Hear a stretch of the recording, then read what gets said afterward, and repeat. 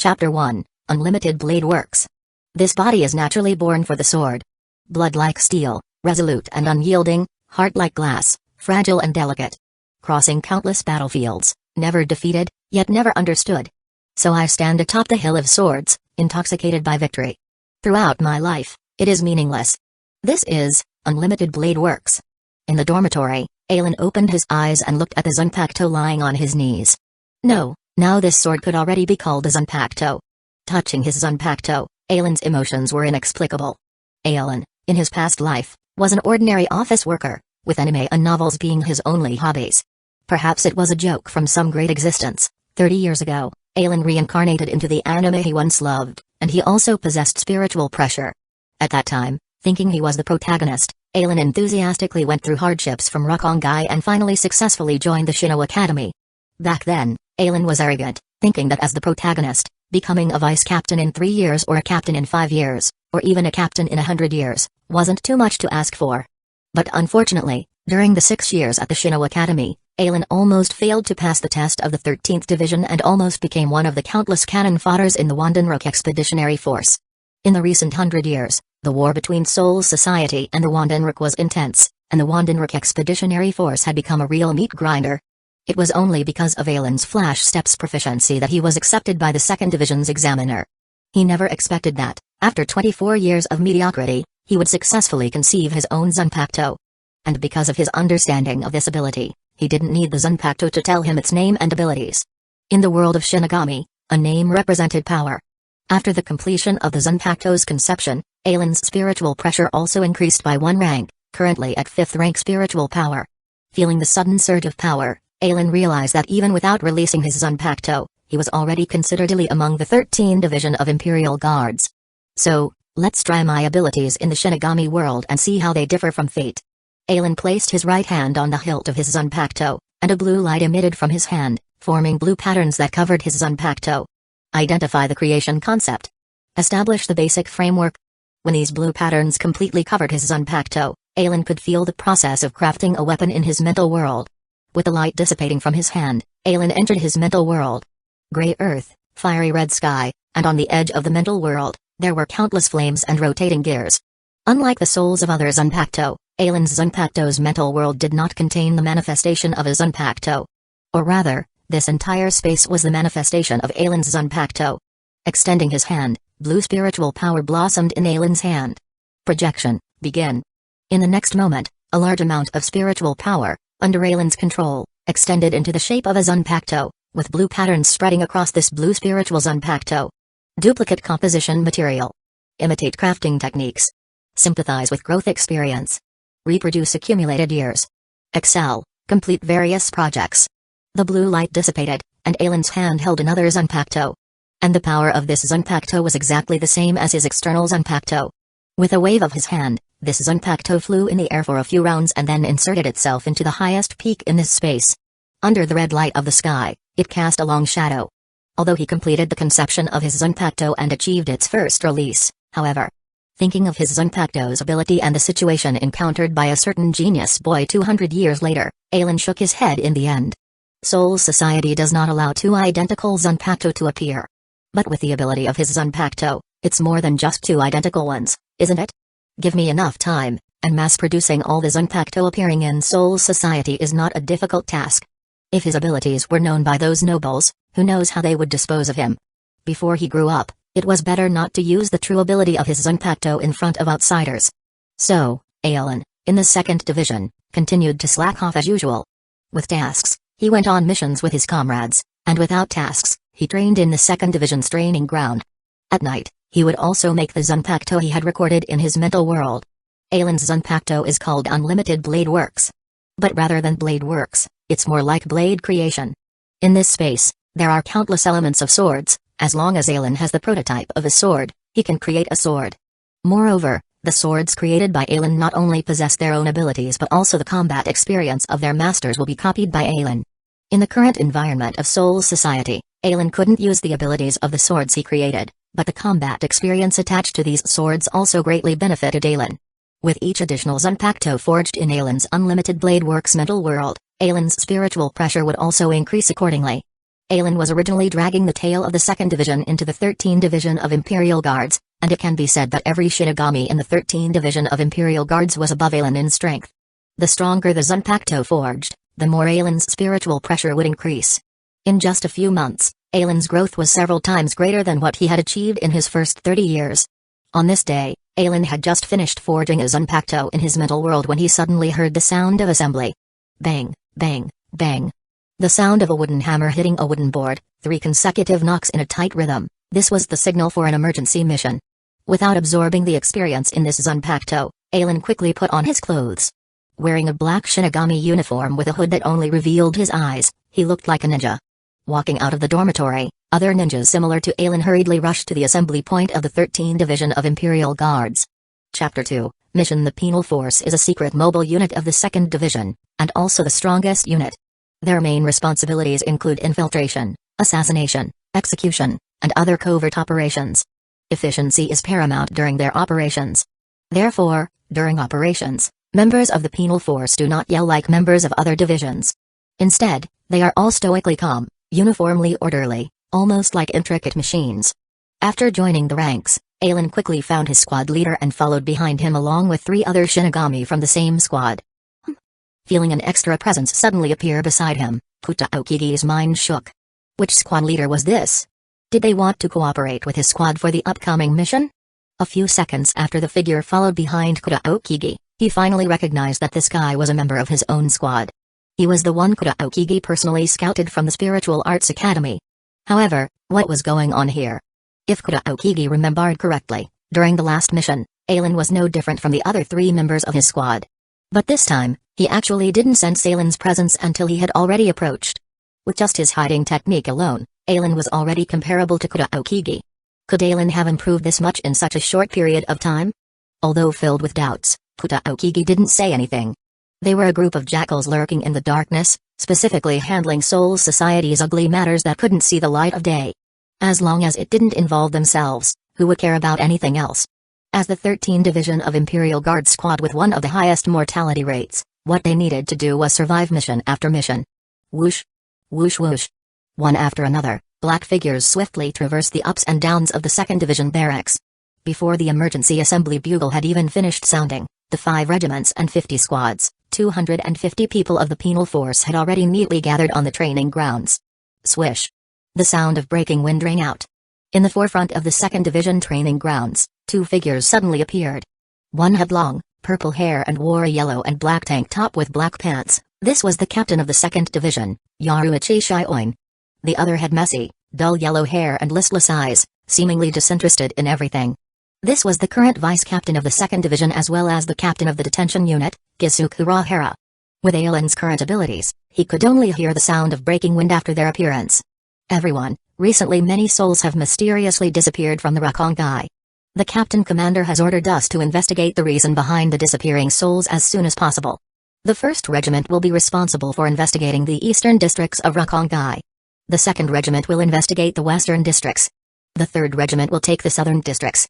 The 4th Regiment will take the northern districts. The 5th Regiment will investigate the Siriite AI along with me. Yes. After receiving their assignments, everyone quickly turned into residual images and dashed towards their assigned areas using flash steps. Aelin was part of the 4th Regiment, so his squad was responsible for investigating the northern Rakongai districts. The Rakongai's 4 districts were each divided into 81 numbered districts. The further back the district number, the more chaotic it would be. Perhaps due to Aelin's increased abilities, this time Kusagakure assigned Aelin to investigate districts 61 and 62 of northern Rakongai.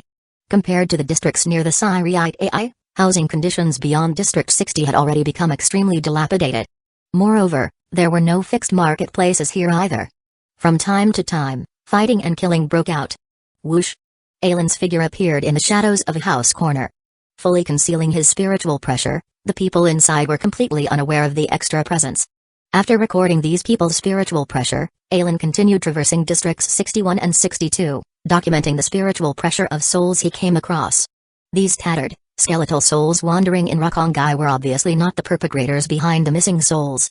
But in the eyes of the real culprits, they were the most suitable souls to disappear. By recording their spiritual pressure, Aelin could sense them within a certain range to determine their status.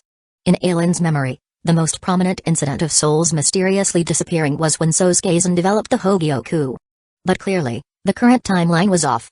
Or perhaps, because this was the real world, Aizen had started his Hogyoku research even earlier than Aizen knew. Aizen focused his mind, extending his sensory abilities to their maximum limit. While sensing spiritual pressure around him, he also contemplated the root cause behind this incident.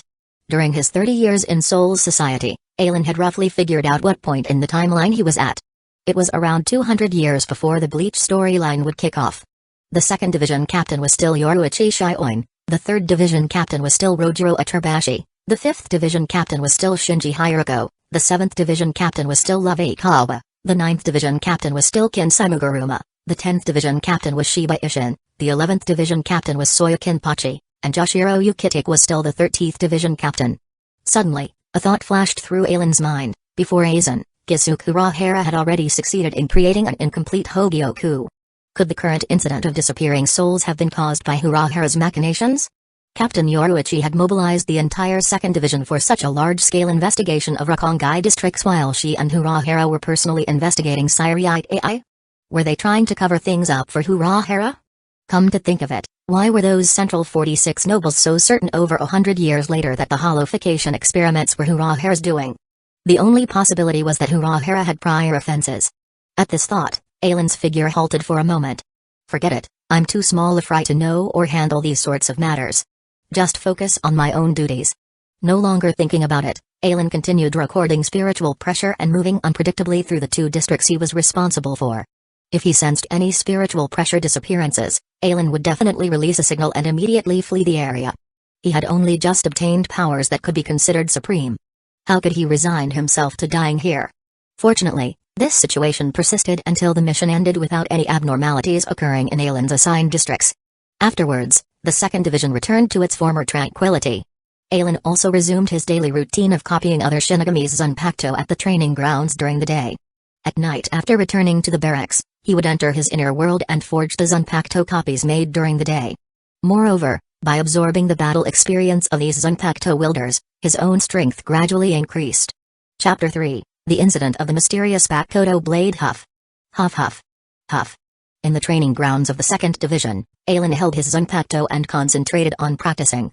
If one observed closely, they would notice Aizen's current training was very similar to one particular person among the trainees. This was because the Zanpakuto Aizen was wielding wasn't his own, but one he had projected from his inner world. By grasping this Zanpakuto, Aizen obtained all the experience of its original wielder.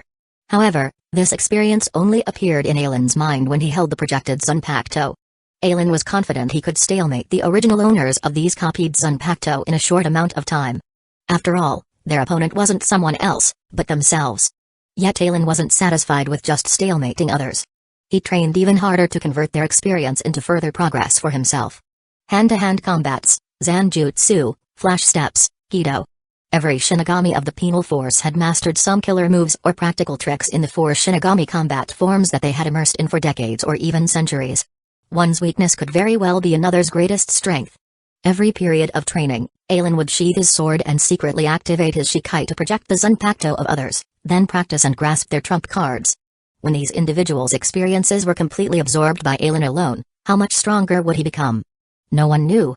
Even Aizen himself was somewhat unclear of his current standing. But what he could confirm was that Kuta, his former squad leader whom he once viewed as quite strong, now posed not even the slightest threat. Moreover, Kuta was considered one of the stronger squad leaders of the Penal Force. According to Kuta's drunken ramblings one time, he had almost become the 20th seat of the 2nd Division. Aside from the captain and vice-captain, each division also had 17 seated officers to assist in managing squad affairs, ranking from 3rd seat down to 20th. The 20th seat was the lowest ranked seat. These seated members were generally assigned based on individual strength. After all, if one's abilities were inferior and they suffered a defeat in front of everyone, the victor would replace their seated position. Although the 2nd Division had 4 subunits, the Penal Force was undeniably the strongest. The other divisions weren't completely devoid of powerful members either, but at most they only had a few vice-unit leaders and squad leaders. Aizen guessed that even accounting for Kuta's potential bragging, his strength could at least rank in the top 50 of the 2nd Division.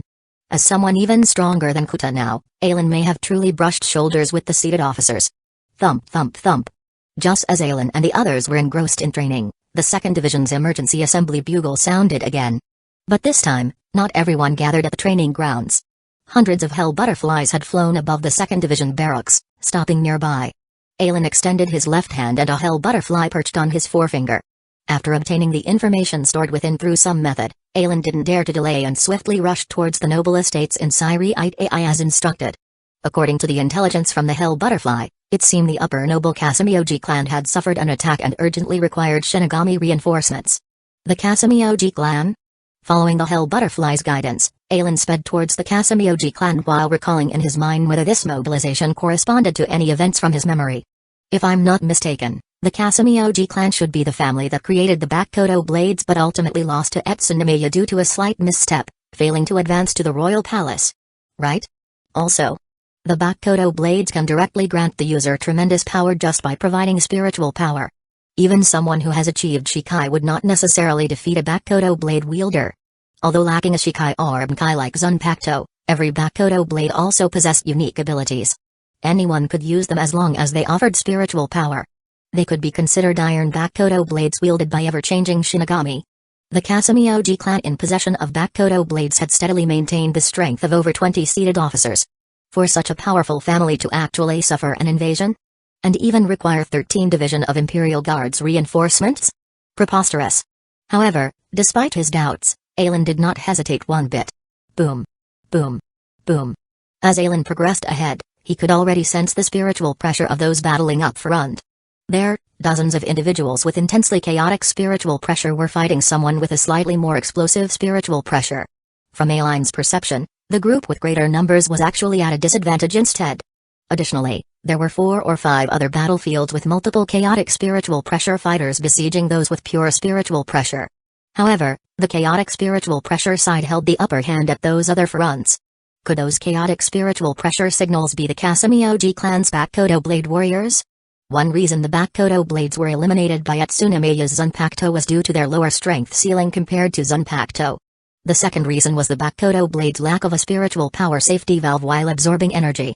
During battles, Bakuto blade users could channel their own spiritual power into the weapon to obtain even greater power. But when their spiritual power grew insufficient, they would be completely devoured by the Bakuto blade instead. Utilizing these weapons demanded tremendous courage. Generally speaking, the warriors who used Casamioji clan Bakuto blades were all cultivated by the family itself. Their creed was men may die, blades must not be lost. If any warriors perished in combat, their Bakuto blades would be recovered by other warriors. The Casamioji clan's Bakuto blades had never been misplaced since first being forged. Whoosh whoosh. Over a dozen Shinigami dressed like ninjas also followed behind Aelin. Soon though, these Shinigami split into small teams heading towards different battle zones. Those more confident in themselves rushed over to the most intense fighting arena. As for Aelin, he went with 3 others towards one of the lesser battlegrounds. Based on the spiritual pressure fluctuations there, even if his opponents were stronger than himself, it wouldn't be by much and was still within his capability to handle. The fighters at the main battlefield were firmly at vice captain class from what Aelin could sense right now. But he suspected the encircled individual had yet to use full force. After all, anyone audacious enough to cause trouble for the Casamioji clan surely possessed more than just this bit of power. Aelin wouldn't even be surprised if that person activated Bankai later. Chapter 4, First Encounter with Bankai Whoosh. With Aelin's group's speed, in just a few dozen seconds, they had already arrived at a small battlefield. At this small battlefield, there were 5 people holding strange weapons surrounding and attacking a Shinigami wearing a Shyakusho. What made the weapons in the hands of the 5 people strange was that the hilts of these weapons did not have cross guards, but rather something resembling octopus tentacles.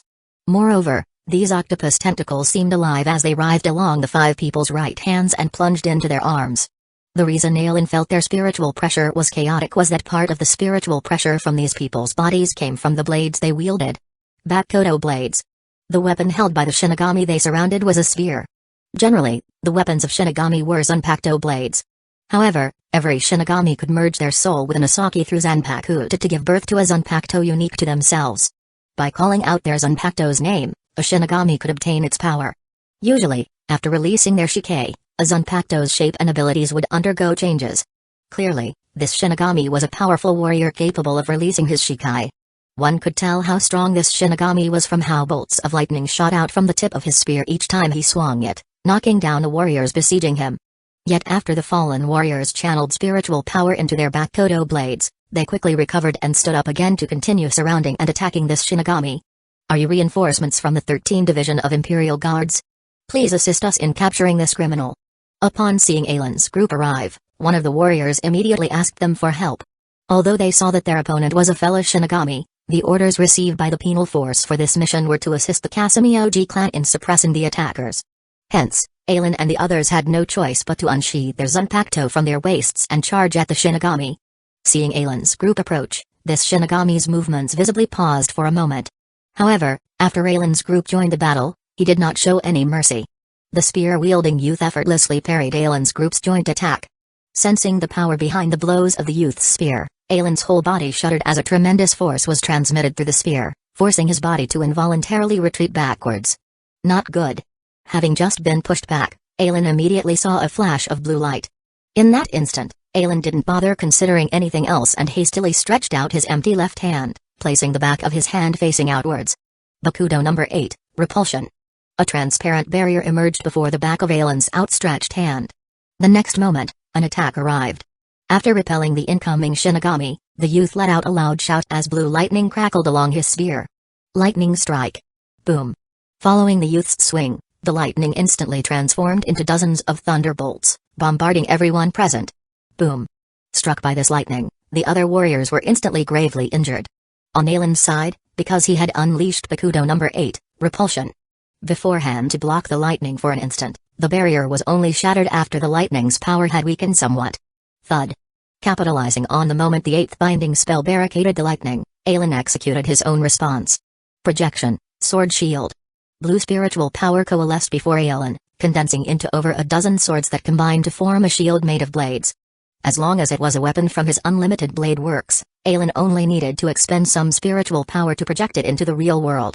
However, because they were just projections of the weapons from his inner world, their rank was one level lower than the originals inside unlimited blade works. Boom. The lightning collided with a sword shield, shattering over half of it after its power was reduced from destroying one Kido spell. Only then did the remaining energy completely dissipate. Riding on the aftermath, Aelin was pushed back some more distance before firmly stopping himself. Seeing that Aelin was the only one left standing from the group, the youth had wanted to continue his attack. But the Calamity clan's Bakudo Blade warriors, empowered by their weapons, quickly recovered and rejoined the encirclement. Witnessing this scene, Aelin was in no hurry to participate in the encirclement. Instead, he rushed over to one of his comrades, placing his hands above the Shinigami's body as blue light radiated from them. Healing Kido. Among Aelin's numerous copied Zanpakuto were several penal force members well versed in healing spells. After assimilating their experiences, Aelin was now comparable to anyone in recuperative Kido. Thanks bro, I'll treat you to drinks after we're done with this mission. Sounds good. Please go distract him for now while I heal the others. Got it. Next, after successively treating his other injured comrades, Aelin assumed the role of battlefield medic. The Calamity clan's warriors had their Bakudo blades to recuperate. Aelin's healing Kido supported his injured 2nd Division allies. After a dozen or so minutes, 3 of the Calamity clan's warriors had died while 3 of the 5 2nd Division members were heavily injured, drastically decreasing their combat power. However, this youth was also barely holding on. Kill.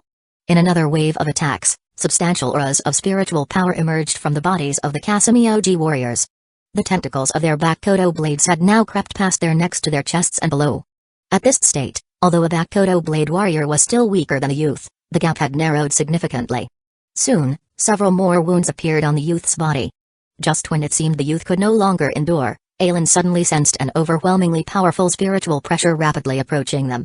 Sensing the impending danger, he immediately grabbed one heavily injured Shinigami onto his back while holding the other 2 injured in his hands and fled the battlefield as swiftly as he could. Boom. In the distance, a tremendous fiery explosion sent Aelin's group flying violently through the air. Cough. Damn, did they lose control of the main battlefield? To actually let that person charge over here instead. Clambering up from the ground, Aelin felt his entire body aching. Looking back, he saw a man walking out from the raging flames. In his hand was an enormous curved blade with a crimson groove running through its center. Strands of fire burned within this indentation on the massive sword. The surrounding air warped and rippled from the scorching high temperature. At the same time, the spiritual pressure emanating from this man's entire body made Aelin feel as if he were submerged in the ocean depths. Simply moving was already difficult, let alone breathing. That seemed nothing more than wishful thinking. Captain Class. This is undoubtedly the spiritual pressure of a captain. Moreover, from the state of his Zanpakuto, he has clearly activated his Bankai. Chapter 5, Shinetsuki Suragi Bleach. This anime was an extremely popular series in Ailen's previous life. Together with 2 other anime, it was known as one of the big 3 shonen manga. Based on the powers displayed by characters in the anime, there were roughly a few levels: Ordinary Division Shinigami, Elite Division Shinigami, Seated Officers, Vice Captains, Captains, Centuries-Old Captains, the Captain Commander, and the Soul King. Division Shinigami were those who had just graduated from the Shino Academy with exceptional results and been recruited by the 13th Division of Imperial Guards. Elite Division Shinigami were those who had been Shinigami for over a decade and possessed their own specialties among the 4 Shinigami combat forms of hand-to-hand combats, Zanjutsu, Flash Steps, and Kido. Seated officers were the elite forces within each division. At the very least, one needed to reach 5th seat class spiritual power and successfully manifest their Zanpakuto's initial release to become a seated officer. Vice captains had 3rd seat class spiritual power and were the strongest in their division aside from the captain. Captains were already considered big shots in the entirety of Soul Society. Centuries-old captains didn't simply refer to captains who had held their position for over 100 years. Rather, it meant their Shikai was powerful enough to rival the Bankai of ordinary captains. As for their Bankai, ordinary captains were no different from cannon fodder before them. The captain commander referred to Genryu's Shigekuni Yamamoto. His level could be described with just 2 words: blazingly invincible. As for those even higher like the Soul King, they could no longer be described by the realm of power and instead occupied the position as the cornerstone of the world. With each increasing level, the disparity in strength grew exponentially. Take the captain and vice captain levels for example. Although they seemed only 1 level apart, if a captain level combatant fully exerted their spiritual pressure, even breathing would become extremely difficult for a vice captain level person. Just like Ailen's current predicament when faced with the man before him. The billowing spiritual pressure submerged Ailen like the surging tides. Focusing his mind, Ailen silently chanted an incantation. A few seconds later, a diamond-shaped glow manifested between his hands. Bakudo number 63, Mirror Door. Next, the glowing barrier morphed into a transparent wall that shielded Ailen's group. Mirror Door was a high-level barrier capable of reflecting external attacks. With its protection, the pressure brought about by the overbearing spiritual pressure instantly vanished. Roar, roar, roar. The fiery flames within the indentation of the man's Zanpakuto raged violently as his explosive spiritual pressure battered against Ailen's barrier, causing creaking sounds as if it would shatter in the next second under the pressure. Ailen was also helpless to do anything. This was already the strongest defensive method in his current arsenal. Yet before a true captain-level opponent, it was clearly lacking. Just now, this guy had effortlessly wiped out all the warriors encircling that youth with one's wing. If he turned his blade towards Ailen and his comrades, their ending likely wouldn't be too pleasant either. Fortunately, the man only gave them a glance after instructing the youth for a bit before swiftly heading towards the next battlefield. The heavily injured Shinigami had also quickly left after the youth's departure. Phew. Seeing the 2 figures leave, Ailen finally breathed a sigh of relief. He had picked back up his little life. And even obtained an unexpected opportunity to encounter 2 powerful Zanpakuto. One of them had even attained Bankai. After this mission, he would forge replicas of the 2 Zanpakuto in unlimited blade works. For the remainder of the time, Ailen busied himself healing the 3 heavily injured people around him with Kido instead of rushing off towards other battlefields. With that monster present, Ailen would have to be insane to go court death. Furthermore, judging from the emergency summons order today, something shady was clearly going on behind the scenes.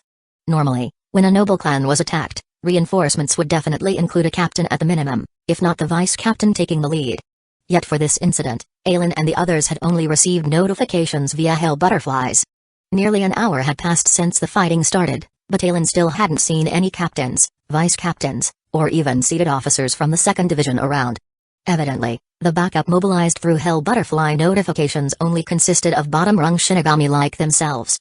Ailen refused to believe the 13th Division of Imperial Guards higher-ups wouldn't sense spiritual pressure at the captain level flaring. So why hadn't a single one of them shown up? Clearly, underlying interests between nobility were involved at the upper echelons. Meanwhile, they were merely a batch of disposable cannon fodder thrown out. Perhaps this was also deliberately staged for those nobles to see. Look, despite our 13th Division of Imperial Guards not sending any captains or vice-captains, we still sacrificed so many troops just to provide assistance to your Calamity clan. The fighting went on for almost an hour. In the end, after wrecking sufficient chaos, the man behind the attack on the Calamity clan suddenly experienced an explosive surge in his spiritual pressure. He then directly charged towards the 1st Division barracks. It was there Line witnessed firsthand a tiny glimpse of the strongest Shinigami's true power. The blazing flames blotting out the skies of Siriate AI and the overwhelming spiritual pressure blanketing the entire city far outstripped the captain-level pressures Aelin had experienced before. It was simply incomparable. In the next few days, Aelin eventually learned through certain channels about Central 46's verdict on handling this matter. The Shinigami who attacked the Kasumi clan that day was someone named Shinetsu Kisaragi. Through unknown means, Shinetsu Kisaragi discovered the Kasumi clan had weapons able to enhance strength. Hence, he led a number of close aids to raid Kasumi territory, seizing one of their powerful Bakuto blades and experiencing a substantial boost in power. Augmented by the Bakuto blade, Shinetsu Kisaragi directly assaulted the 1st Division and ambushed Captain Commander Yamamoto. In the end, he was effortlessly defeated by Yamamoto but managed to successfully flee from the Captain Commander. Soon after though, investigators from the 1st Division discovered Shinetsu Kisaragi's corpse dumped in a certain spot of the Rakongai. Thus, this incident of the Kasumi clan under attack was concluded. However, unlike the others, Aelin's personal deduced perspective on this matter differed. Shinetsu Kisaragi. While others may not recognize him, Aelin knew him to be one of Captain Commander Yamamoto's disciples. His intrusion into the Kasumi clan had nothing to do with trying to seize strength from Bakuto blades. Rather, in the process of researching Bakuto blades, the Kasumi clan had secretly captured large numbers of wandering souls in Rakongai to test the weapon's performance. Because they were a prominent noble family, the 13th Division of Imperial Guards as the military force protecting Soul Society had absolutely no jurisdiction to enforce laws over the nobility. Yet Shinetsu Kisaragi, as a native of Rakongai, naturally could not bear to watch the Kasumi clan slaughter many wandering souls. Thus, he infiltrated the Kasumi clan with several fellow companions from Rakongai, aiming to uncover evidence of the clan wantonly massacring Rakongai souls so they could petition Central 46 to launch an investigation on the Kasumi clan. Chapter 6, The Essence of Power. However, Shinetsu Kisaragi had clearly underestimated the defensive might of the Kasumi clan. After sneaking into the clan's territory, their group of 5 was swiftly discovered. While Shinetsu Kisaragi might have fled under the warriors' assault, his companions would have become the Kasumi clan's captives. To rescue his comrades, Shinetsu Kisaragi had no choice but to reveal his true strength and fight his way into the Kasumi clan's base. Yet Shinetsu Kisaragi still underestimated the prowess of the Kasumi warriors. Although the Kasumi clan had no one who could match Shinetsu Kisaragi, they possessed even more sinister Bakuto blades. After over 20 warriors had perished, the Kasumi clan's remaining fighters finally managed to shove a powerful Bakuto blade into Shinetsu Kisaragi's hands. The Bakuto blades were weapons the Kasumi clan had forged through unique methods. They once competed with Asaki to become the Shinigami's standard armaments. But due to their overly malicious side effects, the Bakuto blades were rejected in the end. When dealing with Shinetsu Kisaragi, the Kasumi clan had staked everything by taking out the strongest Bakuto blade in their possession. This Bakuto blade that the Kasumi clan had sealed away for hundreds of years naturally wouldn't let slip an opportunity upon encountering someone with Shinetsu Kisaragi's immense spiritual power reserves.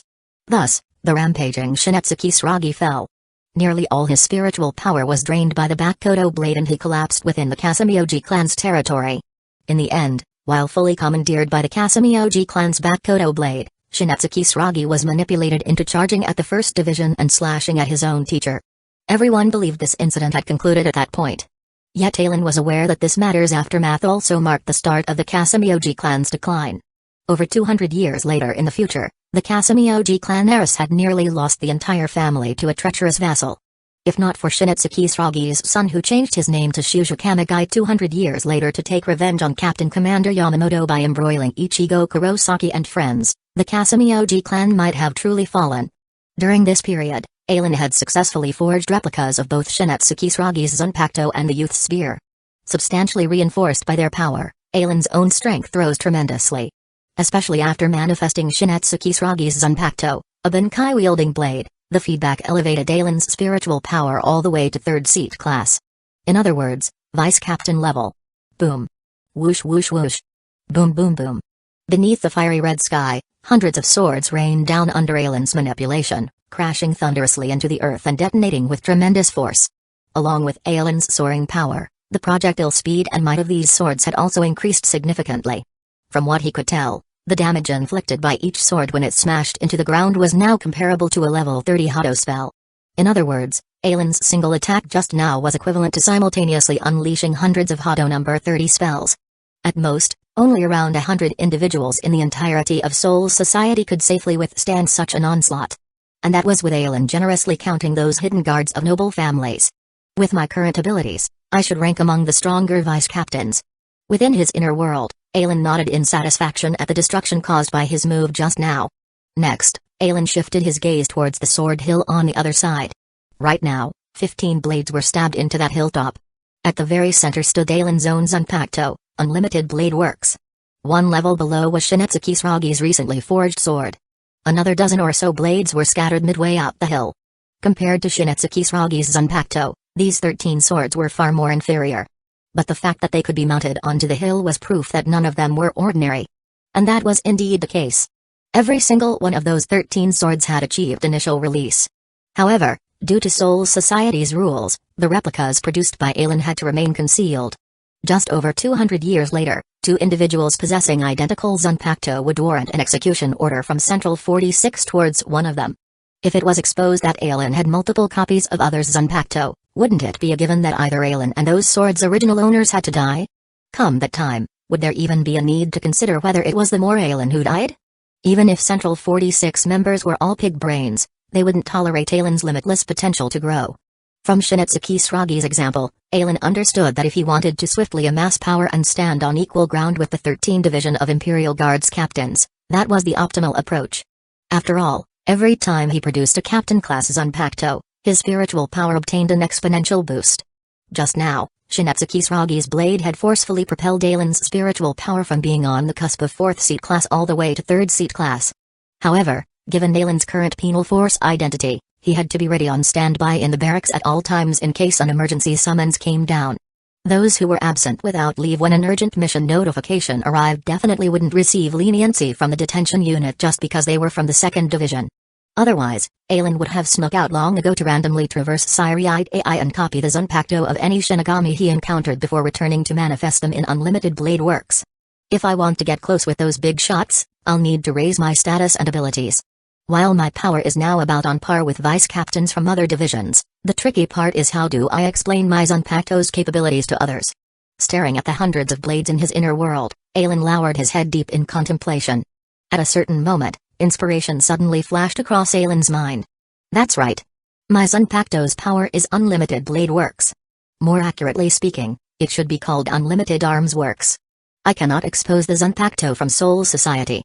But if I can produce weapons from other realms, then there's no issue using them here. Thrilled by this realization, Ailin's heart instantly fired up. Men would forever remain boys at heart. After watching so much anime and reading countless novels, which guy didn't harbor fantasies about divine weapons? Even if he couldn't wield them externally, simply messing around with those arms in his inner world would still be exhilarating. Hence, Ailin immediately began gathering the sword elements in his inner world based on mental impressions alone to craft those weapons deeply engraved in his memories. Identify creation concept. Establish basic framework. Innumerable blue lights glittered within the Unlimited Blade Works dimension as all sorts of armaments emerged from Ailin's mental landscape over the passage of time. If any otaku were to witness the weapons currently inside Ailin's inner world, they would surely yell out WTF in shock. Chapter 7, The First Successfully Forged Sword, Tessaga. Although all swords, the hundreds of weapons materializing along with the dissipating blue lights were each unique. Tessaga, Tenseiga, Deki, Tkaijin, Bakazega. Hidakiri Batazai, Jigaku no Sadamoka Karumichi. The Interpreter, the Pursuer of Darkness, Sky Piercer, Blue Rose Sword, Golden Osmantha Sword, Heaven Piercer, Time Piercer. Kakuto, Ace, Morakimo, Griffin, First Generation Quincy Cross, Wabajuk, Akatsuki. Ganjong, Moyi, Sword in the Stone, Durandal, Spiral Sword, Object, Primal Fire, Wheel of Fortune Interval. Only when Ailin's spiritual power was completely drained did the lingering blue radiance finally fade with no more weapons manifesting. Soon, the tremendous amount of swords forged this time prompted a feedback response from his Unlimited Blade Works ability. However, contrary to Ailin's expectations, the gains he received from producing hundreds of arms from other realms was merely on par with the boosts from copying ordinary Shinigami's Zanpakuto. Although his spiritual power increased slightly, it was vastly disproportionate to the capabilities displayed when creating these weapons. Sensing the abnormal feedback, Ailin opened his eyes. What he saw was the hundreds of swords he just produced scattered sparsely across the plain lands of his inner world. Not a single one was stabbed into the sword hill. Aelin was very cognizant about his own powers. The sword hill was the sole high ground in this inner dimension. Only formidable blades were qualified to be mounted onto that hill. As a bare minimum, they had to be capable of initial release. Other sealed Zanpakuto could only be planted on the flat plains. It was impossible for them to pierce into the hillside. Take for example the hundreds of Shinigami Zanpakuto Aelin had copied previously. Only around a dozen managed to make it onto the sword hill. Yet now, not one of the hundreds of conjured fantasy weapons could even stick into the mound? How reasonable was that? Stepping forward and resting his hand on one sword's hilt, realization instantly dawned on Aelin. When Aelin had forged Shinigami Zanpakuto in the past, he would first successfully copy another person's manifested Zanpakuto blade externally before producing it within his inner world of unlimited blade works. As a result, the replicated Zanpakuto he created were naturally complete. Identify creation concept. Establish basic framework. Duplicate composition material. Imitate crafting techniques.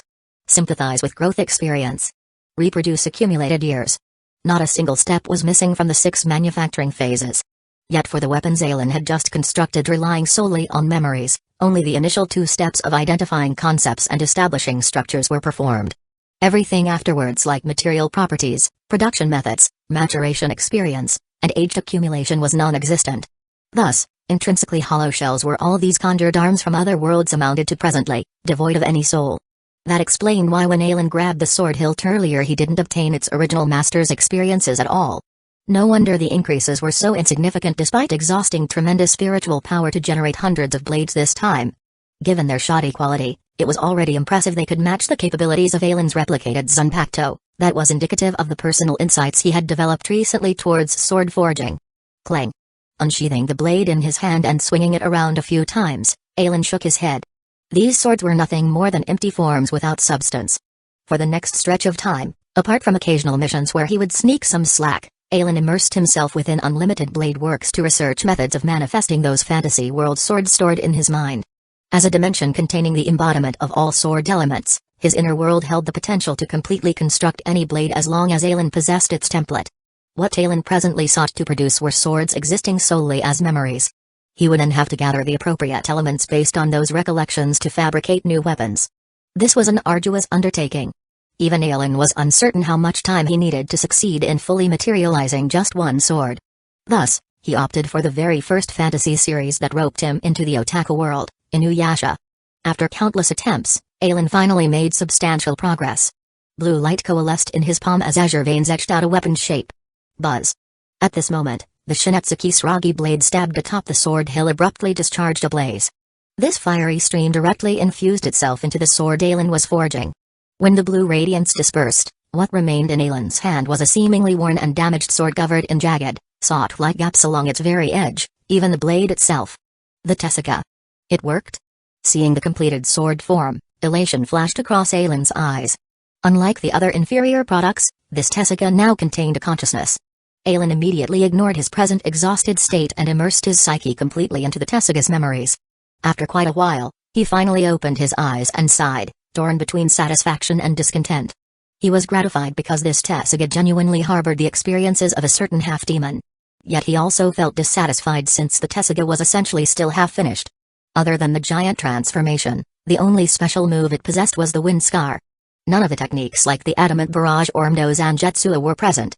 However, unlike its missing red dragon scale patterns and traits, this Tessaka at least had access to its flame form transformation for the time being. That was because according to Aelin's recollections, the Tessaka should have a flaming shape. Hence, during the forging process, a portion of the fire elemental power from Shinetsuki Suragi's Zanpakuto atop the hill had flown in to complement the Tessaka's flame form. So that's why. Upon realizing all this, pleasant surprise welled up within Aelin's heart. As it turned out, the weapons he had already manufactured would provide assistance when he forged new arms. If this trend held true, then the more Zanpakuto he copied, the easier it would become down the line to construct otherworldly weapons, right? For instance, if he duplicated Tobi from the Bleach universe, would there still be any difficulty creating its first-level short kill, Muramasa? Chapter 8, Shelline Fun. What if he copied Soda no Shirayuki or Hiren Mauru? Would there be any difficulty in producing a noble phantasm-like demonic essence of Crimson Dreams? If he copied Ichigo Kurosaki's Zangetsu and Kinpachi Zaraki's no Zarashi, Would the resulting Kakuto, Yoru be able to cleave apart mountains? After duplicating Benihime, forging Tenzu Zangetsu, what effects would that yield? Thinking to this point, Ailen's heart blazed with fervor. Moreover, for Ailen, who had already produced Tezuka, he no longer minded revealing his Zanpakuto's capabilities externally.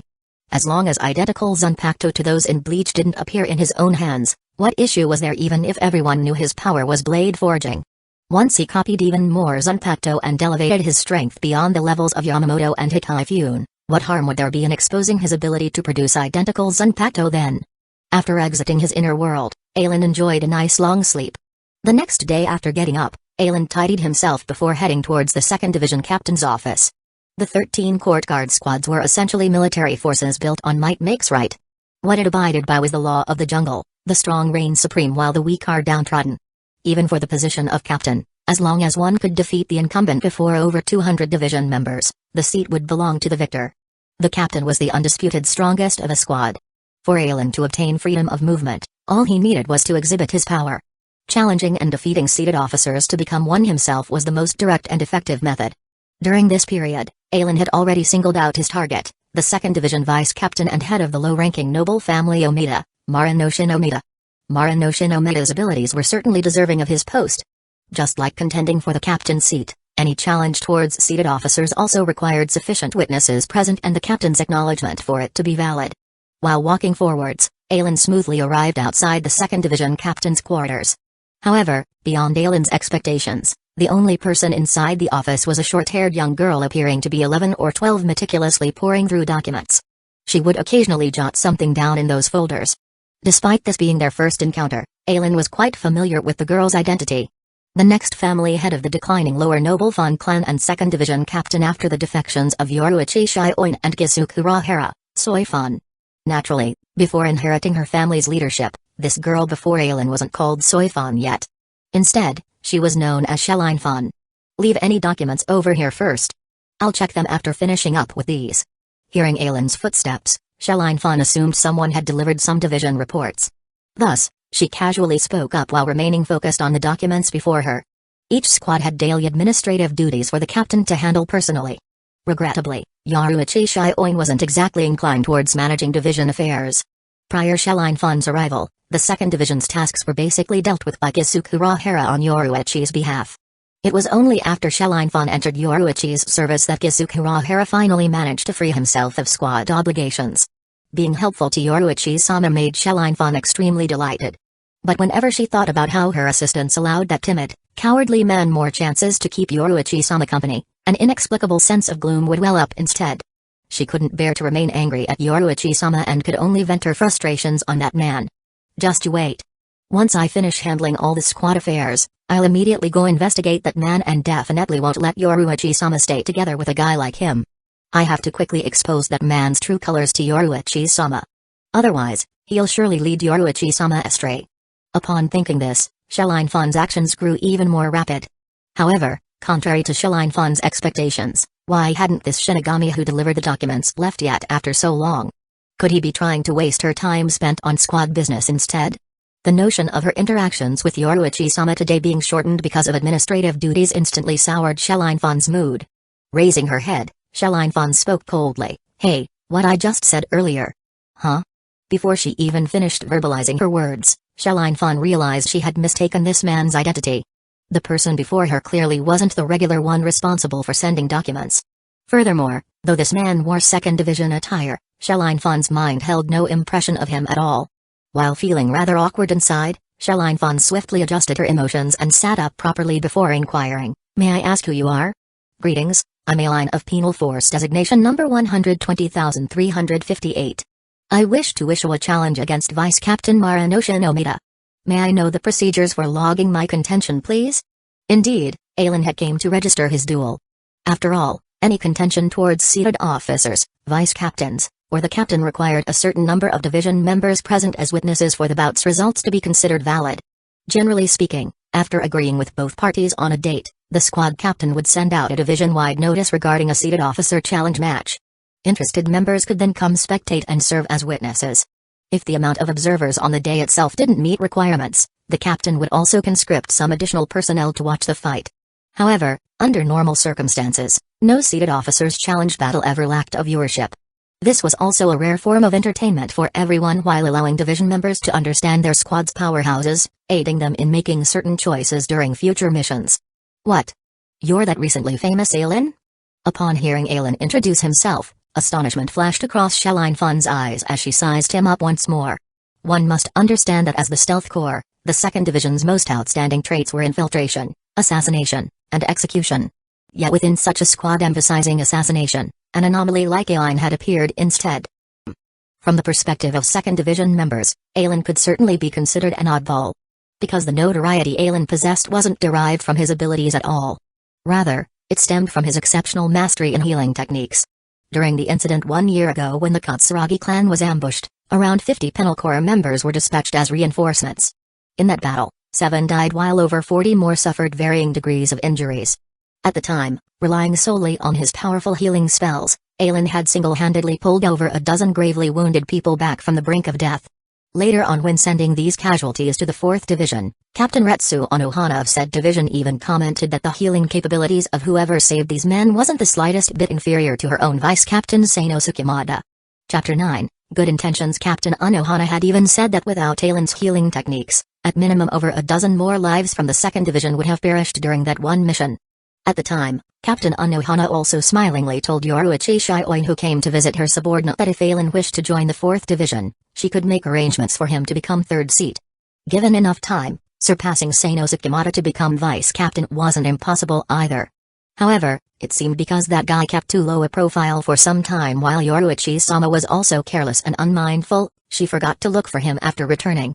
That was why Shalyn Fun found it unbelievable that in such a short period, rather than taking up Captain Onohana's offer to be 3rd seat of 4th Division, this man now wanted to challenge 2nd Division's Muranoshin Omega for the vice captaincy instead. Though, could this guy actually defeat Muranoshin Omega? Shalyn Fun felt somewhat uncertain on this matter. Muranoshin Omega wasn't some average Shinigami. Not only had he once served under Yoruichi-sama's father, the previous Shioin clan head Chika Shioin, as 2nd Division vice captain for over 100 years already, he was also that lazy man's childhood friend. Damn it, it should be that man always annoyingly tailing Yoruichi-sama instead. However, regardless of Shalyn Fun's immense distaste towards that indolent man, she had no choice but to acknowledge the talent he possessed. Even for a genius, at minimum 10 years were required just to complete Benkai training for their Zanpakuto. Yet that man. Shaking her head at this point to banish that annoying person from her mind, Shalyn Fun spoke up. Alan, are you certain about challenging Vice Captain Omega? Perhaps you aren't aware, but Muranoshin Omega has been the 2nd Division's vice captain for nearly 200 years already. Alan was a talent, most prominently displayed in his mastery over healing techniques. In all her years, Shalyn Fun had yet to hear of Captain Onohana personally headhunting anyone into 4th Division while even promising a 3rd seat position right off the bat. Alan was the first. Shalyn Fun had no intentions of losing such a talent from 2nd Division even if he couldn't remain eventually. She also didn't wish for Alan to leave with a bad impression of them. Having ascended to 2nd Division captaincy shortly after Yoruichi's departure, Shalyn Fun's talents and perspective weren't inferior either. Oh? I see, thanks for the reminder. Shalyn Fun's concern was admittedly beyond Alan's expectations. However, he accepted her kind intentions all the same. Currently, Alan smiled and nodded at Shalyn Fun, but since I've already decided to challenge Muranoshin-sama, naturally I have some confidence about my odds too. As he spoke till here, Alan deliberately patted the Zanpakuto by his waist. Very well, since you're brimming with assurance, I'll relay this matter to Yoruichi-sama and have her arrange your duel. Seeing Alan's response left Shalyn Fun frowning slightly as she opted not to persuade him any further. So he has already achieved Shikai, huh? No wonder he's overflowing with confidence. Although, forget it. Perhaps his Zanpakuto abilities are simply formidable. I've recorded your spiritual pressure signature. Once Yoruichi-sama finalizes the date, I'll notify you via Hell Butterfly. Thank you, little B. Having obtained the outcome he desired, Alan beamed at Shalyn Fun and gave his thanks before taking his leave from the captain's quarters.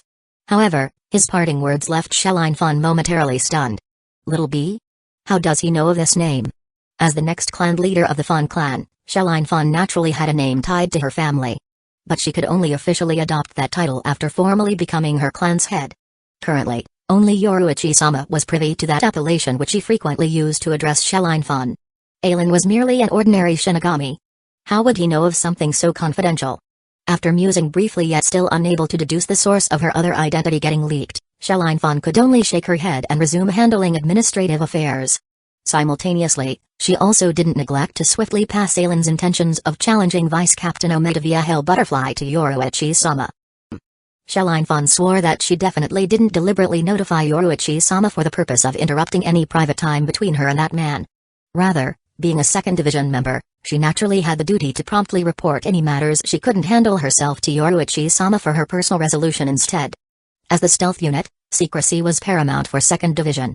Hence, their oversight was far stricter compared to other divisions. Not only were members required to be on standby at all times, things like inter-squad gatherings for drinks which other divisions could enjoy simply didn't exist for them, especially the Penal Corps. Aside from missions, they genuinely had zero recreational activities external to their barrack quarters. Thus, a seated officers' challenge match was an exceptionally rare form of entertainment that everyone coveted. Indeed, once word of Ailen intending to face off against Vice Captain Maranoshin Omega began circulating, his living quarters became practically non-stop. In particular, his former squad leader Kusagakure paid no less than 3 visits daily. Just earlier, Ailen had only just seen off one squad mate he previously healed. Yet Kusagakure had already arrived again. Ha ha, Ailen, I knew you were destined for great things. Ignoring Ailen's speechless stare, Kusagakure bumped him aside and barged right into the room with several companions. Quickly, Ailen, let me introduce you guys. This is 2nd Squad Captain Fukuyama Shirogane of the Patrol Corps. These two are Big Takabana and Small Yanagi Shohei from his squad. Greetings Captain Fukuyama. Nice to meet you Big Takabana, Small Yanagi. Once introductions were complete, Kusagakure wrapped an arm over Fukuyama Shirogane's shoulder and complained softly, Shirogane, I finally managed to excavate such a talent with huge potential. When Ailen heads over to your side in the future, you'll need to foster him well. Catching these words instantly grabbed Ailen's attention. Sokuto was already paving the road ahead for him Considering the people he brought over recently, there were members from nearly all 5 corps, detention, patrol, executive, recon, internal. Now, Fukuyama Shirogane was part of internal affairs. The 5 divisions in 2nd Division were detention, patrol, executive, recon, internal. Aside from detention which Ailen was from, Kuta had pulled strings everywhere already. If Ailen succeeded in defeating Vice Captain Maranoshin Omega, he would become one of 2nd Division's most prominent figures. But failure meant eliminating a mere penal corps member without leaving any traces was truly too easy. Clearly, fearful that Ailen would be resented after losing the match, Kuta had cashed in a pile of connections early in hopes that Ailen could obtain a good position later regardless of the outcome. Chapter 10, Kusagakure new invention within 2nd Division, only the Penal Corps could be considered a high-risk post. The detention unit were guards tasked with overseeing the maggot's nest. Under normal circumstances, there was no need for them to get their hands dirty. Even if force was required, their opponents were incarcerated prisoners without Zunpacto. The patrol corps served as scouts monitoring the other 12 divisions' movements. The existence of these sentries was also something those divisions were fully cognizant of. Hence, none would take initiative to provoke them without reason. The Reconnaissance Corps handled the gathering, processing, and archiving of intelligence from Soul Society, Fuko Mundo, and the human world into the Great Spirit Book archives. The Internal Affairs Unit was responsible for conveying messages and disseminating orders from Central 46 or the Captain Commander towards specified personnel. By transferring out of the Penal Corps to any of the other 4 units, Ailen's safety would be assured since he was still in 2nd Division. After realizing Kusakure's kind intentions, Ailen's figure stiffened slightly. Captain Kuta. Ailen still remembered back when he first graduated from the Shino Academy, his talents could at best be considered ordinary. He was still quite a distance away from qualifying for the 13th Division of Imperial Guards then. It was 2nd Division's visiting team led by Kuti who noticed Ailen's satisfactory flash steps standards and took the special initiative to recruit him into their folds. The subsequent 30 years spent under Kuta's tutelage transformed Ailen from a greenhorn rookie barely surviving each mission into his present self. Although now vastly more powerful than Kuta, the latter was still using his own methods to resolve the perils facing Ailen. Seeing this subtle kindness left the edges of Ailen's lips curling up slightly while his eyes grew warmer.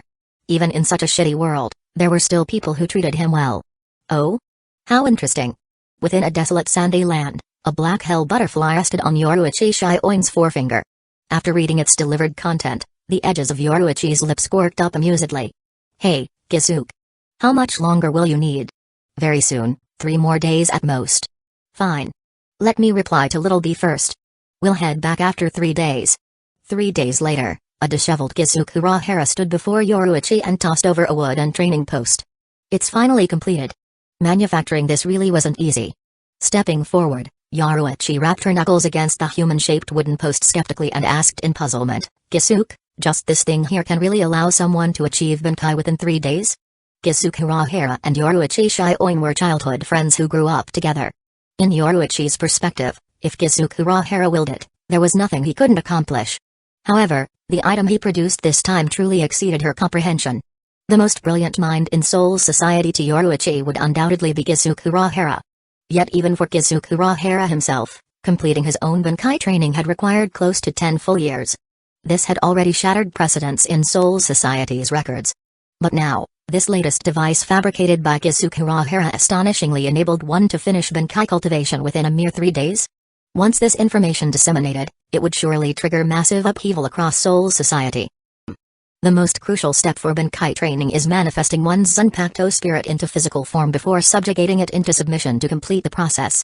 However, throughout Soul Society's 2,000-year history, those naturally gifted enough to accomplish this have always been exceptionally rare. For most Shinigami, their spiritual power isn't sufficient enough to materialize their own Zanpakuto spirits. Chapter 11, Marin no Shinomeda's Advance. I call this invention of mine the Tenshintai, turn soul body, said Kusagakure as he rapped his knuckles against a human-shaped target on the ground, unable to hold back an upward quirk of his lips. Being able to create something like this was certainly enough to make Kusagakure feel proud. This thing can take the place of a Shinigami and manifest their Zanpakuto spirits physically, explained Urahara. After listening to Urahara's words, Yoruichi stroked her chin and nodded in agreement. Indeed. In actuality, many vice captains possess considerable strength, but their spiritual pressure isn't sufficient enough to manifest their own Zanpakuto spirits, thus they've never been able to attain Bankai. If this Tenshintai can replace Shinigami by completing the manifestation of their Zanpakuto spirits, the number of people in Soul Society capable of undergoing Bankai training should increase by at least half, analyzed Yoruichi. No, not that many, Urahara shook his head. Although most Shinigami are stuck at manifesting their Zanpakuto spirits, subjugating those manifested Zanpakuto isn't any easier than materializing them. Even if those people successfully materialize their Zanpakuto spirits using the Tenshintai, at most 2 or 3 out of 10 would manage to subjugate their spirits to attain Bankai. That would already be considered impressive. Also, at this point, Urahara ran his fingers through his hair and grinned foolishly. For my Tenshintai here, since it didn't utilize the Shinigami's own spiritual pressure to manifest their Zanpakuto spirits, it'd be best if they can successfully subjugate the materialized spirit within 3 days. After 3 days, the manifested Zanpakuto spirit will go berserk from the spiritual pressure incompatibility. By then, hearing Urahara's last words made Yoruichi cross her arms with a frown. The Zanpakuto going berserk? Kisuke, could your invention still be flawed? For Shinigami, a berserk manifested Zanpakuto spirit was nothing short of a full-blown disaster. The strength of most Shinigami relied upon their Zanpakuto by at least 80%, if not more. Shinigami could invoke their Zanpakuto spirits by calling out their names for Shikai, the first release, which would boost their spiritual pressure by 3 to 5-fold while granting access to various abilities. Those captains who had attained Bankai were fine since their synchronization with their Zanpakuto spirits had reached tremendously high levels, allowing them to initiate Shikai without needing to vocalize their swords' names. However, for those still lacking Bankai, if their manifested Zanpakuto spirits went berserk and refused to acknowledge them, they wouldn't even be capable of releasing Shikai.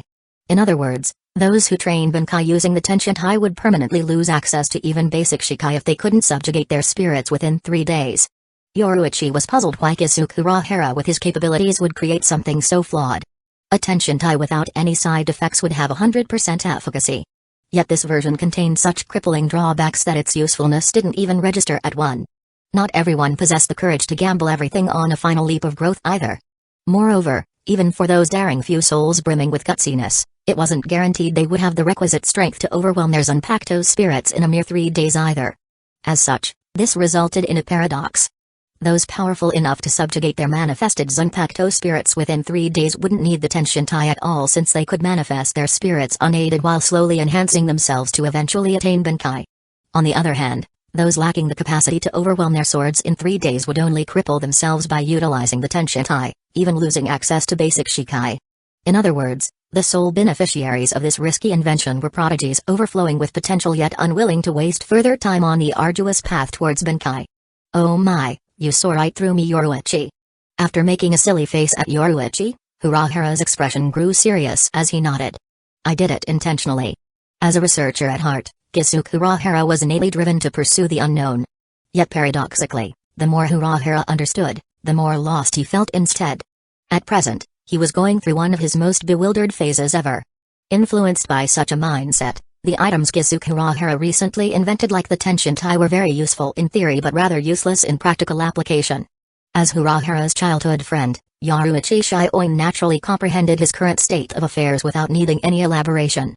Thus, she simply remained by his side silently without voicing her thoughts aloud. Let's get going, Yoruichi.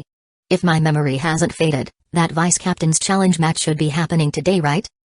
Let's head over to see whether this brat truly possesses fighting capabilities matching his overflowing guts. Within 2nd Division's training grounds, over 100 souls had gathered at present. After 3 days of publicity, everyone was cognizant that Alan, the recently rising star of 2nd Division, had issued a contention for the vice captain seat against the incumbent Maranoshin Omega today. Seated officer challenges occurred once every few years. Yet for the vice captain position, no attempts had taken place over the past 2 centuries. This wasn't merely indicative of the absolute trust the Shioin placed towards the Omega. At the same time, it also displayed Maranoshin Omega's own formidable might capable of suppressing most Shinigami aside from Yoruichi Shioin and Kisuke Urahara within 2nd Division. Standing at the training grounds center, Alan's eyes were shut as he focused his mind. If 2nd Division's vice captain was Kisuke Urahara instead, Alan wouldn't have even entertained the notion of challenging him. After all, likely no one understood that man's true depths better than himself in this entire world. However, against someone like Maranoshin Omega, Alan didn't believe his odds of victory were slim. Oi, so you're the little pipsqueak who wants to challenge me? Just as Alan was nourishing his psyche, a sonorous voice sounded out from behind all of a sudden. Opening his eyes, Alan discovered his entire form enveloped within a gigantic shadow. Glancing up slightly, Alan spotted the male figure standing a few body lengths taller than himself. Brown flat-top haircut, close to 3 meters in height, paired with an even more massive and obese body compared to regular people that exuded a potent sense of pressure. 2nd Division's incumbent vice captain, Maranoshin Omega. Ah, yes I am. Please offer me your guidance later, Vice Captain Omega. Alan cupped his fists respectfully. Ha ha ha ha, what a bold and gutsy little fella you are. Contrary to Alan's expectations, instead of berating him for his arrogance at challenging the vice captain seat, Maranoshin Omega laughed loudly and patted Alan's shoulder amiably instead. As your seniors, nothing delights us more than witnessing our juniors surpassing us eventually. Kid, I like your moxie. No matter the outcome after our match, drinks are on me. After speaking, Maranoshin Omega guffawed and strode past Alan towards the opposing side of the grounds. However, after brushing past Alan, Maranoshin Omega's previously mirthful expression swiftly morphed into utmost gravity instead. This little brat isn't so simple. Chapter 12, The Challenge begins. Maranoshin Omega was the family head of the Omega, a lower noble clan. At the inception of Soul's society, the Omega were merely an average family. However, tremendous changes occurred for the Omega after Maranoshin Omega's birth. Firstly, Maranoshin naturally possessed outstanding aptitude, graduating top of his class from the Spiritual Arts Academy. Secondly, upon joining the 2nd Division, Maranoshin Omega immediately leveraged the full might of his clan in pledging loyalty towards the Shioin. The Omega offered their centuries of established business channels in providing immense aid for the Shioin, becoming retainers as the Shioin clan leader Chika Shioin elevated the Omega into lower nobility. Thirdly, Maranoshin Omega's personal strength grew swiftly. In less than a century, he had already become an indispensable right-hand man for Chika Shioin as 2nd Division's vice captain.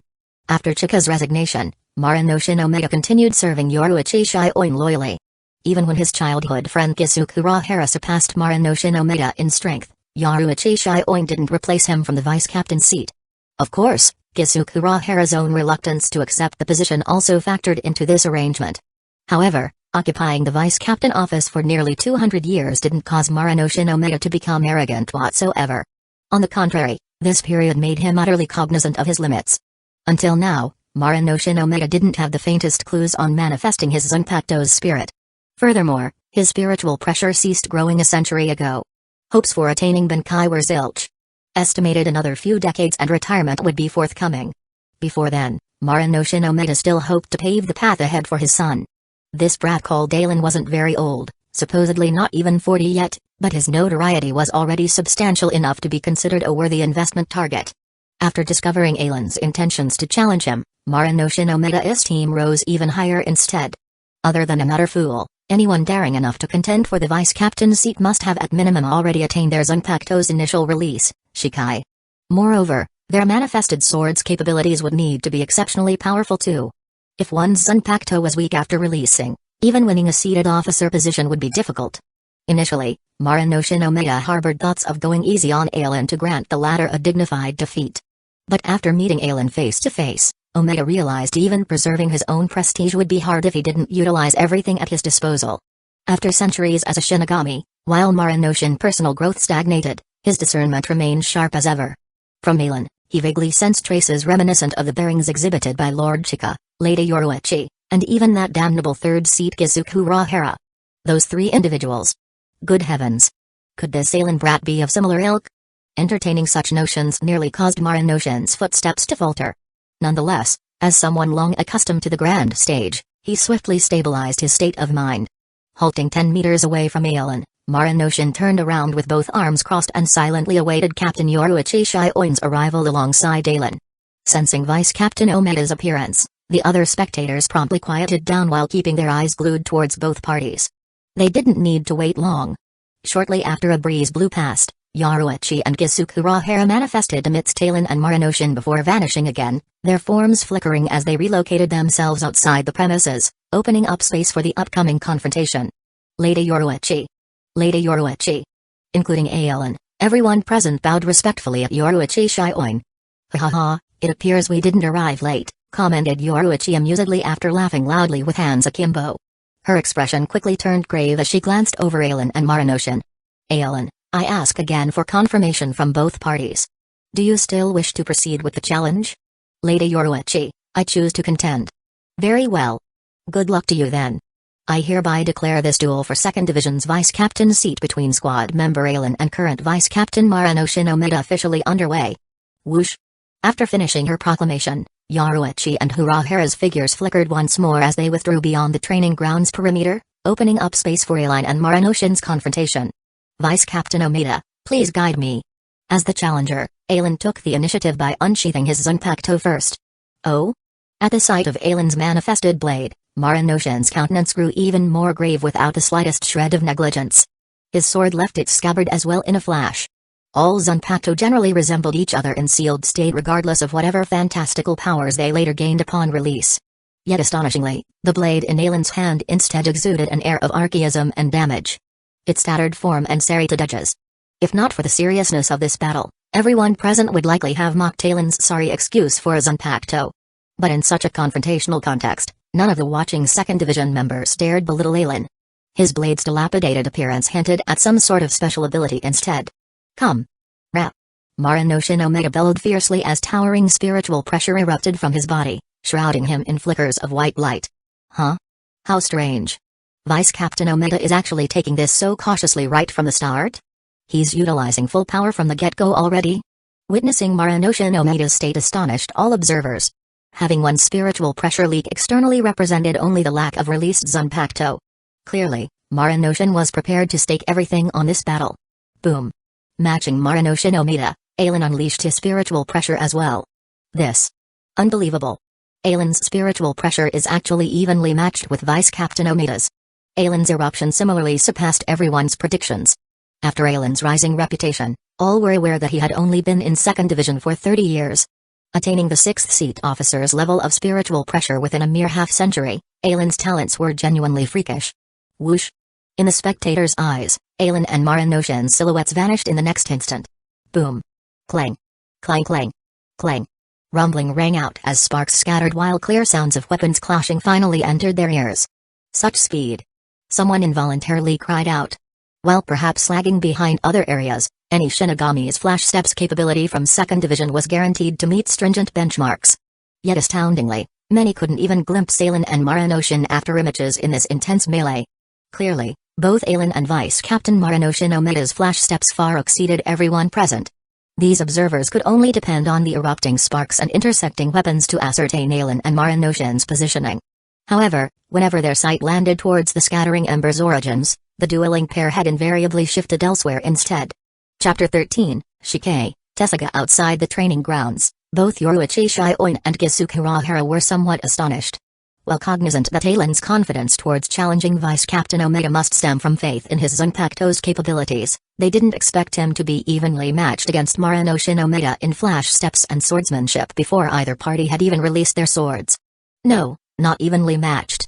Exchanging a mutual glance, what Yoruichi and Kusagakure saw in each other's eyes was incredulity. With their strength, naturally they could discern that beneath the facade of parity, Alan instead surpassed Maranoshin slightly in both swordsmanship and flash steps. Damn monster. Clang. After a horizontal slash to parry Alan's blow, Maranoshin instantly flickered away with flash steps. Yet in the next moment, Alan's form materialized ahead to obstruct his path once more, forcing Omega to unsheath his blade defensively again. Despite Maranoshin's bulky physique, he wouldn't have remained 2nd Division's vice captain for close to 2 centuries without exceptional flash steps capabilities. But now in his confrontation against Alan, Maranoshin Omega felt completely suppressed everywhere. Regardless of flash steps or swordsmanship, he could only meet Alan's assaults passively.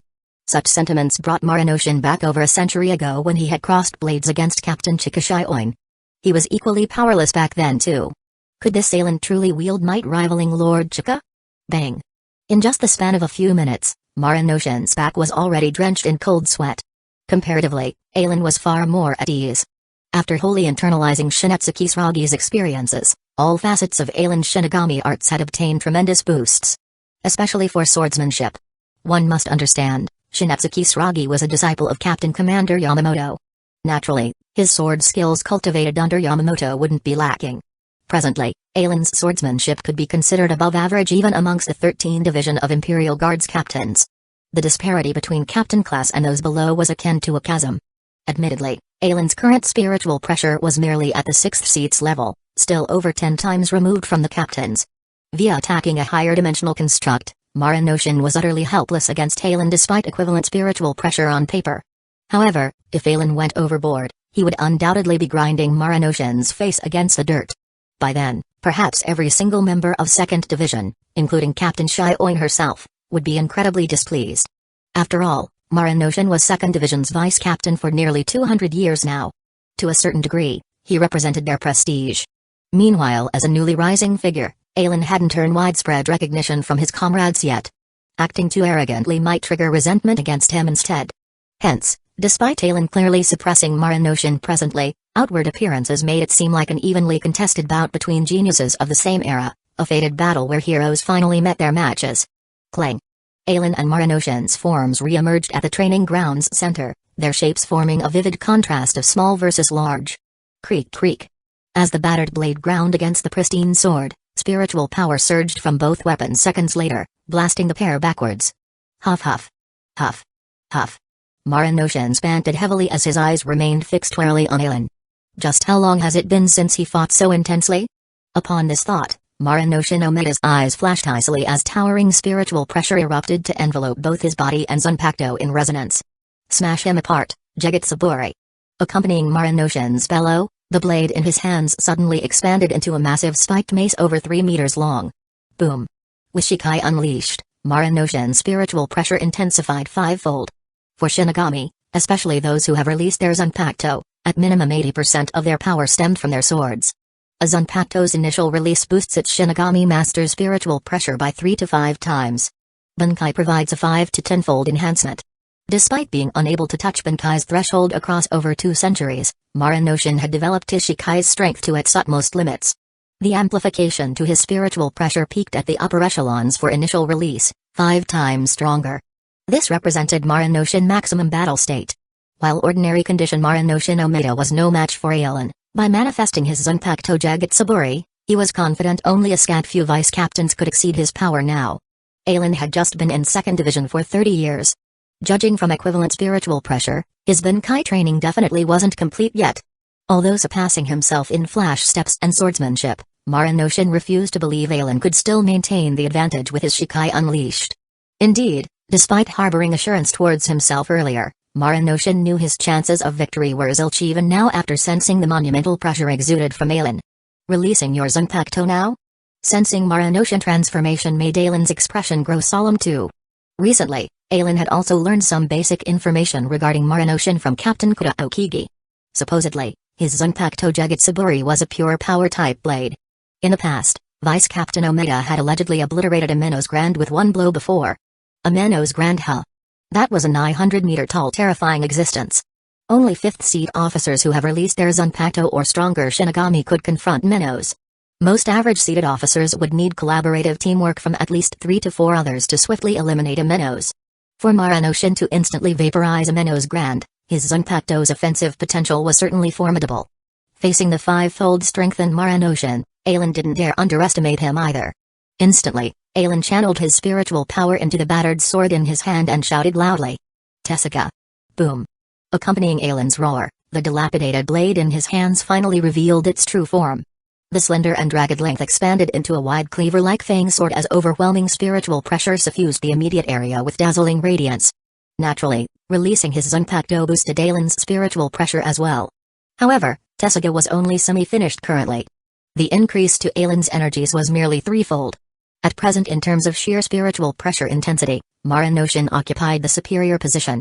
Chapter 14, Windscar. After successfully materializing Tessica and obtaining the resulting spiritual pressure feedback, Aelin's energies weren't too far apart from Maranoshin Omida's. However, once both parties released their Zanpakuto, Aelin's spiritual pressure was clearly inferior by at least half compared to Maranoshin. After all, Maranoshin had already refined his initial release to its utmost limits, amplifying his spiritual pressure by a staggering 5 times over. Meanwhile, as just a semi-finished product, Tessica's transformation into a fang blade had only tripled Aelin's spiritual pressure. There's a chance. Sensing Aelin's weaker spiritual pressure, elation surged within Maranoshin Omida. A Shinigami's battle ultimately boiled down to one spiritual pressure. Although Maranoshin's current spiritual pressure wasn't sufficient enough to nullify or ignore Zanpakuto's abilities completely, under the boosts of augmented spiritual pressure, his speed, strength, and defenses had all obtained tremendous enhancements.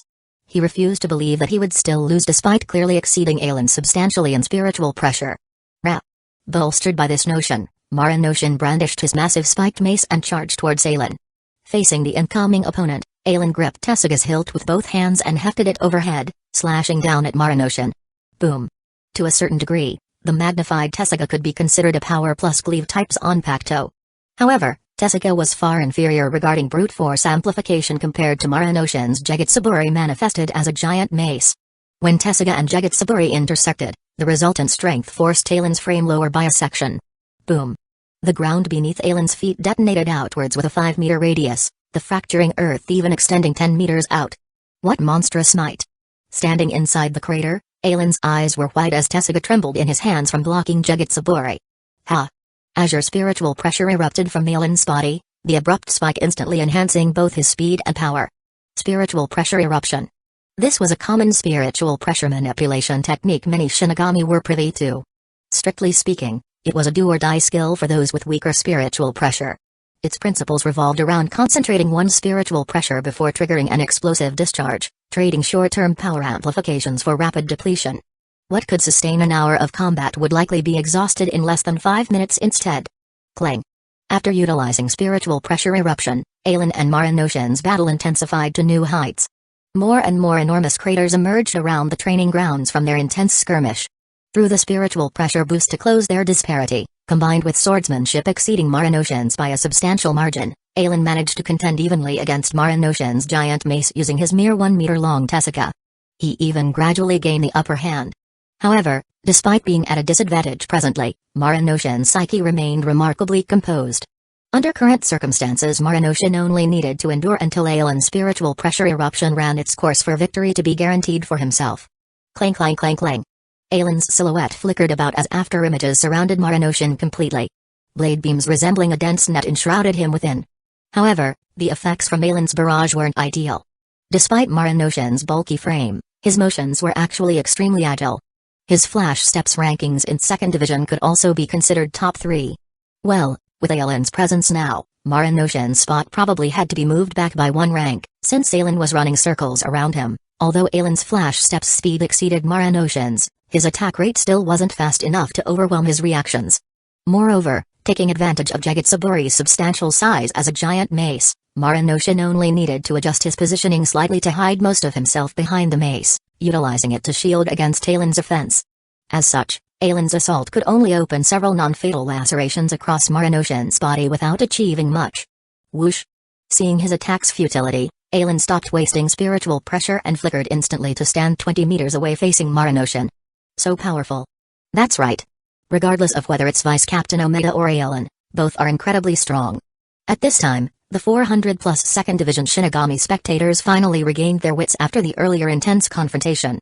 As they watched Ailen and Marinoshin Omega, the gazes of these Shinigami seemed to glow vibrantly. To be a Shinigami was never a safe occupation. Every year, many would perish. This was also the foremost reason why the 13 court guard squads recruited annually from the Spiritual Arts Academy. Having a powerful comrade enhanced everyone's survival odds tremendously. Take for example the earlier most dangerous rescue mission where over a dozen heavily injured 2nd Division members had narrowly avoided deaths because of Ailen. Witnessing Ailen's formidable might now instantly set their minds at ease.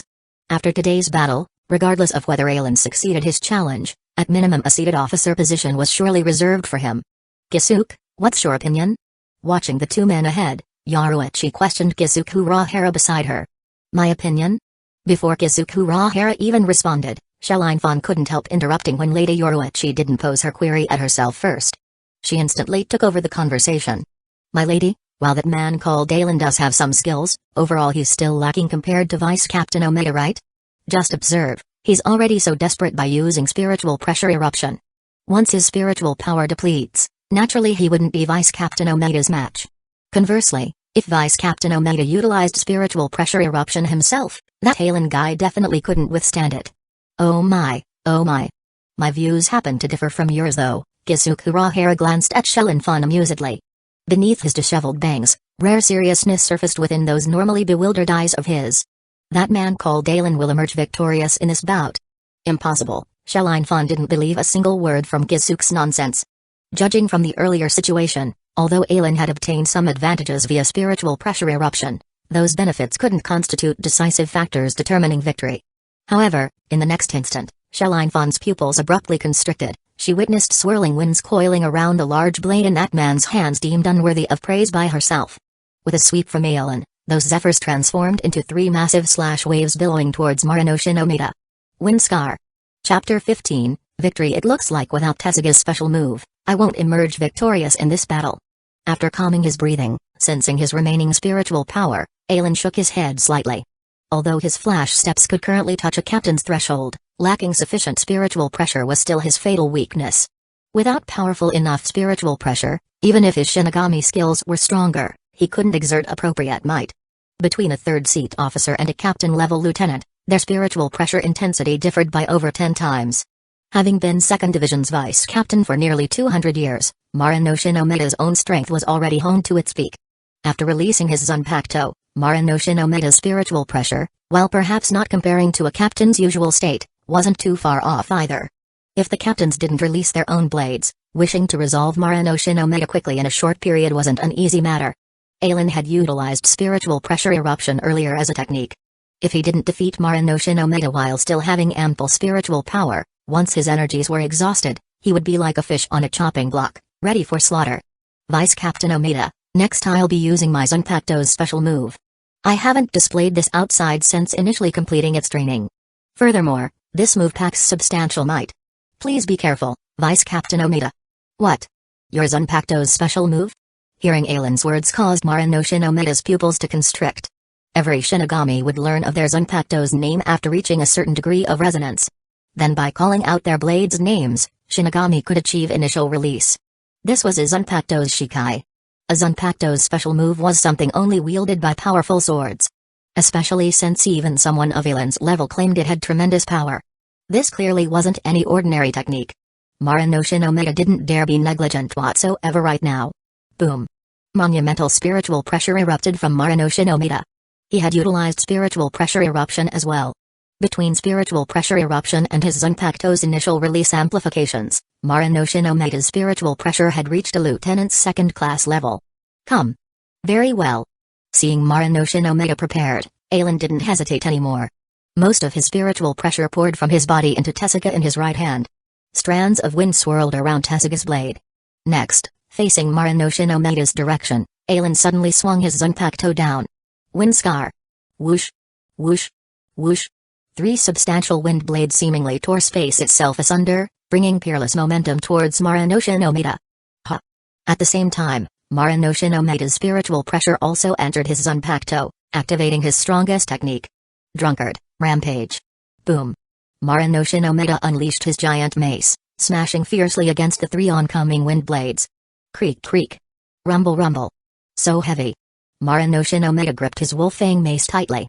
Drunkard's Rampage was his Zanpakuto's ultimate move. However, even his most powerful special move could only barely block Ailen's attack. The subsequent stronger slashes still forced Maranoshin Omega's bulky frame backwards. Both his feet gouged long furrows across the training grounds. No good. Can't block it. After persevering a few seconds, Maranoshin Omega exhausted Drunkard Rampage's remnants. He couldn't obstruct Windscar anymore. At the last moment, Maranoshin Omega only managed to shield his vitals with Jagatsaburi before getting swept up by Ailen's technique completely. Maranoshin Omega's wails had just sounded out when Ailen glimpsed Yoruichi Shioin and Kusagakure materializing amidst the grounds in the next instant. In Kusakure's hands was the bloodied Maranoshin Omega. So fast. Ailen was astonished internally. Although aware Yoruichi Shioin and Kusagakure were powerful, knowing and personally experiencing were different matters. However, Ailen had witnessed a captain unveil Benkai before. Moreover, neither Yoruichi or Hirahara had released spiritual pressure. Hence the pressure they exuded didn't exceed Ailen's sensations when facing Yamamoto Genri Uzai previously.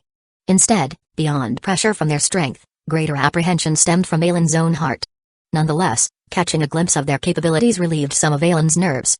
In that instant earlier, Yoruichi had directly severed Windscar's remnants while Hirahara dashed in front of Maranoshin Omega, pulling the latter from Windscar's trajectory.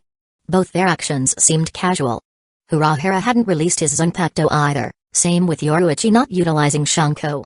Clearly, neither Ailen or Maranoshin Omega currently warranted seriousness from Yoruichi Shioin and Kusagakure. Lady Yoruichi, 3rd Seat Hirahara. Ailen reverted his materialized Tezuka back into its tattered form, sheathing it by his waist. He bent down to salute Yoruichi and Hirahara. With these two's intervention, his challenge could be considered concluded. Cough cough. Tui. After being rescued by Kusagakure, Maranoshin Omega coughed out mouthfuls of blood. However, despite heavy injuries, Maranoshin Omega didn't conduct himself without dignity. Instead, he gave Ailen a thumbs up, laughing loudly. Ha ha ha. Not bad, brat. I admit defeat this round. Although everyone realized this bout's outcome already when the pair unleashed their Zanpakuto's special moves, personally hearing Maranoshin Omega acknowledge his loss still felt like fantasy for the spectators. Wow. I'm not dreaming, right? Vice Captain Omega actually lost? This battle gave 2nd Division's members a roller coaster of emotions. From Ailen initially suppressing Maranoshin Omega, to Maranoshin Omega gaining advantages after releasing his Shike, finally culminating in their ultimate moves confrontation. None could determine the victor until the very end.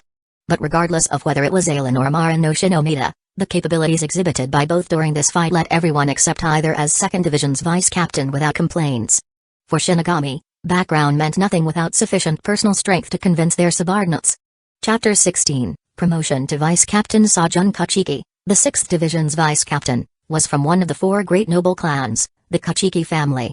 As the successor to the family head and the son of Jinrai Kachiki, the 6th Division captain, his background was quite deep. But how many people in the 6th Division actually respected him?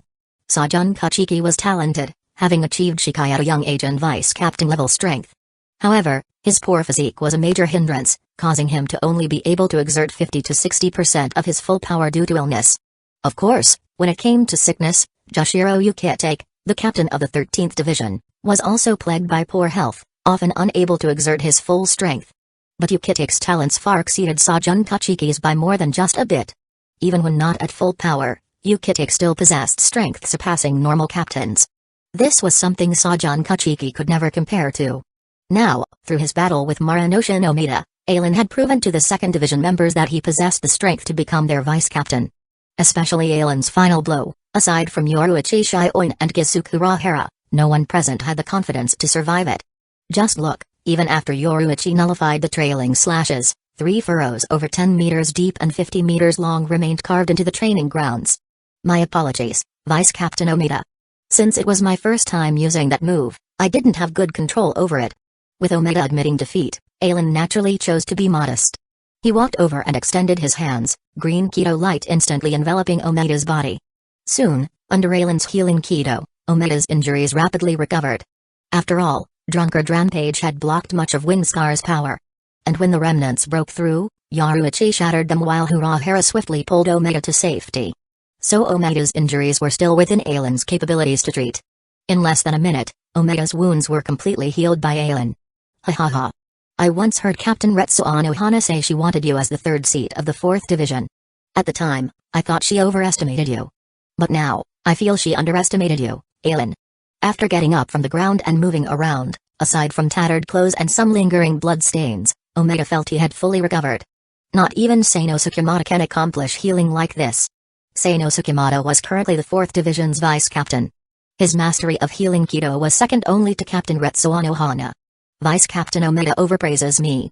I'm far from comparing to Vice Captain Yamada. Aylan shook his head at Omeda's compliments, not taking them seriously at all. After all, Yamada would eventually help create Nimue Hikago. Aylan had yet to reach realms like creating life. Of course, that was over a century later. Currently, Yamada possibly hadn't attained such mastery yet. Hey Aylan, you defeated me fair and square. How can you belittle yourself like that?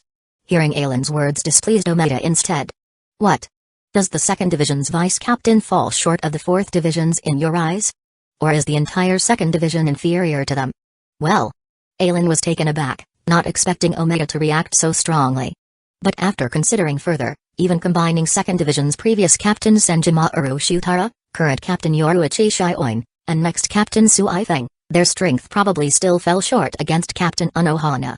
Captain Unohana was one of the first Kinpachi, deemed a great villain alongside Genryu's Ishigakuni Yamamoto a millennium ago in Soul Society's early days. Yoruichi might stand a chance after developing Shunko's Raijin and Reiko forms. Without those, she and the other two were just vegetables before Unohana. But Aylan was in the 2nd Division now. Voicing such thoughts would be truly foolish. Of course not. We're the strongest covert ops force, the 2nd Division. A medical relief unit like the 4th Division isn't on the same level at all. That's right. Yoruichi and Hirahara exchanged awkward looks. These two were really ignorant, huh? Afraid they might spout more shocking nonsense, Yoruichi hurriedly interrupted Omeda. She brought Aylan before the spectating Shinigami, raising his hand high as she loudly announced, "Everyone, the victor for this vice-captain challenge under the witness of over 400 division members and myself, 2nd Division Captain Yoruichi Shioin, has been decided. I now proclaim with my authority as captain that the winner is Aylan. From now on, Aylan shall assume the post of 2nd Division's vice-captain. Former vice-captain Maranoshin Omeda is exempt from his subsequent challenges and shall share third-seat duties with Kisuke Urahara. Does anyone have objections? No. Vice-captain Aylan. Third seat Omeda. Vice-captain Aylan. Third seat Omeda." Under observation from over 400 members, Aylan had successfully defeated the former vice-captain to become 2nd Division's new second-in-command. With Omeda's help afterwards, Aylan gradually grew familiar with some of the division's affairs. However, more often he focused on forging weapons within his inner world. After seeing Yoruichi and Urahara, 3 more Zanpakuto had appeared on his world's Sword Hill. 2 were at the same level as Higher and Mauru while the third resided in the lower half. These represented Beniime, Yoruichi, and Omeda's Zanpakuto. Having forged them boosted Aylan's spiritual pressure tremendously. Especially the 2 that had attained Benkei, tripling Aylan's spiritual power. Now, Aylan's spiritual pressure exceeded newly promoted 6th seats by 4 times. In other words, any 6th seat whose Shikai didn't raise their spiritual pressure at least 4-fold would be weaker than Aylan's ordinary state. Chapter 17, New Zanpakuto. The realm of captain-level existence, second-class spiritual pressure, was the most basic requirement. Only with second-class spiritual pressure could one complete the materialization of a Zanpakuto. Then, there was a Zanpakuto's final form release, Bunkai. During the day, Aylan handled the vice-captain's affairs together with Maranoshin Omeda, occasionally also receiving missions. But before Aylan, whose strength had greatly increased, those missions were merely adding a few more merits to his service record. At night, Aylan would wield Yoruichi Shioin and Kisuke Urahara's Zanpakuto, absorbing the two's cultivation experiences to further enhance his own basic strength. Yoruichi didn't often use her Zanpakuto, so Aylan gained nearly no swordplay experience from it. However, what Yoruichi was most famous for was her flash steps mastery. In all of Soul Society, Yoruichi was known as the goddess of flash. Regarding flash steps, no one could match her. From Yoruichi's Zanpakuto, Aylan obtained her flash steps experience. From Kusagakure Zanpakuto, the biggest gain for Aelin was demon arts abilities. At the same time, based on Kusagukure's Princess Benime's Blood Mist Shield ability, Aelin had successfully forged a sheath for Tessaga that could deploy a defensive barrier. Thus, Tessaga's completion had risen somewhat, with its Shikai boosting his spiritual pressure by 3.5 times now. Time passed by as everyone made progress. Oh? One day, due to squad affairs, Aelin went to the captain's office to meet with Yoruichi Shioin. Usually though, the one Aelin met was Yoruichi's little fangirl, Shellynfon. Over the past few years, although Aelin and Shellynfon hadn't conversed much, they were quite familiar with one another. This feeling is. The instant Aelin saw Shellynfon, his eyes narrowed slightly as his gaze looked towards the Zanpakuto by Shellynfon's waist. The azure lines in his eyes flashed. In just a few seconds, Aelin had finished analyzing Shellynfon's Zanpakuto. Congratulations, Miss Shellyn. Are you preparing for your seated officer challenge soon? After placing the documents on the desk, Aelin smiled and congratulated Shellynfon. For Aelin, Shellynfon completing her Zanpakuto's gestation was great news. After all, in Aelin's mind was a weapon extremely compatible with two-hit certain kill. Once he returned and forged Sazumbachi tonight, that weapon ought to manifest too. Oh? You can actually tell that I've completed my Zanpakuto's release? Shellynfon raised her head in surprise as she looked at Aelin. Although she still held some resentment towards Aelin for losing a bet during his vice-captain challenge match, after years of interaction, any grudges had long faded away. Moreover, from the documents she handled, Aelin was extremely proficient as 2nd Division's vice-captain, completing all missions perfectly. Additionally, unlike the noble heirs of ex-vice-captain Marano Shinomida, Aelin always took point during missions. Whenever squad members were injured, he would even use healing Kido on them. Over the years, he had gained the absolute trust and prestige of the division's Shinigami, even surpassing the previous vice-captain Omida. This point alone made Shellynfon approve somewhat more of Aelin. What surprised Shellynfon even more was that she had only just completed her Zanpakuto's gestation a few days ago. Yesterday, after gaining her Zanpakuto's approval, she finished training her initial release. Even Lady Yoruichi hadn't noticed yet, but this Vice-Captain Aelin discovered it with a single glance. No, how could Lady Yoruichi possibly be unaware? Shellynfon's meager accomplishments were likely too trivial for Lady Yoruichi to even praise. But if she succeeded in her seated officer challenge, would she finally earn Lady Yoruichi's commendation? The seated officer challenge? At this thought, Shellynfon knocked her head lightly with a pen in her hand. This Vice-Captain Aelin was very powerful, especially his Zanpakuto's special move Wind Scar. That technique could likely envelop a huge area ahead of Aelin. Shellynfon wasn't confident she could escape it. As for third seat Kusagakure, although Shellynfon looked down on the man, she knew his strength was barely below Lady Yoruichi. There was also the other third seat and former vice-captain, Marano Shinomida. After considering her Zanpakuto's abilities and Maranoshin's for a bit, Shellynfon made her decision with determination. As Shellynfon was filling out her challenge form, Aelin craned his neck to easily spot the name she wrote down. Oh? Miss Shellynfon actually wants to challenge third seat Omida. Looks like Miss Shellynfon's Zanpakuto is quite formidable. Third seat Omida sure is unlucky. Aelin shook his head with a laugh. Indeed, this Marano Shinomida truly had awful luck. Undeniably, Marano Shinomida was quite strong. However, against Shellynfon and her Zanpakuto, he had zero compatibility.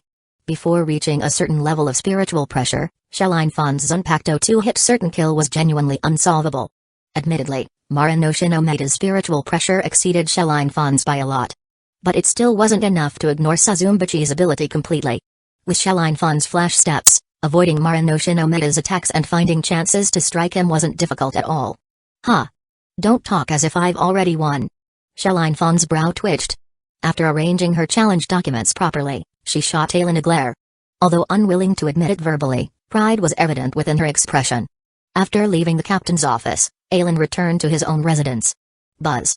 Azure radiance flashed. A Zanpakuto descended from the skies, inserting itself into the Hill of Blades. Exceeding Aelin's expectations, the level where Sazumbachi manifested was actually the same as those few Zanpakuto that had attained Benkai. Oh? Aelin walked over and grasped Sazumbachi's hilt. A few seconds later, a smile emerged on his face. What a huge surprise. Infinite flash steps, hornet thunder whip. Contrary to Aelin's predictions, even the original Shellynfon still hadn't trained her personal Zanpakuto to Benkai. Yet the Sazumbachi produced within his inner world had already reached Benkai. However, Aelin soon understood. The weapons here originated from his memories. In his memories, Sazumbachi had indeed attained Benkai already. In other words, any Zanpakuto alien replicated from his memories, even if their Shinigami hadn't completed releasing them yet, as long as they successfully birthed their Zanpakuto, what manifested in Ailen's world was their state over 200 years later. Chapter 18, The New Weapon, One-Hit Killer, Morasame. This can also be considered my trump card. I can't actually use these Zanpakuto in Soul Society. But there are no such restrictions within my inner world. Casting aside his thoughts, Ailen stretched out his right hand and began forging a new weapon.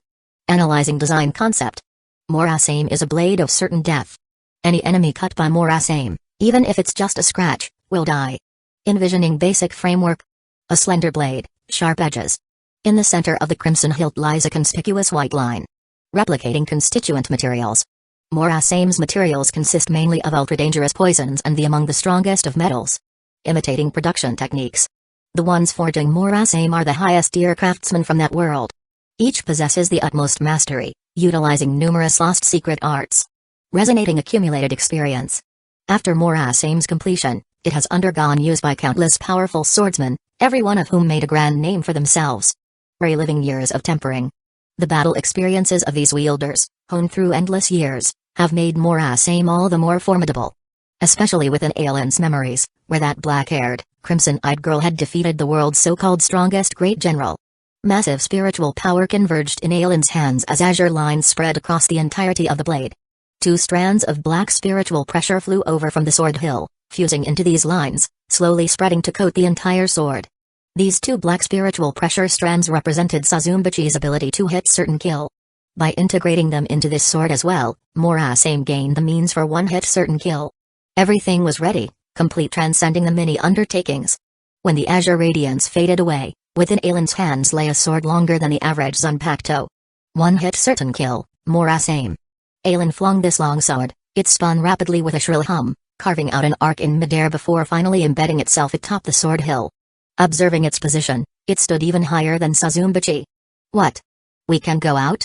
Within the 2nd Division captain's office, Ailen gazed at Fan in shock. Of course. Our 2nd Division has never prohibited personnel leaves. Fan looked at Ailen in astonishment as she exaggeratedly asked, could it be that after joining our division for so long, aside from missions you haven't left even once? No one told me about this. Ailen gave a wry laugh. Ever since joining 2nd Division, because of its nature, any Shinigami who didn't arrive at the designated assembly point by the stated time or accept their mission during emergency summons would be charged with dereliction of duty and thrown into the maggot's nest. Thus, in these past 30-odd years, aside from missions, Ailen had always remained within the barracks, fearing that he might miss a summoning order someday. He hadn't expected to learn today from Fan about the method for freely leaving the grounds. Ha ha ha, I heard before there was some idiot who stayed in his division for over 10 years without exiting once. Never thought I'd personally see one who lasted over 30 years today, ha ha ha. This is too amusing. Alright, go ahead and laugh if you want. I'm heading out. Ailen rolled his eyes at Fan bending over in laughter before getting up to leave the captain's office. This time, Ailen didn't return to the barracks. Instead, he walked straight out of 2nd Division. 3 years had passed since Fan challenged Maranoshin Omega for his position. After losing to Fan, Maranoshin Omega chose retirement over continuing as 4th seat. However, he did get his son Marikyo Omeda into 2nd Division to learn under Ailen. The scent of freedom. Stepping past 2nd Division's gates, Ailen felt his heart and lungs expand tremendously. Who knows how he survived all these years? Nonetheless, caution was still warranted for his first venture outside. Ailen swiftly estimated the time within his mind, flickering away after a few flash steps. Whoosh. Whoosh. Whoosh. Emergency summons lasted 1 minute. 2nd Division's rule was to assemble before emergency summons ended. Thus, those who stayed in 2nd Division for a period generally knew some loopholes for leaving the grounds. Usually, everyone would test how far they could flash steps at full speed within 1 minute. This distance was the range they could freely move about outside 2nd Division. The faster one's flash steps, the greater their range of activity. Take for example 2nd Division's Captain Yoruichi Shioin. With her flash steps, 1 minute easily allowed crossing Soul Society forth and back. If she used Shunko as well, practically all of Soul Society, even parts of Rakongai, would be safe for Yoruichi. Of course, as 2nd Division's captain, unless Central 46 or the captain commander personally assigned Yoruichi missions, her occasional absences generally posed no problems. Ailen and the others could handle the regular tasks anyway. This sort of loophole for leaving the grounds would be learned by most after 2 to 3 years in 2nd Division. Since everyone interacted daily, occasional group outings outside weren't rare happenings. After a few times, even without explicit mention, the matter's subtleties were implicitly understood.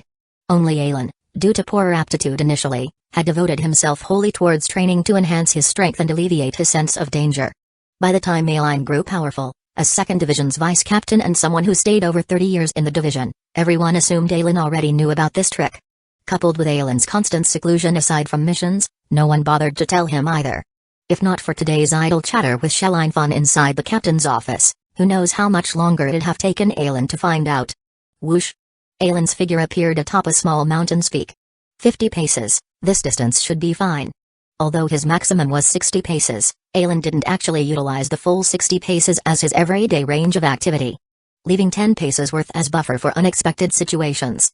Glancing back from this peak, Alan finally noticed his radius, with 2nd Division as center, practically encompassed half of Soul Society already. Very good. Like this, I can move freely within this radius. As long as I encounter 4 to 5 captain-level experts within this range, I can break through into the captain-level spiritual pressure realm. Currently, Alan's spiritual pressure was almost the same as Marino Omega's after releasing his Zanpakuto. He only needed to forge 4 more captain-class Zanpakuto for his spiritual pressure to thoroughly advance into the captain level. By then, Alan's innate realm unlimited blade works could truly be unleashed by him. Chapter: Encounter. Alan's Zanpakuto was unlimited blade works.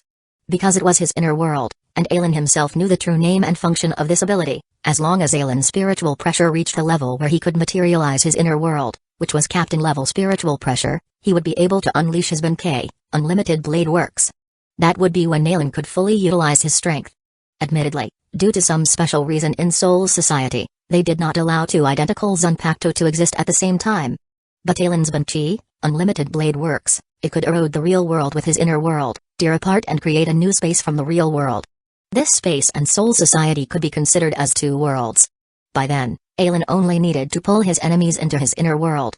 Inside his own world, Alan would be able to use all the Zanpakuto. What Alan needed to do was kill the enemies pulled into his inner world, and prevent the information of his Benkei from leaking. In the past, Alan could only move within the area of the 2nd Division. Now that he knew the loophole for leaving, Alan's range of activity had suddenly expanded by thousands of times, practically encompassing half of Syriite AI. Well then, captains of the 13th Division of Imperial Guards, let's have a pleasant encounter. A few breaths later, Alan left the tranquil mountain peak and came to the bustling commercial street. The area I can currently move around has the 3rd Division, 5th Division, 8th Division, 10th Division, 13th Division. Among these divisions, the captain-class powerhouses are Tenjiro Garange, Shinji Hiroko, Sosuke-san, Shun Sakuraku, Shiba Ishin, and Joshiro Yukitake, a total of 6 people. As for the others, I can only rely on luck to meet them on the street. However, I remember that the captain of the 8th Division, Shun Sakuraku, has always liked drinking in izakus and brothels. For now, get familiar with the izakus and brothels in this part of the commercial district. As expected, Alan did not meet any captain that day. But he didn't come away empty-handed either. There were 5 more lieutenant-class Zanpakuto. As for the Zanpakuto of ordinary Shinigami, there were over 100 more. Forging these Zanpakuto boosted Alan's spiritual pressure a bit more. Cheers. Inside the Moonlight Tavern, Alan sat at the same table with a girl wearing her smooth long hair in a spiky bun and haphazard makeup on her face. On the table, aside from some snacks, there were all kinds of drinks. Cheers. Clink. The 2 glasses collided, spilling some of the wine inside due to the impact, but this did not affect the mood of the 2 drinking buddies at all. Gulp gulp. Ah. After a period of investigation, Alan was still unwilling to let his guard down and visit the brothels, choosing instead to drink in the tavern. Unfortunately, perhaps Alan was unlucky. After a few months, he still hadn't met any captains in this tavern. Alan was about to switch to another tavern, but a few days ago, a girl who suddenly broke into this tavern forcibly made Alan stay in this tavern for another month. How to put it, the moment Alan saw this girl, he knew that if something happened to her in this tavern and it was discovered later that he was also present in this tavern but did nothing, Alan would most likely get into big trouble. As the vice captain of the 2nd Division, Alan handled a lot of intelligence every day. Although the girl had tied her smooth long hair into a spiky bun and put on messy makeup on her face, Alan recognized her at first glance. She was Haruko Kachiki, the young daughter of the current Kachiki family head. Although he didn't know why the little princess of the Kachiki family would dress like this and came to a tavern far from the 6th Division, Alan could not let anything happen to this girl right in front of him. So Ailen invited Haruko Kachiki to sit at his table before anyone else. Afterwards, Ailen could feel the tension and worry in the heart of the girl who had entered the tavern for the first time. It took a good while for her to slowly calm down, curiosity taking over. But after all, she was still a little shy. Aside from whispering a thank you to Ailen, she kept her head lowered while tasting the wine. On every subsequent day, the girl would take the initiative to sit at Ailen's table. The two didn't have much communication, just tacitly drinking a little wine and eating some snacks. When they felt like it, they would occasionally clink glasses. After a month, the total exchange between them didn't exceed 35 sentences. What made Ailen curious was that the girl was very proactive today. They had already clinked glasses 3 times. I won't come anymore starting tomorrow. Thank you for your shelter during this period. When she was leaving, Haruko Kachiki bowed to Ailen in thanks. At this moment, even with the mismatching hairstyle and makeup, Haruko Kachiki exhibited the upbringing of a distinguished clan. Just looking at her manners, no one would think such a refined existence would appear in a tavern. After Haruko Kachiki left, Ailen sighed. He finished the wine in his cup in one gulp, settled the bill, and followed behind her.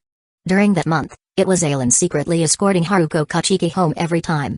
On the way, Haruko Kachiki's appearance would undergo some changes at every corner. The bun on her head scattered, the rebellious spiky hairstyle turned into smooth, waist-length hair. The exaggerated makeup on her face was swiftly wiped off, restoring an elegant subtlety. The gaudy clothes were discarded, revealing a pure white kimono inside. After just a few corners, a girl impulse and rebellious had turned into a gentle, Yamato Negishi-like woman, exuding tremendous feminine charm. The first time Ailen sent Haruko Kachiki back, he was so shocked that his eyeballs almost fell out. After watching Haruko Kachiki enter the gates of the Kachiki residence, Ailen was about to return. The distance from the 6th division to the 2nd division had already exceeded Ailen's safe range. If an emergency order was encountered at this time, Ailen's situation would be very dangerous. However, who's there? Resting his hand on his zanpakuto by his waist, Ailen shouted coldly into the depths of the alley. Ailen never expected that on the last night after escorting Haruko Kachiki back, he would actually encounter enemies. Such powerful killing intent. Thud thud thud thud. Footsteps sounded as 2 sets of footsteps entered Ailen's ears. When these 2 people walked from the darkness into the moonlight and were seen by Ailen, his pupils suddenly contracted. Damn it. He had actually met these 2 at such a time.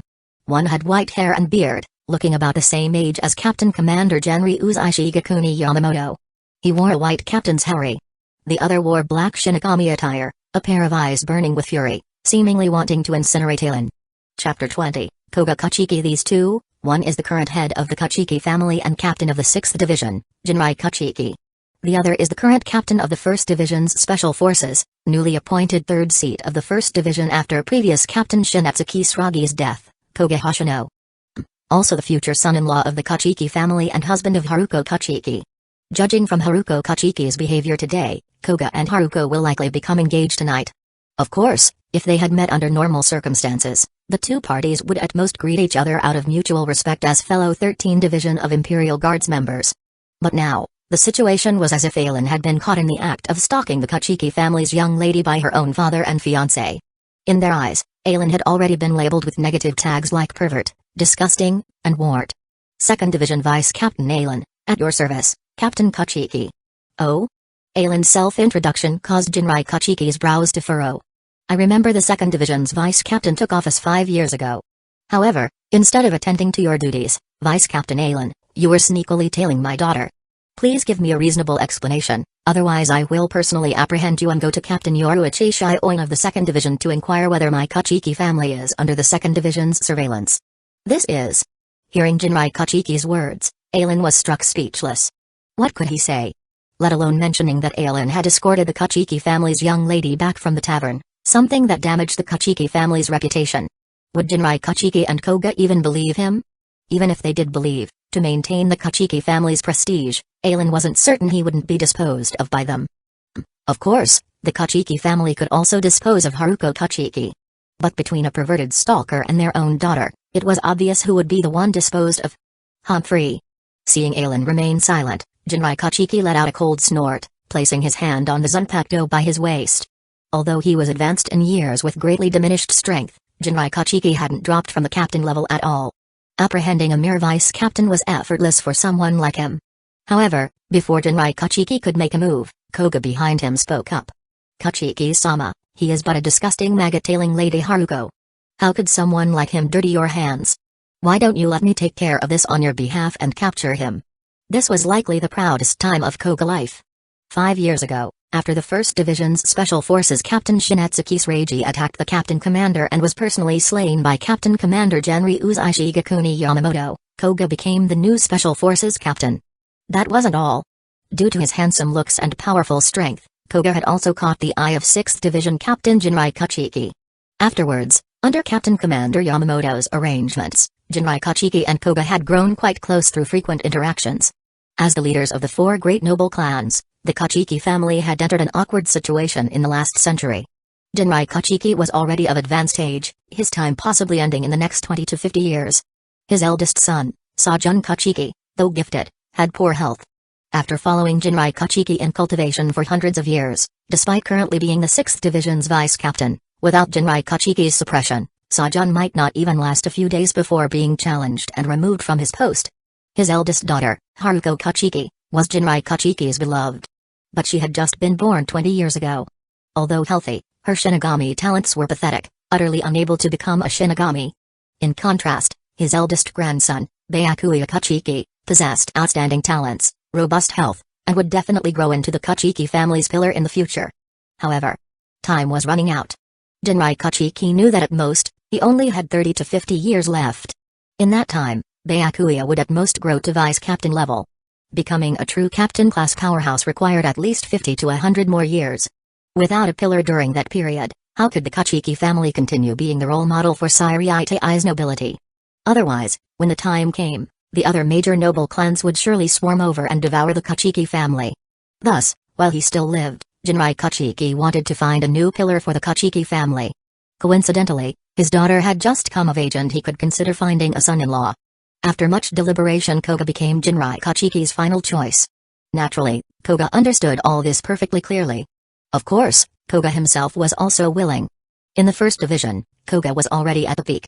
The position of 1st Division captain wouldn't fall to him even if Captain Commander Yamamoto retired. Koga was self-aware of that. As for 1st Division's vice-captain position, others might not know, but as someone from the same division, Koga was deeply aware of that man's power. The master of lightning and strongest/type Zunpacto, Ganromaru. Just his spiritual pressure surpassed most captains. More importantly, Koga profoundly understood the absolute trust Captain Commander Yamamoto had in his vice-captain, Chojiro Sasakaibe. Even if he managed to defeat Chojiro Sasakaibe through challenge one day, he would never become 1st Division's vice-captain. 1st Division's 3rd seat was the limit for everyone in 1st Division. But things would be different in the 6th Division. In the 6th Division, Jinrai Kachiki was getting on in years while Sajun Kachiki was a good-for-nothing. If he successfully married into the Kachiki family, then after Jinrai Kachiki died, whether it was 6th Division's captain position or Kachiki family head, wouldn't it all be his, Koga's? Haruko Kachiki was to be his wife in the future. How could he let someone as filthy as Ailen covet her? Thus, compared to Jinrai Kachiki, Koga was even more eager to make a move against Ailen. His words made Jinrai Kachiki halt his actions. Very well, I'll leave it to you then, Koga. I will definitely not disappoint Kachiki-sama. Koga respectfully bowed to Jinrai Kachiki. Moreover, he addressed himself as just Koga too. Because once he successfully married into the Kachiki family, he would have to abandon his original surname and change it to Kachiki. By then, he would no longer be Koga Hoshino, but would become Koga Kachiki. Stepping before Jinrai Kachiki's front after a few strides, killing intent filled Koga's gaze towards Ailen. Whoosh! Koga's figure flashed like lightning, instantly appearing before Ailen as his Zunpacto slashed down at Ailen. Clang! Ailen drew his sword in an instant to block Koga's strike. Chapter 21, Whisper, Muramasa whoosh! Whoosh! Clang clang clang! The sounds of swords clashing continued endlessly at the gate of the Kachiki family residence as two figures flickered about. With this first move, Koga didn't hold back at all. He was determined to kill Ailen right here. Facing Koga's attacks, Ailen also focused his mind completely to deal with them. The battle at the gate of the Kachiki family residence soon attracted many people's attention. Especially members of the 6th, 7th and 10th divisions, who rushed over at lightning speed. The family head of the Kachiki family was the captain of the 6th division. Adding to that, the 6th division barracks weren't far from the Kachiki residence either. Upon sensing the spiritual pressure from the battle here, the Shinigami of the 6th division swiftly gathered. The 7th division was the inner court guard, mainly responsible for maintaining law and order in noble residences. A battle breaking out at the Kachiki residence was something they had to step in to resolve. The 10th Division was the patrol corps. Any unlawful or irregular happenings in all of Seoul's society were handled by the 10th Division, making arrests. The battle between Aelin and Koga could already be considered the strongest clash below captain class since the assassination attempt on Captain Commander Genryu's Ishigakuni Yamamoto 5 years ago. It was also the most severe incident in Seoul's society since then. Captain Kachiki. Captain Kachiki. The fastest to arrive were members of the 6th Division, the closest to the Kachiki residence. They swiftly gathered around Jinrai Kachiki, drawing their Zanpakuto to protect him in their center. With their strength, they could barely make out the figures of Aelin and Koga. If they were to face either one, they might be killed in an instant. Yet despite so, not one of them retreated or tried to place their own captain at the forefront. Alright, all of you stand behind me. Such a battle isn't something you can participate in. Fortunately, Jinrai Kachiki wasn't a malicious captain. Knowing these squad members wouldn't accomplish anything and only serve to deplete the enemy's strength, he had them stand behind him. By the time the members of the 6th Division had all stood behind Jinrai Kachiki, the 7th Division and 10th Division members had arrived too. Captain Kachiki, may I ask who these two are? The captain of the 7th Division was a middle-aged male with hair resembling a yellow sea star. His entire being appeared rather stern. Love Kawa. Upon rushing to the Kachiki residence, Love Kawa first inquired Jinrai Kachiki about the current situation. The two currently battling are 1st Division 3rd Seat Koga and 2nd Division Vice Captain Aelin. Jinrai Kachiki nodded at Love Kawa, explaining to him what he saw. Today, I had invited 3rd Seat Koga to my residence as a guest. By coincidence, we encountered this 2nd Division Vice Captain tailing my daughter. 3rd Seat Koga then made a move to capture him on my behalf. After listening, Love Kawa stroked his bearded chin. I see, then we only need to wait for the battle to end. Generally, there was a huge disparity between a 3rd seat and vice captain. After all, the vice captain could be said to be the number 2 figure in a division, the strongest aside from the captain. But if this 3rd seat came from the 1st Division, then that would carry far more weight compared to other divisions. Among the 13 divisions, only captains had the qualifications to wear a white captain's hari. Other Shinigami could only wear the black Shyakusho. But in the 1st Division, Chojiro Sasaki, the vice captain, was the only one who wore a white Shyakusho altered from a captain's hari. Although Chojiro Sasaki kept a very low profile, his strength actually surpassed most captains. The 1st Division's 3rd seat was basically on the same level as vice captains of other divisions. However, what Love Kawa didn't notice was that Jinrai Kachiki clearly fell silent after he spoke those words. With their level of strength, naturally they could easily make out the battle situation between Aelin and Koga. From the current scenario, Koga was evenly matched with Aelin. No, it should be said, as the battle progressed, Koga was instead being suppressed by Aelin. Because the battlefield was at the gate of the Kachiki residence, neither Aelin nor Koga had used Kido, only engaging in a contest of swordsmanship and flash steps. In terms of spiritual pressure alone, Koga was above Aelin. But in a battle between Shinigami, when the disparity in spiritual pressure hadn't reached a qualitative change, a Shinigami's sword art, hand-to-hand combats, flash steps and Kido could provide great enhancements to their overall strength. Compared to ordinary people, Koga's Zanjutsu and flash steps were pretty good. But, Aelin possessed the experiences of 4 captain-class powerhouses, Shinetsuki Suragi, Yaruichi Shioin, Kusagakure and Sazumbachi from 200 years later. Shinetsuki Suragi's swordsmanship, Yaruichi Shioin's flash steps, Kusagure's Kido and Sazumbachi's hand-to-hand combats. If not for Koga's greater spiritual pressure providing superior overall enhancements, he would have been defeated by Aelin long ago. Love Kawa assumed the one gaining the upper hand, Aelin, was the 1st Division's 3rd seat, which was why he said they only needed to wait for the battle's end. But Jinrai Kachiki knew that the one at a disadvantage was actually the true 1st Division 3rd seat. At this time though, he couldn't say anything more. If he denied it verbally, it would mean implying Koga was inferior to Aelin. How could Koga accept that? At this moment, Jinrai Kachiki's evaluation of Koga lowered by quite a bit without him realizing it. Indeed, judging purely by Zanpakuto abilities, Koga's could be said to be the strongest.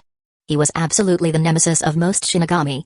But a Shinigami's strength wasn't comprised solely of Zanpakuto abilities. Koga very clearly relied too much on his Zanpakuto's capabilities, neglecting cultivation in other areas. If his opponent was a Shinigami, Koga would have a huge advantage.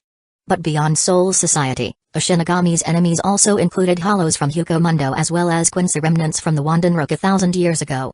When facing powerful entities among hollows and Quincy's, Koga's Zanpakuto abilities would be useless. Just look at now.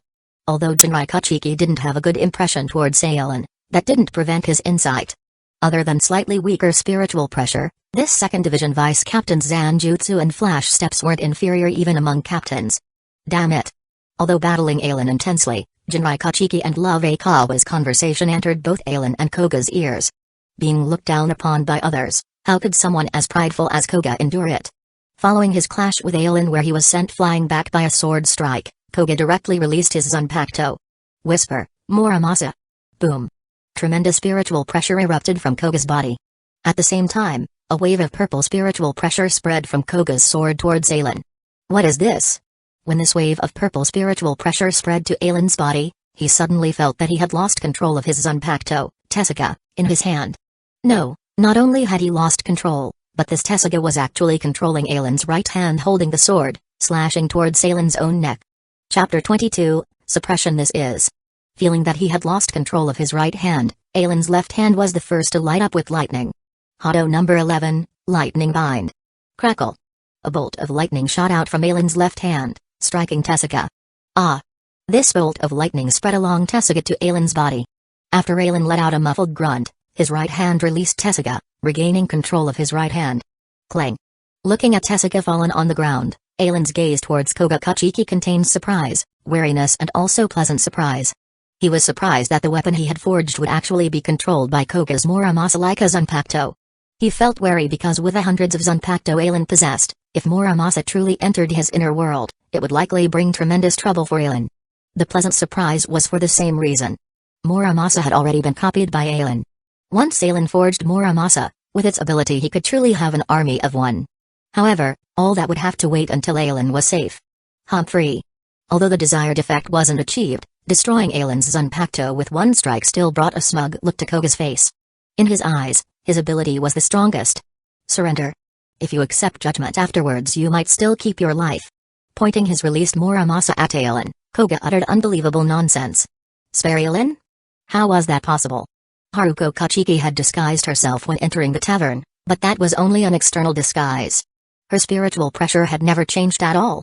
Investigating only required tracing Haruko Kachiki's spiritual pressure to understand everything. Relying solely on personal assumptions without seeking the facts yet pressing such a weighty title on me, I really cannot accept this. As for you saying your next strike will take my life, since when could a third seat be so arrogant when speaking to a vice captain? Aelin was deliberately provoking him. Indeed, in terms of status a third seat was in no way comparable to a vice captain. But the first division was an exception. Although this was something everyone tacitly agreed on without voicing it aloud. So there was nothing wrong with Aelin saying this. Even if this third seat came from the first division, he was still only a third seat. Damn you. As expected, Koga was instantly enraged by Aelin's words, flickering towards Aelin as a blur. Projection. Seeing Koga make his move, Aelin loudly roared as he released his Zanpakuto. Boom. In an instant, Aelin's spiritual pressure surged by 5 times, reaching the level of a captain. Although there was still a huge gap compared to Koga, their spiritual pressures were finally within the same realm. With a wave of his hand, azure radiance converged before Aelin. In an instant, dozens of Zanpakuto emerged amidst the radiance. Phantasm break. Whoosh. Whoosh. Whoosh. Azure lines spread across the blades of these dozens of Zanpakuto, transforming into rows of arrow bolts shooting towards Koga. Boom. Boom. Boom. Facing the incoming Zanpakuto, Koga swung Muramasa in his hand. The purple aura around Muramasa instantly enveloped those approaching Zanpakuto. But to Koga's shock, these dozens of Zanpakuto didn't have any spirits. Koga's Zanpakuto Muramasa could control a Shinigami's Zanpakuto because Muramasa possessed the ability to communicate with other Zanpakuto spirits. Moreover, in Benkei, Muramasa could even enter a Shinigami's inner world, incite the Zanpakuto spirit to defect and directly control the Zanpakuto spirit, forcing the manifested Zanpakuto to serve him instead. Free. Seeing Koga's actions, Aelin let out a cold laugh. To deal with Koga's Muramasa, the Zanpakuto Aelin unleashed this time weren't the actual items from within his reality marble but were projections generated through using his Zanpakuto's Shikai ability instead. After releasing his true Zanpakuto abilities, all weapons inside Aelin's reality marble could be projected outside through consuming spiritual power. Being just projections, the power of these Zanpakuto was weaker compared to the real things inside his reality marble. However, aside from projection, Aelin possessed another ability too. Phantasm break. This ability could greatly boost the might of projected weapons at the cost of damaging them. Although only a one-shot power-up, That one strike's power could already match the real things. Furthermore, as mere Zanpakuto projections, there were no actual spirits within them at all, completely immune against the effects of Koga's Zanpakuto ability. Having lost the initiative, Koga could only wave Muramasa to deflect these dozens of incoming Zanpakuto. But boom, boom, boom. The instant these Zanpakuto were struck by Koga, violent explosions occurred on all of them. Every Zanpakuto's detonation wasn't the least bit inferior to a lieutenant class Hado number 31, Shakuho. Whoosh! Amidst the surging flames a figure shot into the sky. The three captain class experts, Jinrai Kachiki, Love Kawa and Ishin Shiba raised their heads. The other Shinigami were slightly slower to react but still followed their gazes towards that figure hovering in midair. You're kidding, right? He's actually injured despite being from the First Division's third seat? So powerful, both these guys are truly so powerful. Suspended roughly 20 plus meters above the ground, Koga's body was shrouded by large amounts of black fumes, with multiple burns visible on his hands and body. Even his Shyakusho had a few holes punctured through. There was also a trickle of blood at the corner of his mouth. Very good, you've truly angered me now. After wiping the blood from his mouth, Koga glanced at the three captains dressed in white houris on the ground and the more than 50 Shinigami present. His eyes brimmed with viciousness. I can't control your weapons, but can I still not control these people instead? The Zanpakuto of 3 captain class experts plus over 50 Shinigami manifested. Let's see how you die. Benkei, Mukajishu Muramasa.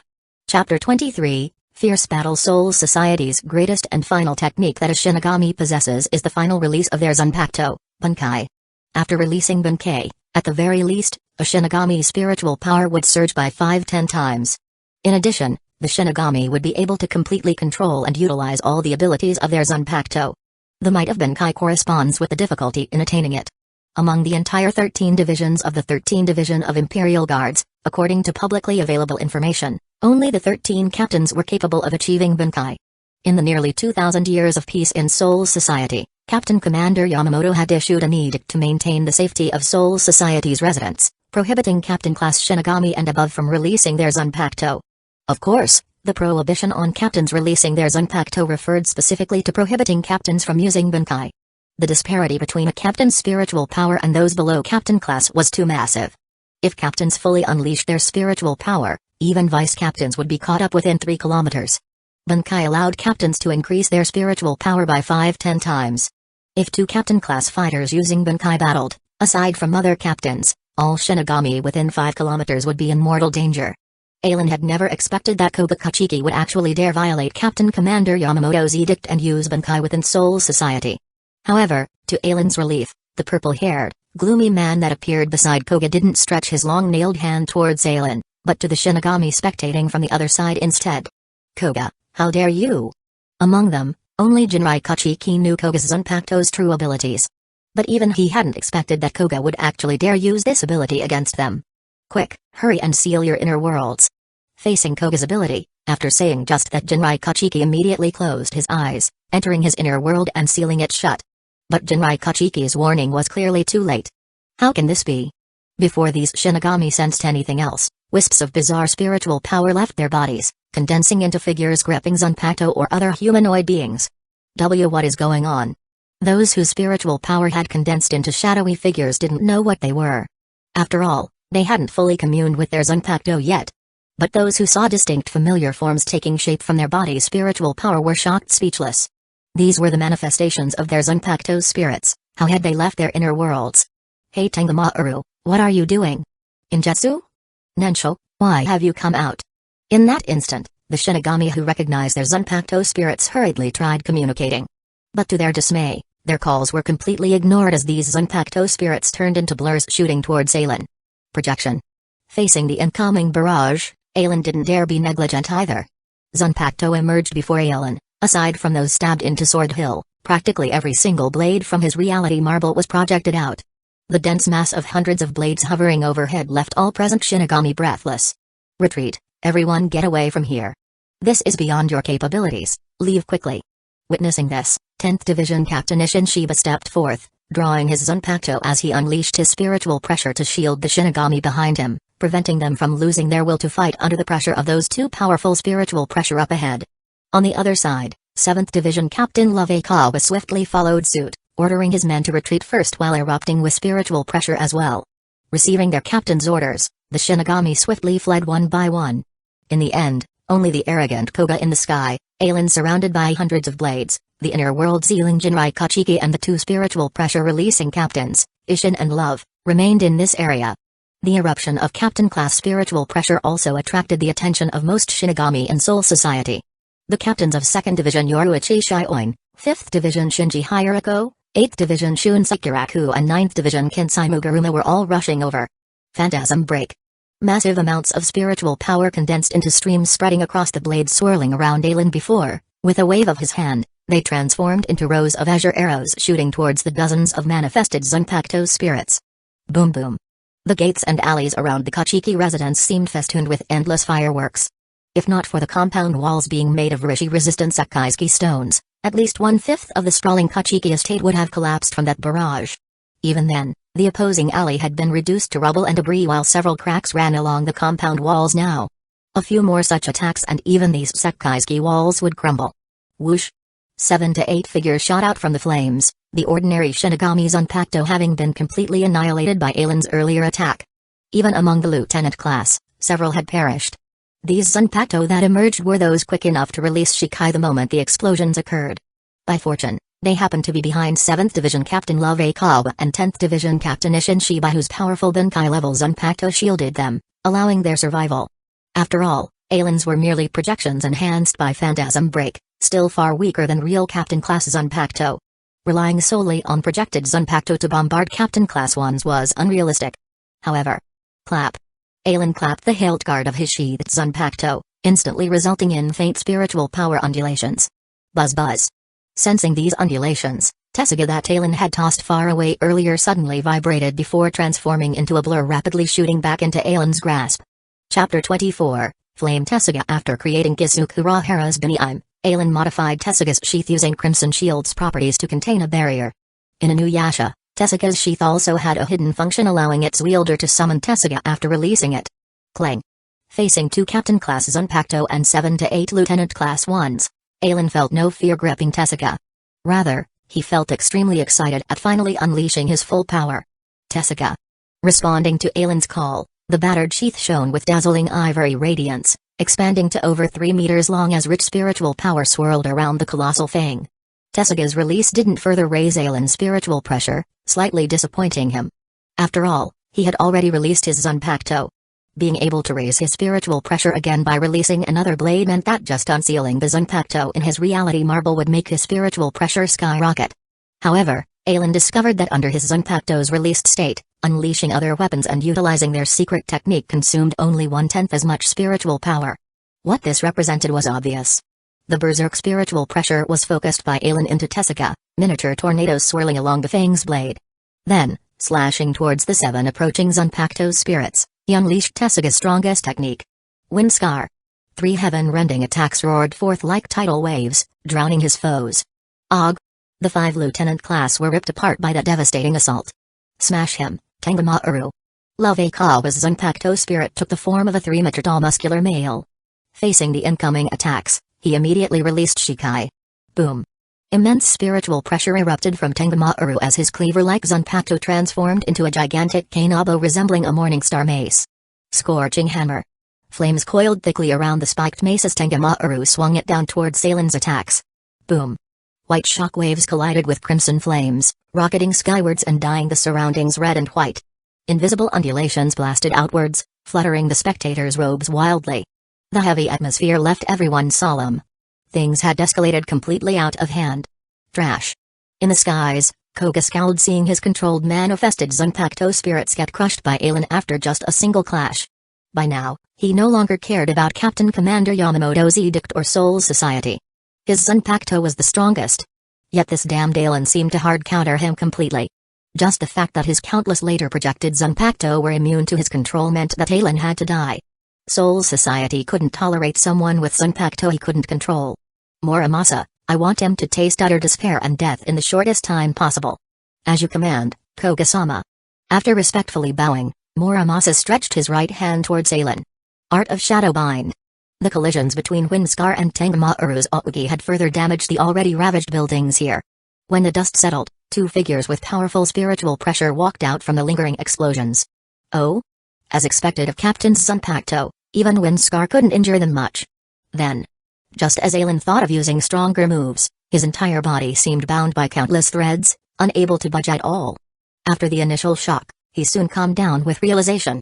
This move, it's Muramasa's power. Although invisible, the protagonist had seen countless threads ensnaring his Zanpakuto in his inner world's reflection. Projection. Over 10 blades emerged around Aelin, transforming into a rain of swords hacking at the threads. Clang. Clang. Clang. With each severed thread, Aelin felt lighter. Soon, all constraints had been slashed apart and his freedom restored. Humphrey, thanks for reminding me. If not for that move, I'd have forgotten who my real opponent was. Glancing skywards, Aelin unleashed his spiritual pressure. Spiritual pressure eruption. After using it to defeat Captain Marinoshi Nomita, this was Aelin's second time. With spiritual pressure eruption, Aelin's spiritual pressure once more neared Koga's level. Flame Tessica. Roar. Responding to his call, Tessica transformed into a blazing fang exuding scorching flames, the nearby air rippling from the intense heat. Ignoring the two incoming Zanpakuto spirits, Aelin unleashed his strongest move towards Koga. Flame Windscar. 3 fiery shockwaves tore through the air as if to drown Koga completely. Damn. Seeing the sky-rending attacks, Koga's eyes flashed with fear. His ability could greatly diminish almost all Shinigami while adding their Zanpakuto to his forces. But it had no effect against Aelin's direct and overbearing assault now. Facing such might, even Koga could only call for his Zanpakuto spirit mentally. Muramasa. Responding to his wielder's call, Muramasa's body appeared before Koga, ready to shield him. Muramasa didn't oppose his master's intent at all. As long as Koga was fine, what did it matter if he was condemned to hell? Thus, aside from unleashing his full power against the triple flaming attacks, Muramasa also commanded Tengamaru and Injetsu to attack as well. Scorching Hammer. Crescent Moon Rush. Chapter 25, Imprisonment Boom. No matter if Tengamaru, Injetsu, or Aelin's Flame Tessica, they all belong to the fire types Zanpakuto. After the explosion of spiritual pressure, the power of Aelin's Flame Tessica's Flame Windscar had nearly reached that of a captain's Bankai. Meanwhile, Scorching Hammer and Crescent Moon Rush were Tengamaru and Injetsu's Bankai Augas respectively. The collision of Augas from 3 captain-level Bankais directly turned a large portion of Soul Society's sky red. The impacts of the explosions and lingering spiritual pressures blew any Shinigami that wanted to approach here away. Those that could withstand these impacts and head towards the battle center were mostly captain class wearing white Captain Haoris. Boom. A figure rushed out from within the flames, with multiple scorch marks on their body from the fiery explosions. Koga. Damn it. Shock and fear still lingered within Koga's eyes but soon converted into boundless killing intent. Indeed, this vice-captain, Aelin must die. However, recalling Aelin's terrifying earlier strike, Koga felt dissatisfaction towards his own Zanpakuto Muramasa for the first time. Why must Muramasa be an illusion-type Zanpakuto? Why couldn't Muramasa unleash such powerful attacks? Why couldn't Muramasa fully protect himself from harm when facing such mighty strikes? Koga attributed the root cause of all this to his Zanpakuto Muramasa, blaming Muramasa for being too weak. Yet, he forgot that if he hadn't indulged so much in Muramasa's might, working hard to cultivate the 4 Shinigami arts instead, he could have relied on formidable swordsmanship and strikes to clash directly against Aelin's earlier assaults, or could have dodged the attacks with superior flash steps, or could have utilized a formidable Bakudo barrier to defend. Without realizing it, as Koga pushed all responsibility onto his Zanpakuto, their resonance began deteriorating. Under Aelin's earlier blow, Muramasa, who wasn't suited for direct confrontation, had been heavily injured. But that didn't prevent Koga from still utilizing Muramasa's might. After all, Tengamaru and Injetsu had just used Bankai against Aelin, to try destroying his Flame Windscar as soon as possible. Muramasa wasn't suited for direct fights, but Tengamaru and Injetsu were perfect to clash toe-to-toe against any enemy. Right now, Koga wanted to directly control the Bankai, releasing Tengamaru and Injetsu to assault Aelin. Under 2 captain-class Zanpakuto's attacks, at most 10 breaths would be enough to kill Aelin. But, that's enough. 3 figures dressed in white Captain Haoris appeared amidst the battlefield. Among them, Yaruichi Shioin, captain of the 2nd Division, stood between Aelin and the 2 Zanpakutos. Jinrai Kachiki, captain of the 6th Division, had also undone his inner world isolation, appearing beside Koga. Shun Sekiraku, captain of the 8th Division, stood right in the battle's center. It was him who said that's enough. Earlier. In the end, the battle between Koga and Aelin didn't continue. Moreover, both Koga and Aelin were detained under the crime of disturbing Soul Society's peace by the personally escorted them to Kinsaimuguruma, captain of the 9th Division. Indeed, The 2nd Division and 6th Division both had their own detention centers. However, Aelin was the 2nd Division's vice captain while Koga was the honored 1st Division's 3rd seat. No matter which division they were imprisoned at, Yaruichi Shioin and Jinrai Kachiki worried the other side would make a move. After all, as current heads of Soul Society's 5 great noble clans, their ancestors had done all sorts of things before attaining the honor of 5 great noble clans. There were hardly any good people among nobles. Because the Shiba clan was unwilling to get embroiled with the other 3 clans' shady dealings, they had been secretly targeted by the other 3 families since Soul Society's founding over 1,000 years ago. By now, the Shiba clan was only barely holding on to their nobility in name without any of the actual authority. If not for this generation's Ishin Shiba, it was likely the Shiba clan would still be living in secrecy within the Rakongai slums. Coincidentally, the arrival of 9th Division Captain Kensai Mugaruma solved this dilemma for Jinrai Kachiki and Yoruichi Shioin. Kensai Mugaruma was an ordinary Shinigami born in Rakongai who entered the Spiritual Arts Academy, having no ties with nobles at all. As the detention unit, the 9th Division was naturally responsible for imprisoning and guarding inmates anyway. Handing Aelin and Koga over to the 9th Division eased both sides. Under Kensai Muguruma's lead, Aelin and Koga were imprisoned within neighboring cells. Humphrey, consider yourself lucky to be saved by Captain Shunsei this time. Next time, you won't have such fortune. Hearing Koga's cold snort from the next cell over, Aelin ignored him completely. Although much had transpired today, with Aelin even tarred by labels like lecherous and despicable, his gains weren't small either. First, was having a clear grasp of his current strength. Among current vice-captain tier experts, aside from Chojiro Sasaki, he should rank in the top 3. Second, was having coincidentally copied 6 captain class Zanpakutos after his fight, including Jinrai Kachiki of the 6th Division, Love Kawa of the 7th Division, Shun Sekiraku of the 8th Division, Kensai Mugaruma of the 9th Division, Ishin Shiba of the 10th Division, as well as his opponent, Koga. Thus, facing Koga's provocations from the other cell, Aelin utterly ignored him. Indeed, if not for the other captains arriving today while facing Koga as a true captain class expert alongside 2 captain class Bankai Zanpakutos, Aelin might have really perished. But simultaneously, that would also be the last time he was that powerless. Closing his eyes with his consciousness sinking into his reality marble, Aelin swiftly forged replicas of those Zanpakutos from the information within. With every additional captain class Zanpakuto created, Aelin's spiritual pressure would rise substantially. Thus, by the time rumors of Aelin and Koga's fight as well as the events leading up to and after began circulating through Soul Society, nobody knew Aelin's spiritual pressure level had genuinely reached captain class. Moreover, having used Kensai Muguruma's Zanpakuto to Koga's to successfully copy Tessaiga's Backlash Wave Ougi, he had finally raised his Tessaiga to the captain tier as well. At the peak of Sword Hill, or the very center of his reality marble, gazing at the ever-increasing number of weapons atop Sword Hill as well as his reality marble beginning to resemble an arsenal, Aelin swelled with heroic spirit for a time. This would be his greatest asset in this world. Slowly approaching towards that sinister purple blade, Aelin extended a hand gripping that Zanpakuto's hilt. Demonic Blade, Muramasa. Chapter 26, Prison Visit. The moment to witness a miracle has arrived. I shall bestow upon all of you the wings to fly. Benkei, Mukajishu Muramasa. With Aelin's call, majestic spiritual pressure erupted from within him. The dense spiritual pressure caused ripples within the enclosed barrier. So this is the power of Benkei. Feeling his current formidable spiritual pressure, Aelin was filled with a feeling of I'm unrivaled in this world. However, Aelin did not lose himself in this power. Muramasa. Master.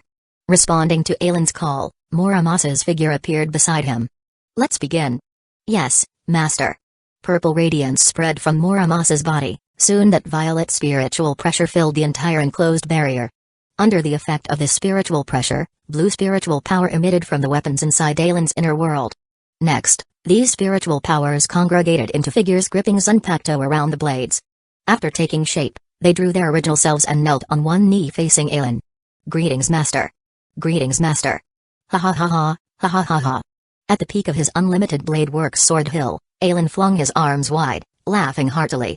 Behind him, the white-haired half-demon in a crimson rat fire coat, the aloof beauty with black hair and crimson eyes, the gentle woman resembling Yamato Nadeshiko, the arrogant spoiled little girl the size of a fist, the lazy and noble black cat. As expected, upon gaining Muramasa, his strength had a qualitative leap. Well, of course, all gains come with loss. At the minimum, the later Aelin would never want to pull Shinji Hirako's Sakanad into his Bankai. When the weapons had yet to materialize, Sakanad's Bankai posed no threat to Aelin. But now, Aelin could only say, just to deal with a mere Shinji Hirako, He didn't need his real Bankai. Vice Captain Alan, you have a visitor. Sensing the call from the outside world, Alan exited his inner world, opening his eyes in slight bewilderment. Oh? I actually have a visitor in prison? Captain Kudo or Shelline Fun? Among the 2nd Division, due to his passable guidance in the art of assassination, Alan had quite good relations. But in truth, only Captain Kuta and Shelline Fun communicated more with Alan. If someone was visiting him in prison, it could only be Captain Kuta Okigi who cared about him the most or Shelline Fun. However, the person who appeared before Alan in the end left him in astonishment. Why is it you? The person who appeared outside Alan's prison cell was a beautiful young girl with long black hair tied in a top knot, reaching her waist. Haruko Kachiki. I apologize for the trouble I've caused. The instant Haruko saw Alan, she immediately knelt and prostrated, apologizing to Alan. Last night, not long after the conflict began, Haruko was escorted by Kachiki house guards to a safe location. This morning when Jinrai Kachiki asked Haruko about Alan, Haruko guessed that 2nd Division's vice captain whom her father misunderstood might be the one who had protected her at the tavern. Hence, Haruko directly confessed everything to Jinrai, about her rebellious thoughts against her father's actions, wanting to do things she normally wouldn't at that tavern. After entering the tavern, Haruko's courage abandoned her like a frightened pheasant, not daring to take another step. Fortunately, Alan was present and no untoward customers came to harass Haruko in the tavern. Having heard the story from his daughter, Jinrai Kachiki finally understood his misjudgment regarding Alan, personally informing Captain of the 9th Division, Kensai Mugaruma. Otherwise, with just Haruko's status, it would have been very difficult entering the prison for visits. Alan's mind spun, instantly comprehending all these matters. He directly asked Haruko, Captain Kachiki knows? Yes, I have explained everything clearly to father this morning. Alan-sama, on the day of your trial, I will appear in court to testify for you, to tell everyone it was all because of me. Ah, no need. Hearing Haruko seemingly about to reveal her dark history, Alan hurriedly interrupted her. After all, for a noble's unwed young lady to visit taverns alone wasn't good reputation. If Haruko hadn't come today and Central 46 wanted Alan convicted, he wouldn't mind tearing off the Kachiki family's fig leaf. But since Haruko came and offered to testify for him during his trial, Alan wouldn't drag others down. If I admired Ms. Kachiki and happened to meet her alone on the streets, escorting Miss Kachiki home, what crime would that warrant? If those elders feel admiration itself is a crime, then practically all Shinigami in Seoul society who admire Captain Yamamoto, admire Captain Unohana should all be convicted, right? PFFT. Alan's final analogy caused Haruko to laugh. She then reacted swiftly, covering her mouth with both hands to avoid losing composure before Alan again. Naturally, Haruko understood Alan didn't truly admire her but was helping gloss over her visiting the tavern, not wanting the matter to spread everywhere. So Miss Kachiki needn't worry, I believe Central 46's elders will judge me fairly. As for the one who attacked me, openly using Bunkai within Seoul society, violating Commander Yamamoto's edict. Hee. While Alan and Haruko chatted pleasantly, Koga's rage burned wildly from the other side after hearing all that. Recently, with intention from one side and acquiescence from the other, Jinrai Kachiki and Koga tacitly communicated regarding marriage arrangements. If nothing unexpected happened, Koga would have met Haruko yesterday under Jinrai's arrangements before announcing his joining of the Kachiki house today, changing his name to Koga Kachiki. But now, Koga felt insulted. Haruko, who was supposed to be his fiancé, actually knew that despicable man? Moreover, she wanted to testify for that wretch to clear his name at the expense of Kachiki house's reputation. He had acted to preserve the Kachiki family's prestige yet was about to be punished for violating Seoul society's edict in the end. What did that make him then? A clown? Thinking thus, a flash of red glinted in Koga's eyes. Miss Kachiki, your visiting time is up. Alan and Haruko seemed to have returned to their time in the tavern, only difference was they drank in comfortable silence than while engaging in conversation now. They only realized time had passed swiftly without noticing when someone from the 9th Division came to remind them visiting hours were over. Chapter 27, Tilting Awe. Is time up already? Haruko Kachiki covered her small mouth, her face full of disbelief. In the past, an hour always felt very long. How come today, it felt like she had just arrived? A hint of reluctance flashed in her eyes as Haruko Kachiki bowed to Alan again. Alan-kun, please take care of yourself. I will have my father pay attention to this incident. On the day of the trial, I will accompany my father to attend as well. If need be, I can testify in court for Alan-kun. After saying that, Haruko Kachiki left the 9th Division's prison under the lead of a Shinigami from the 9th Division. Father? Eldest brother? Why are you two here? After leaving the prison, Haruko Kachiki was surprised to discover her father Jinrai Kachiki and eldest brother Sajun Kachiki actually waiting outside for her. Cough cough.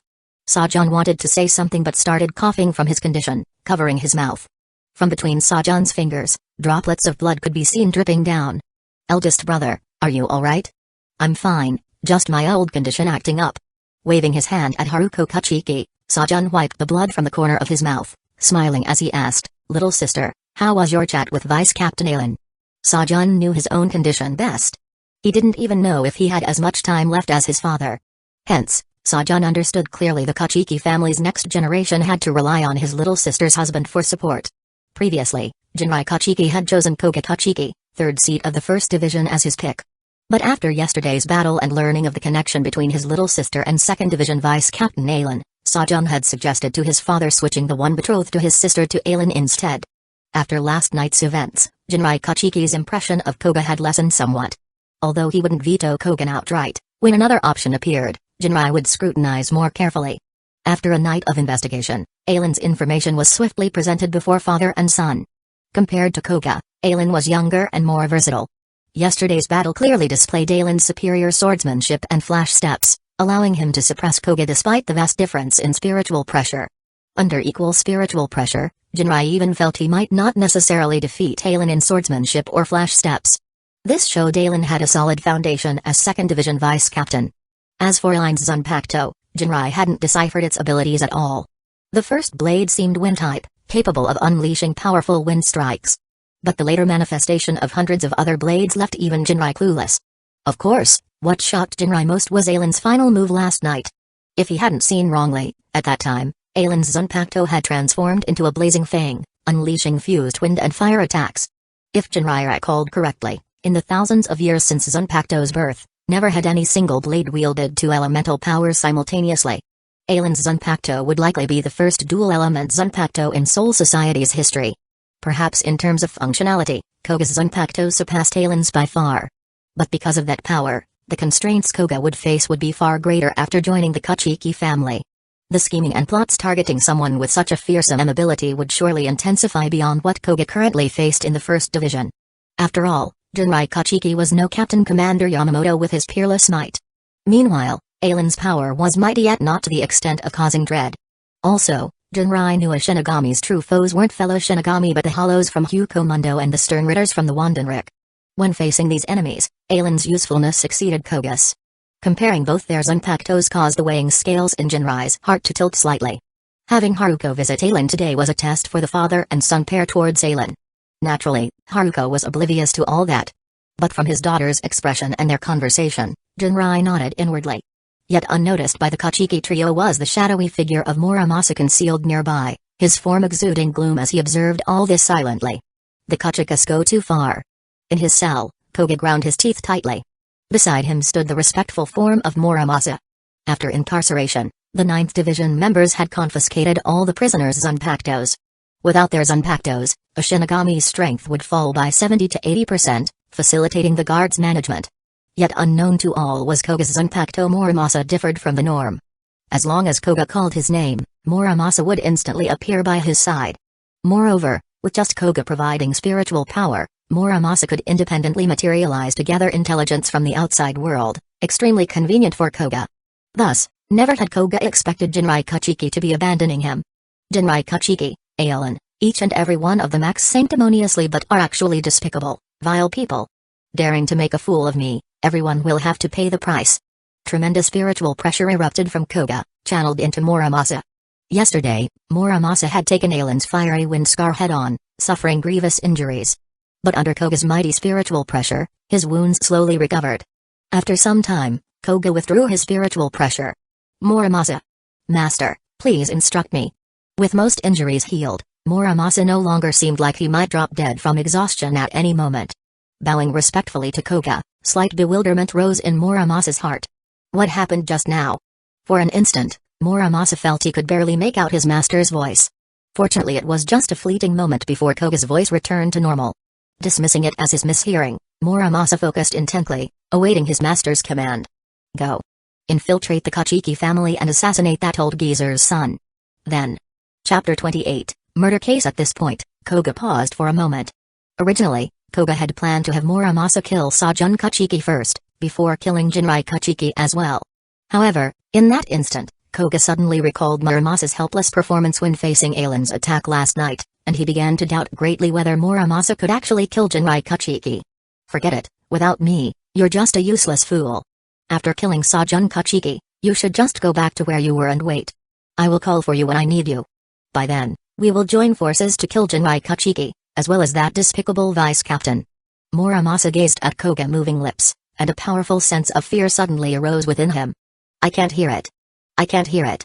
He knew his master was speaking, but he couldn't hear what his master was saying at all. Useless. Kill. We will join forces to kill Jinrai Kachiki. Fortunately, after Koga said "we" from his mouth, Muramasa could once again hear Koga's voice normally. Did you hear that? Muramasa. I understand, Koga-sama. Muramasa hurriedly lowered his head in response to Koga's question. That should have just been an accident earlier, right? If you heard it, why aren't you going to do it right away? Yes, Koga-sama. After Muramasa's figure disappeared from the prison cell, Koga's turned his gaze towards the prison cell housing the culprit who had turned him into a clown and dashed all of his bright future prospects into darkness. Just you wait. After I deal with that old geezer, it will be time for your death. Koga restrained the killing intent in his eyes and closed them, waiting for his chance. By violating Captain Commander Yamamoto's edict and releasing Bunkai within Soul Society, Koga knew what likely awaited him was banishment to the expeditionary force in Hugomondo. After all, although he was the third seat of the 1st Division directly under Captain Commander Yamamoto, that elder cared more about upholding Soul Society's rules than saving him. If he had become the Kachiki family's son-in-law with their maneuvering, at most he would have been detained for a few days before transferring to the 6th Division to become their new vice-captain. In a few years, or even decades, he might have even succeeded as the 6th Division's captain. But all of that completely shattered after Ailen's appearance. The Kachiki family now had another option. What infuriated Koga even more was that this option had come about by his own hand. If he hadn't made a move last night and let that man get away, who would have known a mere vice-captain actually had strength to briefly match his own? Even if that man had risen to prominence sometime later, he would likely have already become 6th Division's captain by then. What a pity. It was all that man's fault. Ah. In the early morning while most were still asleep, the shriek from the maid attending to Sajun Kachiki, eldest son of the Kachiki family, caused the atmosphere in the entire Soul Society to tense up significantly. How could this be? Big brother, he. Outside Sajun Kachiki's bedroom, Jinrai Kachiki reached out to stop his youngest daughter from seeing her eldest brother's miserable state. Over a dozen members of the Onmitsukido were investigating all over the Kachiki residence. Inside the bedroom was 2nd Division Captain Yoruichi Shioin, 3rd Seat Gizuku Rahara, and Shelline Fan. Yoruichi Shioin folded her arms, her phoenix eyes sweeping across the entire bedroom, seemingly having discovered something. What do you think, Urahara? Gizuku Rahara's expression was solemn as he nodded, affirming Yoruichi Shioin's speculation. Meanwhile, Shelline Fan beside them couldn't comprehend what the pair were communicating. She could only gaze at her captain admiringly one moment, before staring at Gizuku Rahara as if looking at trash the next. Let's go. Yoruichi Shioin smiled and ruffled Shelline Fan's hair. Shelline Fan and Urahara's interaction was a rare delight in her daily life. After leaving the bedroom, Yoruichi made a gesture at the Onmitsukido members before walking towards Jinrai Kachiki who was waiting outside. Although it was his own son who had died, Jinrai had still assigned the investigation of his death to the 2nd Division. After all, the 2nd Division were the experts compared to the 6th Division for such matters. Have you found any clues? Yoruichi. Old man, Sajun died by his own son Pakto's power. The only one capable of accomplishing this is 3rd seat of 1st Division, Koga. Before Yoruichi Shioin could finish, Jinrai Kachiki directly spoke that name. This answer also caused him tremendous heartache. As Haruko Kachiki's father, even when considering finding a pillar of support for the Kachiki family and 6th Division, Jinrai would still consider the other party's moral character and personality. After all, he didn't want his daughter meeting someone unworthy either. Over these years, Koga was the youth Jinrai looked upon most favorably. They were even a step away from him bringing Koga to meet his daughter. If she didn't object, Koga would have become Koga Kachiki. Even when his son later suggested including 2nd Division's Vice-Captain Ailen as another candidate, due to their years of rapport, Jinrai still naturally favored Koga more at heart. Yet he could never have imagined that in just a single day, his own son would actually die by his Zanpakuto's power. How is this possible? Upon hearing their conversation, Haruko's mind buzzed blankly. Due to eldest brother's poor health all this time, Everyone was aware he might not last much longer. She had also long prepared herself to lose eldest brother at any time. But she never imagined her eldest brother would not have died from illness, but was instead assassinated. The culprit was that man called Koga Jinjiro. You lead the division members to care for Haruko. Yoruichi Captain and I are heading to the 9th Division. Yes, Captain Kachiki. Beside Jinrai was a male Shinigami with short, cropped hair. He promptly arranged for additional defenses all around the Kachiki residence.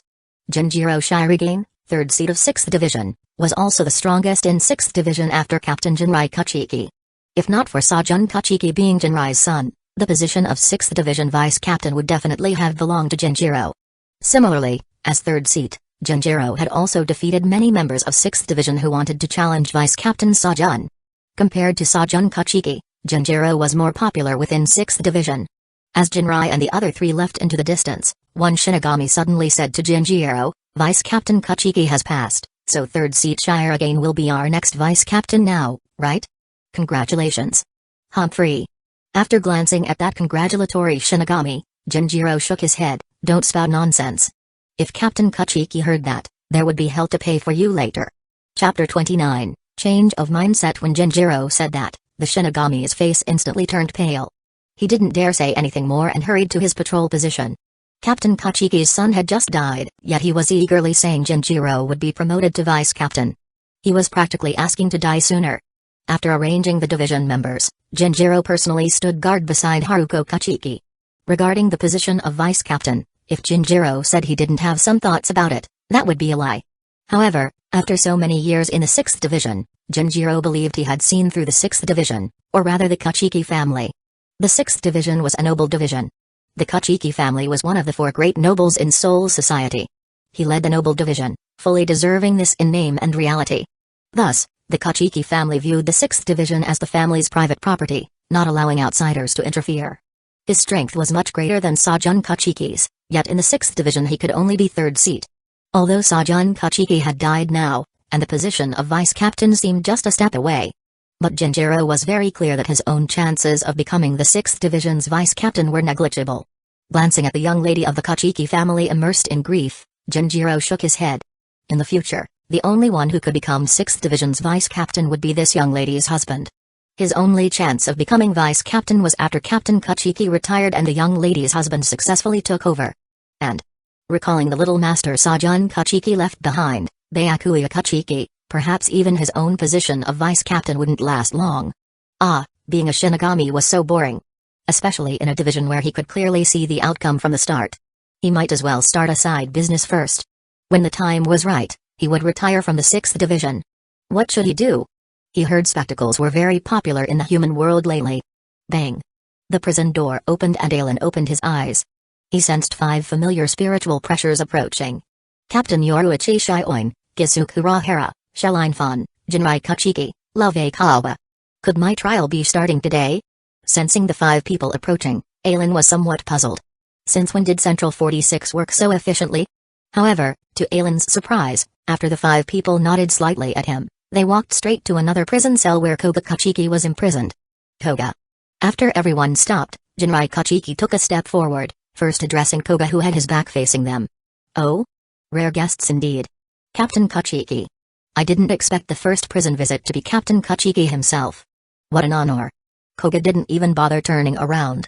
Even Love Kawa who wasn't familiar with him couldn't help frowning slightly at Koga's sarcastic words. Facing Koga's dissatisfaction, Jinrai Kachiki didn't try to justify himself. After all, it was because he wanted to catch Alan who was following his daughter that Koga used Pankei, violating Commander Yamamoto's edict. Firstly, he didn't visit Koga immediately, instead having his own daughter visit Alan. Secondly, he didn't utilize his connections to reduce Koga's crimes or have Koga transferred to the 6th Division. In summary, Koga was sticking up for Jinrai, but in the end Koga alone had to bear all consequences. Jinrai admitted his mistakes on this. However, he wasn't here to apologize now. Koga, you should be very clear about my treatment of you over the years. Hey, what's not clear about it? Wasn't it having me marry into the Kachiki family to serve the Kachikis? Since they were done putting up pretenses, Koga didn't bother giving Jinrai any face either. But it seems the Kachiki family had found a better substitute, so I got abandoned, right? No. I hadn't given up on you before. Hee hee. Koga laughed coldly. The conversation between Jinrai and Koga let everyone present learn quite a bit of gossip. Even Captain Yoruichi Shioin didn't know there were so many additional factors during the fight 2 nights ago between Ailen and Koga. However, considering Jinrai's age and Sajun Kachiki's condition, everyone understood. Indeed, after that person appeared, I did have some doubts. But Koga, do you think I would reject you over someone I just met yesterday? Koga's smile froze. Indeed, over the years Jinrai had treated Koga as his junior. And Koga had dutifully acted as a junior, their relationship not much different from in-laws. From Koga's understanding of Jinrai, he wouldn't reject him over someone who just appeared either. A flash of regret appeared in Koga's heart but was swiftly shredded apart. Who was he? He was Koga, a genius with ability to overturn Soul Society. What right did Jinrai have to speak to him so condescendingly? Was it the might of a 6th Division captain? Or the status of the 4 great nobles? Unknowingly, Koga's psyche had undergone tremendous change. Why could these people stand so high up and arbitrarily decide his fate? While he had to obey their decisions. Even for rejection, he should be the one rejecting the Kuchikas. Thus, facing Jinrai's current attitude, Koga only felt disgust. Koga, why did you kill Sajun? Facing Jinrai's interrogation, Koga finally turned around. Oh? Sajun Kachiki died? How delightful. But Captain Kachiki, your son died and you're pinning the blame directly on me. That's hardly appropriate, right? Don't bother arguing, Koga. Jinrai didn't believe Koga's sophistry at all. Sajun died under his own Zanpakuto's power. In all of Soul Society, only you are capable of this, Koga. Answer me. Why did you kill Sajun, Koga? Facing Jinrai's aggressive questioning, Koga laughed loudly. Ha ha ha ha, ha ha ha ha. Captain Kachiki, accusations require evidence. When I was sent to the 9th Division's prison yesterday, my Zanpakuto was personally confiscated by the 9th Division captain. Moreover, the Shinigami guards of the 9th Division prison can testify that after I entered prison until now, I've been inside the entire time. Captain Kachiki, you tell me, without my Zanpakuto in hand how could I have killed Sajun Kachiki from inside the 9th Division prison? Ha ha ha ha, ha ha ha ha. Chapter 30, Invitation. Koga's crazy laughter echoed throughout the 9th Division's prison. Everyone present fell silent. After learning that Sajun Kachiki had died from the power of his own Zanpakuto, everyone began to suspect Koga. However, as Koga said, his Zanpakuto had been personally confiscated by Captain Kensaimuguruma of the 9th Division and stored in the warehouse. His entire person had been in the 9th Division's prison the whole time without ever leaving. They had already gone to check the warehouse before coming to question Koga. His Zanpakuto was still in its original location. Just as Koga said, if they wanted to accuse him of killing Sajun Kachiki, they needed to provide evidence proving that Koga was able to kill the 6th Division's Vice Captain Sajun Kachiki from inside the 9th Division's prison without using his Zanpakuto. Or, prove that the guards of the 9th Division were negligent in their duties, allowing Koga to secretly leave the prison without their knowledge. Yoruichi had obviously thought of the latter point first. So she walked to Ailen's prison cell. Yo, Vice Captain Ailen. You're quite famous recently. Many Shinigami outside are saying you're the strongest under the captains. Enough, Captain. If possible, I'd rather not have this notoriety. Oh? Seeing you like this, I thought you quite enjoyed it here. Ailen shook his head. It's not enjoyment, just habituation. Yoruichi Shioi nodded slightly. Indeed, from what Yoruichi knew, in the past 30 years, when not on missions her vice captain was either training in his quarters or slacking off after learning some tricks from Shelline Fun recently before occasionally leaving the barracks. The 9th Division's prison cell was about the same size as Ailen's quarters in the 2nd Division. So Ailen saying he was used to it made sense. However, Captain Yoruichi, how much longer must I stay here? Also, what charges have those Central 46 nobles pinned on me? If nothing unexpected happens, you can leave tomorrow. As for the charges, with Miss Kachiki and Captain Kachiki personally testifying for you and providing evidence to Central 46 that you were protecting Miss Kachiki that night, what charges could they pin on you? At most you'll just pay some fees to repair the damaged streets. Then I really must thank Ms. Kachiki and Captain Jinrai. After exchanging some information, Yoruichi directly asked, Ailen, you should know what I want to ask. Hearing Yoruichi and Ailen's conversation, the others also shifted their attention over. Even Koga was no exception. After all, if Ailen truly wanted him dead, Ailen could simply fabricate lies. Under everyone's gaze, Ailen nodded. But I'm afraid the outcome may disappoint everyone. Last night I did sense violent fluctuations in Third Seed Koga's spiritual pressure, but his entire person truly never left the prison. After leaving the prison, Yoruichi Shioi looked to Kisuke Urahara after Shelline Fun had left. Kisuke, what do you make of this matter? Yoruichi had absolute confidence in Kusagakure. In her eyes, Kusuk was the smartest person in the world. As long as he wanted, there was nothing he couldn't accomplish. Naturally, this incident with the Kachiki family's eldest son wouldn't stump Kusuk either. Without a doubt, regardless of how Sajun Kachiki died or third seat Koga's tone, we know Sajun Kachiki was killed by him. However, as Koga said, he was in the 9th Division's prison the entire time without leaving. His Zanpakuto was also in the 9th Division's warehouse. It would be very difficult for us to find evidence of him committing the murder. That's right. The ability to control other people's Zanpakutos is the power of third seat Koga's Zanpakuto. But Koga's Zanpakuto has been in the 9th Division's warehouse this entire time. Without his Zanpakuto, there's no way for him to activate his ability to control other people's Zanpakutos, right? Oh right, Yoruichi. You go on ahead first. I have an idea I need to test out. Oh? Yoruichi stopped in her tracks, a smile on her face. As expected of Kusuk, he had never let her down before. Alright, Shellline-fan and I will head back first to await your good news then. After seeing Yoruichi Shioin and Shellline-fan's figures disappear into the distance, Kusagakure took out a black stealth uniform from somewhere, draping it over himself. After that, Kusagakure's spiritual pressure, scent, and figure instantly vanished from the spot. Then under the stealth uniform's concealment abilities, Kusagakure noiselessly infiltrated the 9th Division's warehouse, focusing his gaze on third seat Koga's Zanpakuto. There were 2 more days until Koga's trial. Based on Kusagakure's past understanding of Koga, someone so arrogant definitely wouldn't just obediently let Central 46's people try him. The air of freedom. Indeed, Yoruichi Shioin hadn't lied to Ailen. On the second day, the 9th Division received the verdict from Central 46. Because the Kachiki family head and victim Haruko Kachiki had submitted sufficient evidence to prove Ailen's innocence, Ailen didn't even need to go through Central 46's trial and was directly declared innocent.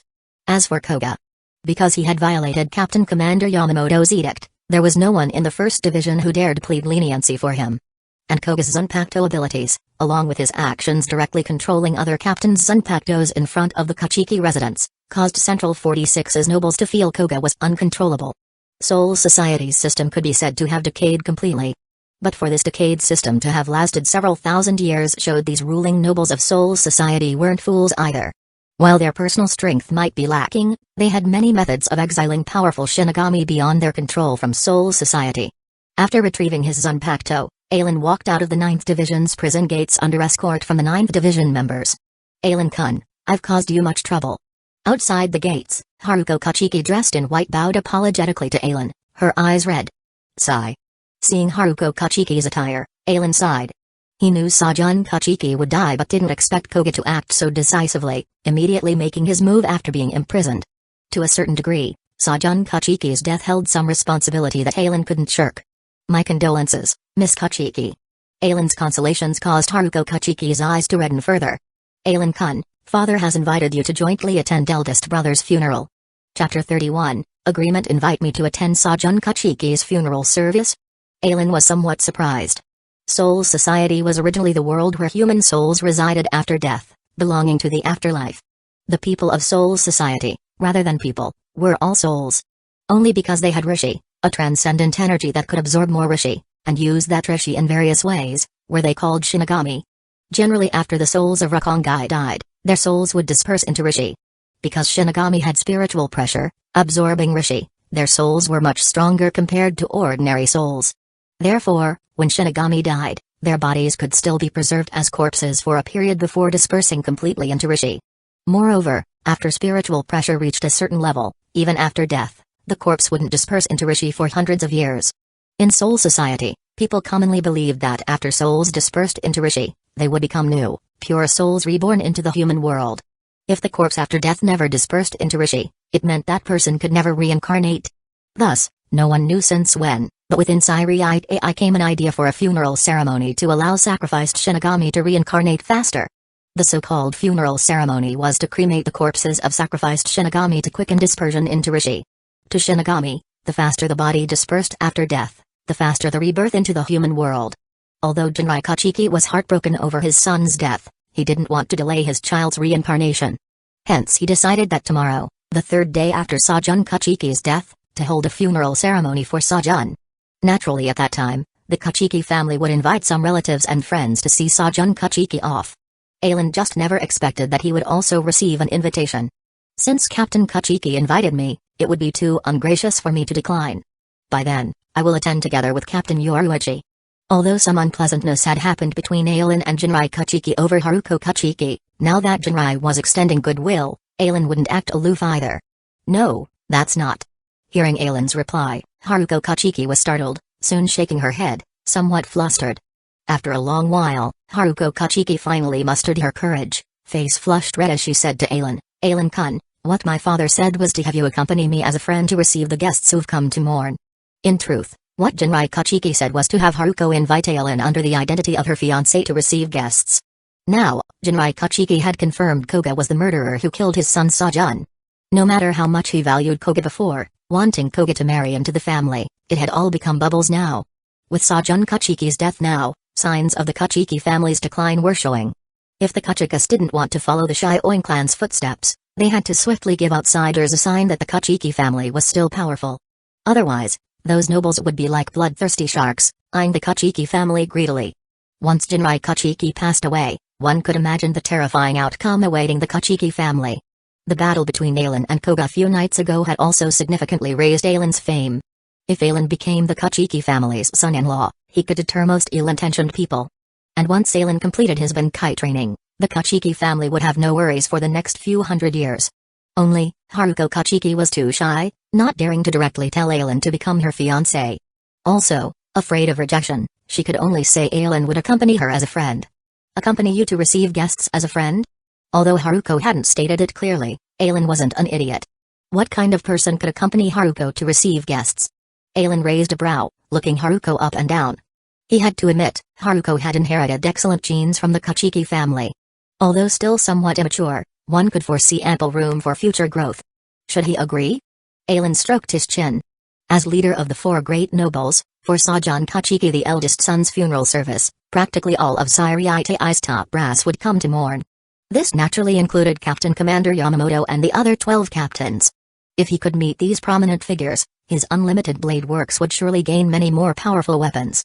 This included Captain Commander Yamamoto's Zanpakuto, the oldest and strongest fire-type Zanpakuto in Seoul's society, Ryujin Jakka. As well as the strongest lightning-type Zanpakuto, Ganromaru.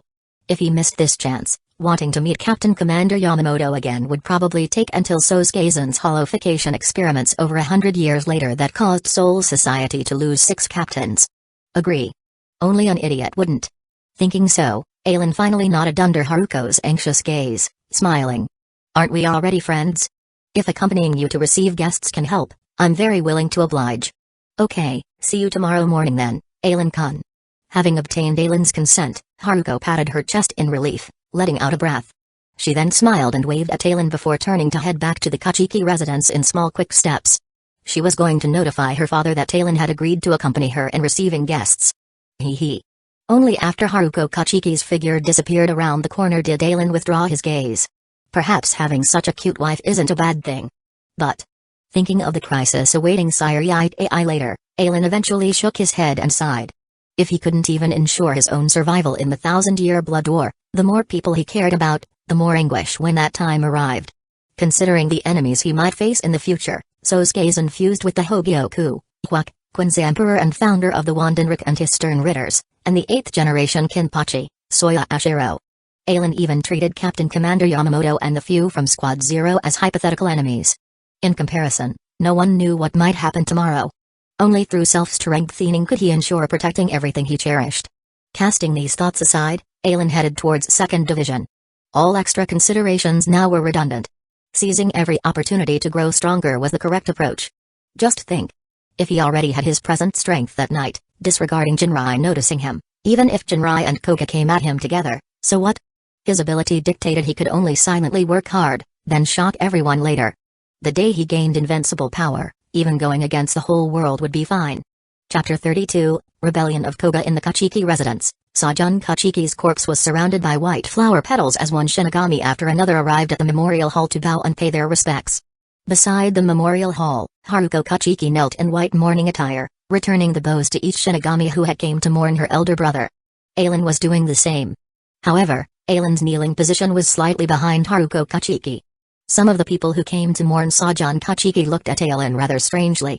However, Aelin paid them no mind. Although Aelin's expression was blank, his heart had already bloomed with joy. He struck it rich. Many prominent figures that Aelin had never interacted with before had came to mourn Sajan Kachiki this time. What pleasantly surprised Aelin even more was that 5th Division Vice Captain Sosuke who came with Shinji Hirako to mourn Sajan Kachiki was actually not a body double. Captain Commander Yamamoto and Lieutenant Chojiro Sasaki had also attended Sajan Kachiki's funeral together. The current 11th Division Captain, Soyo Kinpachi, had also made an appearance. The Kinpachi 200 years ago was still Soyo Kinpachi, Sogyo no Kotawari, Ryujin Jakka, Sazumbachi. Even 4th Division Captain Retsuo Hana's Minazuki and 12th Division Captain Garyo Hikaifune were present. Apart from these top-tier Zanpakutos, Aelin also copied several thousand other Zanpakutos in passing. It would probably take a very long time to fully materialize these Zanpakutos. Naturally, after materializing these Zanpakutos, the increase in Aelin's strength went without saying. Of course, most importantly, having forged these few thousand Zanpakutos, what kind of swords were needed for some abilities would be recorded in Aelin's unlimited blade works. With so many formulas at his disposal now, the variety and strength of weapons Aelin could manufacture would greatly enhance. One could say this trip to help the Kuchikas was more rewarding than Aelin's centuries of arduous cultivation. At noon, after everyone who intended to come pay their final respects to Sajan Kachiki had done so, the Kachiki servants carried Sajan Kachiki's coffin onto a pyre built in the courtyard that Jinrai Kachiki personally lit ablaze with a torch. In the raging flames, particles of rishi floated out from Sajan Kachiki's body, dispersing in Soul Society under everyone's blessings. While the Kachiki family was holding a funeral ceremony for their eldest son on one side, on the other side in 9th Division, Koga was being escorted by 9th Division members to the Central 46 compound to receive judgment. Clank, clang, clank. As the huge doors opened, the shackled Koga was escorted inside by 2 9th Division Shinigamis. Raising his head, he observed the institution representing Soul Society's highest authority. The Central 46 compound's judgment chamber was a sealed space akin to the size of a basketball court. Here, the lowest, empty area was where the defendant would stand to receive judgment. Surrounding the square on all sides in ascending stair-like rows were the judging benches. The higher the status, the higher the positions of the benches. At the very top were 5 approximately 10-meter-long, arc-shaped extravagant judgment benches arranged in a semicircle that belonged to Soul Society's 5 great noble families, symbolizing their supreme power. However, currently among those 5 benches, only 3 were occupied. The benches representing the Shioin and Shiba families were vacant. Beneath them were Soul Society's 12 high-ranking noble families separated into 2 levels with 6 benches on each level. Clearly, even among the upper nobility there was still stratification. On the lowest 3 rows with 10 benches each sat representatives of Soul Society's lower nobility. This constituted the central 46 inches formed by Soul Society's 46 noble clans. Defendant Koga, with conclusive evidence that you violated Soul Society's ban and forcefully released your Zanpakuto without permission, we, the Central 46, are gathered to try you. The defendant Koga is lawless with no moral integrity, violating Soul Society's most stringent ban.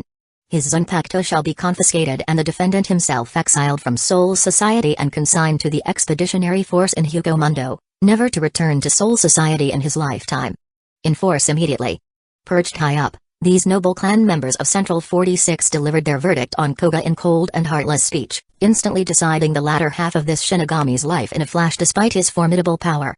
Without his Zanpakuto, Koga posed virtually no threat to Soul Society. And with the spiritual pressure of a captain class, Koga could kill more hollows in the Expeditionary Force.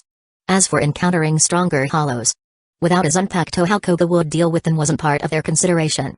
He was merely an ordinary Shinigami. If not for that fearsome Zanpakuto of his, would someone like him even be worth their second glance? Ha ha ha ha, ha ha ha ha. Hearing these nobles' verdict on him, Koga's reaction wasn't what the nobles had expected. He's laughing loudly? Perhaps he cannot accept our judgment and has gone mad from the inability to do so. Gone mad? What a pity. No matter. With the Shino Academy's graduation nearing, send him and those who fail to enter the 13 court guard squads to the Expeditionary Force then. Delaying a few days won't make much difference. Seeing Koga's reaction, the nobles didn't take it to heart. Their goal today had already been accomplished. You people truly understand nothing about true power. Just as the nobles wanted the 9th Division members to imprison Koga, an icy voice echoed throughout the Central 46 judgment chamber. Nothing but a group of powerless ants. What exactly gave you the delusion that you could judge a dragon? Boom. An overwhelming spiritual pressure erupted from Koga's body. Like surging tidal waves, his spiritual pressure submerged all those clan elders of Central 46 within. Insolence. Arrogance.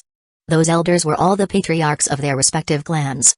Perhaps they didn't have much personal strength, but they were extremely versed in wielding authority. Hence, apart from those 13 captains, they looked down upon all other Shinigamis. Unfortunately, the one before them now was Koga, who only respected strength. No matter how they rebuked him, their spiritual pressure couldn't lie. Under Koga's massive spiritual pressure, those elders couldn't help clutching their own throats, gasping for air. Panic crept into some of their eyes. Without bothering about Central 46's ugly state, Koga summoned his Zanpakuto when the two Shinigamis restraining him attacked. Muramasa! He hollered hotly. Only to Koga's surprise, Muramasa did not appear. Chapter 33, Won't waste your time too much, Muramasa? Koga called again, but Muramasa still did not appear. At this time, the two Shinigamis were almost upon Koga. Koga's face darkened. In the past, such small fries wouldn't even need him to act.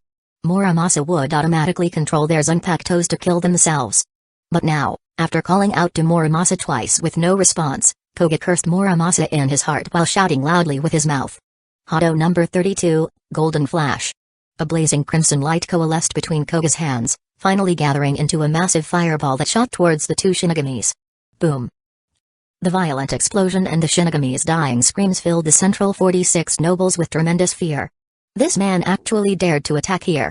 When Koga turned his gaze onto them, they hid under the tables one by one, avoiding Koga's sight while crawling hastily towards the exit on their knees.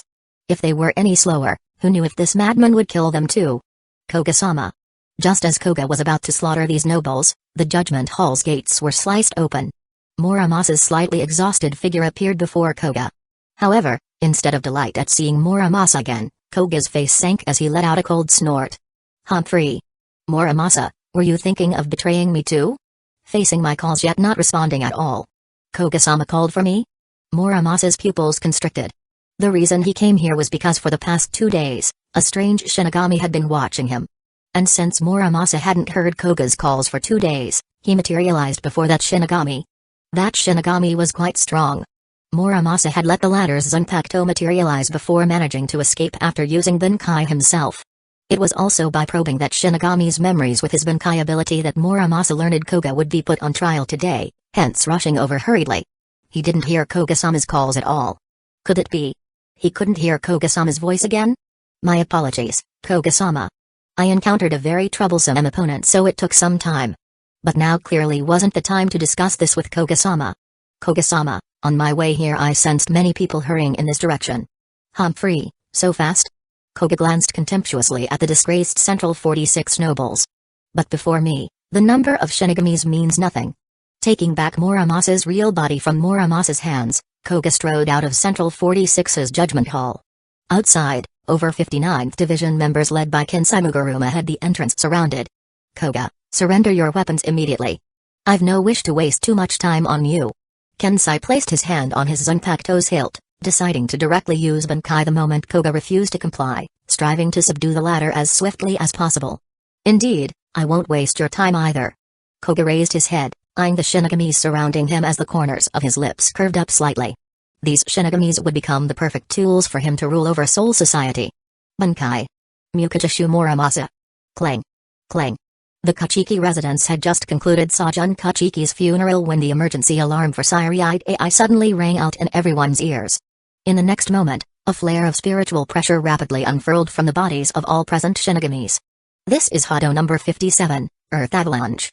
Thanks to Kusagakure experiences, Aelin quickly discerned the nature of this spiritual pressure. This Kido's function was to sense and pursue spiritual pressure signatures. Generally used while pursuing fugitives. It could also be used together with Hado number 78, Slicing Flower Ring. Based on Siriite AI's emergency alarm now and the markers left in everyone's spiritual pressure, one could guess the next Kido to come. As expected, in the next moment, the spiritual pressure spreading all over Siriite AI linked up all the Shinigamis present. Bakudo number 77, Heavenly Rickshaw Skynet. Attention all divisions, 3rd seat of 1st Division. Koga has refused to accept Central 46's judgment and openly rebelled against Soul Society. He has currently defeated 9th Division's captain and squad members. Koga is currently leading a group of Zanpakutos towards 7th Division. Captain Commander announces Siriitai's entry into emergency status. The ban on captains releasing Zanpakutos is temporarily lifted. Additionally, Koga's Zanpakuto has the ability to control other Shinigami Zanpakutos. All Shinigamis should avoid direct confrontation with him if possible. Captains of the 13 Court Guard squads hasten to 1st Division for emergency captain meeting. After Tentacura faded, the Shinigamis remaining in the Kachiki residence were all shocked speechless. Especially Jinrai Kachiki. Koga had been the junior Jinrai valued most, even thinking of having his daughter marrying Koga for the latter to become the Kachiki family head and 6th Division captain after Jinrai passed away. Yet now, in a mere few days Koga had given Jinrai such a huge surprise. First killing his son Sajun Kachiki over suspecting Jinrai had rejected him. Next starting a rebellion and even controlling other Shinigami's Zanpakutos to attack Soul Society. What arrogance! However, recalling Koga's Zanpakuto ability, Jinrai glanced at Aelin beside his daughter. Aelin, come with me. Suppressing Koga this time will likely require your strength too. Aelin had fought Koga before. After the initial exchange, Koga's abilities seemed to have no effect on Aelin later on. Chapter 34, recommended thinking carefully. Before meeting Aelin, everything about Koga seemed fine. But after meeting Aelin, it was as if all his flaws had been exposed. His temperament was unstable and he was extremely arrogant and unruly. Aelin, this Shinigami whom he had accidentally misunderstood before, seemed to be Koga's nemesis. Even Koga's most powerful ability seemed to have no effect on Aelin. For this rebellion started by Koga this time, Aelin might be needed to resolve it. Therefore, even though Captain Commander Yamamoto had said it was a captain's meeting, still Jinrai Kachiki prepared to bring Aelin along. Oh? Hearing Captain Jinrai's invitation, Aelin pondered for a moment before finally nodding and agreeing to attend the meeting together with him. The captains of this era were all not weak. When Captain Commander Yamamoto decided to convene a captain's meeting, apart from 7th Division Captain Love Akawa and 9th Division Captain Kensai Mugaruma, all the other captains arrived at the 1st Division in less than a minute. Captain Mugaruma of 9th Division had already been confirmed defeated by Koga. Currently, Koga's army of manifested Zanpakutos had arrived at the 7th Division, so Love stayed behind in the 7th Division to fend off the attack from Koga's Zanpakuto troops. As Aelin had come with Jinrai but wasn't a captain, he could only wait to be summoned in the conference hall on the side. Within the 1st Division's conference hall, 10 captains clad in their hawari stood respectively on both sides of Captain Commander Genryu's Ishigakuni Yamamoto. Even someone carefree like Shun Sakuraku had an extraordinarily solemn expression at this moment. Because the one standing above everyone was none other than Genryu's Ishigakuni Yamamoto, hailed as the strongest Shinigami in Soul Society. His peerless might had been forged from the billions of dead souls in Soul Society. Looking at his Benkai's ability, Zanken no Tiki, which could turn enemies slain by his sword into an army of skeletal warriors locked in endless slaughter against his enemies, one could see that the trillions number might be somewhat exaggerated, but tens or hundreds of millions should be accurate. Aelin on the other hand? After over 30 years as a Shinigami, the enemies he had killed didn't even exceed 300. Of course, this was also related to the Onmitsukido's nature. The 2nd Division was different from those frontline divisions battling hollows. Their enemies were mostly fellow Shinigamis.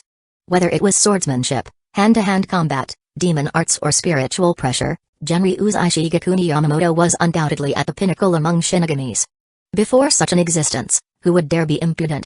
X3RD Seat Koga of the 1st Division has rebelled against Soul Society. Currently, Captain Mugaruma of the 9th Division has been confirmed defeated while Captain Love of the 7th Division is still embroiled in bitter combat. Perhaps you're all still wondering why I haven't dispatched anyone to reinforce the 7th Division at this time. 2nd Division Captain, explain the results of your investigation so far to everyone here. Alright. Yoruichi Shioi nodded before folding her arms and saying under everyone's gazes, Koga possesses the strength of a captain class and has already achieved Benkai. Oh dear, how frightening. As expected of the 1st Division, even your 3rd seat is already so powerful?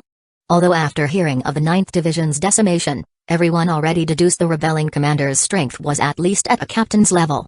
But to really confirm it, they couldn't help being shocked by the 1st Division's depth. If they remembered correctly, the man who charged into the 1st Division to attack Captain Commander Yamamoto 5 years ago was also the 1st Division's X3RD seat at that time. In other words, 5 years ago, there had already been 4 captain-class powerhouses in the 1st Division, easily comparable to half the 13th Division of Imperial Guards. Koga's Zanpakuto has the ability to manifest Shinigami Zanpakuto spirits and control them. Which means all of you would be disadvantaged fighting him directly while releasing your own Zanpakutos. You must also keep your distance from him. Otherwise, the only side growing stronger will be Koga's. What? The bulk of the captains were hearing about Koga's abilities for the first time and were stunned. Most of their strength came from their Zanpakutos. If their Zanpakuto spirits were manifested and controlled, at most they would only have 30% of their original power left. Does this ability have no weaknesses at all? Based on current intel, there indeed seems to be one weakness. Yoruichi let out a bright laugh. My third seat Kusagakure Hara was attacked by Koga's Zanpakuto before. After defeating the manifested Zanpakuto, the controlled spirit's mind recovered.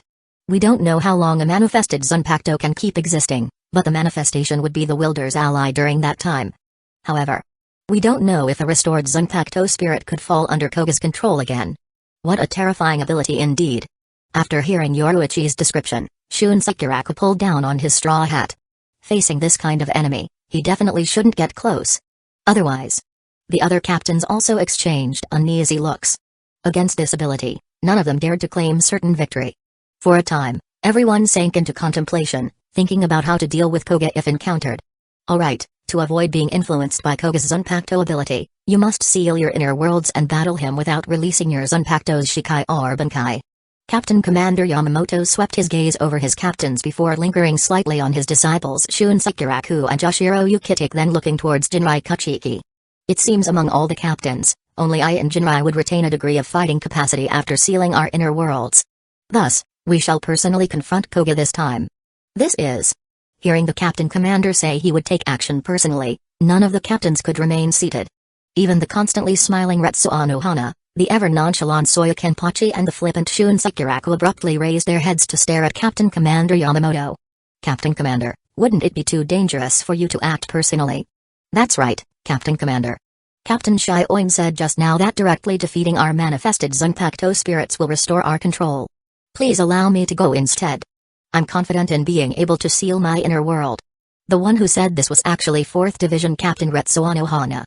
As someone who had been personally defeated by Captain Commander Yamamoto 1,000 years ago, Anohana understood the Captain Commander's might better than anyone else. They had absolute faith in Captain Commander Yamamoto as the strongest Shinigami of the millennium. However, precisely because they had so much confidence in him did they know just how much damage Soul Society would suffer if Koga somehow controlled the Captain Commander's Zanpakuto after manifesting it. It might even lead to Soul Society's complete annihilation. Cough, cough. There's no need for the Captain Commander or Captain Anohana to make a move yet. I've brought along a Shinigami whose abilities seem unaffected by Koga's powers. Why don't we call him in first to hear his opinion? Chapter 35, Captain's Meeting. Oh? There's also this matter? Jinrai Kachiki's words stunned all 10 captains present, including the Captain Commander himself. However, they soon reacted. With an ability to even control Zanpakutos appearing, having someone whose ability isn't affected doesn't seem that unacceptable. The only thing these captains felt was somewhat subtle was that the appearances of these two were a little too close in timing. Yoruichi Shioin, captain of 2nd Division, rolled her eyes and quickly guessed who this person was. Indeed, in the next moment, Yoruichi heard a familiar name from Jinrai Kachiki's mouth. Yes, it's true. Facing the captain's doubts, Jinrai nodded. The reason Koga rebelled was because he used Bankai during the battle with this person. And this person is the current 2nd Division Vice Captain, Alan. So it's him. At this time, everyone reacted in realization. Someone who could force Koga to use Bankai during battle, this person's strength likely wasn't far off from Koga's. At this moment, a thought flashed through these captains' minds. It seems like there are quite a few fearsome people hidden in Soul Society. First, the 1st Division's 2 consecutive 3rd seats both possessed captain-class power. Now, the 2nd Division's vice captain also doesn't seem lacking. They wondered if other divisions were also hiding other captain-class experts. At this time, Shinji Hirako recalled the overly fake smile of his vice captain and frowned. Could that guy also? Captain Commander, Vice Captain Alan is currently waiting in the annex hall. Shall I call him over to participate in this captain's meeting? Yes. The situation is special now. Chojiro, go bring Vice Captain Alan over. As the name suggests, only the captains of the 13 court guard squads could participate in a captain's meeting. The only vice captain who could attend was Chojiro Sasaki, who stood inconspicuously behind Captain Commander Yamamoto. However, people who understood Chojiro Sasaki wouldn't have any objections to this. After all, this guy had turned the above the Captain Commander's head into before. Generally, only captain candidates of the divisions would be invited to participate in captain's meetings. After being acknowledged by everyone, they would also become the new captain. But now, while all the captain positions in the 13 divisions were still filled, For someone who isn't a captain candidate to participate in a captain's meeting, apart from Chojiro Sasaki, Aelin was also the first. In First Division's Annex Hall, Aelin, who sensed someone approaching, ended his sword forging and opened his eyes. Vice Captain Sasaki. Seeing the visitor, Aelin stood up. Vice Captain Aelin, the captain commander has instructed me to bring you to attend the captain's meeting. This way, please. Although powerful, Chojiro Sasaki didn't have the slightest air of a mighty figure. Instead, he was extremely courteous to everyone, like a butler. An ordinary person might feel they could bully him easily because of Chojiro Sasaki's attitude. But in truth, Chojiro Sasaki was a die-hard fan of Genryu's Ishigakuni Yamamoto. As First Division's vice-captain, he wouldn't allow any behavior that could stain a captain commander's reputation. Led by Chojiro Sasaki, this was Aelin's first time stepping into the 13th Division of Imperial Guards' strongest military institution. Boom. Chojiro Sasaki had just opened the doors to the conference hall when 5 powerful spiritual pressures surged towards Aelin like tidal waves. From these spiritual pressures, Aelin sensed many familiar auras. Oh? Intimidation? Although these captains knew Aelin was invited to attend because he could restrain Koga, who started the rebellion, they still wanted to let Aelin know that not just anyone could participate in a captain's meeting. If he couldn't even handle an examination of this level, sending him to face Koga would only add another corpse. If it was the Aelin with only vice-captain level spiritual pressure from 5 days ago facing the spiritual pressure of 7 to 8 captains, he would certainly embarrass himself. However, while imprisoned in 9th Division, he had forged several captain classes on Pactos. His current spiritual pressure had firmly risen to captain class. Thus, when facing these spiritual pressures now, Aelin also erupted with his own. Boom. If those captain's spiritual pressures were raging tidal waves, then Aelin's spiritual pressure was a majestic towering mountain. No matter how turbulent the tides, they couldn't shake the foundation of mountains in the slightest. Of course, this was also because those century-old captains hadn't made a move. Oh? Sensing Aelin's spiritual pressure, these captains were somewhat surprised. After a slight nod, they withdrew their own spiritual pressures. Having a captain-class spiritual pressure meant Aelin could at least materialize his Zanpakuto and had the potential to cultivate Bankai. He had the qualifications to stand together with them. Captain-class spiritual pressure? Jinrai's eyes narrowed slightly. If he remembered correctly, when fighting Koga that night, Vice-Captain Aelin's spiritual pressure was only at a vice-captain's level. It was only after releasing his Zanpakuto did his spiritual pressure leap to a captain's level. Did he already have hidden strength back then? Or was there further growth these past few days? This question swirled in Jinrai's mind before he eventually discarded it. Breaking through vice-captain to captain class in just a few days' time, how was that possible? When the captains withdrew their spiritual pressures, Aelin also correspondingly restrained his own. 2nd Division Vice-Captain Aelin, I pay my respects to Captain Commander Yamamoto, Captain Shioin, Captain Kuchiki and all captains present. After entering the conference hall, Aelin greeted each captain before standing quietly with clasped hands at the lowest position, awaiting their questioning. Vice-Captain Aelin, Kuchiki told me your Zanpakuto can't be controlled by Koga's Zanpakuto. Can you tell this old man what special ability your Zanpakuto has? Captain Commander Yamamoto cut straight to the chase, directly asking about Aelin's Zanpakuto ability. With Koga's rebellion, Captain Commander Yamamoto felt that any Zanpakuto abilities posing immense danger must be kept under surveillance to prevent further turmoil. My Zanpakuto's name is Unlimited Blade Works. Its ability is sword creation. Patting the Zanpakuto by his waist, Aelin didn't hide anything about his Zanpakuto's abilities. He only concealed the fact that he could also create other captains' Zanpakutos. In fact, it isn't that my Zanpakuto can't be controlled by Kogas. But after sensing that I was losing control over my own, I swiftly forged a sword that wasn't affected. Oh? Hearing Aelin's answer, the other captains slightly nodded. An ability to forge swords? And even forge swords specifically targeting the enemy's abilities. It sounds quite powerful. Chapter 36, Assigned an ability to forge swords? The Zanpakuto Genryu's Ishigakuni Yamamoto had seen over this millennium flashed through his mind. He eventually confirmed that in Soul Society's history, there had been 2 others who possessed the ability to forge swords. That was in an age when even Shinigamis did not have Zanpakuto. The first was the founder of the Kasumi clan, who forged Bakoto, blades that could absorb a Shinigami's spiritual pressure and demonstrate even greater power. The second was Namiya Etsu, who forged the original Zanpakuto. Without a doubt, these 2 were powerhouses of that era. Moreover, after Zanpakuto were established as the Shinigami's exclusive weapons, the latter advanced to the royal palace and became a member of the Royal Guard's 0 Division. Would Aelin grow to their level? Yamamoto did not know the answer to that question. But at the very least, Being able to forge a sword unaffected by Koga's Zanpakuto made Aelin the best candidate to face Koga at this time. Of course, before that, Yamamoto needed to confirm one more thing. Vice Captain Aelin, I need you to answer truthfully. Have you achieved Bankai? Hearing the Captain Commander's question, all the captains turned their gazes onto Aelin. When Aelin entered the hall earlier, he had already passed their test. Captain Class Spiritual Pressure. One of the unspoken criteria to become a 13 Division of Imperial Guards captain was successfully manifesting one's Zanpakuto's Bankai. If Aelin had already achieved Banchi, that meant he was on the same level as them. The only thing he lacked was the rank of a captain. Even Yoruichi Shioin watched Aelin with great interest. To her, this vice captain had caught her eye 5 years ago when he challenged Maranoshin Omega to a duel. Afterwards, she mainly learned about him from Shelline Fan. At that time, his Zanpakuto could unleash slicing wind strikes. A few days ago, his Zanpakuto was wreathed in flames, capable of both wind and fire attacks.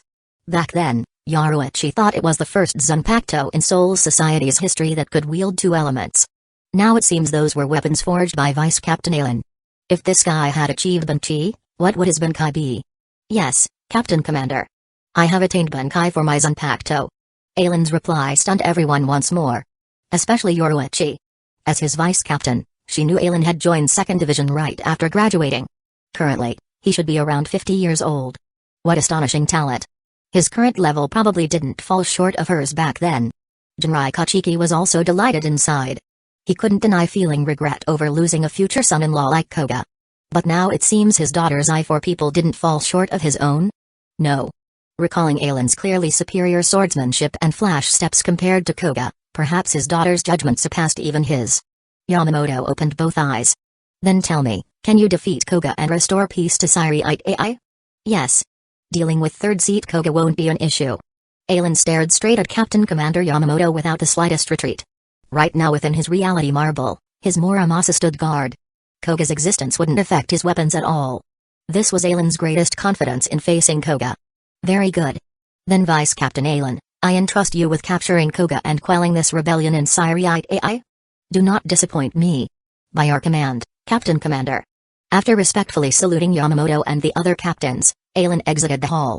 Next, he sensed Koga's spiritual pressure and streaked towards 7th Division as a black shadow. Damn it.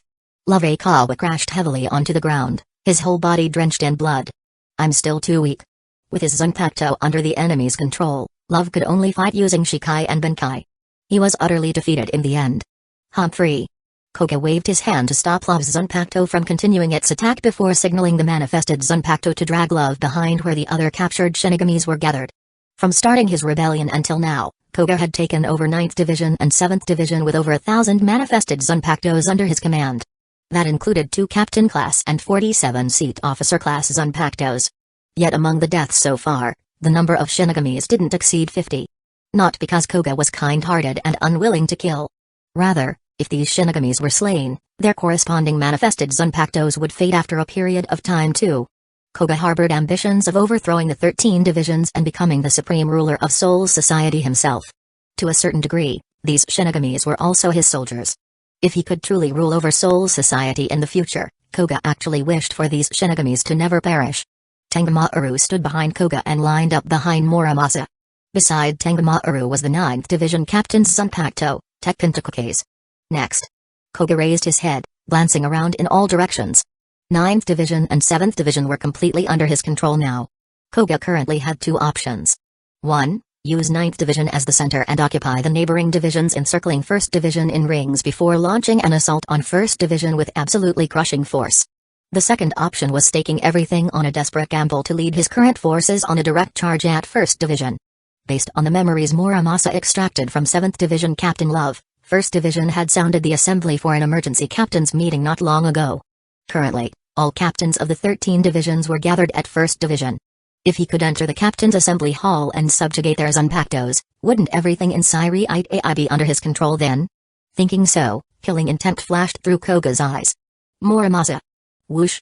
But before Koga could give the order, rays of light suddenly shot at him from the side. Benkei, Tekkentokuke's. An armor-clad humanoid wielding spiked gauntlets on both hands appeared before Koga. It had a metallic cable connecting its gauntlets to the armor on its back. The humanoid met the incoming rays with a punch, concentrating surging blades of wind around its fists that exploded outwards, blowing the light attack away to crash through a nearby building instead. Clang. Only now did Koga see that the deflected beam of light was actually a sword stabbed into the ground. Chapter 37, Face Off Again. Seeing this Zanpakuto, Koga's eyes filled with terrifying killing intent as he looked towards the figure rapidly approaching. Yo, long time no see, third seed Koga. Stopping about 30 meters in front of Koga, Aelin waved at Koga with a smile. To the others in Soul Society, Koga was a traitor who started a rebellion. But to Aelin, Koga was his lucky star. Well, of course the one who made Aelin meet Koga, Haruko Kachiki, was even more of Aelin's lucky star. Just look, after meeting Koga for just a few days, all the Zanpakutos of the 13 Court Guard squad captains had been completely copied by Aelin. He just needed to resolve Koga's rebellion, then Aelin could take the time to make each of these Zanpakutos. By then, Aelin's spiritual pressure would surely rise again. Additionally, the experiences of these Zanpakuto's owners would also bring about a qualitative change to Aelin's Zanjutsu. For bringing all these benefits to himself, Aelin was still very grateful to Koga in his heart. Aelin. Koga burned with fury. It was this person who had ruined everything of his.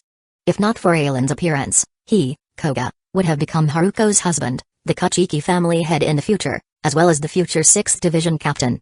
But because of Aelin, now he had lost everything. Indeed, long time no see. Although the two had just parted last night, their identities, strengths and beliefs were now worlds apart from yesterday. It felt as if a long time had passed. But still, I have to thank you.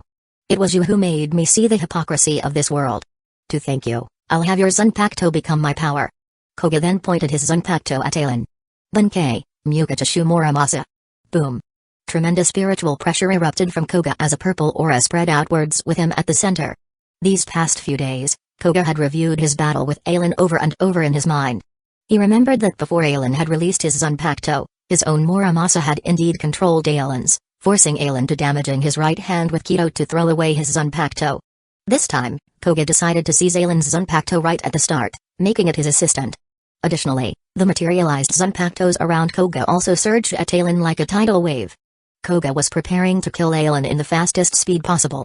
Perhaps Aelin's Zanpakuto ability was powerful, but just based on it being immune to Muramasa's control after releasing, that was already enough for Koga to decide Aelin couldn't be allowed to live. No one liked something beyond their control. Especially when that something's existence was their nemesis.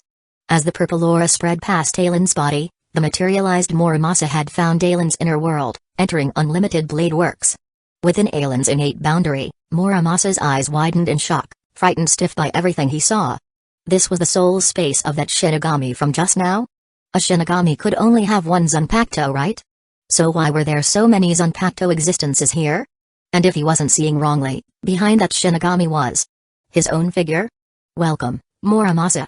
Unfortunately, from the day I awakened this ability, anyone entering this space has to die. After speaking, Aelin turned and left. At the same time, his voice echoed within this innate boundary. Everyone, I know you've been rather bored recently. This guy here is to entertain you. My only requirement is that he can't leave here alive. Everything else is up to you. Impossible. In the outside world, Koga felt like he had lost his connection with Muramasa. Muramasa's Bankai invaded the enemy's soul space, using some method to turn the opponent's Zanpakuto against them, stirring up resentment until the Zanpakuto submitted to Muramasa's control. Because time flowed differently in soul spaces, the instigated Zanpakuto would materialize almost immediately in reality after being controlled.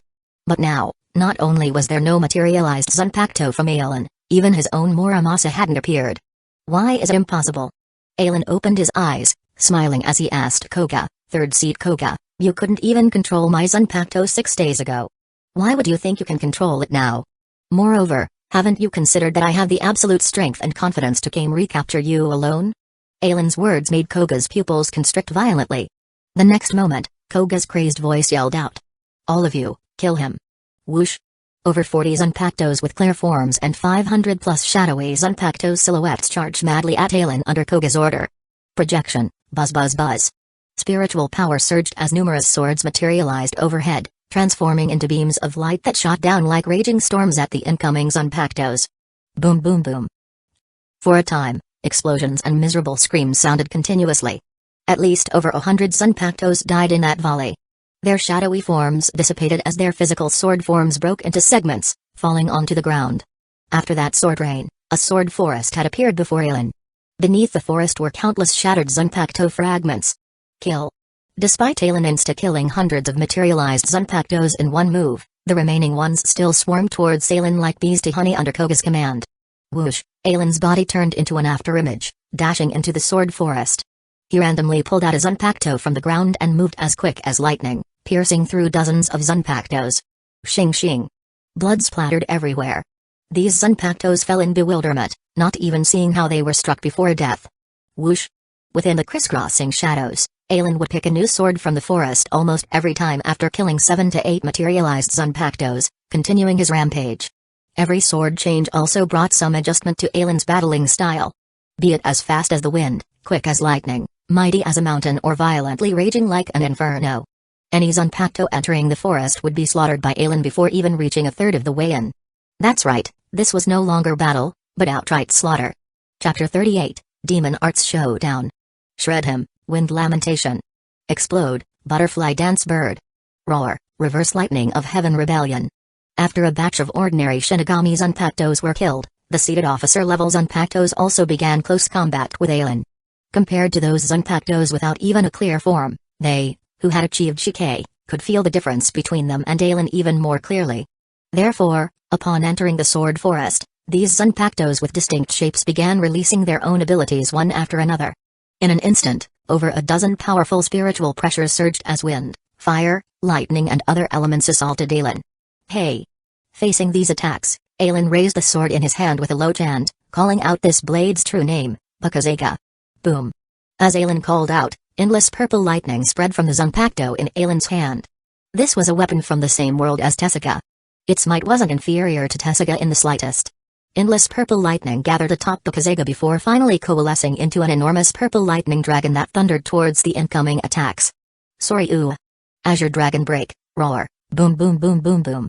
Beneath Kusagakure's Soryu, the dozen or so seated officer-level Zanpakutos didn't have the slightest ability to resist. They were directly blasted apart by the lightning dragon. Moreover, the lightning dragon twisted and turned as it encompassed all dozen plus of the seated officers Zanpakutos into its attack range before drowning them in its peerless lightning. After the lightning dragon dissipated, there was now a 100-meter-long ravine before Aelin with lingering lightning still crackling within. As for those dozen plus seated officers Zanpakutos, they had already been completely obliterated by that one lightning dragon. This terrifying strike shook the remaining Zanpakutos so much that even their charge forward halted.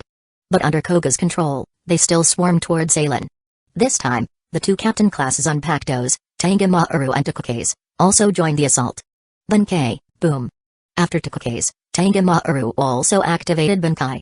After all, they were merely Zanpakutos, a portion of a Shinigami's power. Without a wielder's spiritual pressure to support them, a Zanpakuto's abilities were actually much weaker compared to a complete captain class. If a Shinigami's Shunko cultivation was high enough, using just Shikai could also defeat a Zanpakuto's Bunkai. With Aelin's current strength, if he didn't use Bunchi, they didn't have much chance of winning against him. Whoosh! As Tangemaru activated Bunkai, Aelin beckoned with his hand as blue spirit particles gathered in his palm, quickly coalescing into a Zanpakuto. Flame Wind Scar, Tessaga. Boom! Scorching flames wrapped around the enlarged fang-like blade. Aelin raised the fiery Tessaga high overhead as spiraling winds spun around it, siphoning spiritual pressure from the incoming attacks. Flame Wind Scar Bakuryu. Boom boom boom boom boom. As Aelin slashed out, the berserk attack transformed into a fiery dragon that spiraled outwards. Tessaga's Oka, Bakuryu, Backlash Wave, was a skill that could manipulate an enemy's attacks and spiritual pressure before reflecting them back magnified. All of the attacks aimed at Aelin were swept up by that fiery dragon, merging into the fiery column and enhancing its power even more. Beneath this absolutely overpowered Oga, none of the remaining Zanpakutos could escape. All of them were dragged in by their own spiritual pressure as they were shredded apart by the slicing winds within the fiery tornado. Not even Tangemaru and Takuke's were exceptions. Trash, all trash. You're all trash. Seeing the forces he worked hard to gather be completely annihilated by Aelin, Koga bellowed in rage. Wasn't this just making it obvious he had wasted half a day doing something utterly pointless? In his fury, Koga even looked at his own Zanpakuto as if it was garbage. You're also trash. Morimasa. Beneath Aelin's Bakuryu, 7th Division had basically become ruins. Everywhere was burning fire, scorched blast marks and collapsed buildings. Surrender, 3rd Seed Koga. But Kusagakure was in Ailen's left hand and the fiery Tsuga was in his right hand. Purple lightning and crimson flames dyed the skies on both sides of Ailen purple and red. With your current crimes, you would at most be imprisoned in the Mukin for a few thousand or tens of thousands of years. Humphrey. Koga coldly sneered, don't bluster, brat. I'm not trash like them. Hado number 71, Kuro Shakuho. With a wave of his hand, violet spiritual power gathered into a point before Koga and dispersed outwards into 8 directions in straight lines before right-angling towards Ailen. Bakudo number 73, Tozensho. Faced with Koga's demon art attack, Ailen was utterly fearless as a semi-transparent triangular barrier appeared before him. Boom boom boom boom boom boom. The light rays collided against the transparent barrier, resulting in deafening blasts. But ultimately, those 8 light rays failed to penetrate through Tozensho's defensive barrier. Whoosh. Hado number 32, Golden Flash. Hado number 33, Sokatsui. Boom. Bakudo number 62, 100 Puppets. Bakudo number 63, Ethereal Binding Chain. Crimson flames and azure flames interweaved as pillars of light and binding chains danced together. Without even engaging in close combat, Koga and Ailen had already begun vying against each other in demon arts. It had to be said, for Koga to succeed a prodigy who died under Captain Commander Yamamoto as the commander of the detention unit and third seat, his own strength wasn't lacking. But compared to Ailen, he still fell short by more than just a bit. Possessing the experiences of multiple captain-class individuals, Ailen could now be said to have complete mastery over demon arts. No matter whether Koga used Hado destructive spells or Bakudo binding spells, Ailen would instantly retaliate with even stronger Kido. After Koga revealed a tiny flaw, Ailen extended his left index finger that crackled with lightning. Hado number 4, Byakurai. Boom. This bolt of lightning tore through the veil of flames and smoke to strike Koga's left arm directly, boring a bloody hole through his shoulder. In the next moment, Koga flickered away with flash steps from their demon art staglock. Damn it. Glancing at the wound on his left shoulder, Koga's fury deepened even more. He didn't expect that he would actually lose in a contest of demon arts. Very good, you damn brat, Ailen. You've succeeded in pissing me off. I'll let you witness my true power this time. Chapter 39, Bunkei, Heaven-Piercing Swordo? Third seat. Koga's stomach is still quite beyond my imagination. I thought I had already made him angry. Hearing Koga's roar, Ailen shook his head and smiled. Humphrey, I hope your mouth will still be so hard later. Koga was speechless for a moment, his face even stiffened, and finally only uttered another vicious remark. Then, wielding his Zanpakuto, his figure kept flashing as he charged at Ailen. Whoosh! Whoosh! Whoosh! In a few flashes, Koga had already appeared in front of Ailen, slashing his Zanpakuto directly at Ailen. Wind Scar. Ailen waved his left hand, and 3 sky-piercing wind slashes tore through the air, instantly submerging Koga. But the next moment, the Koga that was slashed by Ailen instantly turned into an afterimage. On the other side, Koga's figure appeared on Ailen's right, slashing his Zanpakuto at Ailen again. Azure Dragon Break. With lightning flashing in his right hand, a purple thunder dragon tore Koga's figure apart. Boom. The purple thunder dragon and wind slashes wreaked havoc on the 7th division again. Unfortunately, Ailen's 2 powerful moves did not truly hit Koga. After using illusions to deceive Ailen's attacks 3 or 5 times, Koga's real body appeared behind Ailen, slashing his Zanpakuto directly at Ailen. Crackle. Unfortunately, Koga's slash did not truly attack Ailen either. A circle of purple barriers appeared around Ailen, blocking Koga's attack. Whoosh. The next moment, 2 rays of blade lights flashed by as Ailen slashed Koga's body into 2 halves. But then this body shattered like an afterimage. Ailen's expression congealed slightly. He knew that the reason why he had slashed Koga's illusion several times was because he had already been affected by Koga's ability. This was the true power Koga had talked about. Although Ailen had been cautious earlier, he did not regard it as a formidable threat. Don't forget, apart from what Ailen knew about Koga Hashino's, no, that person was called Koga Kachiki, abilities from before his transmigration. Ailen had also created Muramasa on the night he was thrown into 9th Division's prison. When Ailen grasped Muramasa, he already knew about the trump card ability Koga viewed it as. Muramasa's true ability was to invade a Shinigami's inner world and provoke their Zanpakuto through words or force, magnifying their dissatisfaction towards their master or their love for battle, achieving the goal of controlling the opponent. And this ability was bred from Koga's own innate power. It was an ability that could invade the enemy's body through one spiritual pressure and make the enemy produce visual discrepancies, similar to but not as powerful as Aizen's complete hypnosis. Even so, it was enough to demonstrate the formidable might of Koga's ability. It was just a pity that Ailen had only created Muramasa for a few days after all. Gaining more of Koga's information through Muramasa was already Ailen's current limit. If Aelin was given more time to fully absorb Koga's experiences, defeating him would naturally not be difficult. But now, after being continuously eating dirt a few times, Aelin could feel how tricky this ability was.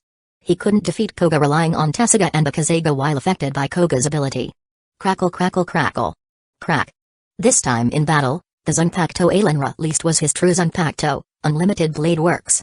Thus, when using other weapons' special moves, Aelin only needed to separately release 1/10 of those weapons' Bankais.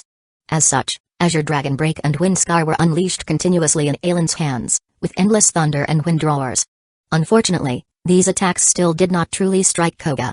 On the flip side, beneath Koga's assaults, the sheath on Aelin's waist had already cracked open with several fissures. Once Tessagga's sheath shattered, with his protective barrier gone while facing Koga's attacks, Aelin would definitely be injured. Thinking so, the Tessagga and Kusagakure in Aelin's hands dissipated into spirit particles. No, it wasn't just the long swords in his hands. The entire sword forest around Aelin had turned into spirit particles as well, reclaimed by Aelin back into his reality marble. Oh? Seeing this scene, Koga's eyes narrowed slightly. What's wrong? Realize the gap between us, so you want to surrender? The barrier around Aelin made it very difficult for Koga to attack Aelin. But obviously, Koga had also noticed the weakness in Aelin's barrier. After several attacks, the sheath bearing that barrier was already on the verge of collapse. Third seed Koga, when did you start harboring the misconception that you surpassed me? I won't deny that your ability is indeed extraordinary. At least the current me still hasn't found a way to expose your real body.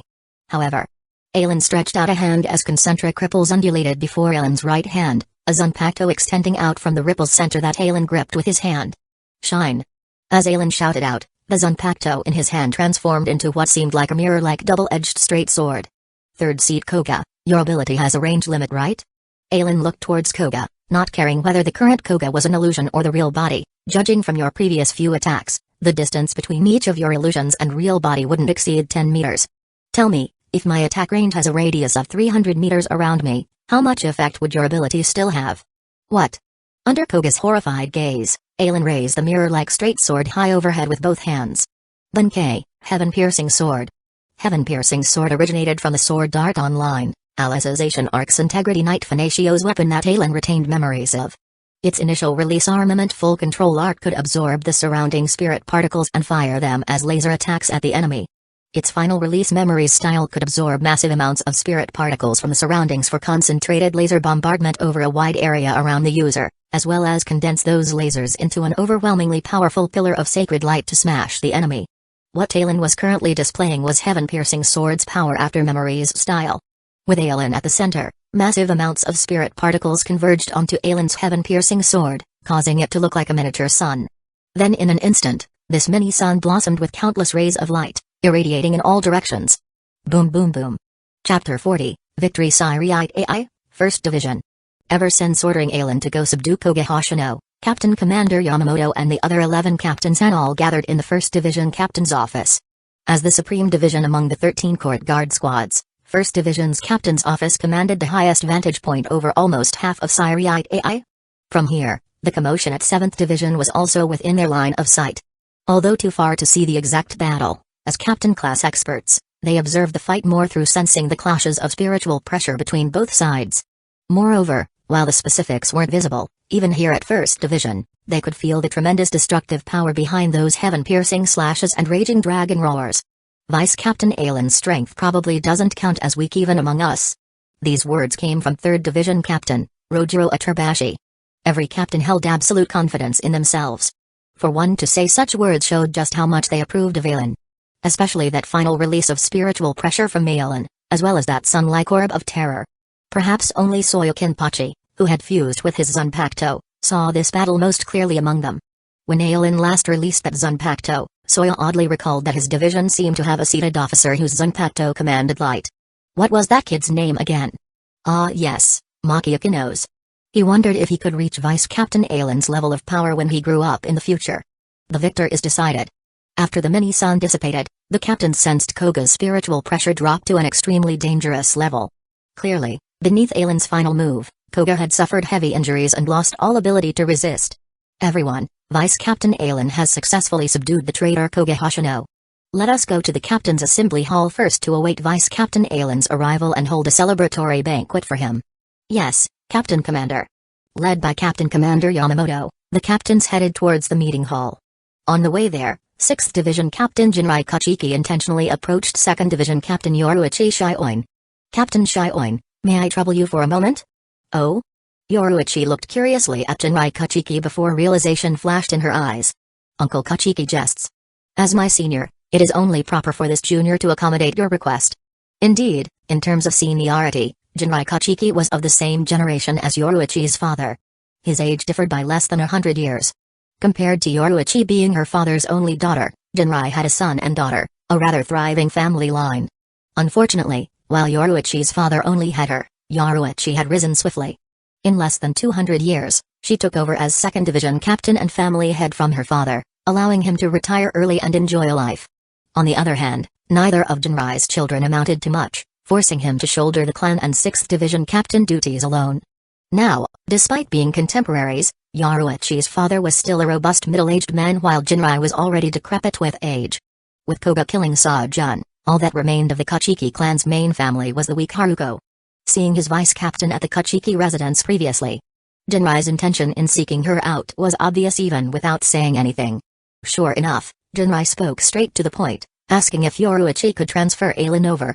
"Captain Shioin, with 3rd Seat Koga's rebellion, my 6th Division vice-captain is dead, causing great damage to 6th Division's strength.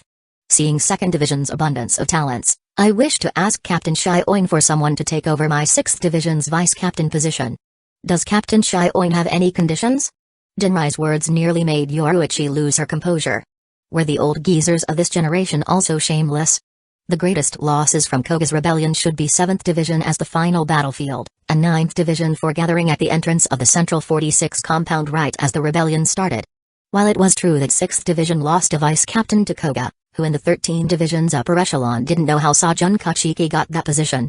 At most, Sa-jun's death just meant 6th Division lost a 4th or 5th seat. With a more capable vice-captain, their overall strength might even rise instead of falling greatly. But, thinking of the Kachiki clan's current state with only the aged Jinrai supporting them, Yoruichi didn't expose his lies either. "Uncle Kachiki, I'm sure you also know 2nd Division's special characteristics. Wanting our division members to transfer still needs the captain commander's approval. Indeed, for other divisions, captains only needed to nod for members to transfer or retire. But as the Covert Ops Division, 2nd Division handled highly classified missions, even exposing members to secrets ordinary Shinigamis would never encounter in their lifetimes. Especially the Stealth Force and Patrol Corps, unless holding other special identities, they could only serve for life in the division until old age or death in battle. Don't worry, as long as you give the word, I'll talk to the captain commander." Well, since he had already said so much, Yoruichi was happy to let Ailen go. Then if Uncle Kachiki can persuade that person and the captain commander, I have no issues. Boom boom boom boom boom. With Ailen's heaven-piercing sword at the center, everything within 300 meters was engulfed by countless dense laser beams. In the next moment, tremendous explosions bloomed into dozens of meters tall mushroom clouds. The invisible shockwaves raised 7th Division flat as they rippled out from the mushroom clouds. After the ash clouds dispersed, the only spot untouched was where Ailen stood. Everywhere else had become tens of meters deep craters. Sensing Koga's spiritual pressure, Ailen's figure flickered as he appeared at the crater bottom. Cough cough, cough cough. Damn. Where was Koga's previous arrogance now? His entire body had dozens of penetrating wounds. His left hand and half his torso were already blown apart. His vitality was barely hovering at the limit. It seemed like he could perish at any moment. No, not seemed. He truly was about to die. Seeing the viciousness still present in Koga's eyes, Ailen raised a heaven-piercing sword in his hand. White spirit particles converged at the sword's tip, gathering into a beam that shot towards Koga's head. Whoosh! Chapter 41, Koga must die. Feeling the heat in front of his forehead, Koga swallowed his saliva. The viciousness in his eyes had turned into fear. Just now, if Ailen's sword had moved down a bit more, his head would have likely been blasted apart. At the very last moment, Ailen still raised the heaven-piercing sword up a bit, sparing Koga's life for now. 3rd Seat Koga, compared to now, I actually prefer your previous unruly and unyielding self. At the very least, killing that you would give me a sense of accomplishment. As for you now. Ailen shook his head, a trace of disdain flashing in his eyes. You really aren't worth me delivering the finishing blow. Treasure the last bit of your time. After you die, I'll bring your body back to 1st Division to report. Consider this my final mercy towards you. Damn you. Koga was utterly humiliated. He became famous at a young age and was invited to join 1st Division, the strongest division among the 13 court guard squads, becoming one of their members. After awakening his Zanpakuto, he perfectly completed many tricky missions, earning him the favor of many division members as he steadily rose to become 4th seat of 1st Division. 5 years ago, after Captain Commander Yamamoto's disciple died, he took another step forward to become the commander of the detention unit. When had someone so proud as him ever suffered such humiliation before? PFFT. In the end, Koga spat out a mouthful of blood. His eyes bulged wide as his body convulsed once before losing all signs of life. He didn't die by Ailen's sword. Instead, he was angered to death by Ailen's words. Sensing Koga's spiritual pressure disappear, Ailen dismissed the heaven-piercing sword in his hand. Bakudo number 4, Kainaba. A rope of spiritual pressure bound Koga Hoshino's corpse before Ailen picked it up and flickered towards 1st Division using flash steps. Koga could have lived originally. But who told him to use his Bankai against Ailen, letting Muramasa invade Ailen's inner world? Zanpakutos were forged by Tsunemaya, who had already been promoted to the Royal Guard. Through the cultivation method called Jinzan, Shinigami's fuse their souls with the Asaki to give birth to the spirits of their Zanpakutos. As long as the Shinigami still lived, even if their Zanpakuto's spirit died, it would coalesce again after a period of time from the Shinigami. Just like the Shinigamis of 7th Division and 9th Division whose Zanpakutos were controlled by Koga. Although all their Zanpakutos were destroyed by Ailen now, after a period of Jinzan cultivation, their Zanpakutos would be restored completely.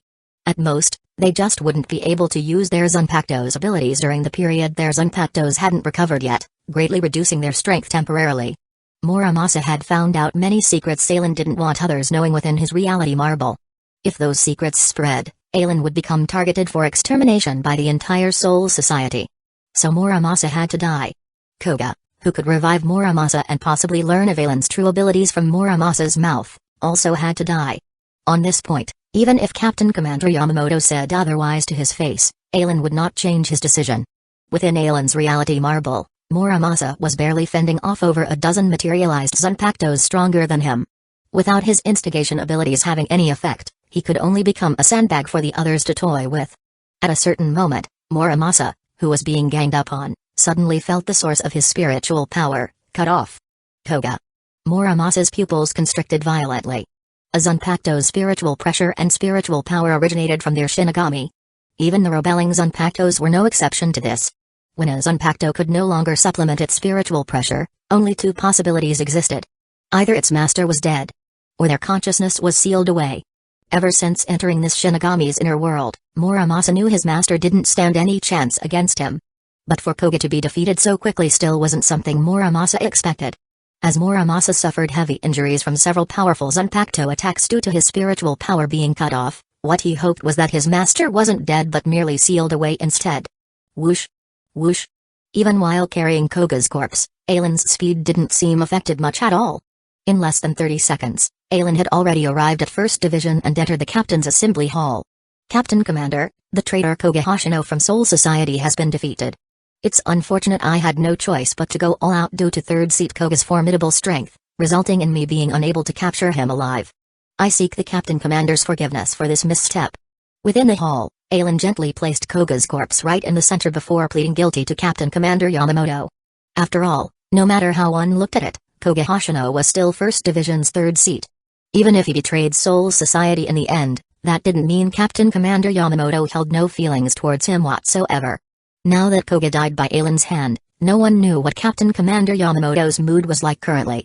Of course, everyone understood that no matter how heartbroken the Captain Commander felt, he wouldn't punish Ailen over personal feelings. Seeing Koga's blood-drenched corpse, the captains also sighed at the might behind Ailen's final blow. If it were them under that attack instead, not many dared to claim they could have survived either. Koga was already so powerful that he could consecutively defeat the captains of 9th Division and 7th Division. Him losing only because you held back and allowed him to stir up greater turmoil would have truly been your wrongdoing instead. These words came from 6th Division Captain Jinrai Kuchiki. Ailen nodded gratefully at Jinrai Kuchiki. Although he knew Old Man Yama wouldn't be malicious over personal feelings, Ailen would still be under the Captain Commander for a very long time. Having the boss less displeased with him was something Ailen was still very thankful for. This old fart sure knew how to handle things. On the other hand, his own captain, Yaruichi Shioin, just watched Koga's corpse with keen interest, not even bothering to stand up for him. Captain Kuchiki is right. Vice Captain Ailen, You have rendered great merits in suppressing this rebellion. Where is the wrong in that? Captain Commander Junryu Kusagakure Yamamoto opened his eyes a sliver, approving of Ailen's contributions this time.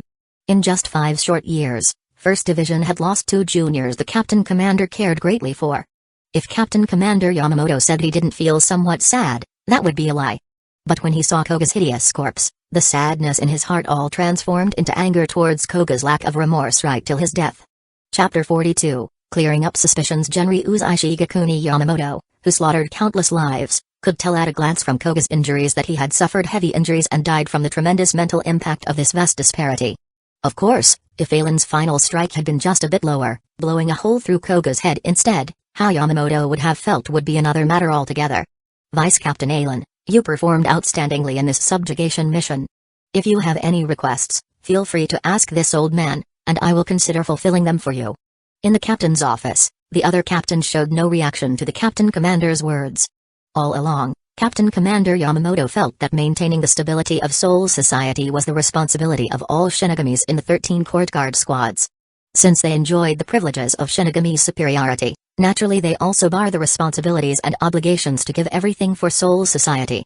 Among them, the captains of the 13 Court Guard squads stood at the pinnacle of all Shinigamis. So completing any mission was their proper duty. Ailen was currently only a vice captain, yet he had accomplished a subjugation mission that even the captains mobilizing might not necessarily complete. The captains had no issues with rewarding him. Such a good thing? Regarding the Captain Commander's promised reward, Ailen directly made his request. Captain Commander, through this battle, I feel my mastery of demon arts still needs improvement. So I wish to enter the archives of the Demon Arts Institute to study more advanced demon arts. I hope Captain Commander can permit this. In fact, for Ailen, who had already copied all the captain's Zanpakutos, as long as he was given time to produce all these Zanpakutos and completely absorb their master's experiences to integrate into himself, his limits would rise without bound.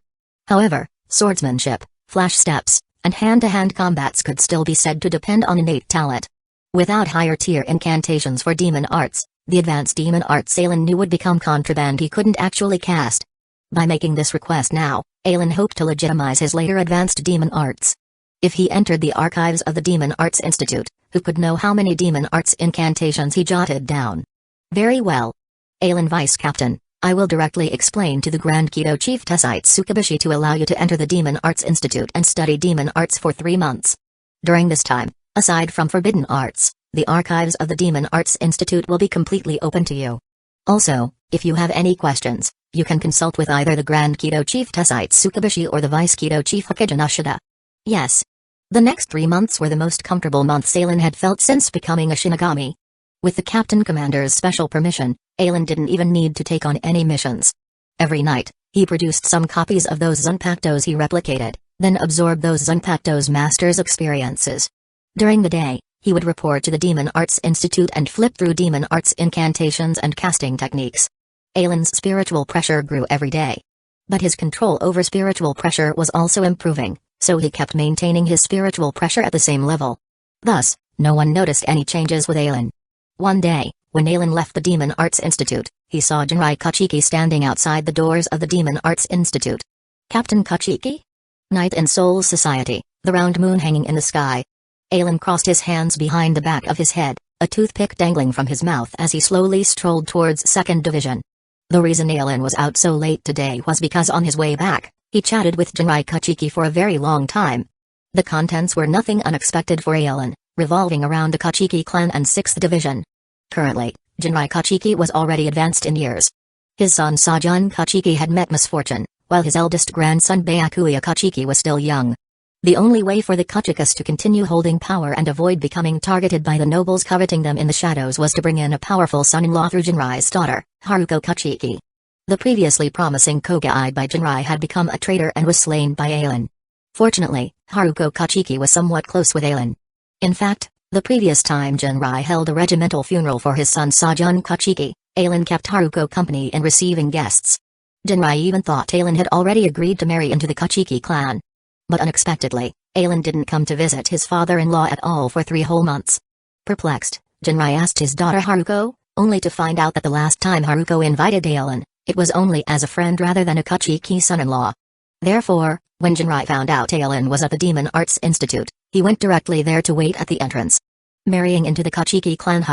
Upon returning to his quarters, Aelin skipped his usual Zanpakuto meditation training for once, a rare occurrence. 5 years ago, before Aelin successfully conceived his own Zanpakuto, his greatest wish was just to live safely till old age. The stronger one's spiritual pressure, the longer their lifespan. With Aelin's spiritual pressure back then, his lifespan was around 200 years. But upon awakening to his true abilities, with Aelin's current captain class spiritual pressure, his lifespan was around 500 years. Moreover, as Aelin's strength rose, his lifespan would only grow longer. So what were Aelin's dreams now? Tilting his head, Aelin gazed out his window at the full moon in the night sky. The various figures among the Shinigami surfaced in Aelin's mind one by one. Sosuke-san, Jinakamaru, Tosen Kaname. The Espada of Yugomundo, the Rankars, Ichigo Kurosaki, Baragon, the Quincy Emperor and his stern ridders. The Royal Guard. The Soul King. And, Ikaibai Osub. With an X-ranked ability like unlimited blade works now, if Aelin didn't get to interact with these impressive individuals who left deep impressions on him, he would feel his transmigration had been wasted. In fact, Aelin was thinking even more. The limit of this world was the Soul King. So could he break through that limit? Slowly, Aelin stretched out a hand. Beneath the disparity in sight, the round moon in the sky was grasped in Aelin's palm. Captain Shioin, sorry to find you this late. The next day, Aelin went to Yoruichi. The two sat opposite each other in 2nd Division's captain's office. Oh? What's wrong, Aelin Vice Captain? Have you made up your mind? Although I've been in 2nd Division for a while, Lady Yoruichi, I still want to take another step closer after all. Aelin didn't conceal anything from Yoruichi at all, simply mentioning how Jinrai Kachiki came to find him. At most, Aelin was only the vice captain of 2nd Division. By clearly stating his desire to take another step forward now, it meant he had ambitions on the captain's seat. Chapter 43, Becoming Captain. When Aelin expressed his desire to become a captain of the 13 court guard squads, Yoruichi Shioin understood. Not everyone was like her childhood friend, possessing great power yet not wanting to pursue higher status. Aelin had captain-class spiritual pressure and had also achieved Bankai with his Zanpakuto. He was indeed qualified to become a captain of the 13 court guard squads.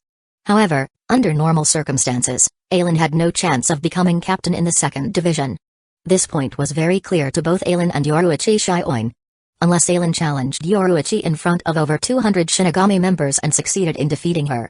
Now, the 6th Division Captain Jinrai Kachiki had extended an olive branch to Aelin, giving him a new choice. Well, let me congratulate you first here. I guess we'll become new colleagues before long.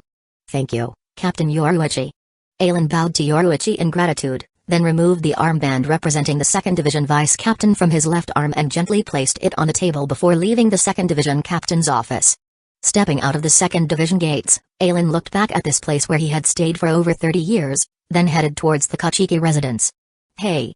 A few steps out, a gust of wind blew up a few strands of Aelin's hair. A crisp female voice sounded behind Aelin. Aelin, are you really leaving the 2nd Division? Aelin stopped in his tracks. He wanted to turn back but eventually just gave a carefree smile with his back facing the girl, lightly waving a hand. Isn't that a given? Little Hornet, next time we meet, you should probably call me Captain Aelin. Aelin was very clear that he and Shelleinfon were different. Shelleinfon was the next head of the lower noble Fon clan and Yoruichi Shioin's successor for the 2nd Division captain position after Yoruichi defected to the Siriite AI. As a Shinigami who came from the Rakongai, it was impossible for Aelin to become captain of such a special division like the 2nd Division. If Aelin wanted to progress any further, leaving the 2nd Division was a must. The girl opened her mouth but didn't know what to say. She just watched Aelin's back disappear around the corner, lingering for a very long time. The next day, news came from the Kachiki house that the former 2nd Division Vice Captain Aelin had gotten engaged to Jinrai Kachiki's eldest daughter, Haruko Kachiki, becoming the Kachiki house's son-in-law. At the same time, Aelin would take on the role of 6th Division Vice Captain. A year later, Jinrai Kachiki officially retired. Aelin succeeded the 6th Division Captain position. The original 3rd seat Jinjiro Shirogane was promoted to 6th Division Vice Captain. Yeah. Beneath the cherry blossom tree in the Kachiki house's backyard, a handsome boy was diligently practicing his swordsmanship. Not far away, Jinrai Kachiki's eyes were narrowed in great satisfaction at the boy's performance. After retiring from the 6th Division Captain position, Jinrai Kachiki placed all his efforts into his grandson Byakuya Kachiki. As long as he was free, he would supervise Byakuya's training. And Byakuya's talent had exceeded Jinrai Kachiki's expectations. In just 5 short years, The 14-year-old Byakuya already possessed strength comparable to an ordinary Shinigami. Perhaps it was because Jinrai Kachiki focused too much on Byakuya Kachiki's combat prowess that Byakuya Kachiki's personality became quite unruly, very different from the noble demeanor expected of a Kachiki. This point was also giving Jinrai Kachiki a headache. Suddenly, Jinrai Kachiki raised his head. "Byakuya, you have a guest." "Guest?" Byakuya Kachiki was still feeling doubtful when in the next moment, he felt someone grab his head and smash his face into theirs like a basketball. Ha ha ha ha ha, ha ha ha ha ha. In just 3 short seconds, Byakuya Kachiki's expression rapidly transformed from confusion, dumbstruckness, anger, and finally to rage. "You!" Byakuya Kachiki's eyelid kept twitching as he mercilessly slashed the wooden sword in his hand at Yoruichi Shioin. But of course, the over a decade younger Byakuya had no chance at all of hitting Yoruichi. Not only did Byakuya Kachiki's attack fail, his hair tie was even snatched away by Yoruichi in passing. Ha ha ha ha ha. Seeing Yoruichi waving his red hair tie, Byakuya Kachiki was instantly infuriated. "Stay right there and don't you dare move, you cat monster. Let me show you the extent of my flash steps now. I'll make you understand that my flash steps has long surpassed yours, Yoruichi Shioin." "Oh?" Hearing Byakuya Kachiki's words, Yoruichi couldn't help but laugh loudly. "How cute. Little brother Byakuya, you can't even catch me yet still dare to boast your flash steps is above mine? Damn you." The blood vessels on Byakuya Kachiki's forehead bulged from anger as he brandished his wooden sword, seemingly wanting to hack Yoruichi into 10,000 pieces. Alright, Captain Yoruichi. Byakuya is still a child. Conscience won't prick you for bullying him like this." Just as Byakuya Kachiki was impotently infuriated, a voice sounded by everyone's ears. Next, Byakuya felt his body go light. In the next moment, he reappeared by his grandfather's side. A hand rested on Byakuya's shoulder. Raising his head to look, Byakuya saw a handsome youth. His long hair on the left side was bound by 2 moon hairpins to the back of his head. A deep red scarf was wrapped around his neck. Beneath the black Shyakusha was the white captain's haori representing his position as a captain of the 13 court guard squads. This person was none other than Byakuya's uncle through his aunt Haruko Kachiki's marriage and the current 6th Division captain, Ailen. "Uncle. There, good boy Byakuya." That single word uncle made Ailen's eyes crinkle into a smile. He reached out to rub Byakuya's head. Little Byakuya was just too adorable. No wonder Yoruichi liked to come bully him so much. Especially when Ailen's mind would occasionally recall Byakuya's expressionless adult appearance. Rubbing little Byakuya's head and seeing that look of indignant humiliation was simply too amusing. Father-in-law. After nodding in greeting at Jinrai Kachiki, Ailen looked towards Yoruichi. The relationship between the Shioin and Kachiki houses grew much closer after Ailen married into the Kachiki clan. In Jinrai Kachiki's eyes, the fact that Yoruichi Shioin willingly let Ailen go showed the Shioin house held no designs towards the Kachikas. At least, not during Yoruichi Shioin's time as clan head. Hence, Jinrai Kachiki also reciprocated Yoruichi's friendliness. Over the past few years, Yoruichi would regularly visit the Kachiki residence to tease Byakuya Kachiki. But she also incidentally taught Byakuya higher tiers of flash steps. Overall, the relationship between the current generation's Kachiki and Shioin houses was at an unprecedented honeymoon stage. "Lady Yoruichi, is there something you're looking for me today?" As 6th Division captain, Ailen would normally be at the 6th Division barracks during the day. It was only because Yoruichi suddenly summoned him today that he hurried back from the 6th Division. Chapter 44, Secrets. Yoruichi nodded. "Yes, there is something I need Captain Ailen's assistance with." Even though Ailen had married into the Kachiki family and become their son-in-law, his displayed strength made all the other captains and even the members of the 6th Division recognize that he had the capability to be a captain. So everyone addressed Ailen as Captain Ailen instead of Captain Kachiki. This represented that the one they acknowledged as the captain of the 6th Division was Ailen the person, not his Kachiki family status. This was completely different from Ailen's memory of Koga Kachiki's situation. Ailen remembered that in his memories, the reason Koga Kachiki eventually rebelled was because before joining the 6th Division, he had not displayed powerful strength in front of the division members, leaving them with the impression of him being more of a Kachiki family son-in-law. So later when he gradually revealed his strength and made more contributions, eventually getting promoted to vice captain, everyone had already gotten used to his identity as the Kachiki family son-in-law. And this suppressed Koga's pride. When he was framed by nobles who secretly coveted the Kachiki family, Koga finally erupted. He directly broke out of prison to kill the nobles who framed him. In the end, his personality changed greatly as he slaughtered large numbers of shinigamis, falling to become a traitor of Soul Society. He was eventually sealed away by Jinrai Kachiki and Captain Commander Genryu's Ishigakuni Yamamoto. Ah, this mission is a bit troublesome, so I would like to ask Captain Alan to work together to complete it. Seeing Yoruichi and Alan start discussing work matters, Jinrai Kachiki pulled Byakuya Kachiki away to not disturb their discussion. Oh? Alan raised an eyebrow in interest. Just what kind of mission was it that even made Yoruichi feel it was troublesome? Lady Yoruichi, please tell me first what kind of mission is it? Yes, I'll explain it to you first then, Yoruichi nodded, crossing her arms as she leaned against the cherry blossom tree. Over 900 years ago, aside from Soul Society, there was another force in this world that killed hollows from Hukomundo entering the living world to hunt humans, protecting mankind. That force was called the Empire of Light. The warriors of the Empire of Light were called Quincy's. Due to differences in ideology, over 900 years ago, the first generation 13 court guard squads led by Captain Commander Yamamoto waged a great battle against the Empire of Light's Quincy's, eventually successfully exterminating them. Alan nodded. He still knew this history. In fact, he possibly knew even more than what Yoruichi knew. He even knew that before the great battle against the 13 court guard squads, the Quincy Emperor Iwak of the Empire of Light Swandenrik had negotiated with Akibai Osub, the commander of the royal guard protecting the Soul King Palace. In the end, Akibai used the Soul King's right hand to seal Iwak's special eyes ability. Over the close to a millennium since, Soul Society has been searching for Quincy remnants, wanting to completely purge the Quincy bloodline. Not long ago, the intelligence unit of the 8th Division collected the hideout location of some remaining Quincy's in the living world. Captain Commander Yamamoto personally ordered for the 2nd Division and 13th Division to go to the living world together and exterminate these Quincy remnants. Wait. Hearing Yoruichi speak to this point, Alan couldn't help but raise a hand to interrupt her. Lady Yoruichi, are these Quincy remnants really that powerful? You and Captain Ukitik have to personally take action yet still feel it's troublesome. Alan wasn't certain just how powerful the current Yoruichi was. But she definitely wasn't as strong as 200 years later after developing techniques like Shunko and Beast transformation. But Joshiro Ukitik, that old geezer Yamamoto's esteemed disciple, the right hand of the Soul King, was currently at his peak state. Among the current captains of the 13 court guard squads, his strength could rank in the top 5. Aside from Captain Commander Yamamoto, Shun Sakuraku, Soyo Kinpachi, and Retsu Anohana, the other captains truly weren't much compared to Joshiro Ukitik. Even 12th Division Captain Kiryo Hikaifun before her later promotion to the Royal Guard for her spirit body fusion technique shouldn't be Joshiro Ukitik's match. Of course, because he sacrificed one of his lungs, Joshiro Ukitik would occasionally suffer great drops in strength from his illness, but even with greatly reduced strength, Joshiro Ukitik was still above most other captains.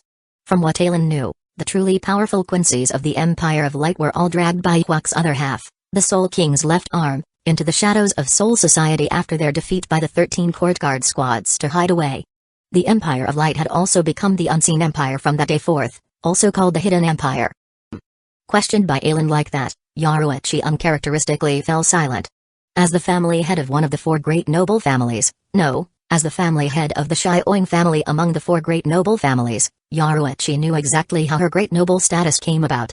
It was betrayal. In the extremely distant past, there was originally only a single world, the living world. At that time, the living world was filled with meaningless life and death. There was no progress nor regression. Even becoming a hollow was part of the circulation process of souls. However, as the hollows transformed from the conversion of souls started devouring human souls, the souls that could reincarnate in this world became fewer and fewer. One day in the future, all the living world souls would be completely devoured by a massive hollow, becoming an enormous hollow itself, plunging the world into stagnation. At this time, the world gave birth to the Soul King. Born of the world itself, the Soul King possessed the Almighty, the power over all creation. The Soul King converted his Almighty into the power of destruction, using it to destroy the hollows, lifting the crisis from the world as souls started reincarnating once more. But while the world's crisis was resolved, those who witnessed the Soul King's power were unsatisfied with such a world. Thus, the heads of the 5 great noble families, aside from the Shiba family, attempted to persuade the Soul King to create separate worlds of life and death, the living world, Fukomundo, and Soul Society. But in the midst of communicating with the Soul King, the Tsunayashiro clans had joined hands with the other 3 great families to attack the Soul King, sealing him away in a crystal prison. It seemed like through his powers, the Soul King saw the future and chose not to resist the betrayal, sacrificing himself to the schemes of the 3 great families' heads as they stole his powers to divide the chaotic world into the 3 realms. Even so, despite the Soul King giving up resistance, Aside from the Shiba family, the other three families didn't feel assured. Fearing that one day the Soul King would want revenge, under a silent agreement among the three families, the Tsunayashiro clan spent countless years carving out the Soul King's heart, cutting off his legs, severing both arms, slicing open his organs before taking them out from his body, stripping away his powers before casting him down to the mortal world. Chapter 45, Yoruichi's plan. The Shiba clan had always opposed this. But with the Shiba clan's power, they were simply unable to stop the actions of the other four clans. Afterwards, the Shiba clan insisted on the ideology that we should reveal the sins we have committed and let the people of this world judge us, yet they were covertly targeted by the alliance of the other three clans and more nobles, gradually declining into destitution. When Yoruichi Shioing first learned of this secret, if not for Kisukura Hara's consoling and enlightening, she would not have known how to handle herself. To think her noble status that she believed was so esteemed was actually the greatest betrayal in this world. It was from that time that Yoruichi Shioing became the noble among all nobles who was the least noble-like. The five great noble families who established Soul Society were the greatest traitors. Then what exactly were these Quincy's who were being surrounded and exterminated by Soul Society? Yoruichi Shioing did not understand. If not for the direct order of the Captain Commander, Yoruichi Shioing wouldn't even want to carry out this mission against the Quincy's. But even so, Yoruichi Shioing felt very troubled. If it was only her alone, then after seeing the Quincy's, she could decide whether or not to carry out her orders. But accompanying her this time was the old man Yamamoto's disciple, Jushiro Yukitake. Yoruichi Shioing didn't dare make any sly maneuvers right under Jushiro Yukitake's nose. Normally speaking, even if she personally defected from Soul Society, it wouldn't matter to the Shioing clan. However, for an issue relating to Soul Society's own position, even if Captain Commander Yamamoto spared the Shioing clan, the other nobles might target the Shioing clan like they did the Shiba clan, causing the Shioings to decline to the same state as the Shibas. The five great noble families worked together to ambush the Soul King, stealing the Soul King's power to split open the three realms, occupying Soul Society and establishing the Siriite AI. But beneath them were the 12 upper nobles and 39 lower nobles forming the Noble Alliance, jointly holding the highest authority of the Siriite AI. The Shiba clan had already declined while the Tsunayashiro clan was exterminated over a decade ago. The rottenness amongst nobles was far darker than Yoruichi Shioing could imagine. But she knew the Shioing clan alone could not withstand them. So Yoruichi Shioing thought of the Kachiki clan. If Ailin accompanied her, Yoruichi would have ample room to maneuver. Hence, Yoruichi Shioing did not conceal her thoughts from Ailin at all. Captain Ailin, the mission this time is to surround and exterminate the remnants of Quincy's discovered in the living world. However, before exterminating them, I want to secretly investigate just what kind of existences Quincy's are without Captain Yukitake finding out. When the time comes, I'll need you to cover for me so Captain Yukitake doesn't learn of my whereabouts. What do you think? Just like that? Just like that. Ailin nodded. Alright, Captain Yoruichi. Let me first explain things to my wife and father-in-law before setting out with you. Okay, I'll wait for you at the 2nd Division. Cough cough cough cough. After splitting up with Yoruichi, Ailin walked towards his own quarters. When he was still some distance from his room, he heard a few coughs. Instantly stepping over, Ailin pulled open his room's door to see Haruko Kachiki currently coughing while preparing a lunchbox. Haruko, I've said it so many times already. Your body isn't well, just focus on resting in bed. Seeing this, Ailin hurried forward to take the things in Haruko Kachiki's hands, supporting her to sit in a chair. But Ailin, if I don't get up to do some things for you, wouldn't that make me seem like a useless wife? After sitting down, Haruko Kachiki took a few deep breaths to catch her breath, smiling as she spoke to Ailin. Haruko Kachiki's health had always been rather good. But starting 3 years ago, her health had deteriorated at a visible rate. Even the 4th Division captain, Retsuo Nohana, was helpless about this situation. However, she gave Ailin a suggestion: if Ailin wanted Haruko Kachiki to live longer, then the time Ailin spent together with her would have to be reduced, even to the point of never seeing each other again. Up till now, Ailin still clearly remembered Retsuo Nohana's momentary bone-chilling gaze when she said those words to him.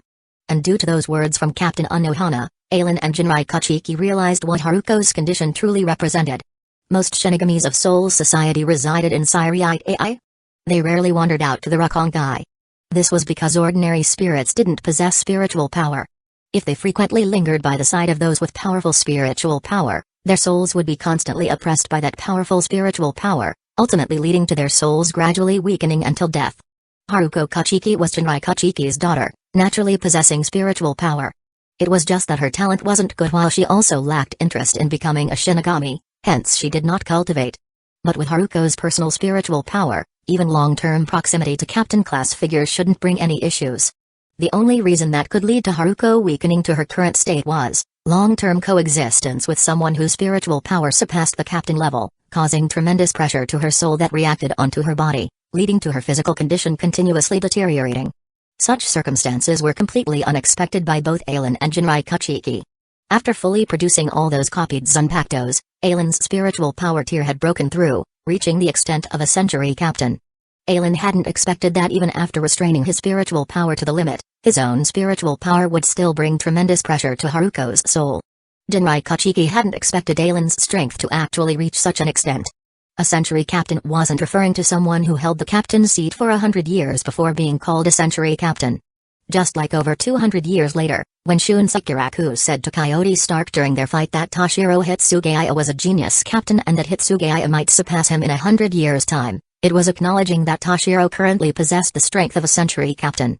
The most intuitive display of a normal captain and century captain's strength disparity was that a century captain's Shikai already possessed power comparable to a normal captain's Bankai. In other words, if you could defeat a captain-class expert who released Bankai using just your Shikai, it signified you had attained the strength of a century captain. Not even at Jinrai Kachiki's peak had he reached that realm. Thus, after learning of Captain Anohana's suggestion to Ailen, Jinrai Kachiki hadn't known what attitude he should hold towards Ailen. On one hand, Ailen found a true monster genius for the Kachiki clan. If nothing unexpected happened, the Kachiki clan would have no worries for at least a millennium. Because a century captain's lifespan had reached 1,000 years, double that of the 500 years captains possessed. Chapter 46, Heading to the Living World. On the other hand, Jinrai Kachiki was also grieving. Because the son-in-law he found for his daughter was more powerful than he had anticipated, causing his daughter's life to be nearing its end. After losing his son, Jinrai Kachiki would once again experience the pain of losing his daughter. Once a soul starts weakening, it becomes irreversible like a leaking barrel. Even if Ailen stayed far away from Haruko Kachiki from now on, she would still die in another 10 or so years. So between a few years and over 10 years, Haruko Kachiki chose the former. More importantly, during these few years while her body could still move, Haruko Kachiki wanted to leave behind an offspring for Ailen. Unfortunately, she had been unable to accomplish that desire so far. Who said our Haruko is useless? Ailen laughed as he lightly flicked Haruko Kachiki's nose. You know how boring a Shinigami's work is, Haruko. Waking up every morning to see you puts me in a good mood for the day. Coming back to see you also alleviates my exhaustion from the day. Amidst Ailen's gentle whispers, a blissful smile emerged on Haruko Kachiki's face. To be acquainted with Ailen, to understand him, to be with him, it really was too wonderful. After calming Haruko Kachiki to sleep, Ailen went to find Jinrai Kachiki. Father-in-law. You saw Haruko? Ailen nodded, a trace of self-reproach flashing through his eyes. I saw her. Haruko's condition is worse than I had anticipated. If only he had discovered Haruko's problems earlier. Ever since Captain Anohana said those words of suggestion, Ailen had never continued forging any more weapons. Yet Haruko Kachiki's condition still continued worsening. Sigh. Jinrai Kachiki let out a sigh. That was his daughter. When it came to grief, he wouldn't feel any less than Ailen. Since you didn't stay by Haruko's side and came here to find me instead, is there something? After a period of silence, Jinrai Kachiki collected himself before asking Ailen. Captain Yoruichi wants me to assist her in carrying out a mission in the living world. I'm thinking of using this chance for Haruko to recuperate. So I agreed. These next few days, whether it's Haruko or the 6th Division matters, I'll have to trouble father-in-law to keep watch. Amen, I understand. After bowing to Jinrai Kachiki, Ailen exited the room. Giving one last look towards Haruko Kachiki's direction, he flash-stepped away from the Kachiki residence. Sorry for making you wait so long, Captain Yoruichi, Captain Yukitake. When Ailen hurried to the training grounds of the 2nd Division, the Shinigamis of both the 2nd and 13th Divisions had long been waiting here. Ha, we didn't wait for long either. Since Captain Ailen is here, let's set out now. Although both were captains, because each division had their own responsibilities, under normal situations, captains wouldn't interact much with one another unless they had an exceptionally close private relationship. Ailen and Joshiro Yukitake weren't very familiar with each other, so after giving Ailen a smiling nod in greeting, Joshiro Yukitake immediately ordered the Shinigamis under him to prepare the Senkaiman. Yes, Captain Yukitake. The two Shinigamis pressed their hands to the ground, channeling their spiritual power into the earth. Instantly, a tightly shut wooden gate emerged between the two, and when the gate fully condensed, it split open to both sides, revealing a passageway emitting white radiance. This was the spatial passageway to the living world from Soul Society, the Senkaiman. On the surface, the Senkaiman passages from Soul Society to the living world were controlled by the SRDI, Shinigami Research and Development Institute, of the 12th Division. All Shinigamis who wanted to go to the living world needed permission from the Captain Commander, and only then would SRDI members open the Senkaiman for them. Additionally, the spiritual pressure limiter seal would be placed on all who held vice captain or higher positions, preventing the powerful spiritual pressures of vice captain level Shinigamis and above from oppressing living world human souls. Of course, secretly, many nobles also possessed passages from Soul Society to the living world through personal Senkaiman. And by entering the living world through the Senkaiman they controlled, there wouldn't be any limiter seals placed on them.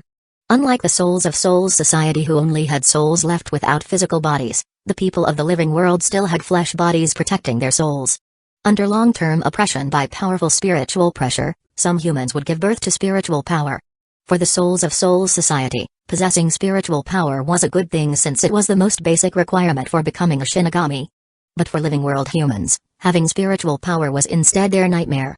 Possessing spiritual power allowed them to see spirits invisible to ordinary people, greatly disturbing their lives. At the same time, hollows from Hukomundo that entered the living world loved feasting on souls with spiritual power the most. Although Shinigamis were also stationed around the living world, they couldn't possibly come save someone every time. Could they protect a person for their entire life? Being able to see terror yet lacking the power to resist was undoubtedly the most tragic thing. Since they were going to exterminate Quincy remnants of the Empire of Light this time, Aelin and the others hadn't been restricted by spiritual pressure limiter seals. Led by Captain Yukitake, Yaruichi and Aelin followed after him successively. The rest of the Shinigamis also followed closely as they entered the Senkaiman. So this is the living world? Without any outside interference, the stability of Soul Society's Senkaiman was still rather dependable. At the very least, the group hadn't encountered any lost way incidents and the like while traversing through space. After stepping out of the Senkaiman passage, Aelin felt the living world's Rishi density was inferior to Soul Society's by several levels. That also meant consuming more personal spiritual power and requiring longer recovery times to display the same level of power in the living world compared to in Soul Society. The place Aelin's group appeared at was a deep mountain forest completely absent of human activity even for 10 square kilometers. On the other side after coming out, Yaruichi winked at Aelin. Aelin subtly nodded back before walking towards Captain Yukitake. Captain Yukitake, this is my first time in the living world. Is there anything we need to pay attention to? After Aelin attracted Captain Yukitake's attention away, Yaruichi Shioin and Gisukura Hera had already disappeared at some unknown point. Only Shilinfan with the vice captain armband on her right arm remained as she continuously issued orders for the 2nd Division Shinigamis to advance along the trail left behind by the intelligence unit. Through communicating with Captain Yukitake, Aelin also learned about some situations of the current living world. Among the 13 divisions protecting Syriite AI, the 13th Division was the purification force mainly responsible for guiding lingering souls in the living world to Soul Society for reincarnation while also slaying hollows from Hukomundo that entered the living world to devour souls. In terms of understanding the living world, no division surpassed the 13th. The current age's living world was filled with wars everywhere, forcing people to live in peril day after day. This gave birth to many hollows harboring intense malice. Under such circumstances, the Shinigamis of the 13th Division stationed around the living world were completely overwhelmed, even suffering considerable casualties.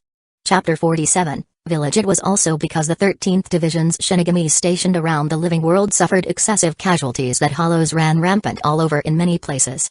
And it was because of so many hollows that the Quincy remnants hiding in the living world could no longer remain concealed as they started taking action to destroy hollows. When Shinigamis killed hollows, their main goal was purifying the hollows' souls. The souls of hollows slain by Shinigamis could still reincarnate in the living world cycle of rebirth. But the Quincy's power of destruction came from the Soul King's original power of destruction used to annihilate ancient hollows. It could completely destroy a hollow's soul, dissolving it entirely in the world. The Shinigamis of Soul Society might slack off about other matters, but when it concerned the balance of the world's existence, they stared at it unwaveringly. The number of souls in the Shinigami world was fixed. At the same time, maintaining the souls of Soul Society, Hukomundo, and the living world in an extremely subtle equilibrium was necessary for the stability of all three realms. Most human souls in the living world would enter Soul Society upon death while a minority degenerated into hollows entering Hukomundo. The Shinigamis of Soul Society played the role of protecting this stability of the worlds amidst this cycle. When the number of hollows in Hugomundo exceeded the balanced range, the Shinigamis would order the hollow hunting forces stationed in Hugomundo to slaughter hollows, sending some hollow souls to reincarnate and maintain the three worlds' stability. If the hollow quantities in Hugomundo suddenly dropped drastically, the Shinigamis would also utilize certain methods to make a portion of Soul Society's souls disappear. Of course, such secrets were things Alan knew of from the memories of his previous life on the Blue Planet. Even in Siri-Itai currently, the ones who could truly know of these secrets were probably limited to the 5 great noble families, Captain Commander Yamamoto, Shun Sekiraku, Joshiro Yukitake, and several others. The Quincy's hidden in the living world killing hollows meant those hollow souls were directly destroyed without reincarnation or entering Soul Society, decreasing the total number of souls in the entire world. Such abnormality was quickly discovered by Soul Society as they locked onto the Quincy remnants of the Empire of Light. The troops Yoruichi brought along this time were the Onmitsukido of the 2nd Division. Under Shelline Fon's lead, they quickly discovered the traces left behind by the intelligence unit, confirming the location of the Empire of Light's Quincy remnants. After finding the target, Alan and Captain Yukitake also ceased conversing as they led the Shinigamis of the 13th Division to follow. Beyond Alan's expectations, Captain Yukitake hadn't displayed any doubts towards Yoruichi and Gisuke's departure. Evidently, Captain Yukitake had already known of Yoruichi leaving previously. Sigh, I really am still too young. Walking behind Shelline Fon, Alan shook his head. He had probably been used as a scapegoat by Yoruichi and Captain Yukitake this time. If nothing went wrong on Yoruichi's side then things would be fine, but if something did happen, Captain Yukitake also had an excuse over here. Yup, the excuse was that Alan had pestered him with some unimportant questions occupying his attention. Alan hoped he wouldn't get set up this time. Shinigamis possessed extraordinary power, but perhaps to buy time for Yoruichi and Gisuke, Shelline Fon led the troops of the Onmitsukido to search for the intelligence unit's traces at an efficiency dozens of times slower compared to when Alan was still part of them, yet for a mere 20 kilometers distance, Shelline Fon actually had the Onmitsukido circle around for 2 whole days before reaching their destination. Oh? You guys sure took a long time getting here, Captain Yukitake, Captain Alan. At the end of the path, Yoruichi and Gisuke Urahara seemed to have already been waiting for some time. We've already fully investigated. The 8th Division's intel was correct. There indeed are Quincy's existing here. When Alan and Captain Yukitake walked over, peering forward from this muddy small road was over 30 tattered thatched huts. Around the straw huts were farmlands. Most men and young women were laboring in the fields. There were also some frolicking children in the village. Their attire was similar to the wandering souls of Soul Society's Rakongai. Clearly, this era was still considered an ancient age to Alan. Seeing these people no different from ordinary humans, Alan's brows slightly creased. Captain Yukitake, do we have to completely massacre all these people? Alan's senses told him there were over 230 or so people just within this village. Among them were over 30 children under 10 years old and over 20 elderly above 60. Ever since becoming a Shinigami, Alan had never once swung his blade at children before. He didn't wish for any exceptions today either. No, our goal is to exterminate the Empire of Light's Quincy warriors. Ordinary people are not within our purge range. As if knowing what Alan wanted to ask, Captain Yukitake directly clarified the objective of this mission. Is that so? How do we confirm which of these people are Quincy's then? Quincy's were adepts at spirit particle manipulation. For powerful Quincy's, hiding one's spiritual pressure was basic ability. Additionally, Quincy's were most proficient in gathering spirit particles to form arrow projectiles for attacking enemies. Even with lower spiritual pressure tiers, they could still possess formidable might. If they didn't voluntarily flare up spiritual pressure, it would be impossible for Shinigamis to distinguish Quincy's from ordinary people. That's simple. Before Captain Yukitake could reply to Alan, Gisuke Urahara standing by Yoruichi's side already spoke up, drawing everyone's attention onto him. They only saw Gisuke Urahara take out a small glass bottle from his clothes. Inside the bottle was half a bottle of liquid that sloshed about as Gisuke swung his wrist. This item here is something I coincidentally discovered. It can emit a scent similar to human souls after making contact with air. After speaking, Gisuke Urahara flicked open the bottle's stopper before tossing the glass bottle down towards the village below. The glass bottle tumbled through the air, spilling white liquid from its mouth that swiftly volatilized in the air. Just this one small bottle of liquid could emit a scent comparable to 1,000 human souls after evaporating. I presume the gathering of so many soul scents here will soon attract hollows over from Hugomundo. By then, the people attacking those hollows will be our extermination targets this time. Alan noticed Yoruichi didn't react the slightest when Gisuke said the word exterminate. Something he didn't know about had probably occurred here, causing Yoruichi to gain her own determination.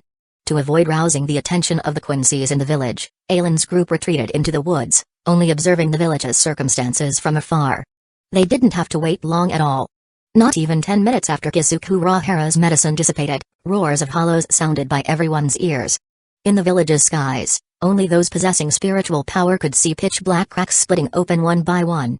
Chapter 48, Jinrai Kojaku, Silver Soul's Sparrow Bow. One after another, those terrifying monsters emerged from the spatial cracks, falling onto the roads, fields, and village. This is bad, a horde of hollows are attacking. When they heard the hollows' roars, some people working in the fields raised their heads to look at the sky as their expressions drastically changed. Everyone flee quickly, disaster comes. Upon discovering the hollows, some villagers immediately started organizing an orderly evacuation. The escape routes they led the villagers towards intentionally avoided the hollows that had landed on the ground. Even if those hollows wanted to feast, they would need some time. Next, wave after wave of azure spirit arrow projectiles shot out from all over the village and fields, attacking the hollows descending upon the village. Whoosh! Whoosh! The hollows dropping out from the spatial cracks of Yukomundo were slain under these spirit arrows. But perhaps the efficacy of Kusagakura's bottled liquid was too good. The emerging number of hollows from Yukomundo was very substantial. Aside from the most common small fry hollows, there were also several medium-sized hollows. The great majority of small fry hollows would dissipate into black smoke after getting pierced through by 1 or 2 spirit arrows. The mask of small hollows had to be struck for them to die unless 7 to 8 spirit arrows struck their bodies. Medium-sized hollows were existences comparable to elite shinigamis. Powerful ones could even match seated officers. Their speed was very fast. Ordinary Quincy arrows simply couldn't hit them. They dashed through the field swiftly, stomping out one giant crater after another as they sped towards crowded areas. These Quincy's are so weak. In the forest, Aylin watched the battle up ahead and couldn't help shaking his head after comparing them to the Quincy's in his memories. The quantity of hollows attracted over by Kusagakura's liquid bait was about the same number Ishita Ryu wanted to compete against Ichigo Kurosaki with. The strength levels were also quite similar. But the performance of this group still wasn't as good as Ishita Ryu alone back then. Even when the fingers on Ishita's hand split open from repeatedly drawing his bow, those many hollows had failed to pose true threat to him. Although there were many Quincy's here, not a single one seemed on par with Ishita Ryu's initial appearance. In fact, many people's Quincy bows trembled unstably as if they could collapse at any moment. It seemed like Soul Society's war against the Empire of Light over 900 years ago had truly annihilated all of the Quincy's elites. Those left remaining in the living world were merely some inferior Quincy's. Their inheritance had nearly been severed over the past millennium. Seeing a few medium-sized hollows evade countless arrows as they charged towards crowded areas, Aylin placed his hand on Zunpacto's hilt by his waist. But in the next moment, a hand pressed down on the back of Aylin's, stopping his sword-drawing action. "Captain Aylin, please don't recklessly expose our location before we start taking action." Staring at Captain Yukitik's serious gaze, Aylin silently pondered for a few seconds before pulling Yukitik's hand off and laughing. "Don't worry, Captain Yukitik. If I'm going to make a move, I definitely won't let the Quincy's know about it." Aylin didn't know how to evaluate Captain Yukitik. He was a kind and gentle man cherishing harmony and equality, treating all shinigamis and humans impartially. Even to other division members, he displayed the same tenderness. Such day-to-day conduct made Captain Yukitik seem like the template of a nice old man. However, he treasured a man's dignity even more importantly than his own life. This point could be seen from how he stopped Rukia from going to rescue Keian. Additionally, the plan of using proxy badges to monitor deputy shinigamis was also a motion proposed and implemented by Captain Yukitik. That motion signified all deputy shinigamis making rebellious actions against Soul Society would be unconditionally exterminated. Looking at the only 2 existing deputy shinigamis, what kinds of people were they? Jinjo Kugo and Ichigo Kurosaki both simultaneously possessed the powers of shinigamis, hollows, and fullbringers. Both of them held the potential to become Soul Kings. Captain Yukitik had discovered this through his Shindo, God's Pendulum, ability and hence listed Jinjo and Ichigo as Soul King candidates. If anything unexpected happened to the Soul King causing the collapse of the 3 realms, Jinjo and Ichigo would then undergo a series of procedures to become new Soul Kings for stabilizing the worlds.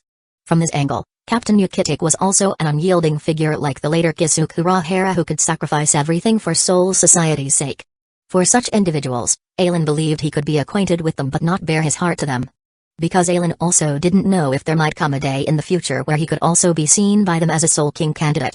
In any case, Aylin neither wished to become an all-loving Soul King sacrificing his own self without resisting for the world's sake like the noble current one, Nor did he desire becoming a linchpin forcibly processed to stabilize the three realms like Huck. After being blocked for a moment by Captain Kitake, the fastest medium-sized hollow charging towards the front crowd of people was almost catching up. Just as Aelin was about to take action, whoosh! A fierce arrow shot past, directly impaling that medium-sized hollow through. In the next moment, equally sharp arrows swiftly slaughtered the few other medium-sized hollows. Quick, gather close around me as the center. An old white-bearded man wielding a bow shaped like a spiderweb suddenly flashed to the rooftop of the village's tallest building and shouted loudly.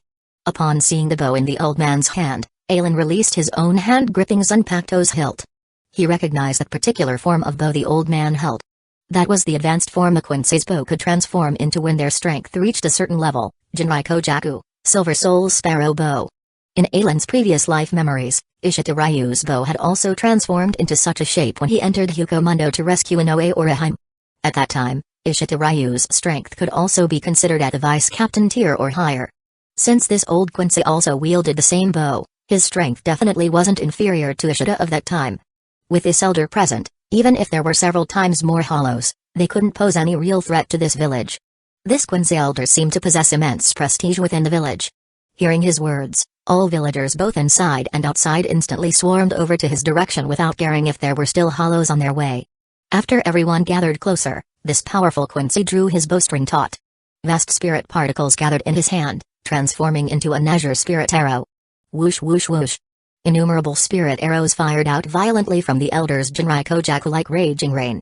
Following the elder's movements, the arrow rain swept away all the hollows ahead. Jinrai Kojaku was a bow only advanced Quincy's could wield.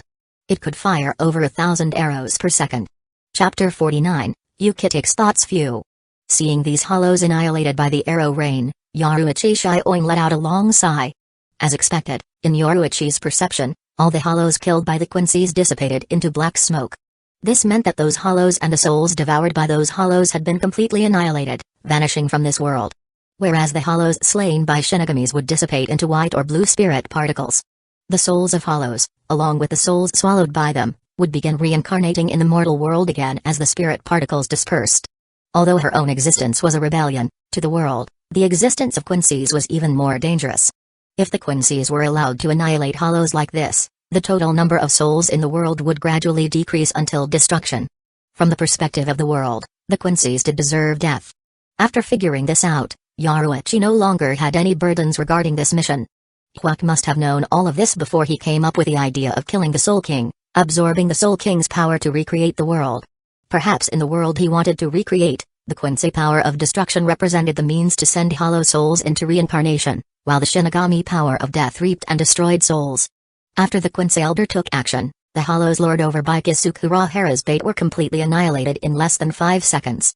Such a swift death also made the hollows behind the Gargant to hesitate. In the end, after that Quincy elder shot an arrow rain at the crack in the sky, the Gargant swiftly closed up. Lord Kurosaki! Lord Kurosaki! Seeing all the hollows killed, the villagers with spiritual power started loudly cheering. Lord Kurosaki, whose real name was Takeya Kurosaki, was a pure-blood Quincy. At the same time, he was also the elder who had taught everyone cultivation. Within his village, Takeya Kurosaki's prestige was comparable to Captain Commander Yamamoto's in Soul Society. However, unlike everyone else's cheers, although he had slain the attacking hollow horde, Takeya Kurosaki was still warily surveying his surroundings. Usually, even if hollows attacked, there would only be 1 or 2 at most. For hundreds of hollows to attack simultaneously this time, it was utterly impossible for it to be a coincidence. As a pure-blood Quincy, Takeya Kurosaki knew from reading the texts recording Quincy history that Quincy's could create bait to attract hollows through certain methods. The commotion those baits could cause were very similar to what happened today. Perhaps this was a junior who had seen that part of the records and secretly created the bait. In any case, so many hollows had come here today that they could no longer stay. Shuta Kitagiri, Junichi Ishida, immediately organize people to pack up belongings. We must leave this place right now. Yes, Lord Kurosaki. The 2 middle-aged men exchanged a glance before starting to organize everyone to return home and pack up, preparing for a long migration. And without much complaint, the villagers also began orderly preparations one by one. Ever since His Majesty Huck's disappearance, the Empire of Light was completely unable to withstand the Shinigami's assault, collapsing in just a few years. Afterwards, the Quincy's had started several hundred years of escape. Although their clansmen gradually withered under the Shinigami's pursuit, they also left behind precious experience at the same time. The Quincy's control over spirit particles was even more precise than the Shinigami's. As long as they didn't voluntarily flare up their spiritual pressure to fight, ordinary Shinigamis wouldn't be able to distinguish them out. While Quincy's possessing spiritual power could see Shinigamis. Therefore, as long as they pretended to be ordinary people who couldn't see spirits before Shinigamis, or ordinary people with a bit of spiritual power who could see spirits, there wouldn't be any issues. In terms of fighting, as long as they didn't annihilate too many hollows within a short period, the Shinigamis also wouldn't be able to track the Quincy's down. However, their frequency of acting these past days had been too high.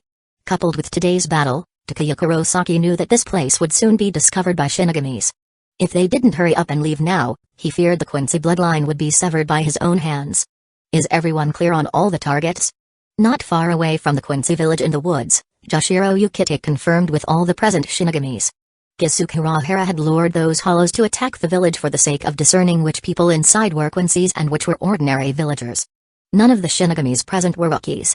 Although the earlier battle didn't even last 5 minutes, everyone who made a move had already been secretly marked down by them. Facing Captain Yukite's question, no one spoke up to expose anyone else's targets. They only nodded in response. Remember, our only targets are the Quincy's. Do not implicate any ordinary people. After saying this line, Joshiro Yukite's gaze slanted towards Ailen's direction. As expected, after he finished speaking, Ailen slightly nodded. Joshiro Yukite had deliberately said those words for Ailen to hear. Captain Yukite, Captain Yoruichi, looks to me the Quincy's in this village won't require me making a move. So I'll stand guard on this path. If any Quincy's try escaping my way, I'll handle them. You guys can take care of the other directions. Alright, we'll leave that direction to you then, Captain Ailen. Regarding Ailen taking the initiative to stand guard at one side, Joshiro Yukite was more than happy to oblige. After all, his mission this time was to completely annihilate the Quincy remnants. Through his Shindo, God's Pendulum, ability, he foresaw Soul Society suffering terrible losses from the Quincy's attack at some unknown point far into the future. For Soul Society's sake, he had to eradicate all Quincy's. At the very least, he needed to reduce the number of Quincy's Soul Society would encounter in the future to a quantity they could deal with. Exterminating all living world Quincy's was the first step in his attempt to change the future. What he said earlier about only killing exposed Quincy's was merely for Ailen to hear. When it came time to truly take action, aside from those Quincy's who stepped forward, the people who first discovered the Hollow's descent and led the villagers in evacuation must also die. Furthermore, aside from them, Captain Yukite didn't wish to spare any villagers, whether women or children, who could see Shinigamis and possessed spiritual power. Now that Ailen had taken the initiative to stand guard at one side, it also conveniently facilitated Captain Yukite's maneuvers. If not necessary, Yukite was also unwilling to make an enemy of an upright captain like Ailen. Ailen was naturally oblivious to how many schemes Joshiro Yukite had spun in his mind over the course of those few short breaths. But since he already obtained Captain Yukite's permission, Ailen flash stepped over a few times, appearing on the village's only road connected to the outside world. Folding his arms, Ailen stood with his back facing the village. After Ailen's departure, Yukite nodded at Yoruichi before ordering, "Everyone, begin. Kill." Chapter 50, Soul Dispersal Gloves. This is bad. Within the village, the moment Shinigamis charged out from the woods, without the concealment barrier protecting them, their spiritual pressure were quickly sensed by the Quincy's within the village. How is this possible? We just killed those hollows, how did the Shinigamis get here so fast? Seeing the Shinigamis, Takuya Kurosaki's expression grew solemn. Shinigamis are here. As the Shinigamis drew closer, more and more Quincy's discovered the traces of the Shinigamis. To the Quincy's, Shinigamis were mortal enemies that must kill or be killed upon encountering, the same as hollows. In fact, the Quincy's hated the Shinigamis even more than the hollows. This was the resentment left behind after hundreds of years of fighting between Quincy's and Shinigamis. In that moment, blue-colored spirit bows emerged on the left hands of the Quincy's as they unleashed attacks at the incoming Shinigamis. Unfortunately, how could the spirit arrows shot out by these Quincy's who struggled to even kill small hollows pose any threat to the elite Shinigamis? Some directly used flash steps to evade while others unsheathed their Zanpakutos to shatter the incoming spirit arrows. In but an instant, the Quincy's attacks were completely deflected. This isn't right. The Shinigamis attacking this time are too powerful. Seeing the Shinigamis easily dissolve their attacks, Takuya Kurosaki knew things weren't looking good. Unless we had already been exposed. Our earlier actions merely informed the Shinigamis of our exact locations prematurely. After this thought flashed through his mind, Takuya Kurosaki raised his Jinrai Kojaka once more as dense waves of arrow rain shot towards the incoming Shinigamis. Takuya Kurosaki had pushed Jinrai Kojaku to its limits, firing out 1,200 spirit arrows per second that nearly submerged over half the Shinigami's skies. If these Shinigamis were struck by this move, they would suffer at least over 50% casualties. Unfortunately, Takuya Kurosaki's torrent of light arrows didn't truly manage to injure even a single Shinigami. Because two figures instantly appeared before all the Shinigamis, directly facing the sky full of arrows, Captain of the 2nd Division Guardians of Sairi Itai, Yaruichi Shioin, and Captain of the 13th Division, Joshiro Yukitake. Bakudo number 81, Danku. A translucent pale yellow light barrier instantly materialized before Yoruichi and Yukitake. Boom. Boom. Boom. Countless arrows struck the barrier, erupting urgent blasts that caused dense exploding fog to appear before splitting void. Aside from making the fog of exploded spirit arrow remnants denser before splitting void, Takuya Kurosaki's attack didn't injure the Shinigamis whatsoever. After all, as a high-tier defensive Kido, the reputed splitting void could perfectly defend against destructive spells below number 90. Even if Yukitake had given up chanting, only able to display 1/3 of splitting void's true might, it could still block destructive spells around number 60. Although the arrows Takuya Kurosaki fired moved at 1,200 per second, each arrow only possessed power comparable to number 4 destructive spell Pale Lightning. They were completely unable to penetrate through Splitting Void's defense. Captains of the 13 Division's Guardians of Sairi Itai. Moreover, there's 2 of them. When Yoruichi Shioin and Joshiro Yukitake's figures appeared before Takuya Kurosaki, he knew that not only him, but many more Quincy's wouldn't make it out alive today. The captains of the 13 Division's Guardians of Sairi Itai stood at the pinnacle of Sairi Itai, boasting the greatest power. Every single one of them possessed might far surpassing ordinary imagination. Even with his confidence in himself, Takuya Kurosaki didn't believe he could rival a captain of the 13 divisions. Let alone the fact there were 2 captains standing before him right now.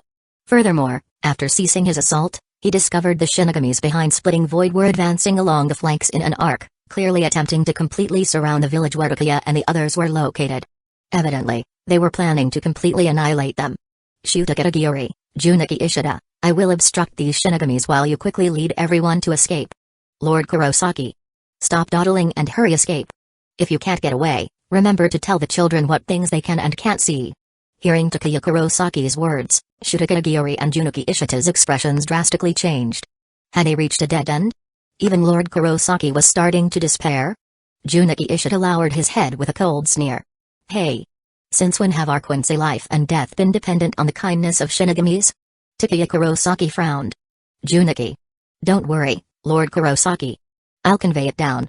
However, apologies, Lord Kurosaki.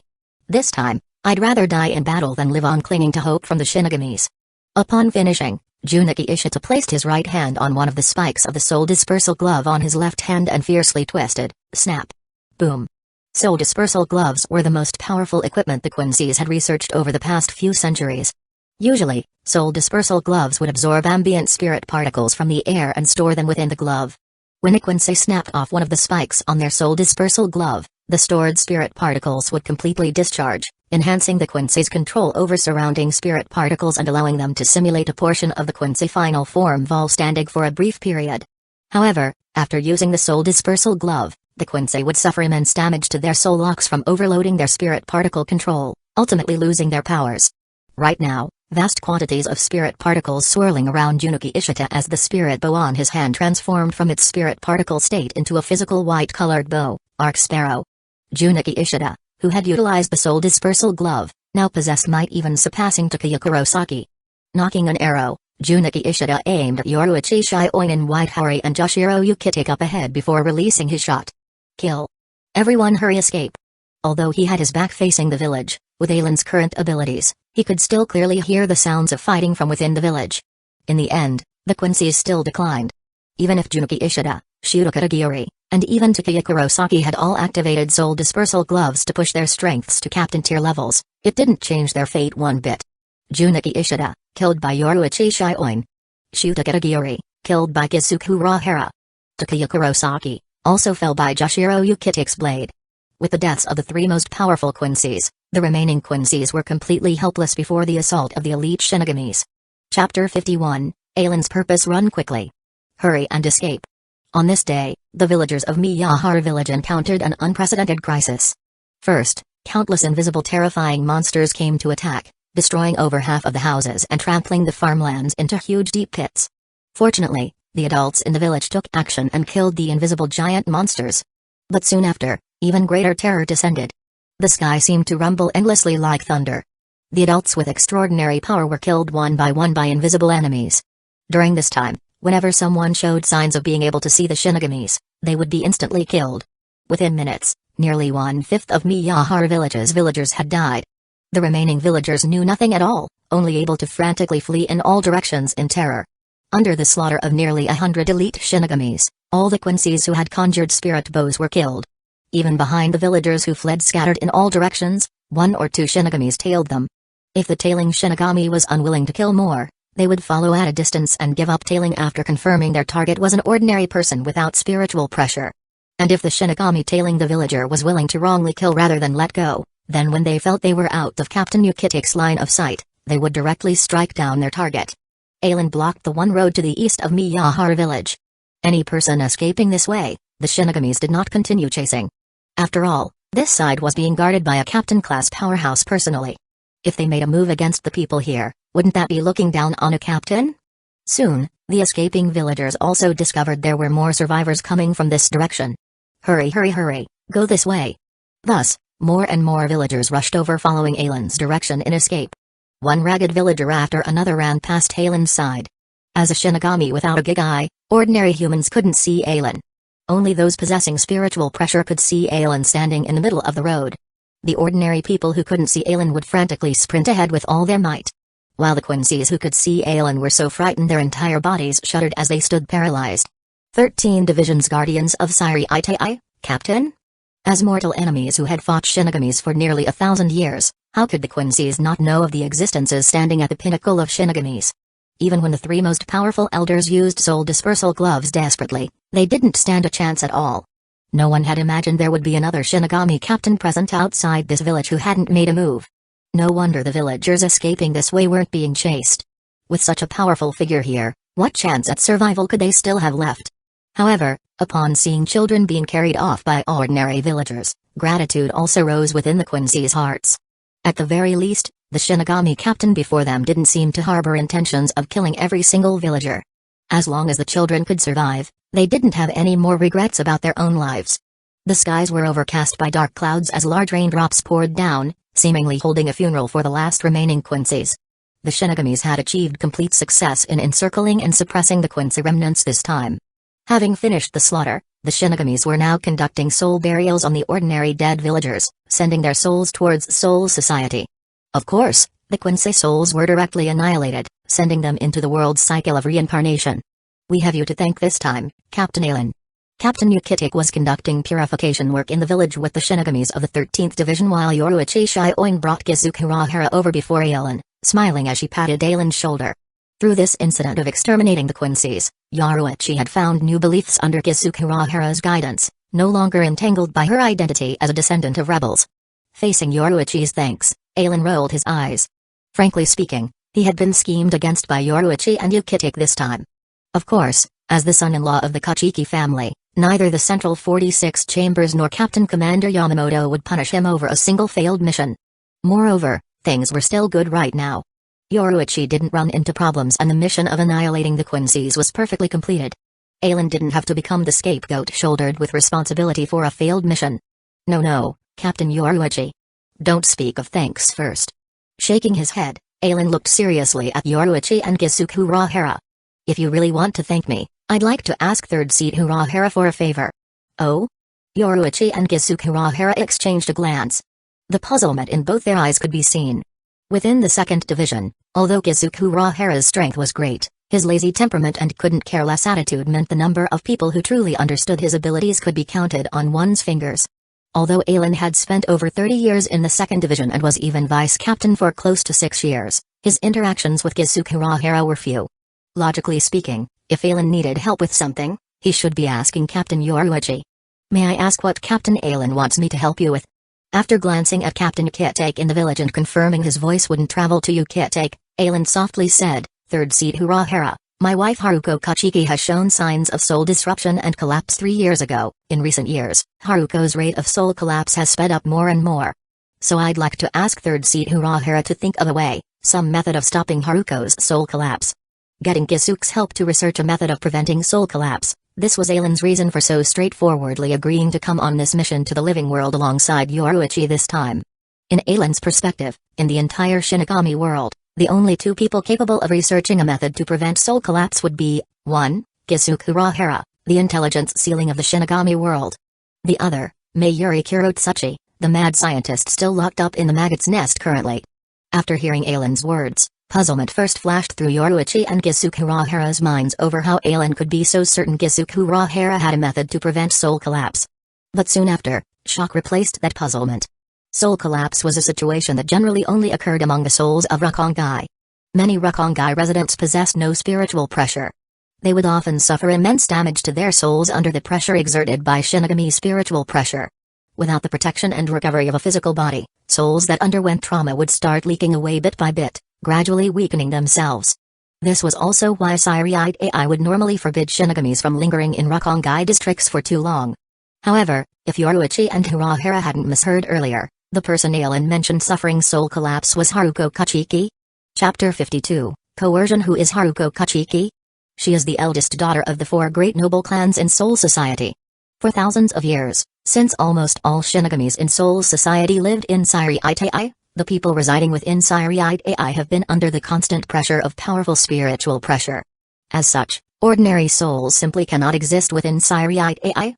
Furthermore, in order not to let the powerful spiritual pressure of Shinigamis harm the residents of Rakongai, the exterior of Siriite AI was constructed using Saketsu stones that can absorb spiritual pressure to build the tall enclosing walls, and a giant barrier enveloping all of Siriite AI called the Tajutan was set up to prevent the diffusion of spiritual pressure to Rakongai outside Siriite AI. Those born within Siriite AI inherently possess spiritual pressure, allowing them to safely survive under the tremendous pressure of powerful spiritual pressure. Naturally, Haruko Kachiki would be no exception. Otherwise, she wouldn't have lived until now without any problems. Right now, since Haruko Kachiki is showing signs of soul disruption and collapse, there can only be one possibility. After years of cohabitation with someone possessing powerful spiritual pressure, the pressure has damaged her soul, causing her own soul to be unable to withstand the tremendous spiritual pressure, thus weakening. And this powerful spiritual pressure must have surpassed a captain's level. Otherwise it couldn't have caused the weakening of someone with spiritual pressure like Haruko. Who is Haruko Kachiki closest to? Ailen. It was also after Haruko Kachiki married Ailen that signs of her soul's disruption appeared. With that thought, just who possesses this powerful spiritual pressure is self-evident. Yoruichi Shioin and Gisuke Urahara were shocked. If Ailen hadn't told Urahara about Haruko's condition while asking a favor of him, perhaps no one would have known Ailen had actually grown to such an extent. Even with confidence in themselves, for Yoruichi and Urahara to reach a century captain's level would at least require another 50 years of cultivation. Soul disruption? Although Gisuke Urahara was curious why Ailen would ask him for help, his habitual wariness still made him press down the brim of his hat. Oh my, Captain Ailen thinks too highly of me. I'm nothing more than a mere third seat. How could I possibly? However, Gisuke wasn't able to finish speaking. Because before he could complete that sentence, the 2 words uttered from Ailen's mouth forced him to swallow back the latter half of his words. At the same time, Yoruichi Shioin also pulled Gisuke Urahara away in that instant as she stared at Ailen with a solemn expression. Who exactly are you? How do you know about that? Captain Yoruichi, third seat Urahara, don't bother with who I am. I only want to know right now if third seat Urahara can help resolve Haruko's issue of soul disruption. What you two want to do has nothing to do with me. I won't interfere with you guys. I only wish for Haruko to regain her health. As long as Urahara can resolve Haruko's issues, I'll owe you a favor. Facing away from Yoruichi Shioin and Gisuke Urahara, Ailen didn't react at all to their wariness. If not necessary, he didn't want to provoke Urahara. Even when asking Urahara for help, it was only after Ailen had assisted Yoruichi first that he brought it up. Unfortunately, Ailen had clearly overestimated how much his assistance this time was worth to Urahara, forcing Ailen to reveal Urahara's greatest secret at present. Captain Yoruichi, third seat Urahara, I will be staying in the living world with Captain Kitake for the next period to annihilate Quincy's in other locations. I hope that when I return to Soul Society next time, I'll get to hear some good news. Otherwise, I can only take matters into my own hands. After saying this, Aelin walked straight into the village to tell Uchiha that he was willing to carry out the mission of annihilating Quincy's together with him. How does he know about it? Just who exactly is he and what is he trying to do? Watching Aelin's departing back, Kusagakure eyes narrowed slightly. Too little information and most of it doesn't match up either. What a troublesome fellow. Aelin remained in the living world partly to reduce the pressure his spiritual pressure placed on Haruko Uchiha, and also to give both sides a way out for himself, Yoruichi, and Urahara so their relationship wouldn't become too rigid. He hoped Urahara would give him a satisfactory answer the next time Aelin returned to Soul Society. Otherwise, he could only resort to coercing Urahara for the Hogyoku's sake and for Haruko's sake. Whoosh! Whoosh! Whoosh! Under a roaring waterfall, a 7 to 8-year-old boy gritted his teeth as he gathered the surrounding spirit particles onto his spirit bow, training his archery against the waterfall. Each time he drew his bow, the spirit bow in his left hand would quiver unstably. Sometimes it would even directly collapse. As the sun slid down from its peak, the young boy's entire body dripped with sweat while his breathing grew rather rushed. The thumb and index finger of his right hand had also split open, dripping blood from between his fingers. Sigh. The boy let his head droop dispiritedly. The first step of a Quincy's cultivation was to be able to steadily materialize their spirit bow. Only with a steady spirit bow could they shoot powerful arrows. Unfortunately, even after 3 months of cultivation, he still hadn't mastered shooting 500 arrows in one go. His spirit bow wasn't thoroughly stabilized either.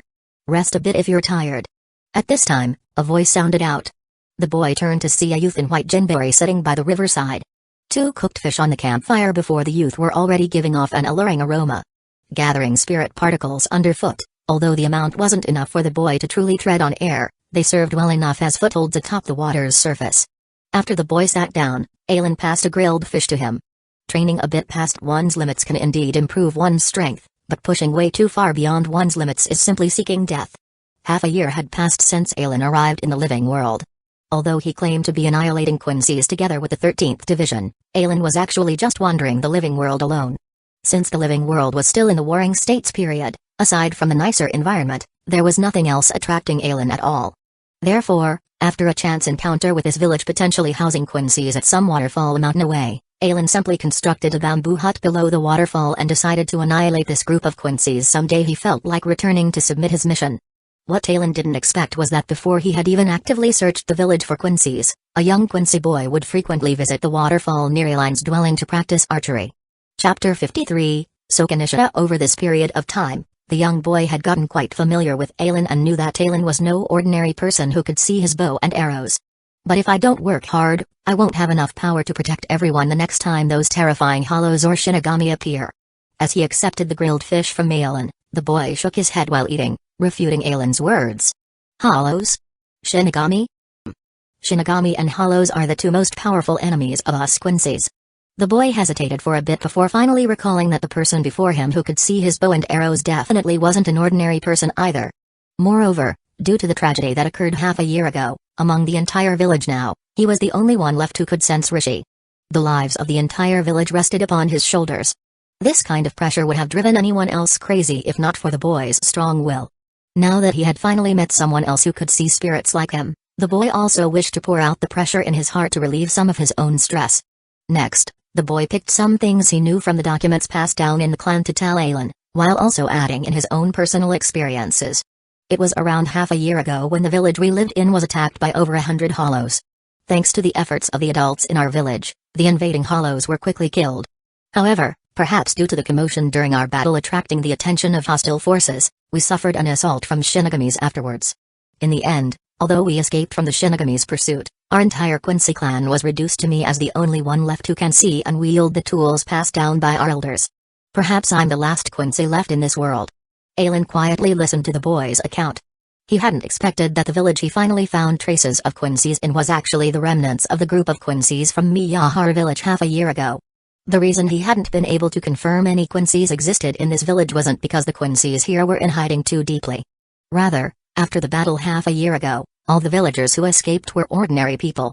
The Quincy's of Miyahara village had all perished there. The traces of Rishi he sensed originated from the little rascal before him.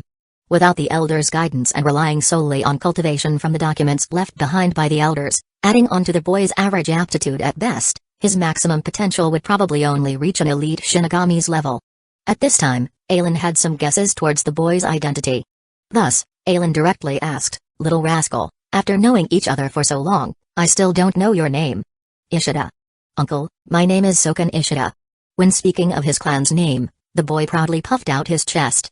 This was the pride ingrained deeply into his bloodline. From the clan records spanning over 900 years, among the Quincy bloodline, aside from the Kurosaki purebloods, the Ishida clan was another that remained purely Quincy's. As expected. Aelin shook his head. Perhaps this was just destiny. "Sojin. Ishida. You just said you Quincy's have two great enemies. Have you never considered that I might be one of them?" Hearing Aelin finish speaking, Soken Ishida's complexion paled. Oh right, how did he overlook that? Half a year ago, Soken Ishida had seen hollows before. This uncle definitely wasn't a hollow. Then could he be the archenemy of Quincy's, a Shinigami? Realizing this, Soken Ishida hurriedly tossed aside the grilled fish in his hands as his concentration reached an unprecedented level. A bracelet with a white pattern hung from his left wrist. After channeling his spiritual power into it, a blue Rishi bow materialized. Gathering Rishi underfoot, after practicing it for months already, Soken Ishida instantly fled far away from Aelin through Kyaku. Then drawing back his right hand, the surrounding Rishi gathered onto his bow, forming a Rishi arrow aimed right at Aelin. Uncle. Just who are you?" Due to fright, Soken Ishida's voice even carried a trembling tone. "As you can see, I'm a Shinigami." Next, Aelin turned his body sideways to face Soken Ishida. Extending his right thumb at the 6 on his captain's hori, he said, "Moreover, I'm one of the 13 captains standing at the pinnacle of Shinigamis. And if nothing unexpected happens, I was one of the Shinigamis who encircled and suppressed you guys half a year ago." "What?" Soken Ishida's pupils abruptly contracted. The pain of losing his clansmen overwhelmed his fear, replaced by hatred. "Yeah, I'll kill you." Whoosh. Whoosh. Letting go, the arrow on his bow directly shot at Aelin. Then, gathering Rishi underfoot once more, Soken Ishida accelerated his body through Kyaku, encircling Aelin as he unleashed a 360-degree attack without blind spots. Bang. Bang bang bang bang. Facing Soken's assault, Aelin didn't even budge. The incoming arrows couldn't injure Aelin whatsoever upon impact and were directly shattered apart by Aelin's body. Although Aelin hadn't continued forging new Zanpakuto for over 2 years already, his spiritual power didn't increase by much during this time either. Even so, Aelin's personal spiritual power had still crossed the level of a century captain.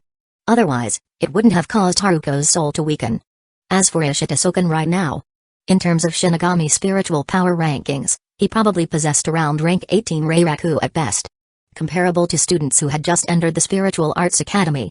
The power behind Soken's arrows capped out at around level 1 destructive spell Pale Lightning at best. Arrows with such low Rishi density couldn't even compare to the Rishi density within Aelin's body. How could they possibly injure Aelin? Even if Aelin simply stood there allowing Soken free attacks without defending himself, Soken still wouldn't be able to scrape off a single flake of skin from Aelin's body after 100 years. Naturally, the attacking Soken Ishida witnessed this scene. At this time, the powerlessness against Shinigamis from half a year ago and the terror from confronting a Shinigami captain directly resurfaced within Soken's mind once more. Retreat. After regaining his rationality, Soken attacked Aelin while slowly retreating back towards the forest. The moment he entered the woods, he would immediately flee without even returning to the village. From how they managed to escape Miyahara village half a year ago, Soken knew that under normal circumstances, Shinigamis would only pursue Quincy's while leaving ordinary people alone. He didn't know what happened to the villagers who fled in other directions, but the villagers who escaped this way besides the Quincy's didn't suffer any harm in the end if they were just ordinary people without spiritual power. Otherwise, they wouldn't have been able to establish a new village again in just half a year either. Chapter 54, The reason why the Quincy's were surrounded and suppressed. As long as he escaped, the Shinigami would not make a move on the villagers. No, he should say, whether or not he could successfully escape, this person would not make a move on the villagers. "Hey, since I haven't finished speaking, isn't it a bit rude for you to leave?" Seeing Soken Ishida trying to escape, Aelin lifted his head. Bakudo number 1, restrain. Ah. As Aelin chanted in a low voice, Soken Ishida let out a cry. The hands he was shooting arrows with were directly pried open by a huge force and pulled back behind him. Crack. The Rishi bow in Soken Ishida's hands immediately collapsed. A wooden stock, condensed from Rishi, tightly locked his hands behind his back. The uncontrollable movement of his hands directly threw Soken Ishida into chaos. The Rishi under his feet also dissipated without Soken Ishida's control, causing him to fall to the ground. It's over. Despair filled Soken Ishida's eyes. Could it be that the Quincy bloodline would be completely extinguished from him? Bakudo number 4, Kainawa. The Shinigami's voice rang out in Sokanishita's ears. In the next moment, a rope condensed from spiritual pressure wrapped around Sokanishita's body and pulled back. Ah! Pulling the paralyzed Sokanishita back to the campfire, Aelin dispersed the spiritual pressure from the rope in his hand. Even the bakudo that had bound Sokanishita's hands was removed by Aelin. Regaining his freedom, Sokanishita didn't dare run away at all right now. Although he didn't know why this enemy of the Quincy's, a captain of the 13 Division's Guardians of Siri Itai, hadn't killed him yet, Sokanishita could still feel that if he dared attack the other party again or try escaping, he would probably be killed in the next second. From the brief clash earlier, he already knew that if the other party wanted to kill him, it would be no more difficult than crushing an ant. Sokanishita. Yes. Earlier you said the Quincy's have two great enemies, Hollows and Shinigamis. Seeing how you called me uncle, I'll tell you why Hollows and Shinigamis are enemies of you Quincy's. Hollows are what human souls become after death if they harbor attachment and reluctance to let go of the human world, refusing to be sent on by Shinigamis to Soul Society. After falling and becoming Hollows, the attachments they harbor towards the human world leave a void in the Hollows' hearts. To fill the void in their hearts, Hollows devour human souls. From this point, it's not excessive to call Hollows the enemies of all living beings. Sokanishita nodded. He understood a bit about this from the remnants of documents left in his clan. For the most part, it was the same as what Aelin said. Next is the conflict between Shinigamis and Quincy's. Before talking about this issue, let me first introduce the structure of the world we're in. Seeing Sokanishita listening attentively, Aelin faintly nodded. Project.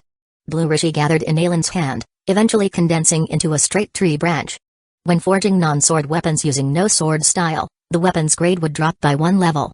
What Aelin had just projected was a relatively straight tree branch from a nearby tree. Because Aelin didn't attach any sword concept to this tree branch, the tree branch he projected wasn't a sword this time. With its prototype being fresh and vibrant green, after dropping a level in Aelin's hands, it turned into a withered, dried-up branch, just right for use.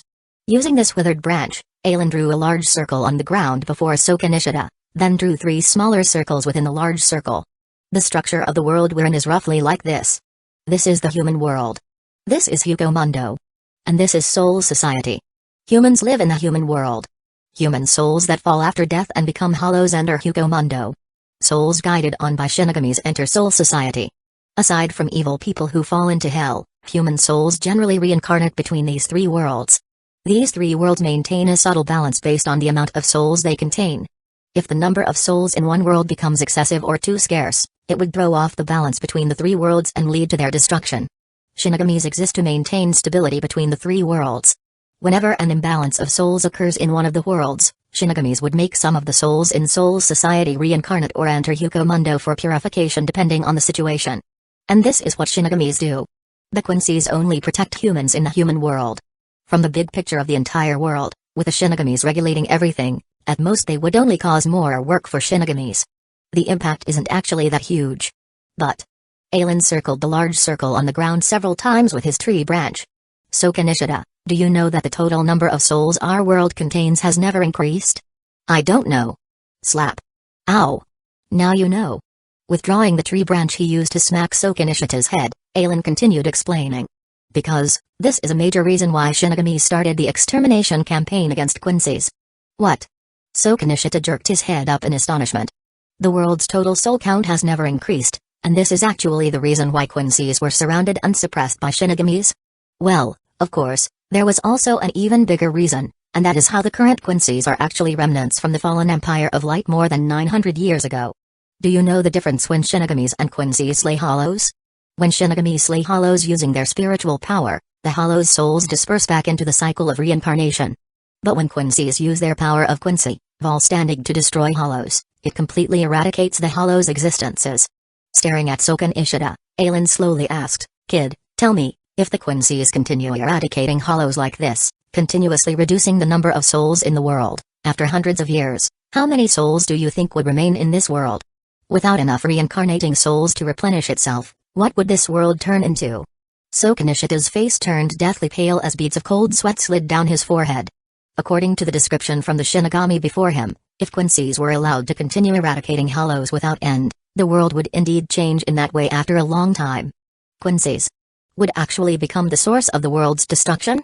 Staring at his own hands, bewilderment filled Sokanishita's heart. Putting an end to the world destroying Quincy's with his own hands seemed to not actually be a bad thing. Kill me. So Kanishita closed his eyes, resigned to his fate. Oh? You're that eager to die? No, I don't wish to die, but after hearing what you said, I also feel like Quincy's shouldn't exist in this world. Humphrey, I didn't expect a brat like you to have some vision for the big picture. However, I absolutely detest situations where someone has to be killed for the greater good or whatever. Chapter 55, Surveillance. Hearing Aelin say this, a glint flashed through So Kanishita's eyes. If possible, he naturally also hoped he wouldn't have to die.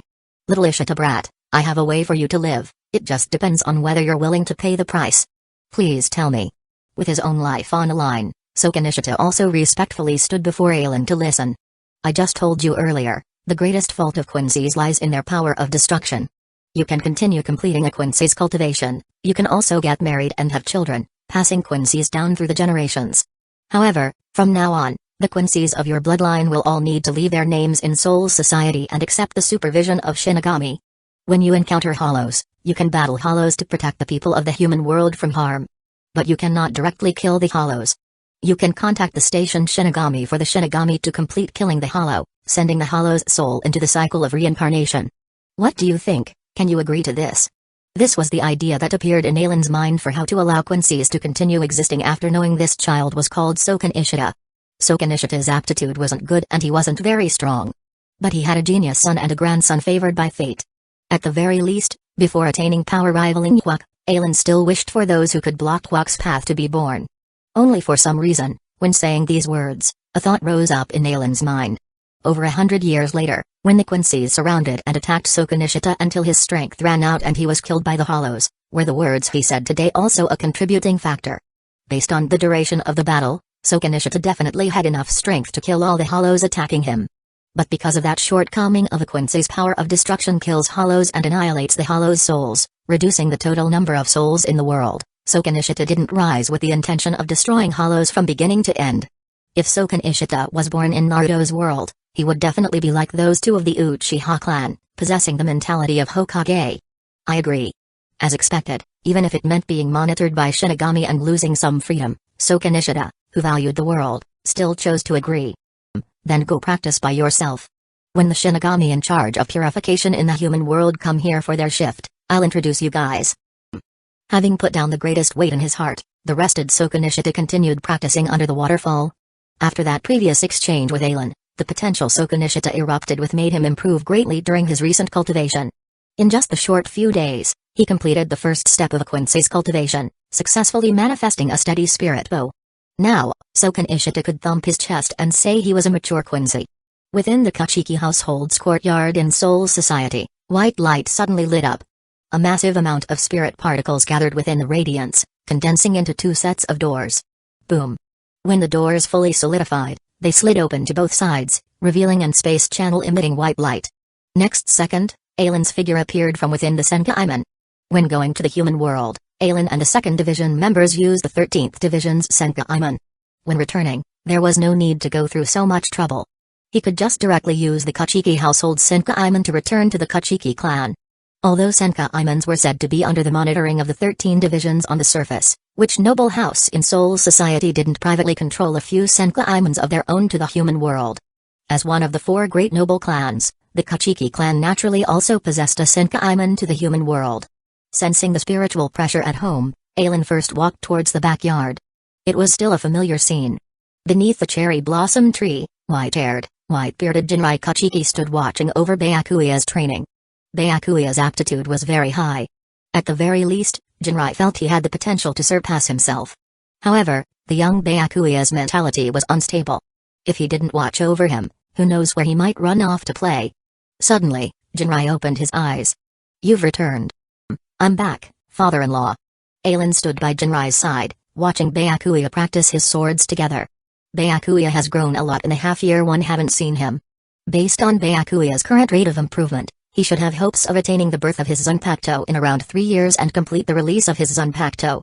Aelin was nearly 40 when he completed the pregnancy and birth of his Zanpakuto, and if not for his powerful abilities, perhaps his level now would still only be bottom seat of a division. Yet Byakuya had already attained such strength before 20. Within a century, he would definitely be able to complete the training for Bunkai. But compared to you, Byakuya still falls far behind. Jinrai Kachiki nodded.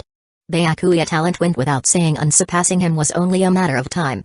However, regardless of how confident Jinrai felt towards Byakuya, he still only felt Byakuya had hopes of breaking past the level of a century captain. To truly want to reach that boundary, Byakuya would still need over 300 years of cultivation at the minimum. Yet this son-in-law of his had already reached this boundary 3 years ago, if not even longer ago. If not for Haruko's situation, this secret might not have been discovered by anyone until now. Speaking of which, that's right, half a year ago, 2nd Division Captain Yoruichi Shioin and her third seat Kusagakure came by the Kachiki household saying you had entrusted them to take a look at Haruko's situation. During this time, they've taken Haruko with them for a period every so often. Each time Haruko returns, her condition has improved greatly. So I didn't interfere.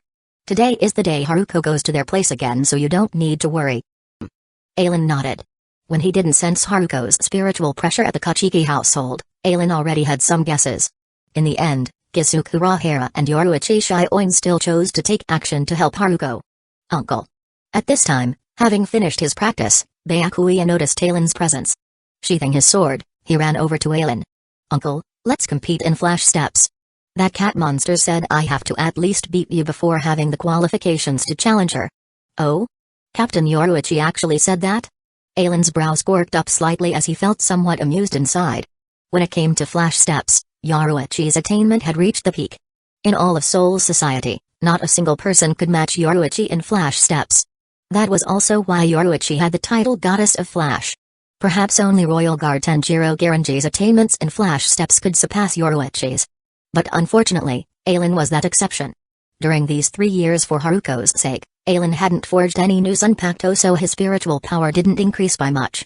But this didn't mean Aelin's strength didn't increase greatly. Chapter 56, Teaching Byakuya. Over these past 3 years, Aelin had been diligently cultivating every night, absorbing the experiences from the Zanpakuto's masters that he had forged to comprehensively elevate his strength, resolving the issue of needing the corresponding weapons in hand to utilize abilities of that level of power. It could be said, compared to the Aelin of 3 years ago, without utilizing his Zanpakuto, although not instant defeat, the current Aelin now possessed the ability to defeat his past self from 3 years ago in a short amount of time. Within Soul Society, the only ones who could surpass the present Yoruichi Shioin in flash steps were the Yoruichi in the future. Coincidentally, Aelin happened to be the person who possessed Yoruichi's flash steps attainments from over 200 years later. Yoruichi said Byakuya would at least have to surpass Aelin before having the qualifications to challenge her.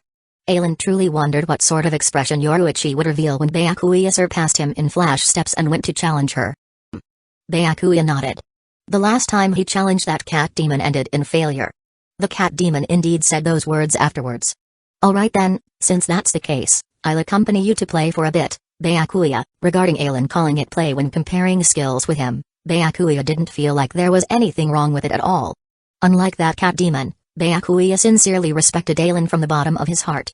His father, Byakuya's grandfather Sajun Kachiki, was killed by the Koga 6 years ago. It was uncle who beheaded Koga, retrieving the Kachiki clan's glory. Moreover, from Byakuya's understanding, Koga had even defeated the captains of the 9th and 7th divisions. He was an extremely powerful enemy, yet he was still slain by Uncle Aelin. This showed how much more powerful Uncle Aelin was compared to the average captain.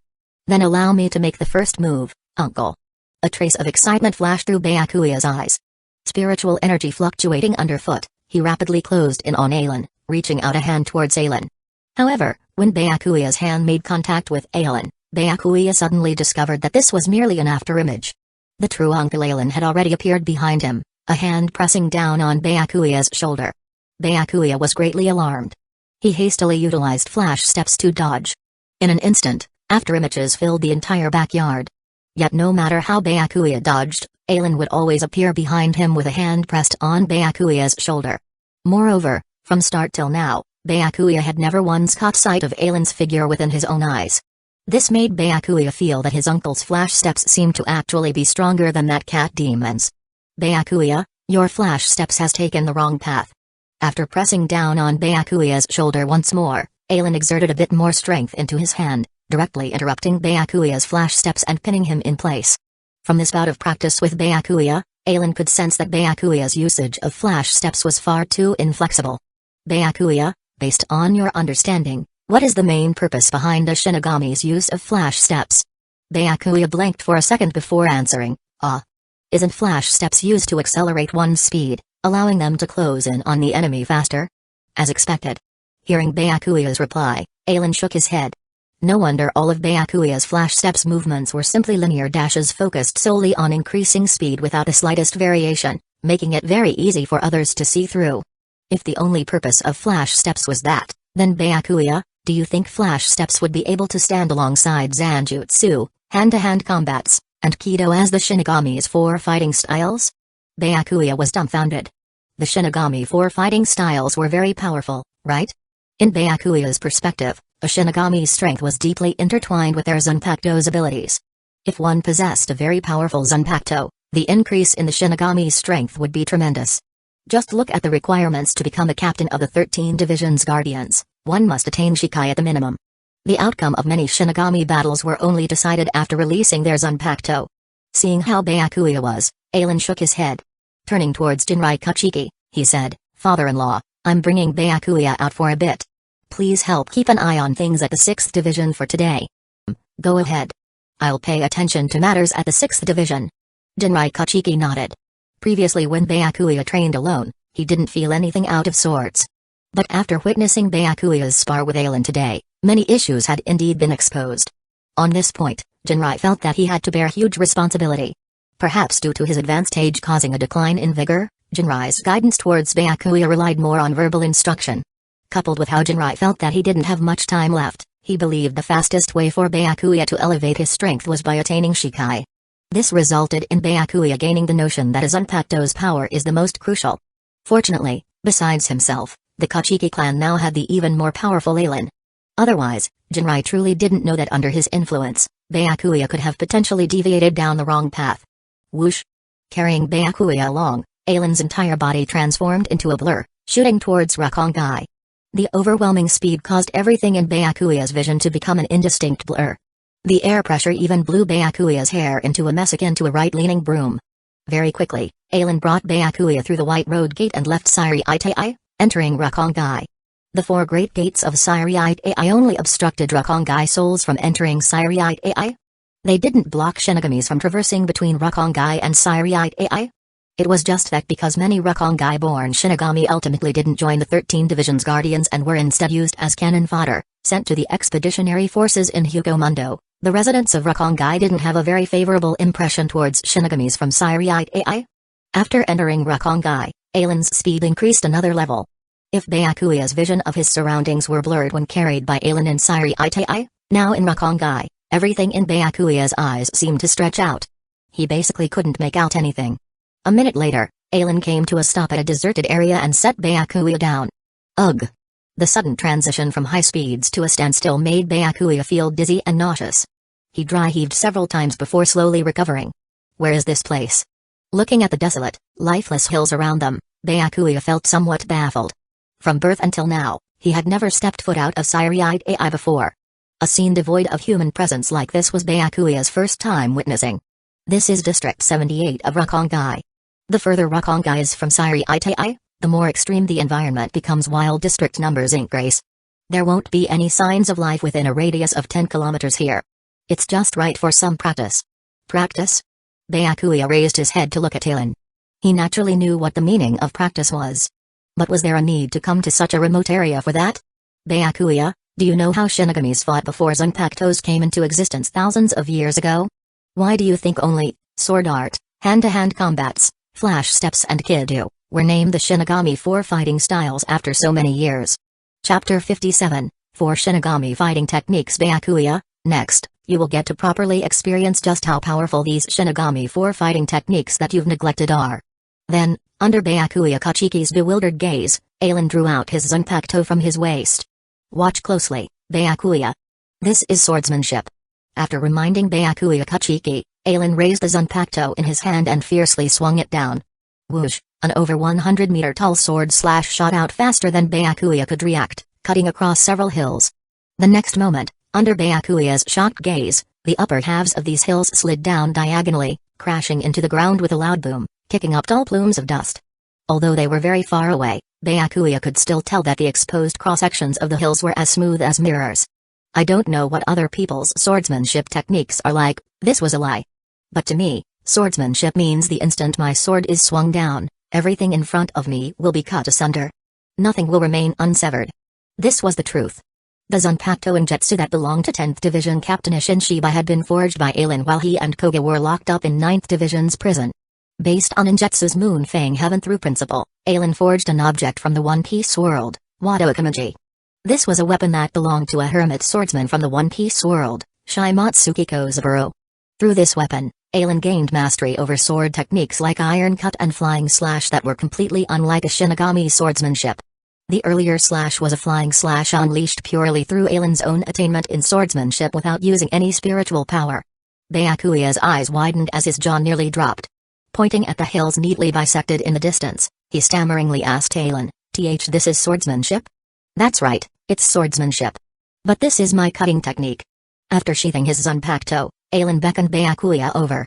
Next, attack me and I'll show you my skill in hand-to-hand combats. Okay. Byakuya immediately drew his Zanpakuto and rushed at Ailen, swinging his sword.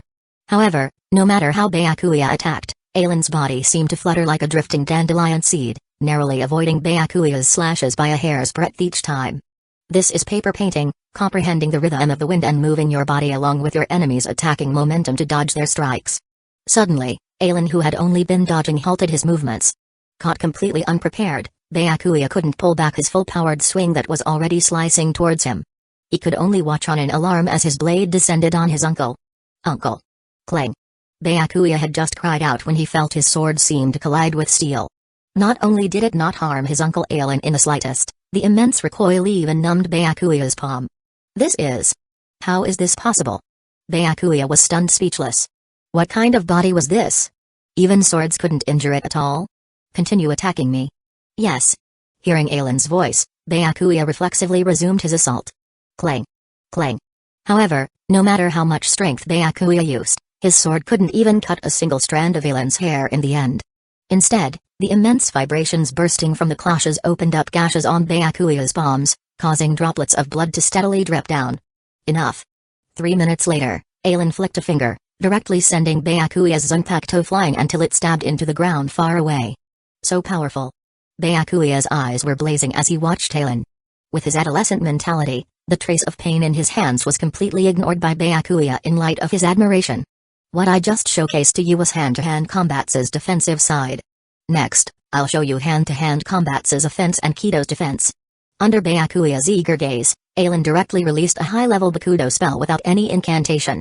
Bakudo number 81, Danku. A dim golden radiance manifested before the two.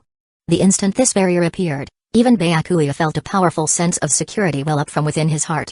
This is a rather powerful high-level Bakudo with extremely high defensive ability. It can perfectly defend against Hado spells below number 90. Then Ailen clenched his fists tightly before fiercely punching out. Double bone. Boom.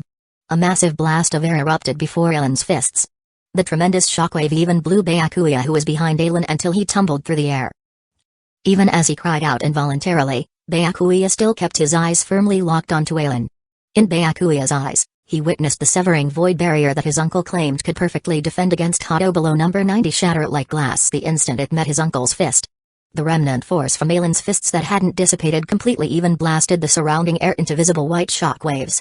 These shockwaves continued forward and directly smashed apart the peak of a nearby hill that Ailen had chopped off previously. Boom. Only now did Byakuya, who had been sent flying, crash heavily into the ground, letting out a groan of "Oh." Finally, Kido. Only after Byakuya climbed to his feet did Ailen raise a hand again and continue explaining to Byakuya, if you don't have much basis for comparison regarding that previous Bakudo's defensive power, after witnessing the Kido technique I'm about to unleash, you'll have a deeper understanding of the level of offensive power behind my hand-to-hand combats. Because the Kido I'm releasing now is a high-level Hado that can be perfectly blocked by Severing Void. Resplendent lightning radiance flashed before Ailen's right hand. The immense spiritual power fluctuations even whipped up gusts of wind rivaling the squall from earlier that blew Byakuya away.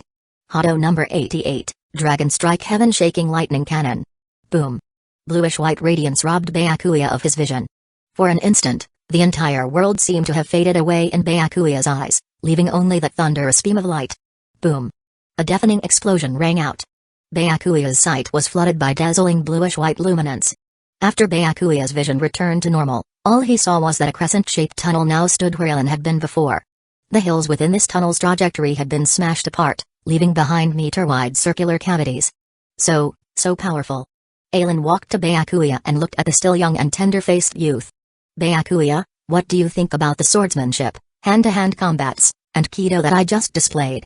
Powerful. At this moment, Byakuya felt like he had wasted years' worth of reading. Besides powerful, he actually couldn't think of any other word in his vocabulary capable of describing what he witnessed his uncle display today. Invincible. Alan shook his head. Saying powerful is fine, but invincible? There's still a huge gap if it's merely this much. Chapter 58, Farewell to Haruko. Alan had enough understanding about himself. Was he strong? Yes, very strong, and might even become extremely strong in the future. However, he was still far from being invincible in the Soul Reaper world, at least in Alan's opinion at the moment. He possessed the unlimited blade works, which allowed him to create swords with various abilities. Especially in a world like the Soul Reapers that had Zanpakuto, Alan could endow many abilities into the Zanpakuto as the Shikai and Bankai to use. This point was also acknowledged by the ability of unlimited blade works. Because in this world, those were the abilities that belonged to swords. However, over the years, Alan had been studying hard. Well, he took out all those powerful weapons from his memory and discovered that even with all of them, he still couldn't achieve invincibility among the Soul Reapers. Among them, the most unsolvable one was Akibe Hyosub of the Royal Guard. His existence itself was equivalent to Soul Society. He was given the name Akibe by the Soul King and obtained the power of name-giving. All things named by Akibe Hyosub possessed the power corresponding to their names. The names of everything in Soul Society were all given by Akibe Hyosub. In addition, the essential nature of Akibe Hyosub's existence was black. All the blackness in the world belonged to him. Relying on this essence, Akibe Hyosub conceived the oldest Zanpakuto that had existed before the birth of Zanpakuto, Akamaji. It could be said that except for the Soul King, Akibe Hyosub was the invincible one among the Soul Reapers. It was precisely because Huak possessed the ability of omniscience and omnipotence that he could ignore Akibe Hyosub's power of blackness and naming and defeat him. When thinking of these two, Alan felt somewhat pessimistic. Perhaps only after seeing Tanjiro Girinji and replicating his Zanpakuto, Kinpika, could he make Avalon based on Kinpika's abilities and stand in an undefeated place. As for defeating those two, at least in the two-dimensional weapons that Alan knew of, there was still none that could do that. Unless he could create the divine weapons from those immortals and monsters in myths from his previous life, only then would he have the possibility of sweeping across the entire Soul Reaper world. Abandoning those thoughts in his mind, Alan looked seriously at Byakuya Kachiki. Byakuya, I brought you here and showed you so much, do you know why? I don't know. Byakuya Kachiki lowered his head and admitted his own shallow ignorance. Here, I demonstrated to you the power of sword art, hand-to-hand combats and Kido, 3 of the 4 Shinigami combat forms. So what do you think the realm of flash steps that is ranked alongside them can reach? Alan's words caused Byakuya Kachiki's pupils to shrink. That's right. Sword art, hand-to-hand combats and Kido, possessed such great power. Then what kind of might would flash steps, as one of the 4 Shinigami fighting techniques, have? If sword art, hand-to-hand combats and Kido are to attack the enemy with the greatest power, then flash steps is to dodge their attacks with the greatest speed. And after dodging, quickly get close to the enemy, pull them into your attack range, and launch relentless attacks on them. Flash steps can also perfectly integrate with sword art, hand-to-hand combats and Kido, to maximize their power for the Soul Reapers to exert. Byakuya, you are the next head of the Kachiki clan and also the candidate for the 6th Division captain. Being low-key and modest should be your nature.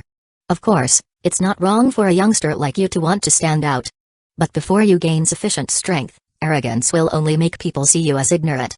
For example, you kept boastfully claiming that your flash steps had surpassed Captain Yoruichi of the 2nd Division. Do you think that Captain Yoruichi, known as the Goddess of Flash, has inferior flash steps compared to a rookie like you who has only trained for a few years? In this world, there may be those who can obtain in just a few days the strength that takes others hundreds of years of arduous cultivation to gain. But Byakuya, you have to know, you are not that kind of person. You may feel very powerful now, bragging about having surpassed Captain Yoruichi. But hundreds of years later when people talk about this, you may wish to stomp your feet hard enough to dig a hole the size of the entire Kachiki residence into the ground. Ever since going to Rakongai with Alan, Jinrai Kachiki discovered that Byakuya's entire being had steadied by a lot and was no longer as impetuous as before.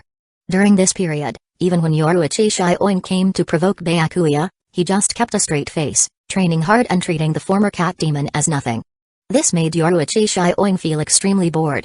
Yo, Captain Alan, Long time no see. When seeing Aelin again, Yoruichi Shioin was still as casual as ever, leaning her shoulder on him to greet him, acting as if Aelin's threat to Kusagakure had never happened. Since Yoruichi Shioin didn't mind, Aelin naturally wouldn't take that matter to heart either. Yeah, indeed been over half a year since we last met. You are still in your prime, Captain Yoruichi. After smilingly responding to Yoruichi, Aelin shifted his gaze to the person beside her. After half a year, Haruko Kachiki had lost some weight, but her mental condition was better than it was half a year ago. This made Aelin almost beam with joy. As expected of the most intelligent person among the Soul Reapers. Even Soul Reapers who had been hollowified could be restored by him. For a trivial soul deterioration, there definitely wouldn't be any problems as long as Kusagakure was willing. From the looks of it, Kusagakure's results were not bad so far. How do you feel? I feel much more relaxed than before. Having been husband and wife for 5 years, although Aelin didn't say it explicitly, Haruko Kachiki knew what he wanted to ask. It has been hard on you, Haruko. Aelin reached out and grasped Haruko Kachiki's hand in his palm. This was the first time Aelin had been so intimate with Haruko Kachiki in front of others. It made Haruko somewhat shy as she secretly glanced at Yoruichi Shioin, wanting to withdraw her hand yet reluctant to part with it. Hey, I'm still here, you know. Yoruichi Shioin knocked her forehead. These two, didn't they see what occasion this was? She was still around. However, Aelin's performance also let Yoruichi Shioin breathe a sigh of relief in her heart. At least Aelin was not a heartless and unprincipled man. Captain Aelin, Lady Kachiki's problem is very serious. Although her condition has alleviated somewhat under Huraharu's help, if the root cause is not thoroughly resolved, Lady Kachiki's situation will become more and more dangerous. Aelin's brows furrowed. That's not right. Chapter 59, Huraharu's speculation with Kusagakura's abilities. Completely resolving Haruko Kachiki's problem shouldn't be difficult at all. Why did Yoruichi say that Kusagakure had only alleviated Haruko's condition? Even if he didn't come up with a solution in half a year, couldn't he just use the Hogyoku? Although the current Hogyoku is still only half finished, using it to treat Haruko shouldn't be an issue at all. Just what is he trying to do? Testing his standing? Thinking to hear, Aelin's heart sank. But externally, his face was calm as he asked Yoruichi, then Lady Yoruichi, did Huraharu third seat ever say what the root cause of Haruko's problem needs to be resolved? How would I know? But don't worry, since Kusuk said so, he definitely has a way to resolve it. It's just that the method might be somewhat special and he was afraid you wouldn't agree, so he didn't use it on Lady Kachiki before you came back to confirm. After hearing Yoruichi's explanation, Aelin nodded slightly. Indeed, Kusagakure was capable. However, he thought too much. If Yoruichi didn't bring it up, Aelin would have nearly forgotten that the reason Kusagakure was helping stabilize Haruko Kachiki's soul deterioration was because Aelin had threatened him. If Kusuk had left some kind of contingency on Haruko Kachiki while healing her, it would be very difficult for even Aelin to detect. With himself present, no matter how bold Huraharu was, he should also consider the possibility of his methods being seen through and what could happen afterwards. I understand. Then I'll have to trouble Captain Yoruichi to help arrange a time with Huraharu third seat on my behalf. I'll bring Haruko along to listen to his solution. No problem.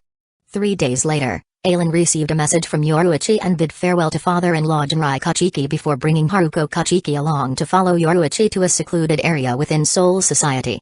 Soon, the ground before the three revealed an entrance to an underground cellar, with a spiraling staircase heading deep underground. Only now by passing through the cellar entrance did Aelin sense the weak barrier. Aelin's peripheral vision swept over Haruko. Haruko's gaze didn't contain any surprise at all, clearly indicating this wasn't her first time seeing something like this. After following Yoruichi underground, what entered Aelin's eyes was an unfamiliar yet familiar underground plaza. It could be said to be unfamiliar because this was Aelin's first time coming here. Yet it was also familiar because Aelin had seen this place before in the anime during his previous life. This was where protagonist Ichigo Kurosaki used Kusagakura's Tenshintai and completed his Bankai training within a short 3 days. Contrary to what one would imagine, the spacious underground plaza was not pitch black without any light. Rather, it looked no different compared to the outside. This was also one of Huraharu's inventions. The artificial sky canopy allowed the plaza's ceiling to be made into a sky identical to the real one outside. If they hadn't entered from the above-ground entrance, no one would have thought this place was actually situated dozens of meters underground. Oh my, how rare. For Captain Aelin to grace my hidden base with his presence, I'm truly honored. After exchanging a look with Yoruichi, Kusagakure welcomed Aelin with an obsequious smile. Huraharu third seat, Let's dispense with the pleasantries between you and I. When facing Kusagakure, Aelin knew he couldn't match the intellects of schemers like him. Hence, he also didn't bother with any tricks or beating around the bush, directly asking, what exactly is the method that can completely resolve Haruko's problem? As long as you can help me resolve Haruko's soul deterioration, consider it me owing you and Captain Yoruichi a favor. Aelin. Concern flashed through Haruko Kachiki's eyes as she gripped Aelin's hand. As the person closest to Aelin, Haruko Kachiki could be considered one of the people most familiar with Aelin. Previously, she thought Lady Yoruichi and Kusagakure were helping to treat her due to their past camaraderie from working together in the 2nd Division. But from Aelin and Yoruichi, Kisuke's conversation, it seemed like Aelin had paid some kind of price for them to agree to treat her. Gently patting Haruko's hand, Aelin smiled at her and said, "Don't worry, Haruko. Captain Yoruichi and Urahara are both people of the 13 divisions. Even if I end up owing them a favor, it won't impact me much. You should know that to me, you are much more important than so-called favors." Haruko Kachiki nodded slightly, but at the same time, she also secretly decided that if Kusagakure asked for extremely unreasonable conditions from Aelin because of her, she would rather give up on treatment. Captain Aelin's favor? We can discuss that later. Kusagakure didn't respond to Aelin. Although the exchange with Aelin half a year ago made both Kusagakure and Yoruichi feel that their understanding towards Aelin had been too one-sided, it instead seemed like Aelin understood them better. One must know that in Soul Society, before Kusagakure became the 12th Division captain, only Yoruichi herself knew of his scientific capabilities. Because of his inquiries towards the power of the Soul King, he had created the half-finished Hogyoku. This was a secret within secrets. After all, Kisuke currently didn't completely understand the abilities of the Hogyoku he created himself. He only knew that the Hogyoku in his hands could induce hollowification in Soul Reapers, granting them a hollow's power. Kisuke was certain these matters were known by no one besides Yoruichi. Yet Aelin not only knew of his research ability, but also the existence of the Hogyoku. This was extremely frightening. It seemed that if not for Haruko Kachiki's soul-developing issues, perhaps the entirety of Soul Society would still be unaware that the 13 divisions actually hit someone like Aelin. Thinking back to that overly talkative Zanpakuto who had abruptly appeared through the use of attention tie not long ago, a notion flashed through Kisuke's mind. Could Aelin, the person possessing the sword creation ability, have forged some kind of Zanpakuto with similar capabilities to that Zanpakuto? One that allowed him to know of Soul Society's countless secrets through its power? Just what did Aelin, this captain that emerged from their 2nd division, actually know? Fortunately, from how Aelin was willing to expose things to them for Haruko Kachiki's recovery, he shouldn't be someone evil. At the very least, Haruko Kachiki could be considered one of Aelin's weaknesses. With these racing thoughts, Kusagakure clapped and said, "Captain Aelin, let me first explain my treatment plan for Lady Kachiki to give you sufficient understanding of the entire treatment process before we discuss how to treat her." Chapter 60, Treatment Plan. Captain Aelin, the reason why Lady Kachiki's soul is gradually deteriorating is because your spiritual pressure is too powerful. Lady Kachiki, who often stays by your side, cannot withstand the oppression brought by your powerful spiritual pressure. Aelin nodded. He didn't realize this at first, but after Captain Retsuano Hana of the 4th Division pointed it out, he naturally understood the reason. Upon hearing Kusagakura's words, Haruko Kachiki couldn't help but turn pale. She gripped Aelin's hand much tighter. As Aelin's wife, not only had she failed to properly accompany Aelin, but her own weakness was also dragging Aelin down. This was a wife's shame. Vice-captain level Soul Reapers and above who go to the human world must have their spiritual pressure sealed unless they are on special missions. I believe Captain Aelin also knows the reason for this. Powerful spiritual pressure can oppress human souls in the human world. After frequently receiving stimulation from powerful spiritual pressure, some people will awaken their own spiritual power and gain the ability to see spirits. And souls with spiritual pressure are the tastiest food in the eyes of hollows. With no means of fighting back against hollows, having spiritual power will only make humans die faster in the human world. That's why powerful Soul Reapers have their spiritual pressure limited when entering the human world. It can be considered as a protection for the humans there. Not bad, Captain Aelin understands it very thoroughly. In fact, Lady Kachiki's situation is the same as those humans who awaken their spiritual power. As Kusagakure led Aelin and the others forward, he explained to Aelin, however, compared to Lady Kachiki, the human souls have a body that perfectly matches with them. So after the human souls receive damage from powerful spiritual pressure, their body will nurture and restore their soul, allowing their soul's power to break through the limit and awaken their spiritual power. For me, healing Lady Kachiki completely isn't difficult at all. But even if Lady Kachiki makes a full recovery, if she continues staying beside Captain Aelin, her soul will start deteriorating again in less than 2 years. And the speed of deterioration will become faster and faster until it exceeds my ability to treat. Aelin nodded. Just as Kusagakure said, merely restoring Haruko Kachiki's soul wouldn't resolve the root issue. Unless Aelin and Haruko never met again, it would only be treating the symptoms and not the cause. So? What is Third Seat Kusagakura's plan to treat her? But having listened so far, Aelin already basically guessed what Kusagakure was planning for Haruko Kachiki's treatment. After all, in Aelin's memories, Kusagukure's specialty had always been creating Gigai. More than 200 years later, after Isshin Shiba lost his Soul Reaper powers, he relied on the Gigai specially tailored for him by Kusagakure. And even successfully had 3 children with Masaki Kurosaki. This showed that the Gigai Kusagakure made for Isshin Shiba was a perfect match for Shiba Isshin, truly allowing the Soul Reaper Isshin Shiba to become the human Isshin Kurosaki. As expected, Kusagukure's next words confirmed Aelin's guess. Captain Aelin, my idea is for Lady Kachiki to become a human. I will specially create a prosthetic body called a Gigai that completely matches Lady Kachiki. Relying on that body to nurture Lady Kachiki's soul, after a period of time, her soul can be fully restored. But of course, as Captain Aelin knows, Gigai can only function in the human world. In other words, for Lady Kachiki to recover, she must head to the human world. And Kusagakure stared at Aelin, observing his expression while slowly saying, Captain Aelin, because Lady Kachiki is not a Soul Reaper, once she enters the Gigai, she won't be able to leave the Gigai unless she dies. Aelin's pupils shrank. Clearly, he understood the implication behind Kusagukure's words. After entering a Gigai perfectly tailored for her that could nurture her soul, Haruko Kachiki would no longer be a soul-only whole, but instead a human with a body that could only live in the human world. Since she would become human, naturally her soul could only leave her body after death. Kusagakure wanted Aelin to leave Soul Society and Siriate AI? He couldn't see through Aelin and was unclear just how much Aelin knew and what choices he might make in the future. Hence, under the guise of treating Haruko Kachiki, he wanted to have Aelin stay far away from Soul Society. As long as Aelin left Soul Society, he would be unable to sense the Soul King's secrets and thus wouldn't do anything outside of Kusag's ability to handle. It wasn't that Kusagakure didn't trust Aelin, but this was something every person capable of sensing the Soul King's secrets had to go through. The Soul King was the cornerstone that stabilized the worlds. If even the slightest problem occurred with that cornerstone, the worlds would descend into chaos and destruction. This was why Akaibai Ozab created the Zero Division and had them guard the Soul King Palace to protect the Soul King. Why Genryu's Ishigakuni Yamamoto established the 13 court guard squads to safeguard Siriate AI and become the first line of defense protecting the Soul King. This was the path the martial artists chose after learning of the Soul King's secrets. And the intelligent ones were all preparing contingency plans for themselves. For example, the now destroyed Great Noble Clan, the Tsunayashiro family.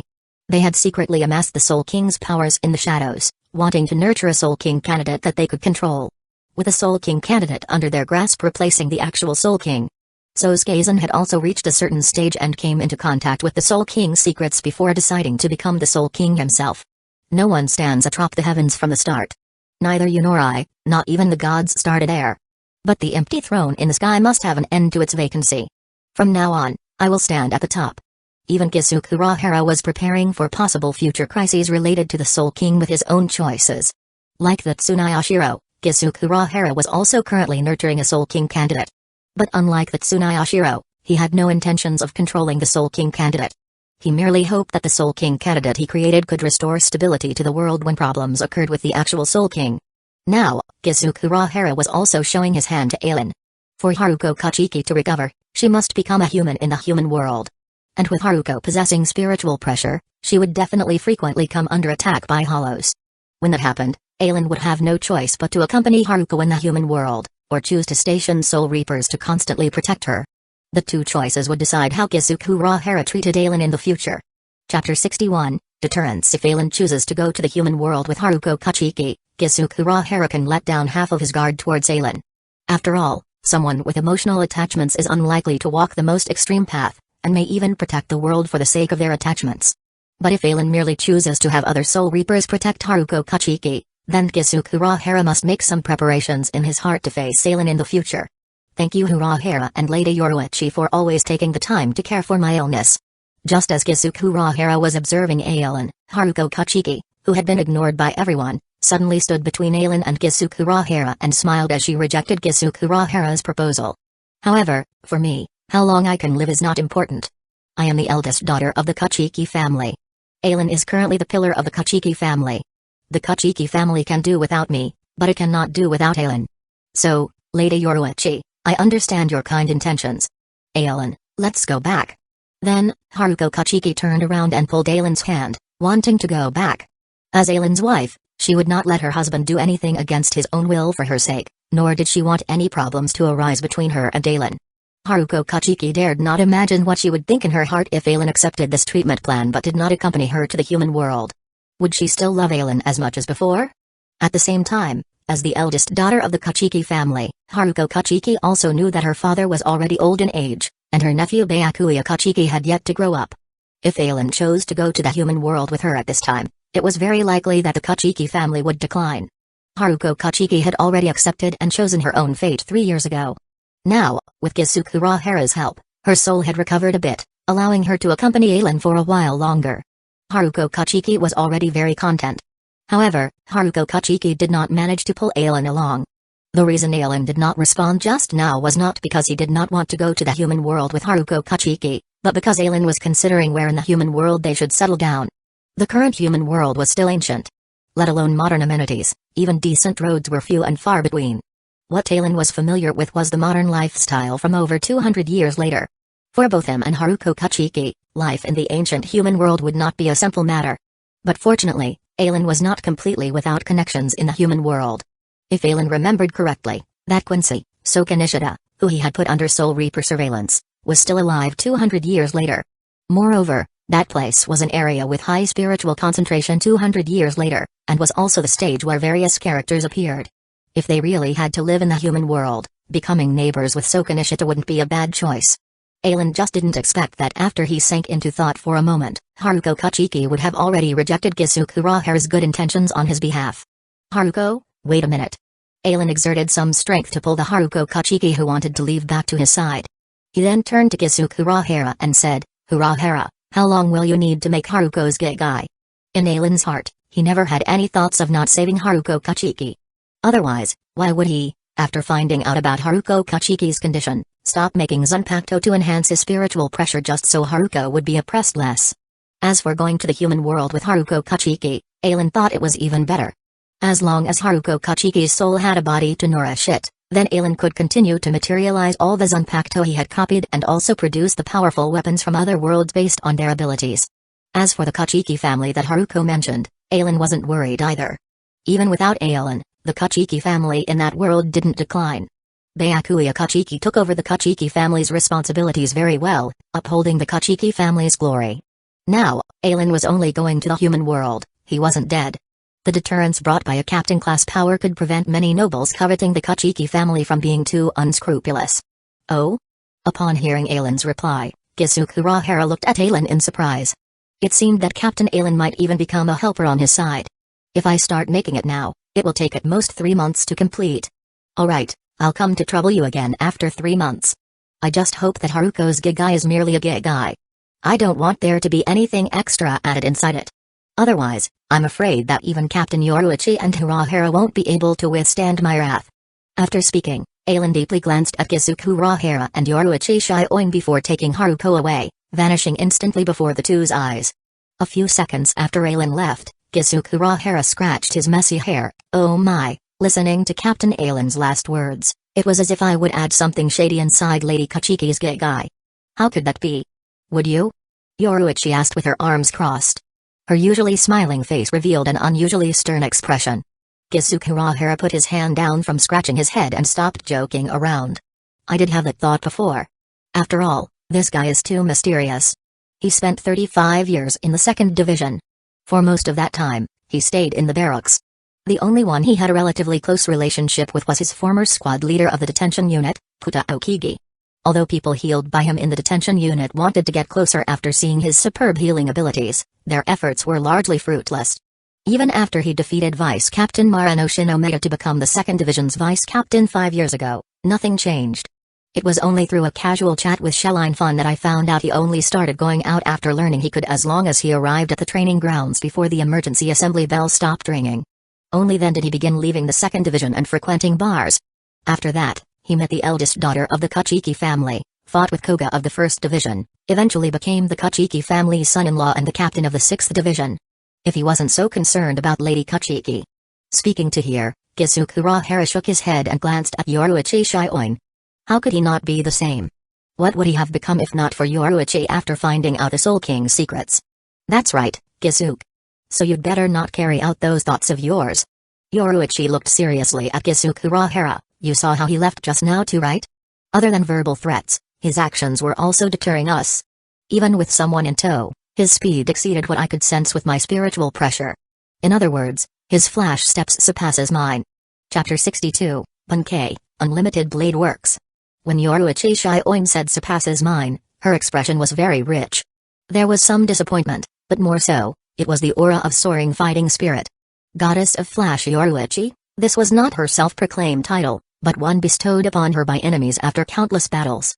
It could be said that in terms of flash step, Yoruichi Shioin represented the pinnacle of Soul Society. But now, Yoruichi Shioin discovered that the flash step of her former vice-captain was actually still above hers. This sparked the pride within Yoruichi's heart.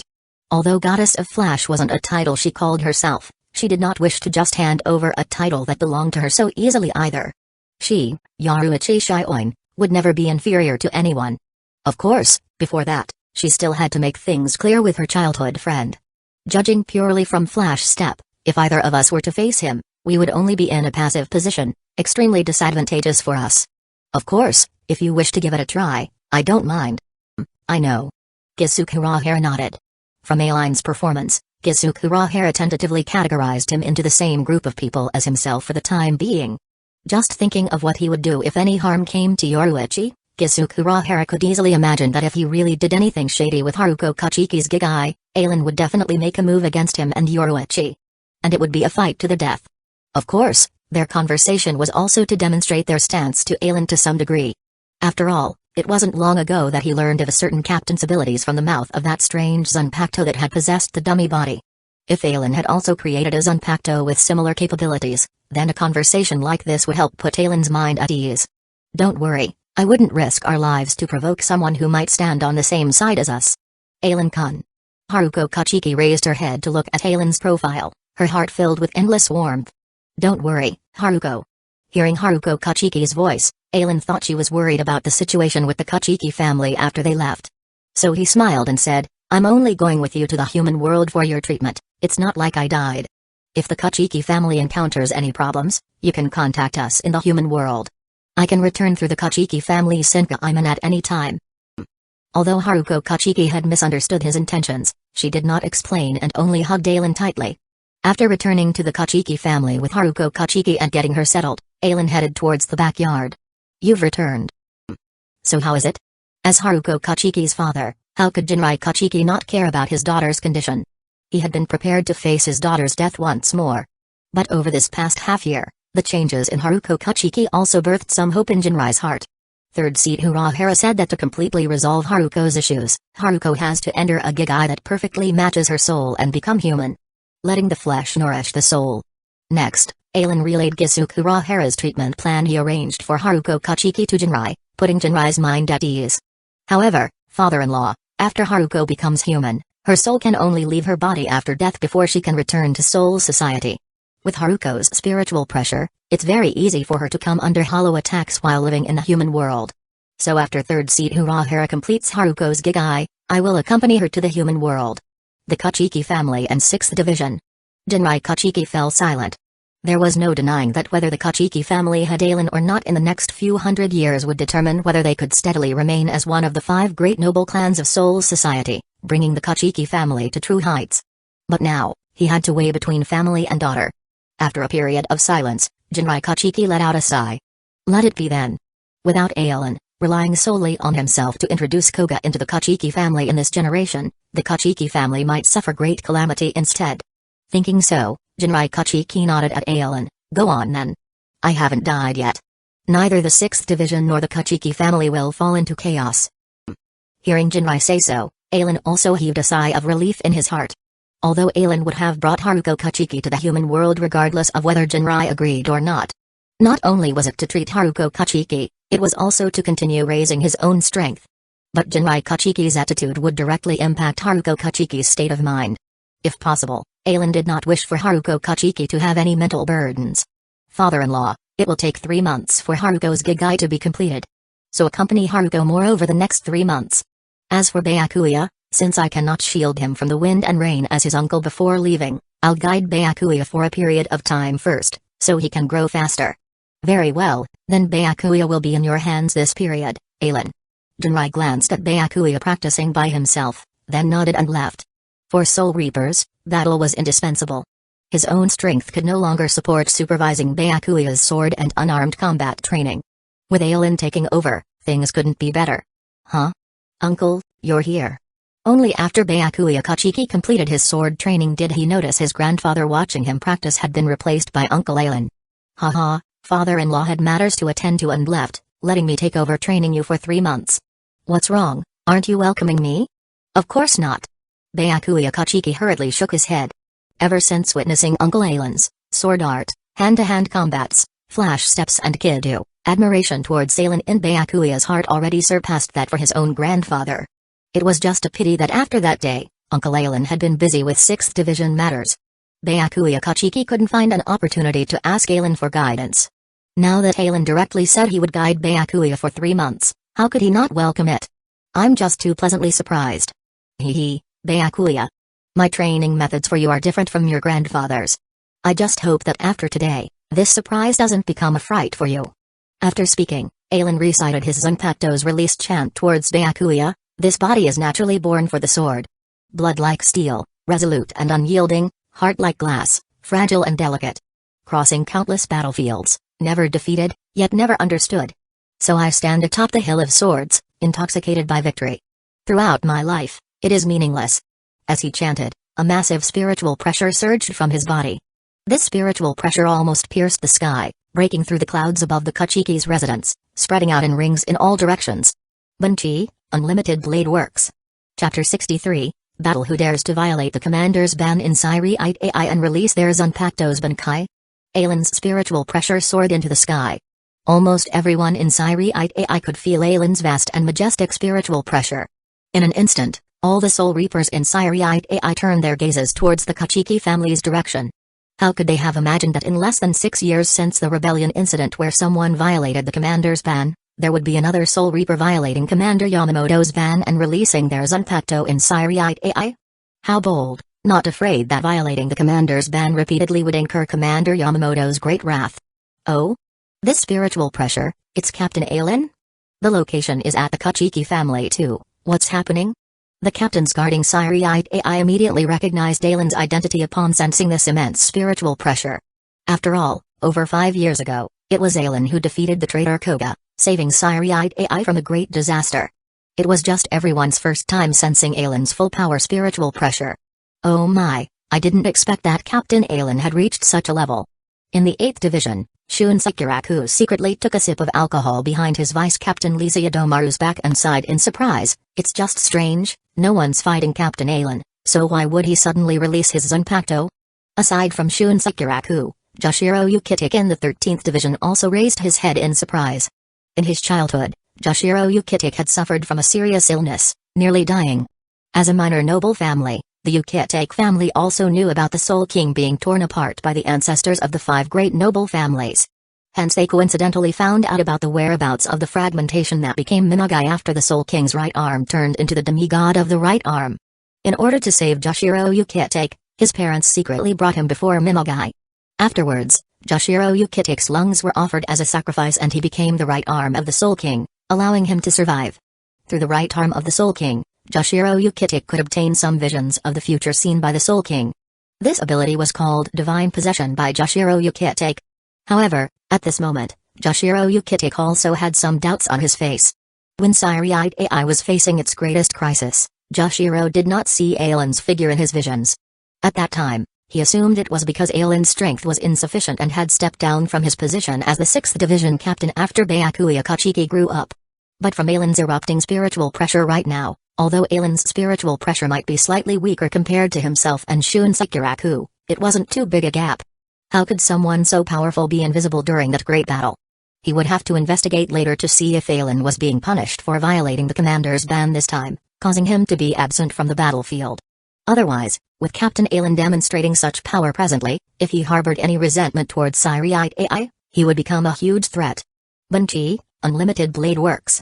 Accompanying Alan's final chant, his true Bankai appeared in the Soul Reaper world for the first time.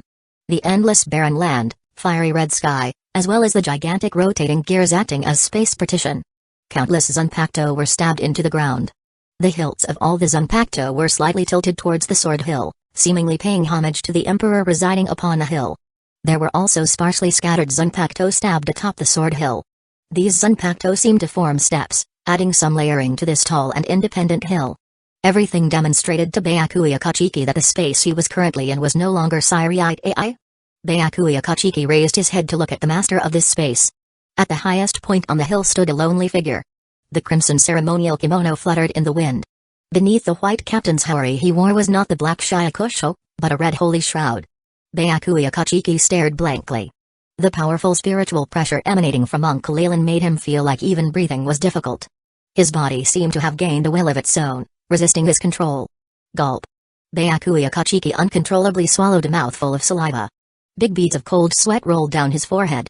He did not understand why Uncle Alan was using his Bankai to train him. This is my world. Standing atop the hill, Alan spread open his arms and embraced his world for the first time. Unlimited Blade Works. This was Alan's biggest secret in the Soul Reaper world besides himself. According to Alan's past thinking, this reality marble was absolutely not something he could reveal to others. Anyone who forced Alan to use this move would either die or perish. However, because of Haruko Kachiki, Alan would remain in Soul Society for at most another 3 months. Revealing some things wasn't an issue. Moreover, all he revealed was his spiritual pressure. The existence of Unlimited Blade Works was only known by Byakuya. Of course, Alan only wanted to use this space to train Byakuya. He did not plan on explaining anything regarding his reality marble's abilities to Byakuya. Byakuya, do you know of my Zanpakuto's abilities? After venting his emotions for a bit, Alan lowered his arms and turned to look at Byakuya Kachiki below the hill. I heard from grandfather that uncle's Zanpakuto ability is sword creation. Correct. My Zanpakuto's ability is crafting swords. This space is where I forge swords. It is also where I store the swords I've crafted. All the swords within this space were made by me. I have absolute control over the swords I've forged. After speaking, Alan snapped his fingers. Whoosh. Whoosh. In an instant, all the Zanpakuto in the space aside from those on the hill floated up from the ground. They circled in the air in neat rows, surrounding Byakuya Kachiki in the middle. This scene was somewhat similar to Byakuya's future move Senbon Sakura Kage Oshi. Even Byakuya Kachiki felt some unease being surrounded by so many swords. His eyes darted left and right. Shut-oh. The next moment, Alan's figure flickered as he appeared inside the arena formed from thousands of swords after descending from the sword hill. Byakuya, I've told you before that I hope you don't turn this surprise I have for training you into fright too quickly. I only have 3 months to train you.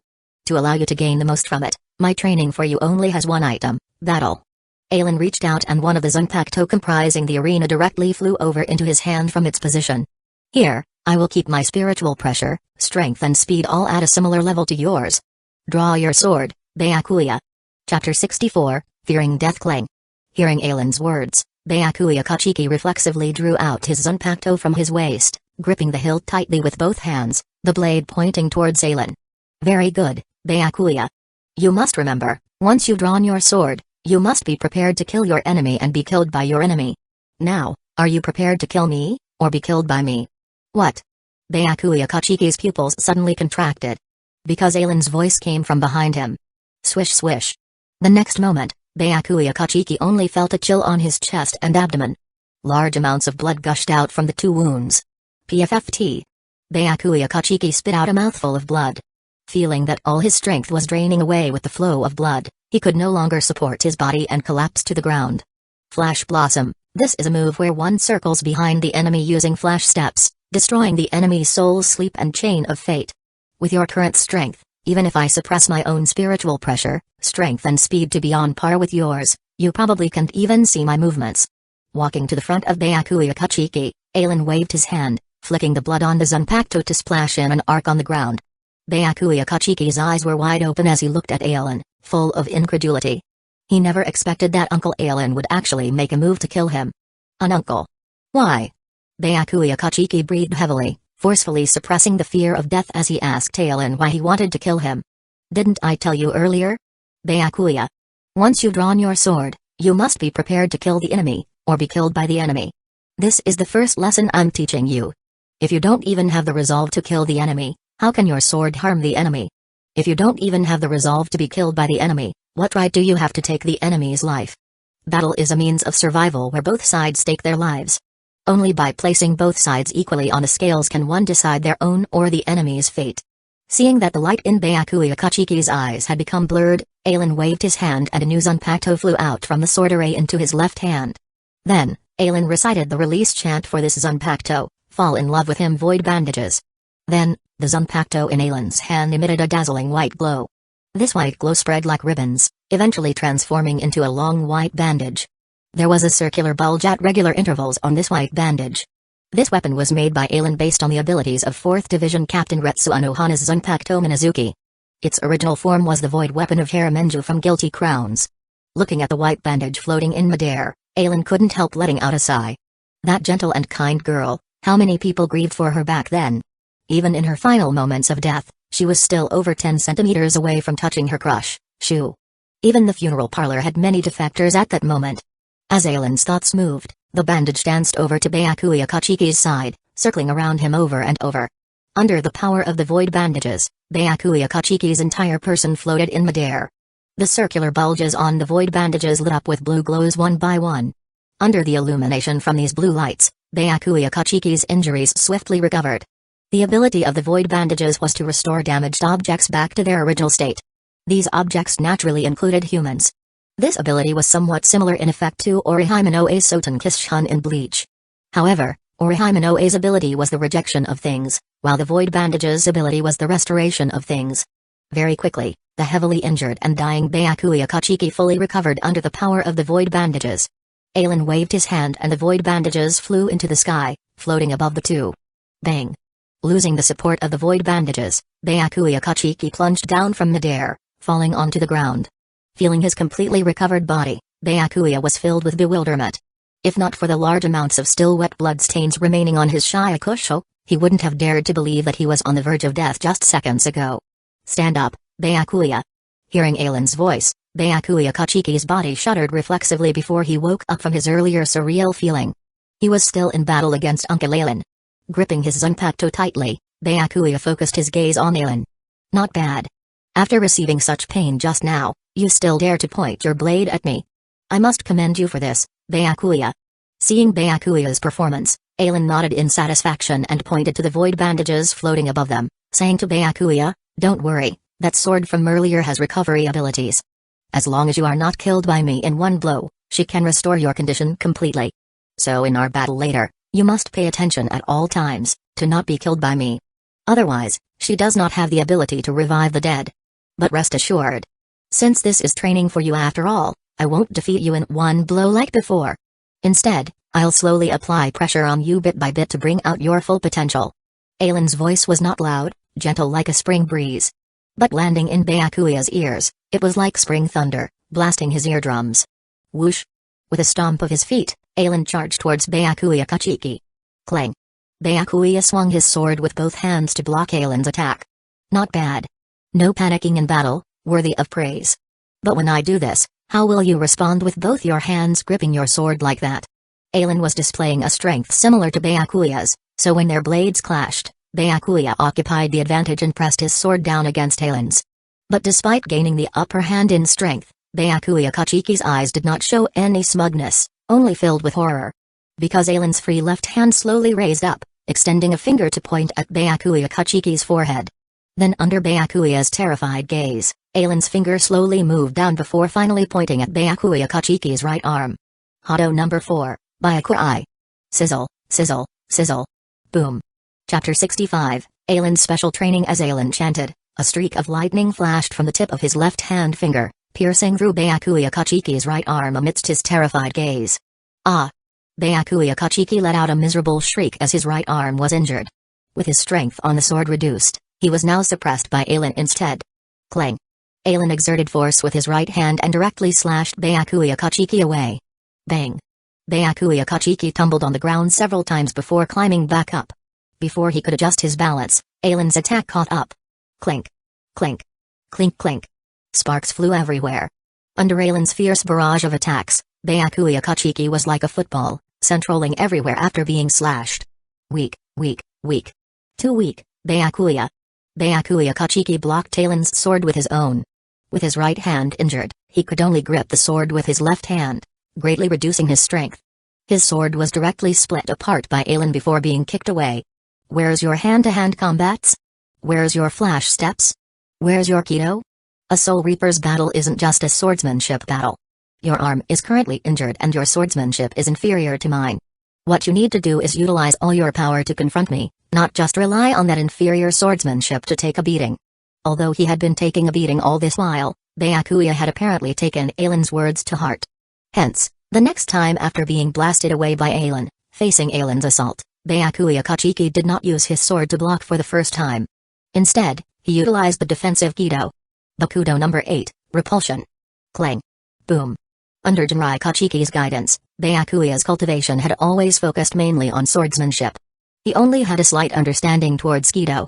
Deploying the hastily used 8th binding spell, he was naturally unable to block Aelin's attack at all. It was directly shattered through before he was slashed apart. But this bit of time was sufficient for Byakuya Kachiki to adjust his stance. Wielding his sword with his left hand and releasing low-level Kido spells with his right, he entangled with Aelin. Hado number 1, Sho. Bakudo number 4, Kainawa.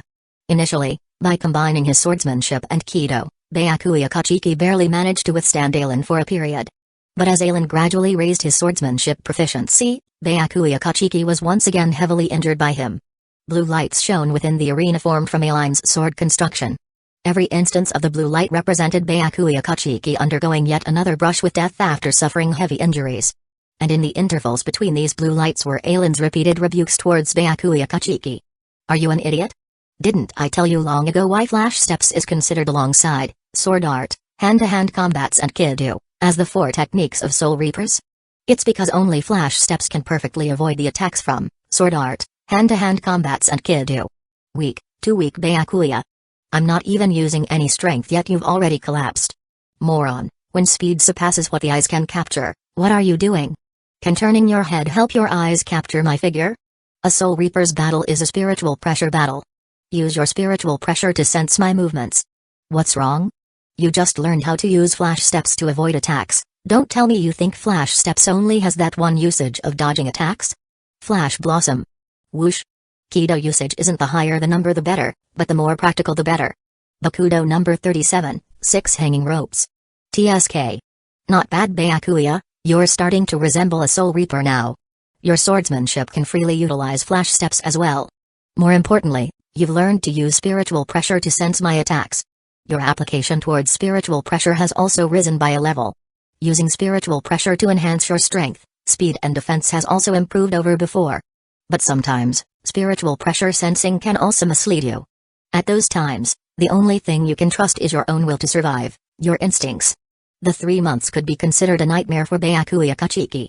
Every morning after getting out of bed, he would be pulled by Aelin into the reality marble for battles after battles aside from training. After undergoing such intense battles, Byakuya's strength rose tremendously. In early of the 3rd month, Byakuya Kachiki had shockingly already completed his Zanpakuto's initial release. Of course, although he completed his Zanpakuto's first stage release, Byakuya still had not utilized it in his battles against Aelin. He wanted to give Aelin a surprise during their final day. Unfortunately, Byakuya Kachiki was unaware that on the very day he completed his Zanpakuto's release, Aelin had already seen through it. Not only that, Aelin had even produced Senbonzakura and stabbed it atop his sword hill. Aelin had even crafted 2 weapons similar to Senbonzakura's traits based on its characteristics. Clang. Clang. Clang. Within the arena formed from thousands of Zanpakuto, 2 silhouettes moved as swift as the wind. The sparks produced from the clashing of blades shone brightly around the perimeter of the arena. Bakudo number 4, Kainawa. Hado number 9, Ran. Hado number 33, Sokatsui. Bakudo number 39, Fan-Shape Barrier. The lights from destructive and binding spells interweaved. Explosions burst out large amounts of smoke and dust. Byakuya, among ordinary Soul Reapers, your strength can be considered top-notch. After the defensive Inkozen dispersed, Aelin walked out from within the smoke and fire. Your Kido utilization is also extremely proficient. Your Flash Steps has also reached a level where it can coordinate seamlessly with the other 3 Soul Reaper techniques. It can be said that if you don't release your Zanpakuto, your strength could allow you to easily obtain a seated position among the 13 Division of Imperial Guards. Humphrey. On the opposite side of Alan, Byakuya Kachiki panted heavily. But hearing Alan's evaluation of him, the corners of his mouth couldn't help curving up slightly. Of course, for appearance sake, he still had to let out a cold Humphrey, indicating his disdain towards Alan's praise. However, before he could maintain this expression for even a second, Alan's next words completely broke his composure. Judging from this, the first phase of training can be considered as you passing. So Byakuya, are you willing to accept the second phase of my training? What? Byakuya Kachiki's eyes nearly popped out from their sockets. Was he kidding? The thousands of brushes against death over the past 2 months were merely the first phase of training? Seemingly seeing through Byakuya's thoughts, Alan laughed. Byakuya, I said earlier that with your current level, your strength isn't bad among ordinary Soul Reapers. If you're satisfied with your current achievements, I can end my guidance over you. Tell me now, Byakuya. Are you satisfied with just being an ordinary Soul Reaper? Chapter 66, the second phase Ordinary Soul Reaper? That's right, an ordinary Soul Reaper. Alan walked step by step towards Byakuya Kachiki, the Zanpakuto in his hand dragging on the floor, producing swish swish swish scraping sounds. After over 2 months of battles between life and death, you've basically completely digested the foundations you'd built up over the past 10+ years. From now on, no matter how much I raise my strength to pressure you, the benefits to you will be very limited. Sword art, hand-to-hand combats, Flash Steps and Kido, Zanpakuto, these constitute a Soul Reaper's strength. For the first phase, you've done very well in cultivating the 4 Soul Reaper techniques, laying down a solid foundation for your future stronger self. Foundation? Byakuya Kachiki pursed his lips. The struggles he experienced between life and death over the past 2 months were merely the foundation? This was the first time Byakuya Kachiki realized the difference in perspective between himself and Uncle Alan. However, seeing Byakuya's expression, Alan misunderstood and thought Byakuya felt that he hadn't taught him anything more powerful. Hence, Alan knocked on his own head and explained to him. Byakuya, under normal circumstances, for ordinary Soul Reapers, when we cultivate one of the techniques to a certain level, we recognize that they possess captain-class strength. For instance, casually slicing apart mountains with swordsmanship, blasting down high-rise buildings with hand-to-hand combats, dodging all attacks with flash steps, casting auto spells above number 80 without incantation while retaining over half of its might, raising one's Zanpakuto to Benkai. As long as one can accomplish one of these, we can recognize that this person possesses captain-class strength. Among these, no matter if it's Zanjutsu, flash steps, hand-to-hand combats or Kido, wanting to raise any of them to a captain-class level has tremendous difficulty. One would need talent, perceptiveness, as well as several hundred to over 1,000 years of hard work before reaching such a realm. Byakuya Kachiki secretly rolled his eyes in his heart. If Byakuya remembered correctly, the last time Uncle Alan brought him to the Rakongai to demonstrate the might of the Soul Reaper techniques, he sliced apart mountains with a swing of his sword, traversed thousands of meters in an instant with flash steps, blasted apart high-level defensive Kido spells, and fired off a level 88 destructive spell. All of which corresponded to the captain-class level Uncle Alan spoke of.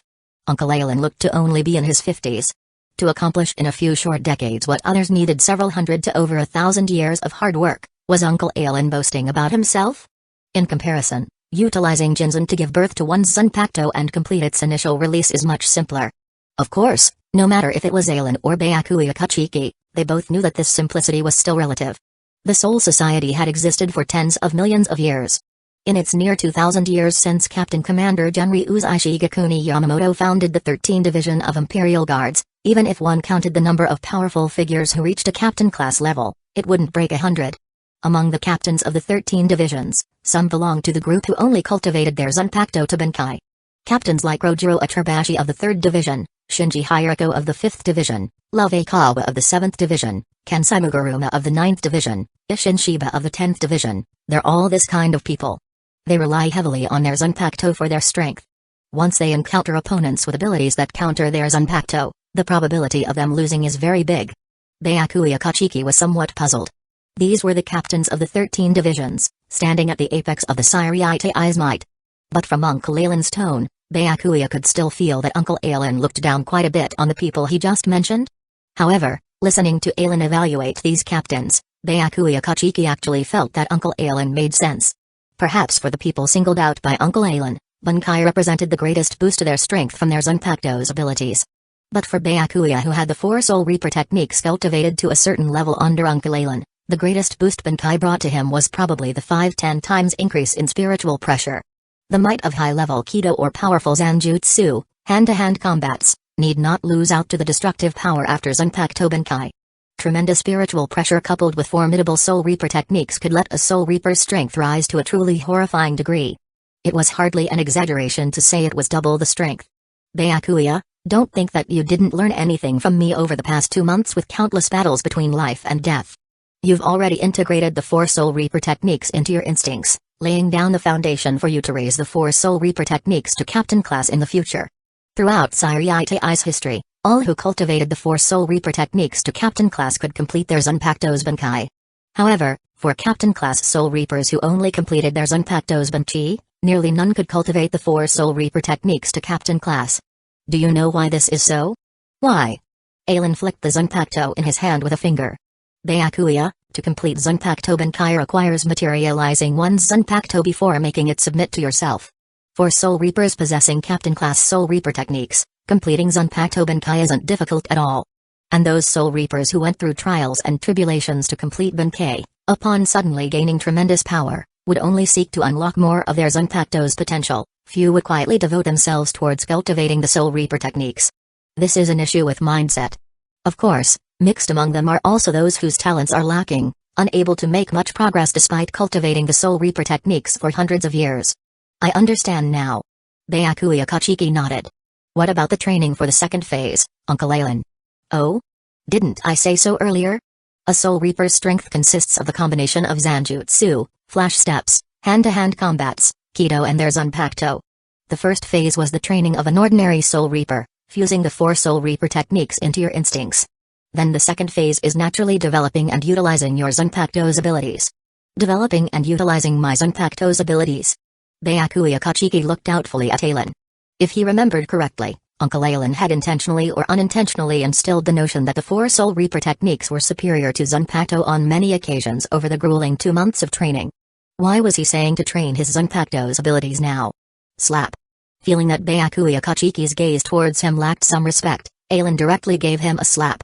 What rude thoughts are you thinking, you brat? As a Soul Reaper's weapon, birthed from the Soul Reaper's soul, the Zanpakuto is equal to the Soul Reaper's other half. If the 4 Soul Reaper techniques represent a Soul Reaper's baseline, then the Zanpakuto represents the Soul Reaper's limits. Chapter 67, Zanpakuto's Misunderstanding Lower Limit. Upper Limit. Byakuya Kachiki murmured to himself. Although this was the first time he had heard these two terms, based on what Uncle Alan said, Byakuya Kachiki quickly understood their meaning. The so-called lower limit should be the minimum strength he could exert. On the contrary, the upper limit was the strongest power he could exert. In other words, the 4 Soul Reaper techniques allowed him to have no weaknesses, while his Zanpakuto's abilities elevated certain aspects of his strength. Uncle, I'm willing to accept your second phase of training. Just what is Captain Kachiki up to? This was the biggest doubt in most Soul Reapers' minds over the past 2 months. Every day, they could feel Captain Alan's enormous spiritual pressure from the 6th Division. There was a ban in place across Sairaitai prohibiting captains from releasing their Zanpakuto. Koga was a precedent they dared not forget. Yet Captain Alan had released his Bunkai in Sairaitai for over 2 consecutive months without any reaction from Captain Commander Yamamoto. This made everyone very puzzled. Just what was it that made Captain Commander Yamamoto turn a blind eye to Alan releasing his Zanpakuto? They didn't know that the main reason Captain Commander Yamamoto tolerated Alan releasing his Bunkai in Sairaitai was because Jinrai Kachiki and Captain Commander Yamamoto had an agreement. In 3 months, Alan would leave Soul Society for the human world. By then, Captain Commander Yamamoto could use Alan's multiple violations of the ban as grounds to strip him of his captain position, banish him from Soul Society and bolster his own prestige. The second, and more important reason, was that the main purpose behind Captain Commander Yamamoto prohibiting the captains from fully releasing their Zanpakuto was to prevent massive damage to Sairaitai from their Bunkai's power. From his observations over this period, Alan's Bunkai only erupted with spiritual pressure during its release without causing any damage to Soul Society afterwards. Hence, Captain Commander Yamamoto agreed to Jinrai Kachiki's request and tolerated Alan releasing his Bunkai in Sairaitai for 3 months. If Alan's Bunkai could inflict terrible damage on Sairaitai, Captain Commander Yamamoto would have already taken action against Alan after the first time he released it. Within Unlimited Blade Works, Thousands of Zanpakuto hovered in the air, surrounding Ailen and Byakuya Kachiki. Byakuya, I'm very gratified that you managed to complete the first phase of training within 3 months and also unlocked your Zanpakuto's initial release during this period. If you hadn't accomplished either one of these points, I wouldn't have opened the second phase of training for you. Before commencing the second phase of training, Byakuya, you must always bear this sentence in mind. Staring into Byakuya's eyes, Ailen enunciated word for word, Byakuya, no matter what your Zanpakuto's abilities are, you must always believe that there are no useless Zanpakuto abilities, only useless Zanpakuto wielders. Only by firmly believing this can you truly bring out your Zanpakuto's full potential. If a Soul Reaper doesn't even believe in his own Zanpakuto, how can he excavate and develop its abilities? I understand, uncle. Byakuya Kachiki committed Ailen's words to memory. From Ailen's earlier words, Byakuya Kachiki knew that his uncle had set up several training phases for him. However, only after completing the previous phases training to Uncle Ailen's satisfaction and meeting his requirements would Uncle Ailen open up the next phase of training for him. Just like now, although Byakuya had already achieved his Zanpakuto's initial release a few days ago, it was only today after Uncle Ailen acknowledged his mastery of the 4 Soul Reaper techniques that the second phase of training began. Likewise, if he didn't complete his Zanpakuto's release before the end of the 3 months, he would also miss out on the second phase of training. Then let's begin the second phase, Byakuya. This phase will involve developing and utilizing your Zanpakuto's abilities. Style your Zanpakuto and show me its power. Yes. Byakuya Kachiki held his Zanpakuto vertically before himself. Uncle Ailen, my Zanpakuto's name is Senbon Sakura. Its ability turns the Zanpakuto into countless blade-like sakura petals to injure the enemy. Please instruct me. Scatter, Senbon Sakura. Boom. Accompanying Byakuya Kachiki's released chant, his spiritual pressure abruptly soared by over 3 times. Then, a cherry blossom glow suffused Byakuya Kachiki's Zanpakuto before transforming into tens of thousands of blade-like sakura petals that swirled towards Ailen under Byakuya's control like a pink morning mist. Facing the incoming swathe of cherry blossoms, Ailen swung his sword, instantly sending out several sword beams that scattered the petals. On the other side, perhaps due to it being his first time releasing his Zanpakuto, Byakuya Kachiki's control over Senbon Sakura was lacking. After Ailen's sword beam scattered the tens of thousands of blades, Byakuya Kachiki's control over them weakened until he unleashed his spiritual pressure and swung the hilt to bring Senbon Sakura's blade swirling around Ailen for another assault. Swish swish swish swish. Boom. However, no matter how Byakuya Kachiki controlled the myriad blades to form a storm or surge forth like floods, Ailen dispersed all of them swiftly.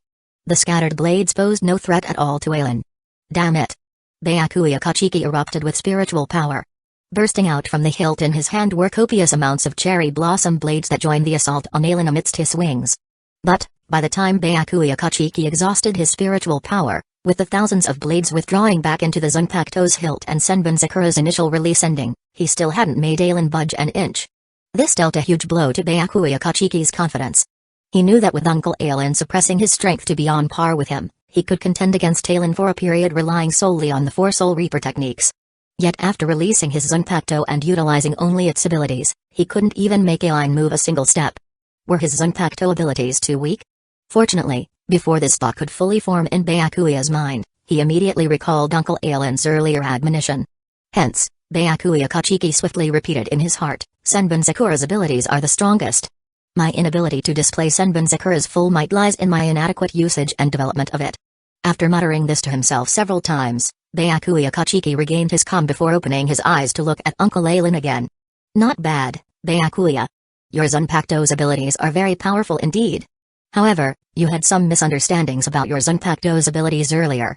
Chapter 68, Senkai Misunderstanding Senbon Sakura's Abilities. Hearing Uncle Ailen praise the might of his Zanpakuto, Byakuya Kachiki felt delighted. The earlier feeling that his Zanpakuto was weak instantly dissipated. This was something he couldn't accomplish even after mentally reciting Uncle Ailen's initial words multiple times. In fact, Ailen's words made Byakuya Kachiki truly believe that he had failed to fully utilize his Zanpakuto's potential. If it had been anyone else saying those words, Byakuya Kachiki would have already silenced them with his blade. But since it was Uncle Ailen who spoke, Byakuya Kachiki sincerely sought his guidance. Please teach me, Uncle Ailen. Long ago when he was first heavily injured by Uncle Ailen and witnessed one of the thousands of Zanpakuto being released by Uncle Ailen to heal him, an extremely bold conjecture had formed in Byakuya Kachiki's heart. Could Uncle Ailen release all of those thousands of Zanpakuto and obtain the abilities of thousands of Zanpakuto? While other Soul Reapers could only possess a single Zanpakuto, Uncle Alan was already a man in command of thousands of them. In terms of comprehending Zanpakuto abilities, Byakuya didn't think there was anyone in this world who could match up to Uncle Alan. Earlier, you said that Senbin Sakura's ability was to transform its blade into tens of thousands of blade-like sakura petals. However, during our earlier battle, I discovered that aside from the initial petal blades transformed from the Zanpakuto itself, there were also many more blades that emerged later through the conversion of your spiritual power from the hilt. In other words, Senbin Sakura's true ability is to convert your spiritual power into blade-sized sakura petals. The stronger your spiritual power, the more blades that can be transformed from Senbin Sakura's Shikai. Byakuya Kachiki felt sudden comprehension. Indeed.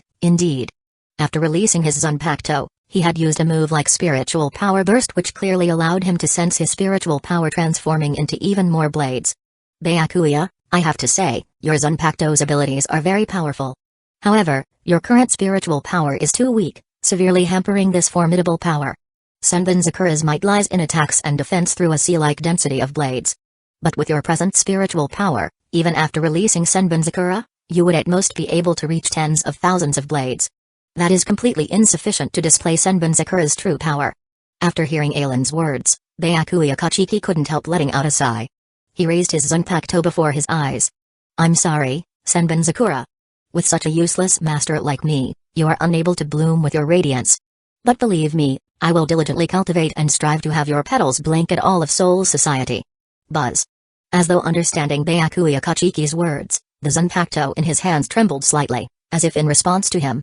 After conversing with Senbin Sakura, Byakuya Kachiki bowed towards Alan. Uncle Alan, even if I can only display a portion of Senbin Sakura's power, I am unwilling to fail Senbin Sakura's formidable name. Please teach me. Rise, Byakuya. Alan helped Byakuya Kachiki to his feet. What do you think we're doing now? Am I not teaching you already? Based on Senbin Sakura's abilities, I have two weapons here with similar capabilities. Next, I will battle you using these two weapons. As for how much you can learn from me, that depends on you. The blue glow faded away. Byakuya Kachiki's spiritual power had been fully restored. Towards this bandage capable of completely restoring his condition, Byakuya Kachiki was already long used to it. With Byakuya Kachiki's current abilities, condensing Rishi to traverse the void was no difficult feat at all. After the void bandages danced away, he slowly descended to the ground. I've recovered, uncle. Then let's begin, Byakuya. Alan stretched out a hand. Among the thousands of Zanpakuto, one transformed into a streak of light that shot right in front of Alan. Alan felt somewhat awkward. This guy, wasn't it because Alan had said its abilities were similar to Senbin Sakura's Shikai and it didn't want to give him any face? Fortunately, Byakuya was unaware the Zanpakuto was sulking with Alan. In order to conceal his awkwardness, Alan pointed a finger at Byakuya. Byakuya, before we battle, let me introduce the Zanpakuto I'll be using against you. Stepping forward a few steps, Alan firmly gripped the Zanpakuto's hilt. Shatter, Senkai. Accompanying Alan's chant, blue glows blossomed on the Zanpakuto's body. These glows spread from the hilt to the blade tip like veins, enveloping the sword. The entire blade took on a cyan color, with black veins running across it, making it seem as though the sword was formed from countless shattered fragments. Alan drew Senkai and held it horizontally before himself. Senkai's abilities are quite similar to your Senbin Sakura. However, your Senbin Sakura transforms spiritual power into countless Sakura-sized blades. As its name suggests, Senkai was crafted from 1,000 shattered pieces. It can only split into 1,000 fragments. But Byakuya, don't look down on Senkai just because of the difference in numbers with Senbin Sakura. I won't, Uncle Alan. Byakuya Kachiki held his Zanpakuto vertically against his chest. I would never underestimate you, uncle. Scatter, Senbin Sakura. Byakuya Kachiki's Zanpakuto transformed into innumerable slender sakura-colored blades, surging towards Alan under his control. Not bad, you actually took the initiative to attack first. But Byakuya, did you forget? Although Senkai can only split into 1,000 fragments, each fragment is over 10 times bigger than your Senbin Sakura blades. In a flash, following the veins on its body, the Senkai in Alan's hand fractured into 1,000 pieces. These fragments swirled around Alan. Whoosh whoosh whoosh. With a wave of the hilt in Alan's hand, the 1,000-blade fragments poured down like raging storms, directly scattering Byakuya Kachiki's innumerable Sakura blades. Before reaching substantial numbers, the minute Senbin Sakura blades posed little threat in their attacks. On the other hand, the substantial Senkai fragments brought tremendous penetrating power when flying at high speeds. They could easily pierce through a person's body. Whoosh whoosh whoosh. After shattering Senbonzakura, these blade fragments maintained their speed as they shot towards Byakuya Kachiki. Left with no choice, Byakuya Kachiki could only utilize flash steps to evade. Boom boom boom boom boom. Having narrowly avoided that assault, Byakuya gazed at the deep cavities in the ground and felt his heart jolt. If he had been slower in dodging earlier, he would probably have needed healing again. Chapter 69, 1000 Blades vs 1000 Cherry Blossoms Swish. Before Byakuya Kachiki could recover his senses, even more fragments from Senkai rushed towards him. Byakuya Kachiki brandished the hilt of Senbonzakura, transforming large amounts of spiritual pressure into innumerable slender sakura-colored blades to meet Senkai's incoming fragments. Boom. Boom. Boom. Layers upon layers of sakura blade storms were shattered by Senkai's fragments. But under Byakuya Kachiki's control, these countless blades continued converging as one to collide with Senkai's fragments. However, while Byakuya Kachiki focused his attention on Senkai's fragments, Ailen's figure had already approached him. When Byakuya Kachiki noticed Ailen, he had already raised the hilt of Senkai high up and brought it slashing down towards Byakuya Kachiki. Swish. In the instant Ailen slashed down, the 1000 fragments of Senkai rapidly tore through the enclosure formed by Byakuya's Senbonzakura blades, reassembling into the complete sword form as they sliced across Byakuya's body. Shick. Flicking the blood off Senkai, Ailen turned his head back, the corners of his lips curving slightly upwards. Byakuya, this is your first weakness now. When your Zanpakuto's blade has all transformed into blades, your Senbonzakura loses the most basic melee attack and defense capabilities of a sword. While you're manipulating Senbonzakura to attack, your own body is practically in an undefended state. Is that so? Then I must really thank Uncle Ailen for the reminder. Although there was an additional sword wound on his body, Byakuya Kachiki didn't even frown. He had gone through such injuries countless times over the past 2 months. Anyway, as long as he still had fighting strength left, Uncle wouldn't heal him. And Byakuya didn't feel like he needed healing when he still had the ability to fight. Healing? That was a privilege the victor could enjoy only after the battle ended. The loser would naturally have their soul enter the cycle of reincarnation to enjoy eternal slumber. As for why Uncle didn't directly remind him and instead attacked him first before telling him, Byakuya Kachiki understood as well.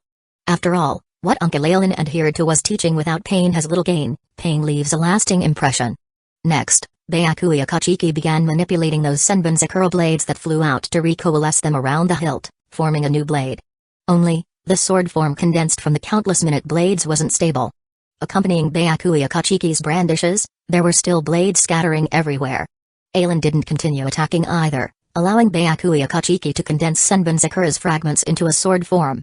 This was a step Byakuya Kachiki had to complete during his training. The Senbonzakura Ailen created contained a combat experience from that Byakuya over 200 years later stored deep within Ailen's memories.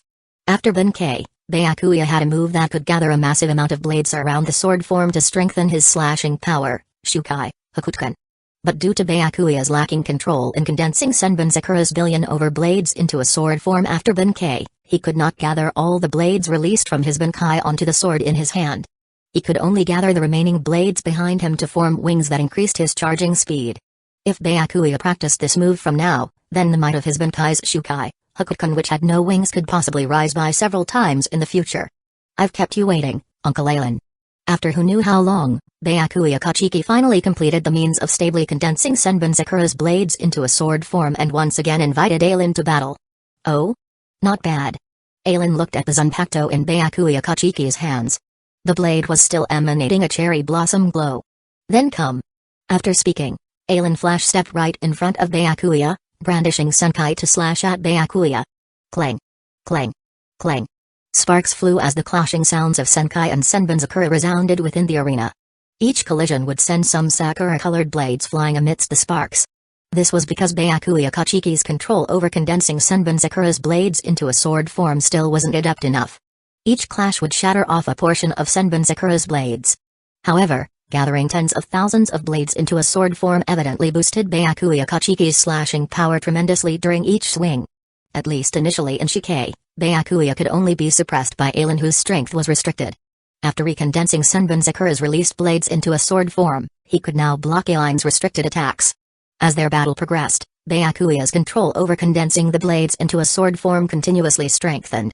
Towards the end, Senbonzakura's blades would no longer be shattered by Senkai during collisions. Clang. Senkai and Senbonzakura clashed once more. Senbonzakure's cherry blossom blades pressed against the cyan senkai covered in blue vein-like patterns. Ailen wielded his sword one-handed, upper body perfectly upright. Byakuya dueled his sword with both hands, upper body leaning forwards. Very good, Byakuya. Condensing Senbonzakure's tens of thousands of Shikai blades back into a sword form boosts your slashing power, indicating your control over Senbonzakure's abilities has reached a certain level. But don't forget that Senbonzakure's greatest might still lies in the innumerable quantity of blades. The move you just used has you as the main offense supplemented by Senbonzakure's abilities. Have you ever considered that if you became the supplement to Senbonzakure's abilities as the main offense, what would that battle look like?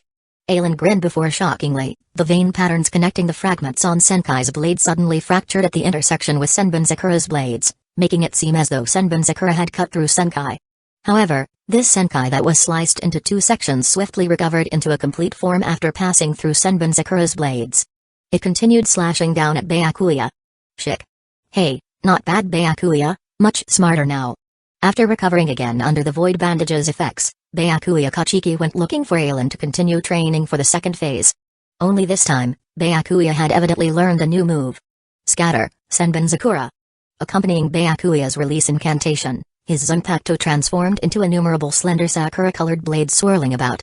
Under Byakuya's manipulation, half of the tens of thousands of minute blades returned to the hilt, condensing back into his Zanpakuto's sword form. The remaining half of Senbonzakure's blade surged towards Ailen as mist under Byakuya's direction from his left hand. Swish. Facing him, Ailen didn't engage Byakuya in close combat this time. Instead, he split the Senkai in his hand into 1,000 fragments of differing sizes that bombarded Byakuya like torrential rains under his control. The earlier close combat was mainly to let Byakuya know of Senbonzakure's weaknesses after initial release as well as to have Byakuya complete the means of recondensing the released Senbonzakure.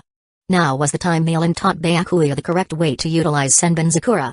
Chapter 70, Bunkei, Demon Blade Senkai Whoosh. Ailen stood motionless as the fragments of Senkai, under his will, turned into streaks of shadows that attacked Byakuya Kachiki. It was impossible for Byakuya Kachiki to completely dodge such intensive attacks. At this moment, he could only use flash steps to move away while using the sword condensed from Senbonzakure's blades to split the incoming Senkai shards. On the other side, he used his left hand to control the other half of Senbonzakure's blades to intercept other Senkai shards. Even so, Byakuya still could not completely defend against all the Senkai shards. Some of the shards directly avoided his defense and left cuts on his body. It was impossible to completely block these attacks with just the sword in his hand and part of Senbonzakure's blades. So after running around Ailen for tens of laps, Byakuya Kachiki, after observing and understanding Ailen's attack method, also immediately stood still. He inputted spiritual pressure into Senbonzakure's hilt. A large amount of spiritual pressure was converted into tens of thousands of blades through the hilt of Senbonzakure. Then, Byakuya Kachiki gathered these blades into a spherical shield that surrounded and protected him firmly. Bang bang bang. Senbonzakure's power increases with the number of blades. The might of 100,000 Senbonzakure blades versus 500,000 blades increases by at least 2 times. Moreover, Senbonzakure has an extremely powerful trait. When Byakuya Kachiki uses both hands to control it, the speed of the blades doubles. Hundreds of thousands of sakura-colored blades revolved around Byakuya Kachiki, forming a defensive sphere over 3 meters in diameter. In terms of attack power, Senbonzakure's blades were indeed inferior to Senkai's shard fragments. However, when these hundreds of thousands of blades formed a spinning shield at an extremely fast speed, Senkai's fragments couldn't penetrate it at the same level of spiritual pressure. Not bad, that's more like it, Ailen said, seeing that Byakuya could deal with Senkai's attacks, so he didn't continue. The 1,000 Senkai shards slowly flew back to Ailen's side and recombined into a complete sword. However, Byakuya, how will you deal with it when I do this? Flawless offense, fearless in the world. Bunkei, Demon Blade Senkai. When the hundreds of meters long giant demon blade fell from the sky, Byakuya Kachiki was completely dumbfounded. Boom.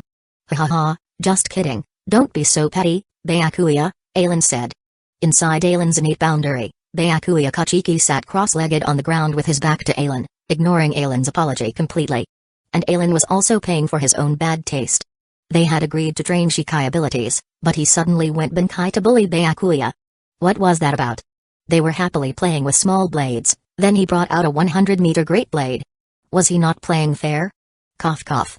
Seeing that Byakuya was sulking even after his persuasion, Ailen had to bring out his trump card. Ailen coughed a few times, walked seriously to Byakuya and said, Byakuya, You have really disappointed me. Once weapons are drawn, it becomes a life or death battle. Or for one's glory and beliefs, one must use all available means to achieve victory. So when facing enemies, kill them in one strike if possible.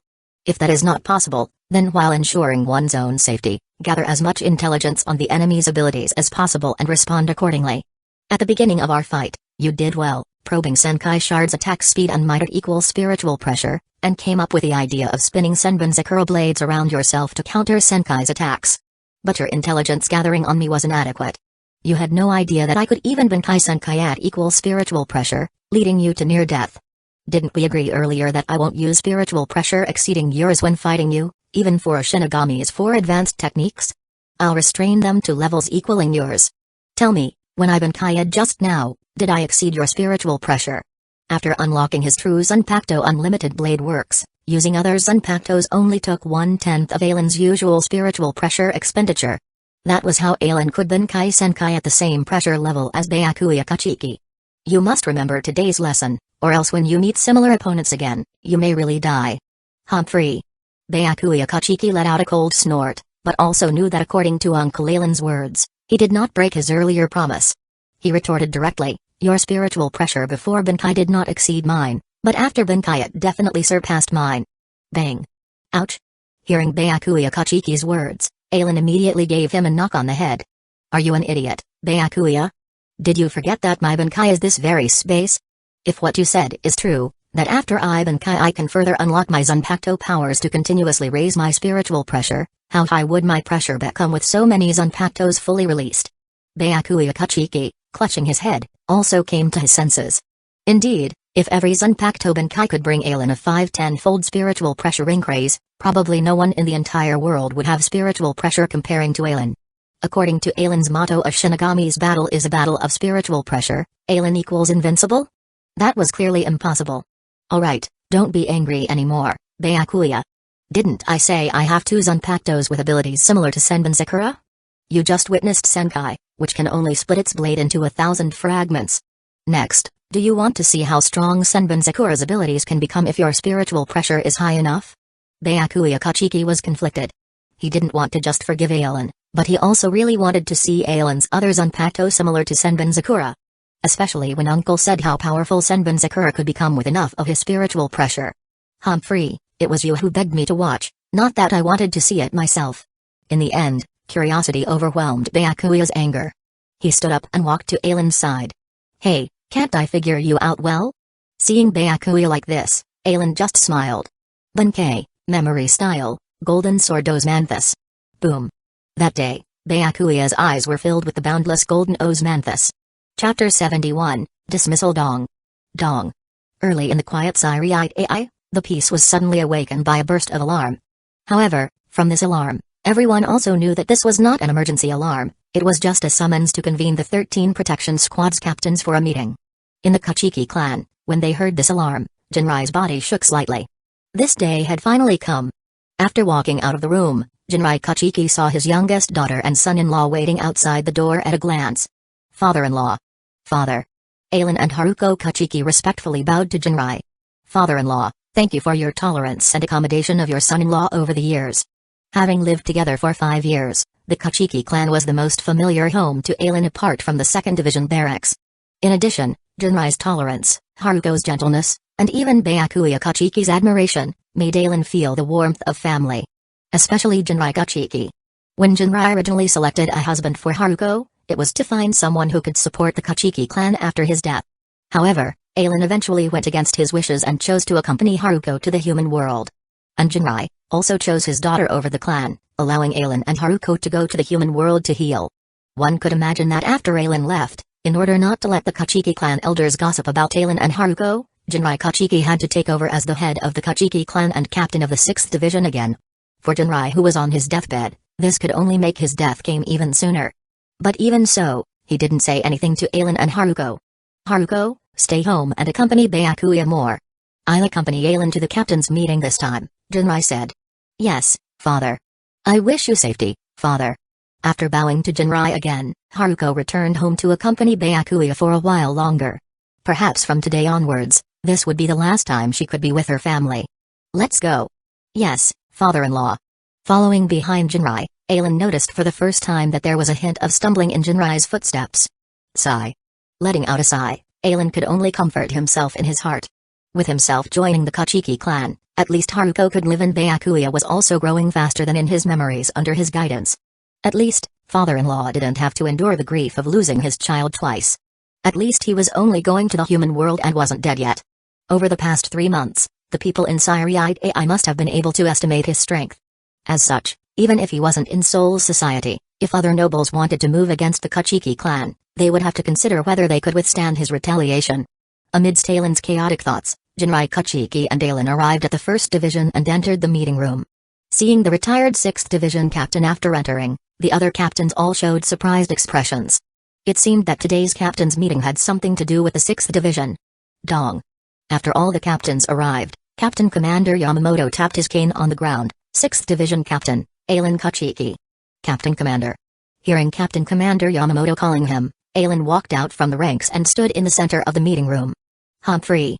Captain Aelin, do you know that in order to maintain Siriate AI's stability, I have enacted several prohibitions? One of them is the prohibition on captains releasing their Zanpakuto in Siriate AI? I know. Then tell me, what have you been doing in the Kachiki clan these past 3 months? Captain Commander. Because my Benkai's abilities have a certain auxiliary effect for training, I have been teaching my nephew Byakuya Kachiki these past 3 months. Training with Benkai at least? Yes. Captain Commander Yamamoto looked at Aelin in surprise. This guy, was he abandoned by the Kachiki clan? Because his Benkai's abilities were effective in assisting training, Jinrai Kachiki had him made Byakuya Kachiki in cultivating his strength. Then after Byakuya became strong enough, they would kick Aelin aside and make way for Byakuya? What a pity. Captain Commander Yamamoto imagined some of the nobles' filth in his mind. Although he had been acquainted with Jinrai for hundreds of years, Genryu's Ishigakuni Yamamoto also knew the nobles' nature very well. However, in the more than 1,000 years that Captain Commander Yamamoto knew of the Soul King's secrets, he had never made a move against those nobles even when he was still an assassin. Now that he had transformed from assassin to protector as Captain Commander, he naturally wouldn't make a move against the nobles either. Because that was the Soul King's will. Betrayed by the 5 great noble families, having his 4 limbs severed, eyes gouged out and heart carved out by the clan, further strips of flesh cut away to weaken him. With the Soul King's power, he could have rebelled and erased the 5 great noble families and all existence at any time.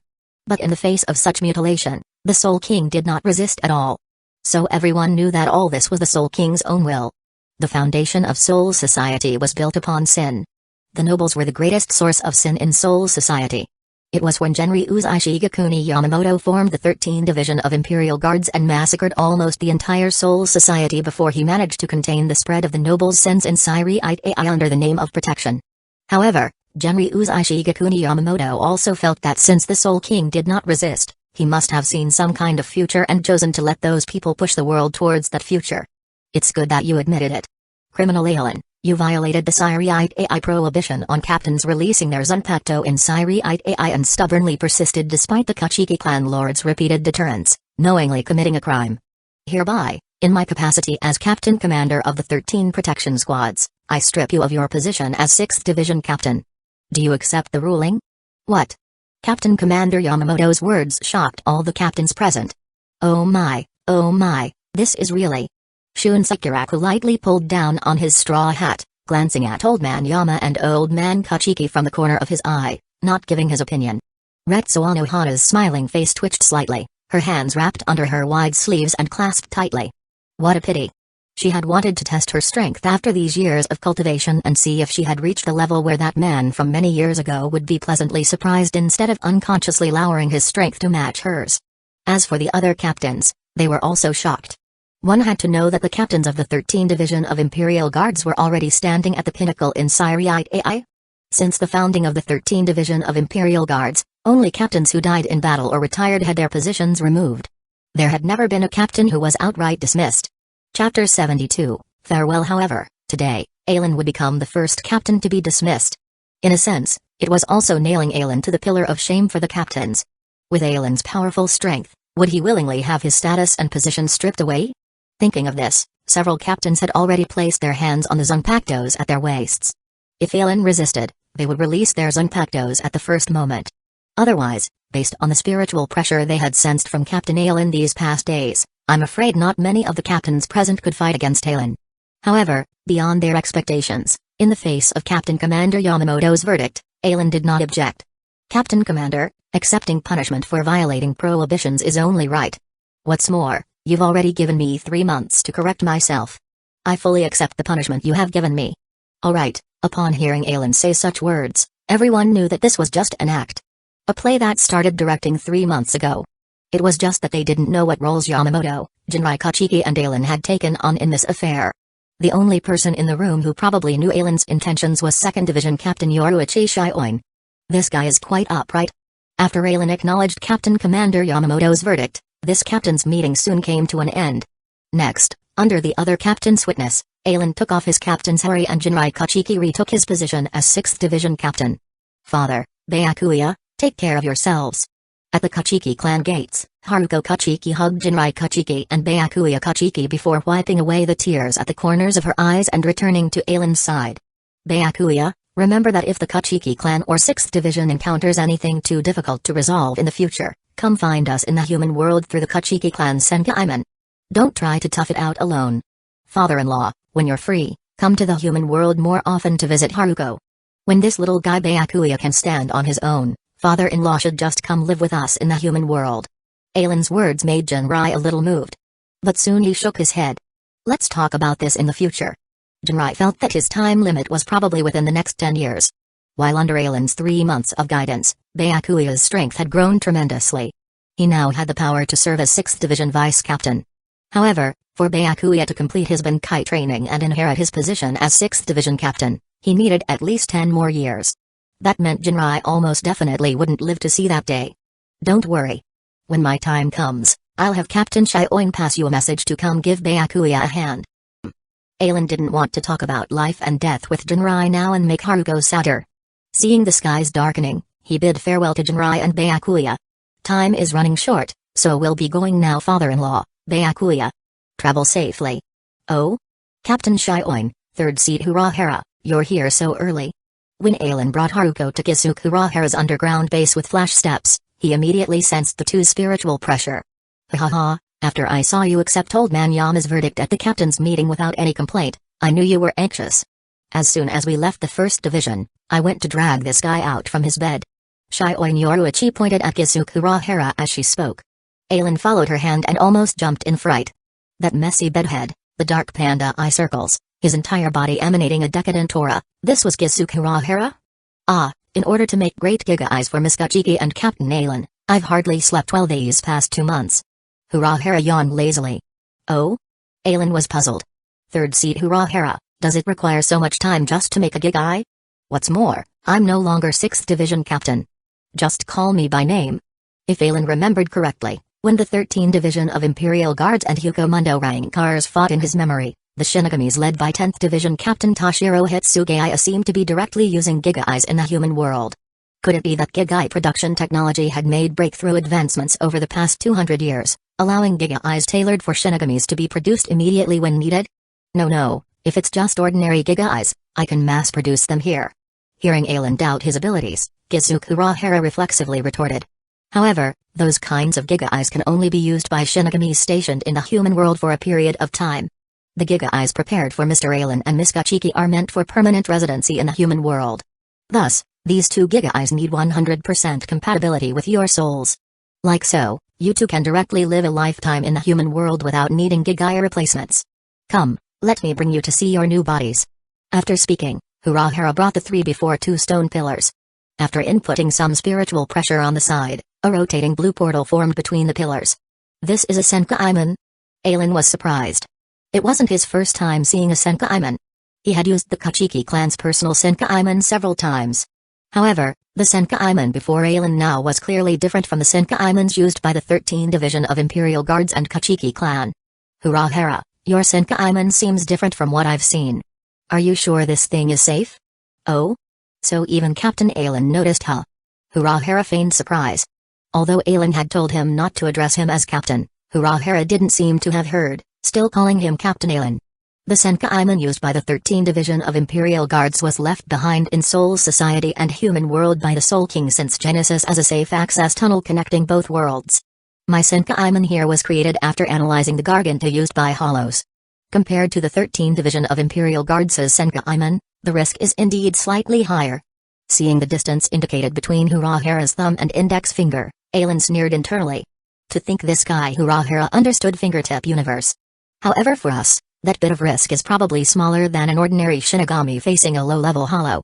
Indeed, with Aelin, Yoruichi, and Urahara's strength, even if something went wrong with the Senkaiman and they fell into Hukomundo, they could still forcefully fight their way back out. Chapter 73, Omnipotent 5 cites the Garganta used by Hollows entering the human world or Soul Society is a kind of instinctive use of spatial abilities by Hollows. Kisuke Urahara was able to analyze the spatial power within the Garganta and created the Senkaiman, truly deserving to be the most intelligent Shinigami.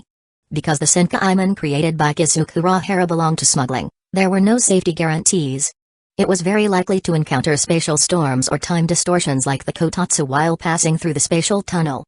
However, while those things pose dangers for ordinary Shinigami, for Aelin's group they were things that could be casually dismissed with a wave of the hand. Let's go, everyone. After all, something like a Gigai can only exist in the real world. The Soul Society is merely a dwelling place for souls, Gigais cannot exist there. Let's go. Aelin nodded in agreement. After speaking, Aelin slipped his arm around Haruko Kachiki's waist and carried her as he followed behind Kisuke Urahara into the Senkaiman. Oh? Upon just entering the Senkaiman, Aelin felt the space under his feet give out and his heart stirred. Spirit particles under his feet condensed, stabilizing his body and continuing to follow behind Kisuke Urahara. Oh my, I'm really sorry Captain Aelin. I just forgot to tell you earlier that because of time constraints, I haven't finished laying down a spatial passageway here. I could only use spirit particles to pave a path. However, as Kisuke Urahara turned back after speaking those words, he discovered that contrary to what he imagined where Aelin would have fallen beneath him, Aelin's position was actually higher than his own. Such a cautious guy. Kisuke Urahara was slightly shocked inwardly. One had to know, Urahara had intentionally left the passageway in this Senkaiman unfinished.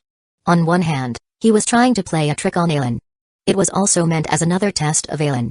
Upon entering this Senkaiman, because there was no stable spatial passageway under their feet, people would fall down until they realized to condense spirit particles under themselves to form a foothold, then they could steadily advance towards the exit.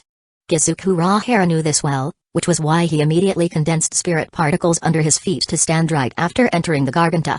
Yet Aelin's current position in the spatial passageway was higher than his own, proving that Aelin either possessed exceptional instincts in responding to unexpected situations, or he had made preparations to deal with all kinds of circumstances from the very start. What a troublesome guy. Although his evaluation of Aelin was already quite high, after this test of stepping into the Senkaiman, Aelin's weight and Kisuke Urahara's heart grew even heavier. It's fine, whether there's a spatial passageway or not makes no difference to me. Aelin carrying Haruko didn't react much to Kisuke Urahara's sneak attack. Before Haruko entered the Gigai and became a true person, Aelin had no intention of doing anything to Kisuke Urahara. Haruko's health took first priority. The three people moved quickly, and with no unexpected incidents encountered midway, they crossed through the space between the two Senkaimans in just a few dozen seconds and charged out from the other end that emanated a white glow. Where is this place? Right after exiting the Senkaiman, Aelin immediately knew that they had arrived in the real world. However, what surprised Aelin was that this place's layout was extremely similar to Kisuke Urahara's underground base in Soul Society. It was mostly spacious, seemingly like a training area. And Aelin looked up. Blue skies, white clouds, the rising sun. The craftsmanship of this sky canopy probably only Sosuke of the 5th Division Vice Captain could compare with Kisuke Urahara. Haruko, this is the real world. However, this should be Kisuke Urahara's secret base in the real world. Our Gigai should be right here. Oh my, I feel like Captain Aelin seems rather familiar with me. Just not sure if I still have any secrets left in Captain Aelin's eyes. Who knows? Faced with Kisuke Urahara's verbal probing once more, Aelin only smiled without giving a direct response. Following behind Kisuke Urahara, after a short while, the few people went up some stairs and entered a small wooden hut above ground. Lying on the bed in the room were two Gigais that resembled life-size dolls. Captain Aelin, Miss Kachiki, here are the Gigais I produced for you these past 3 months. The one on the left is Captain Aelin's Gigai, while the one on the right is Miss Kachiki's Gigai. Once your souls enter the Gigais will modify themselves to completely fuse with your souls. You just need to lie down on them.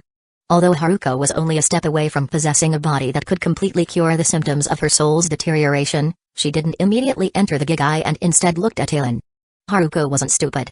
Although she was very grateful towards Captain Yoruichi and Third Seat Urahara for treating her while Ailin was away over that half year, from Ailin and Yoruichi's occasional conversations after Ailin returned, Haruko understood that Ailin must have paid some price for Captain Yoruichi and Third Seat Urahara to treat her illness. Ailin. Wait for a bit, Haruko. Under Haruko and Urahara's gazes, ripples that resembled a water's surface emanated in the space before Ailin.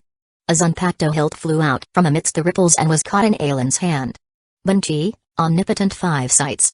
In an instant, the Zanpakuto in Ailin's hand transformed into a gem shaped like an eye that adhered onto Ailin's forehead, seemingly giving Ailin a third eye. This weapon was created by Ailin based on the abilities to manipulate the 5 senses from Sosuke's Zanpakuto Kyokusuagetsu's. Its prototype was the Tegu from a certain healing masterpiece in Akame ga Calamity. After being reforged by Ailin into a Zanpakuto, its Shikai observer allowed wielding one of 5 kinds of abilities: insight, clairvoyance, X-ray vision, future sight, and phantom vision. Its Bankai omnipotent 5 sights then allowed complete control over all 5 visual abilities. Although Ailin felt that under the current circumstances, it was unlikely for Kisuke Urahara to have tampered with their Giga Eyes, Ailin naturally wouldn't skimp on making his own checks. He wouldn't entrust his and Haruko's lives solely to Urahara's goodwill. In order to investigate more thoroughly, Ailin directly activated this Zanpakuto's Banchi, unleashing insight, X-ray vision, future sight to their maximum effects.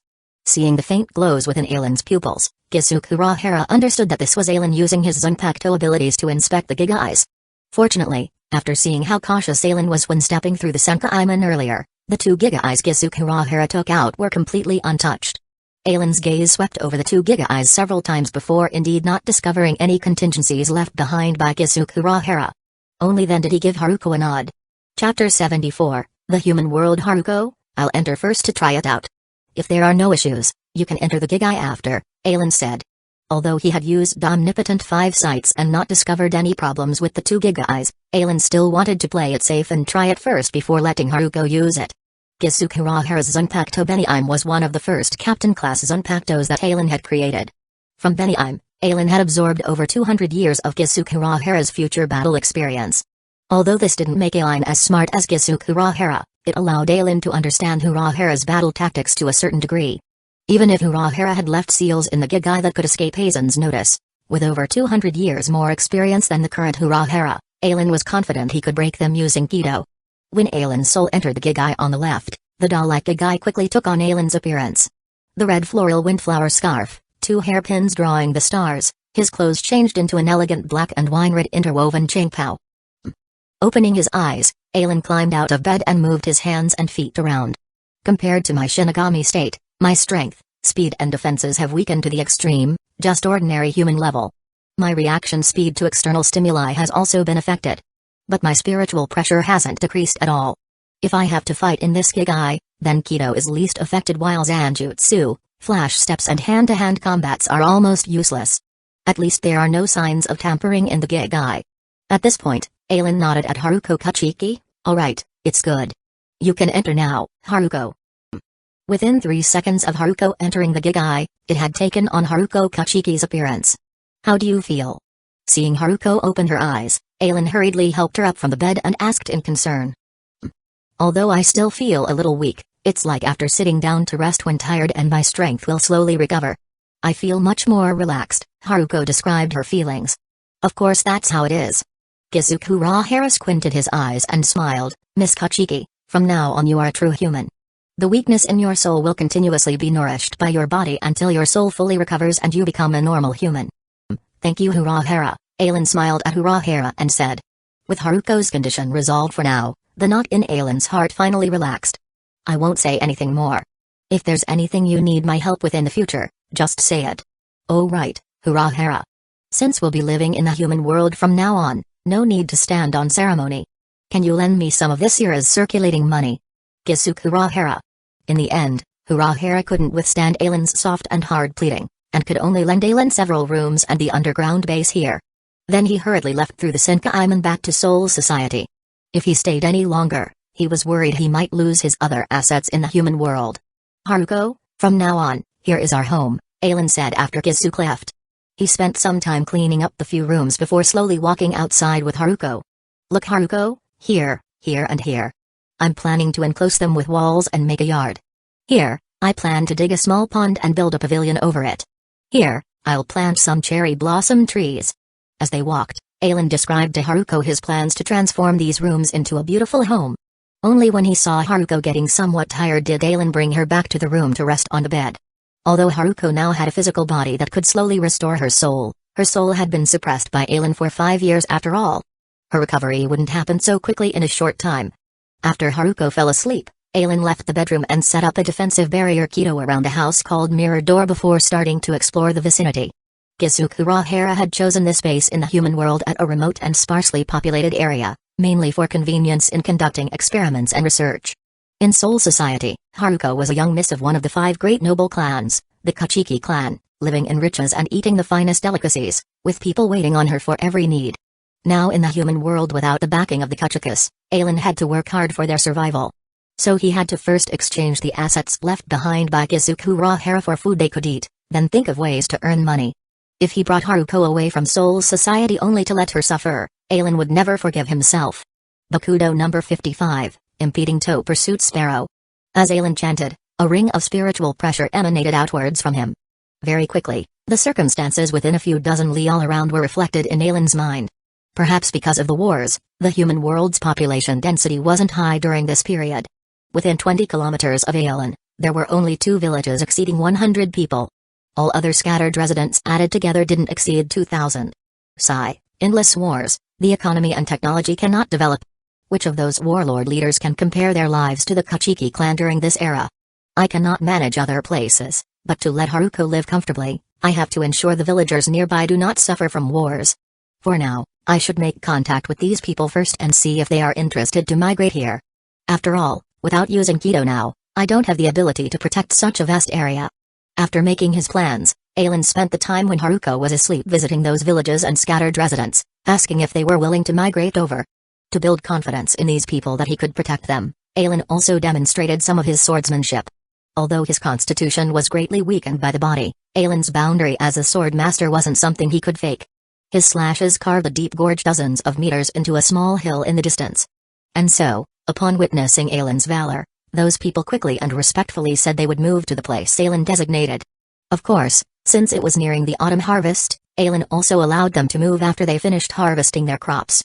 However, before that, almost every household had to send an able person over during non-farming seasons to the area Aelin specified. Under Aelin's guidance, they began building houses and developing the land for everyone's future residence.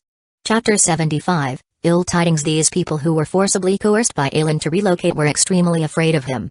After all, in this era where firearms had not yet developed, Aelin, who could cause such great destruction with a casual wave of his hand, was no different from a god or demon in the eyes of the simple villagers. However, everyone was very respectful towards Haruko Kachiki. On one hand, Haruko Kachiki was the wife of Lord Aelin, and no one dared to disrespect her. On the other hand, when they were working, Haruko Kachiki would often prepare food and water for them, smiling and chatting with them about their daily lives, garnering everyone's support and admiration. Moreover, they also discovered that in front of Madame Kachiki, that god demon was only an ordinary, doting husband. This also made everyone less afraid of Aelin. Especially when Aelin frankly told everyone that after everyone had relocated nearby, he would open a dojo to teach swordsmanship, and all children under 10 years old could come to the dojo to learn swordsmanship. At that moment, everyone was no longer so resistant towards the relocation. In this chaotic world, while everyone feared such great power, they also yearned for it. And this power could refer to the armies attacking everywhere outside, or Aelin's demonstrated god-demon means. Now, while they didn't have the opportunity to pursue those god-demon means, their children now had that chance. If their children obtained power as great as Lord Aelin's, who would still dare bully them? Legend says, in a beautiful village somewhere in this world called Sakura Garden Village. It was filled with cherry blossom trees, transforming into an ocean of cherry blossoms every spring. The people lived in peace and contentment, untouched by the ravages of war.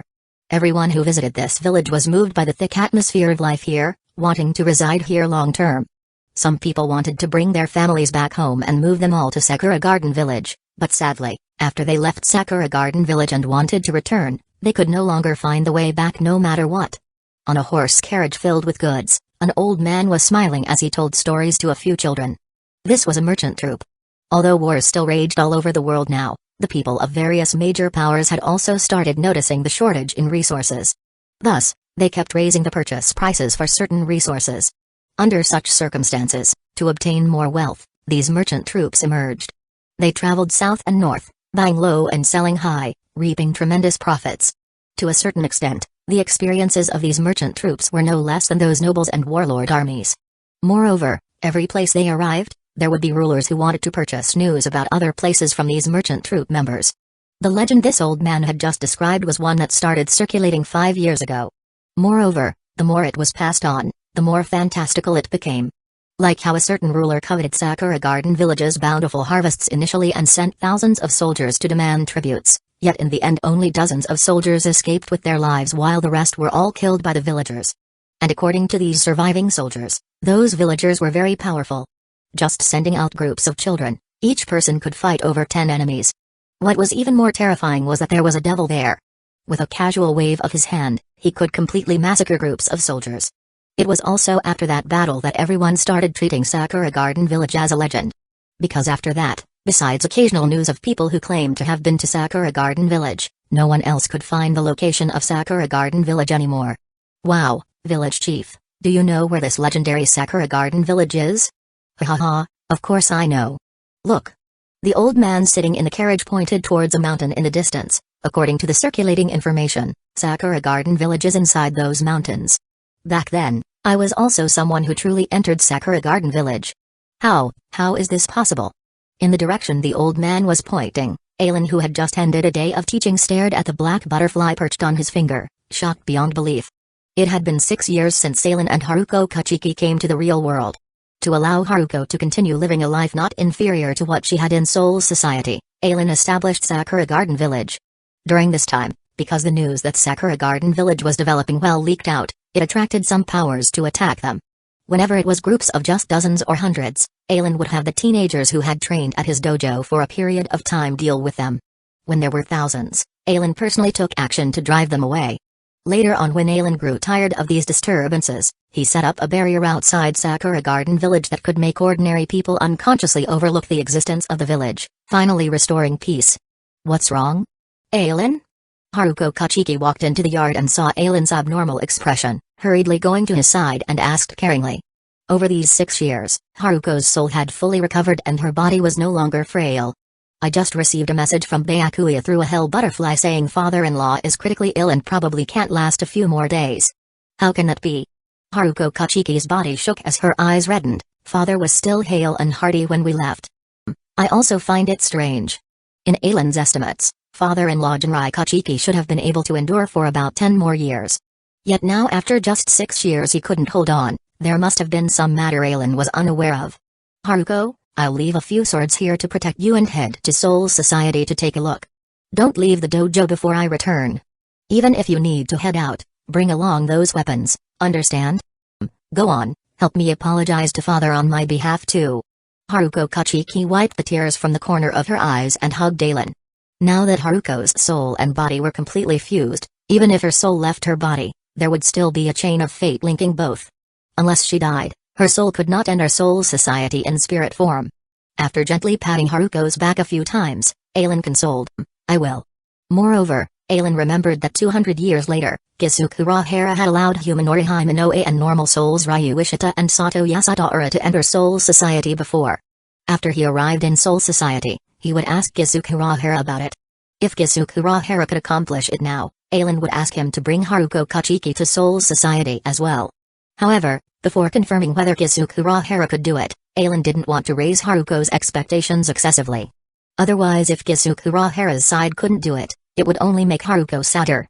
Chapter 76, The Duty of the Kachiki Family. Siriite AI, I have returned again.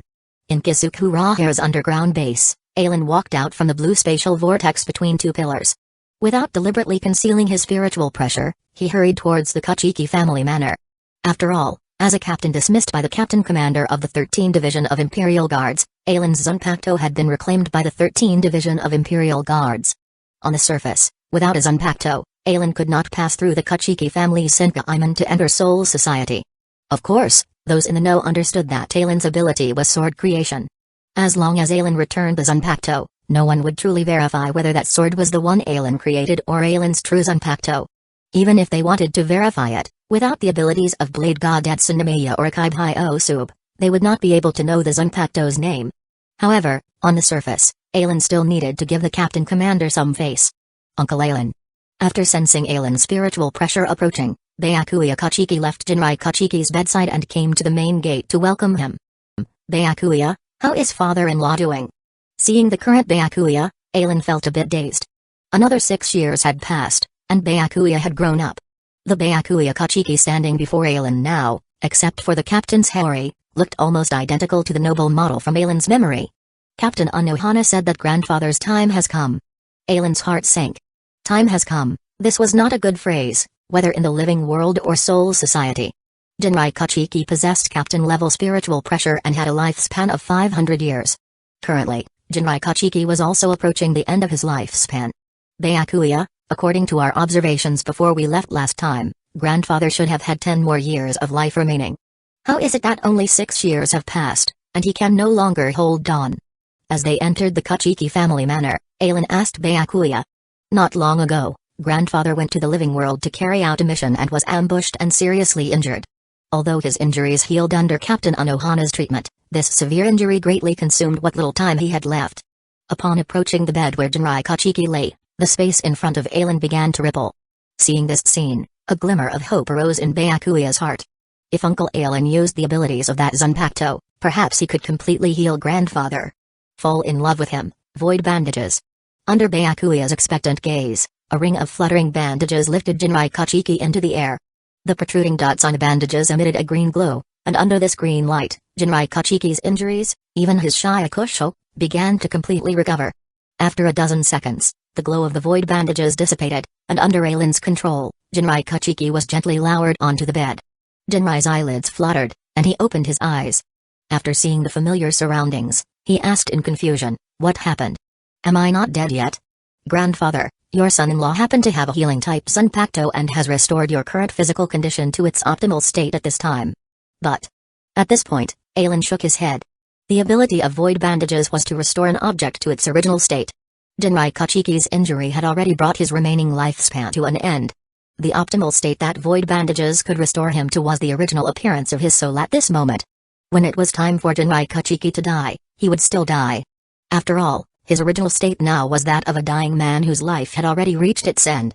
Aelin did not say the rest, but Jinrai Kachiki and Byakuya Kachiki both understood clearly. Jinrai was fine, as he had accepted the fact that he would die long ago. Byakuya's eyes, however, were filled with immense sorrow. From a young age, after his father Sajun Kachiki's death, Byakuya had been guided by Jinrai Kachiki. It could be said that Byakuya's feelings towards Jinrai Kachiki were deeper than his feelings towards his own father. "Father-in-law, I heard from Byakuya that during your mission to the living world, you were ambushed and fell unconscious. Who dared to lay a hand on you?" Glancing at Byakuya, Aelin did not rush to console him but instead directly asked Jinrai Kachiki. Aelin's question also temporarily diverted Byakuya's attention. Indeed, they could not let the culprit who attacked grandfather go unpunished. When Jinrai Kachiki heard Aelin's words, his expression changed, as if he had suddenly remembered something. "Aelin, immediately erect a barrier to conceal our spiritual pressure in this room." Understood. Seeing Jinrai Kachiki's expression, Aelin also realized that the one who attacked Jinrai this time was likely no ordinary person. It might even be a noble from within Siriite AI itself, coveting the Kachiki family's status. Immediately, Aelin's right-hand fingers manifested a yellow spiritual pressure, tracing patterns in the air.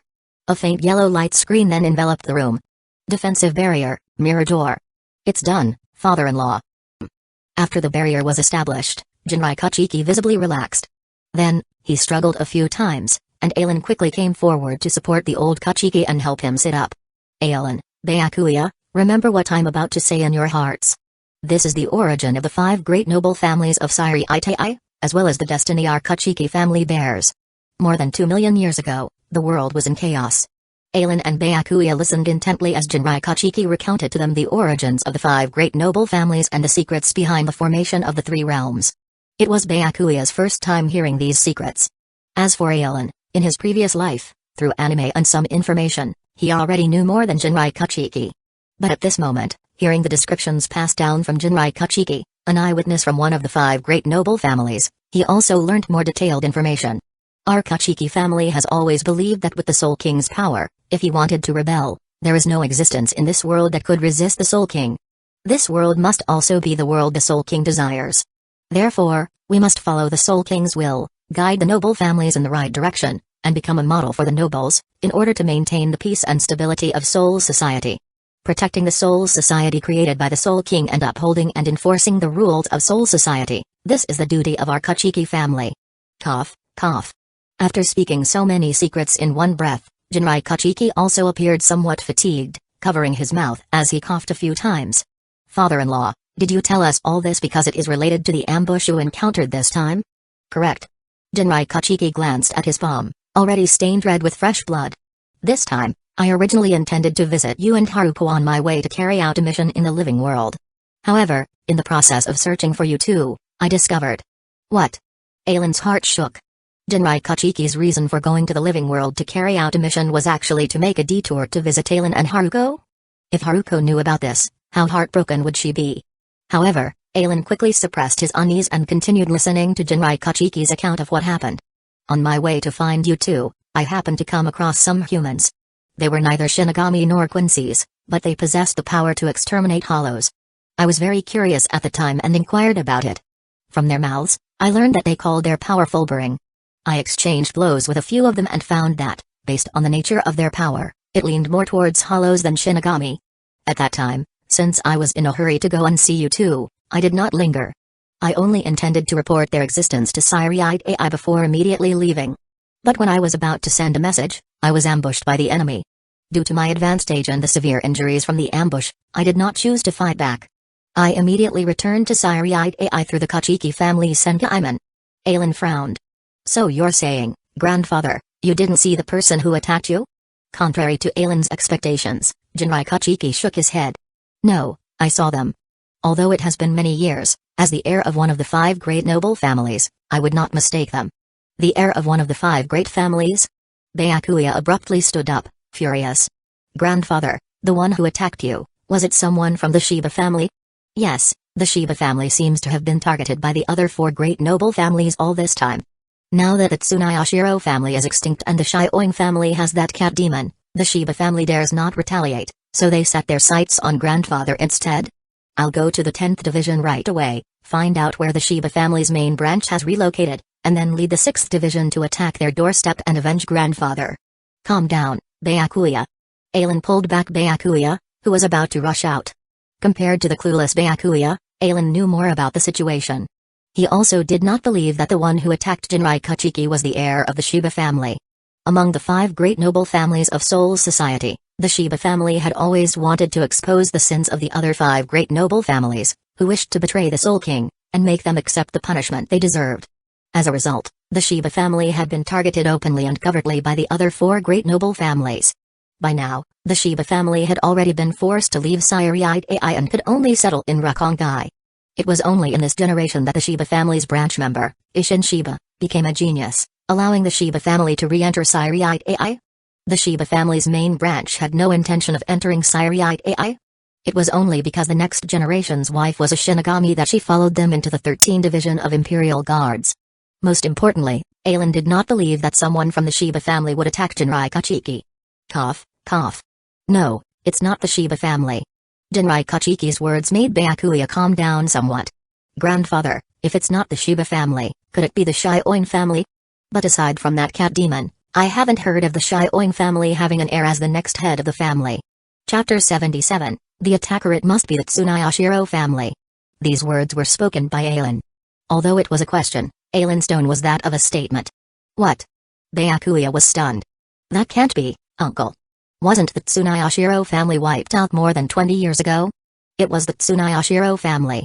In the end, Jinrai Kachiki affirmed Ailen's words. Byakuya, you were still young at that time. The Tsunayashiro family was wiped out by the heir they had adopted.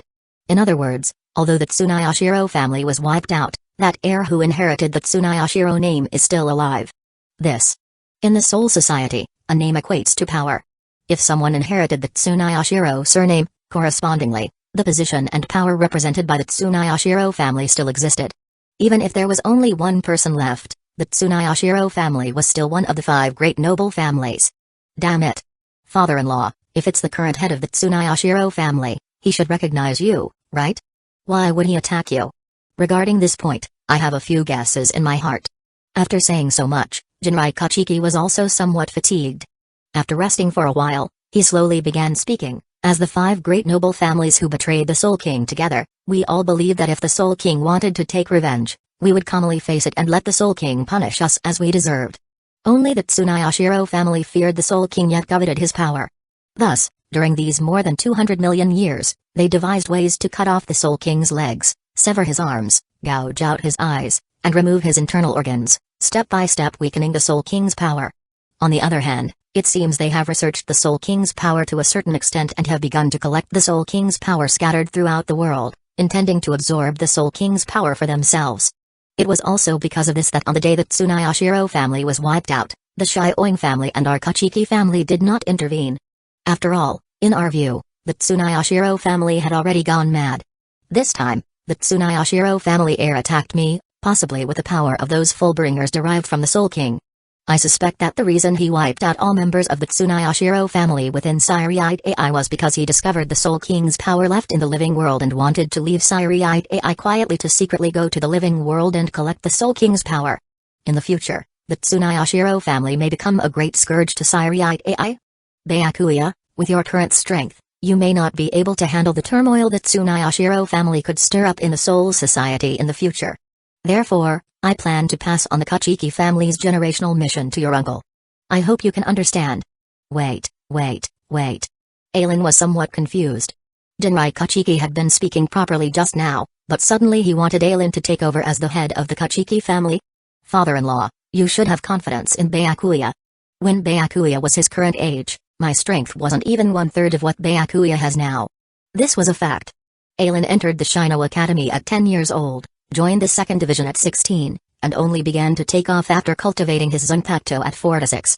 Byakuya, on the other hand, was only in his 30s but already possessed the strength of a lieutenant-level Shinigami, which was indeed much stronger than Aelin at the same age.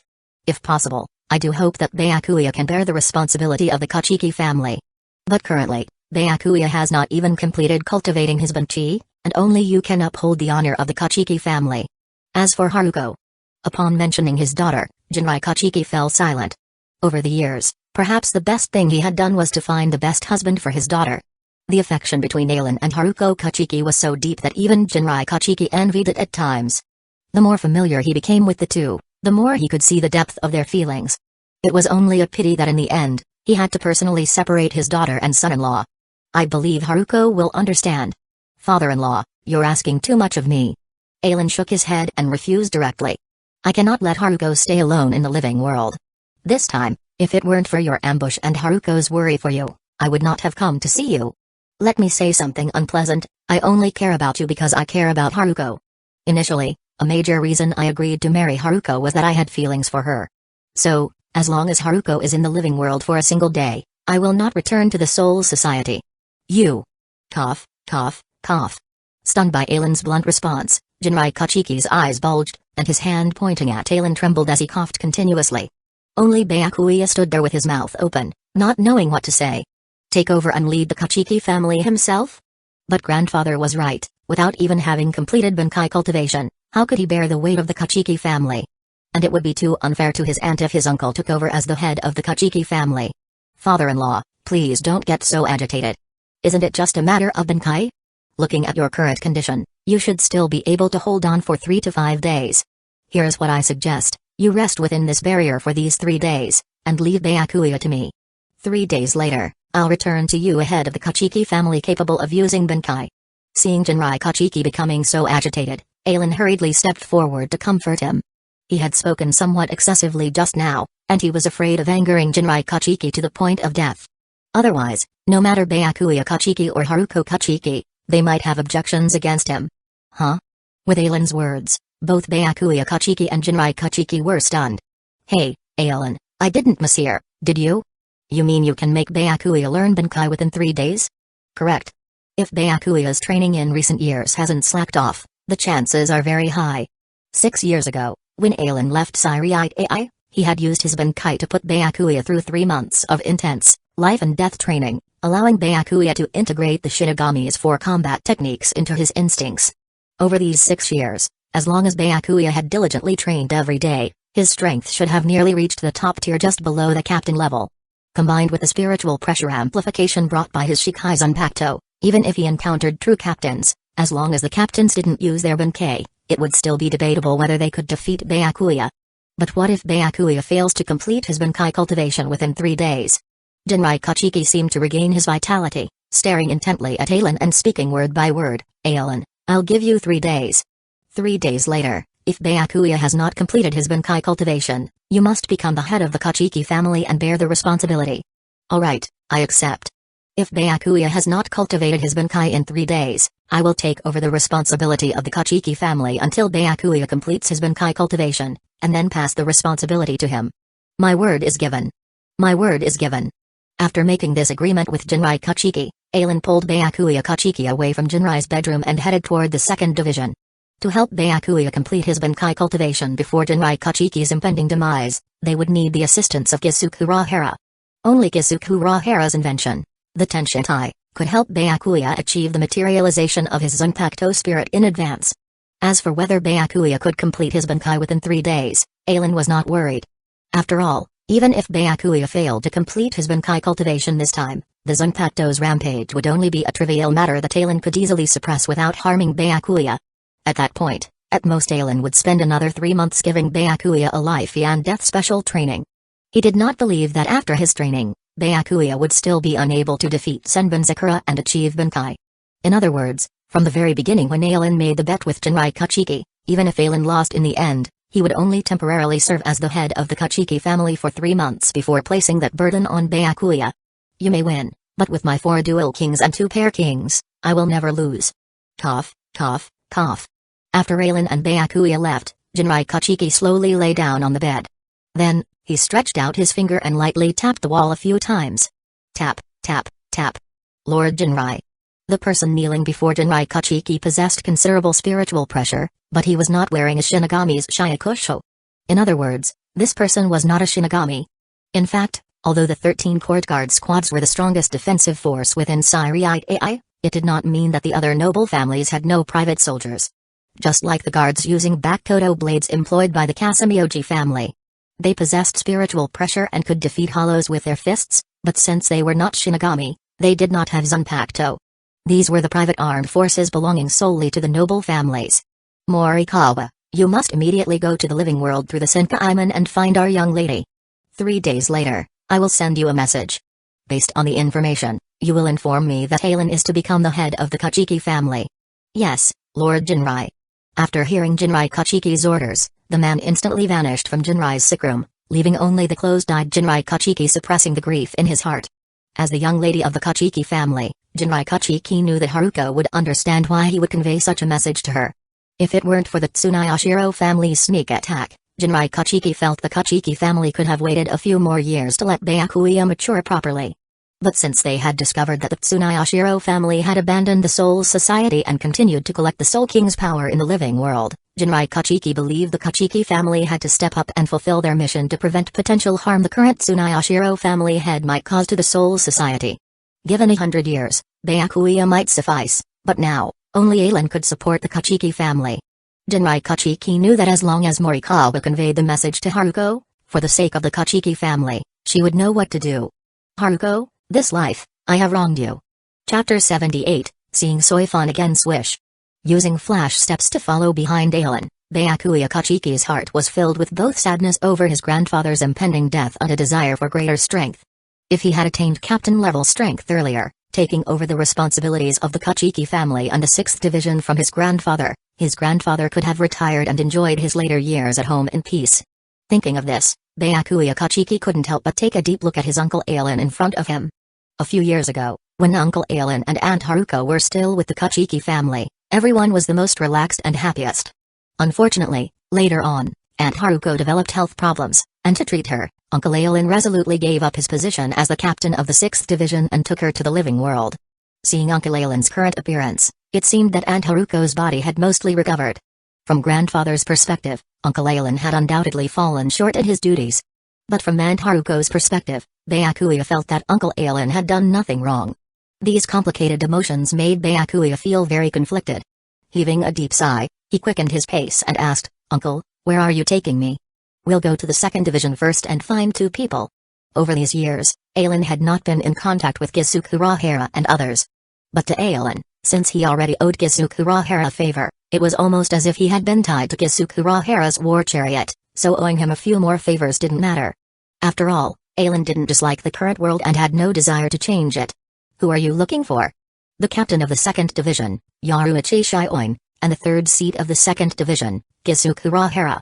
Byakuya Kachiki's footsteps paused.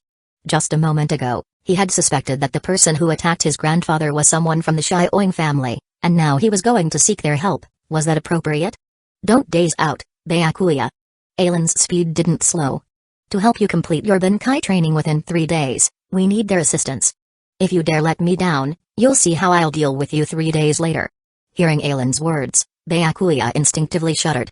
Although his strength had greatly improved after Uncle Alan's special training, the fear of constantly teetering on the brink of death and Uncle Alan's unfathomable spiritual pressure made him feel utterly hopeless and terrified. Unless necessary, he didn't want to fight Uncle Alan again. Swish. "Captain Yoruichi, I'm sorry to disturb you again. And Soifan, it's been a long time." After being led to the captain's room of the 2nd Division by a 2nd Division member, Alan greeted Yoruichi and Soifan, who were sitting in the captain's room, with a smile. It had to be said that in the Soul Society, a person's age and mindset were closely related. As for Soifan, a decade ago when Alan first met her, she had the appearance of a young girl. 10 years later, when they met again, Byakuya had grown from a young boy into a mature and composed heartthrob, but Soifan still had the same little girl appearance. Perhaps it would only be when Yoruichi defected that her body and mind would transform into the cold and beautiful Soifan. Alan? Didn't you leave the Siriite AI? When did you come back?" After more than 10 years, when Soifan saw Alan again, she was so surprised that she nearly jumped out of her seat. In the past, when Alan served as the lieutenant of the 2nd Division, he was most familiar with the young Soifan, who often handled the squad's affairs on behalf of Yoruichi Shioin. At that time, besides her most admired Yoruichi, Soifan also got along best with Alan. Speaking of which, the young Soifan had some other feelings for Alan back then. When Alan left the 2nd Division, she had once tried to persuade him to stay. But Alan had shattered her faint hopes with a single sentence, "Little B, the next time we meet, you should probably address me as Captain Alan." The bud of her feelings had been crushed before it could truly blossom. Soifan knew that in the 2nd Division, Alan could never become the captain. Sure enough, less than a year later, Alan became the captain of the 6th Division. When she accompanied Yoruichi to attend the captain's meeting in the 1st Division, Soifan secretly glanced at Alan. Compared to when he was a lieutenant in the 2nd Division, Alan, who had already become a captain, carried himself with confidence and majesty, instantly making Soifan feel that Alan had made the right choice. It was just that Soifan had never expected that Alan would only be a captain for 6 years before resolutely giving up his initial boast from when he left the 2nd Division to pursue treatment for his wife. "I didn't want to come either, but Lord Jinrai is nearing his limit, so I had no choice but to come." When Soifan heard Alan say he didn't want to come, her heart sank. What did that mean? Did it mean that in the entire Soul Society, there wasn't a single person worth coming back for? Immediately, Soifan couldn't help but cross her arms and mock him. "Oh, it's rare for our Captain Alan to have a sense of shame and know that he's embarrassed, so he doesn't want to come to the Soul Society anymore."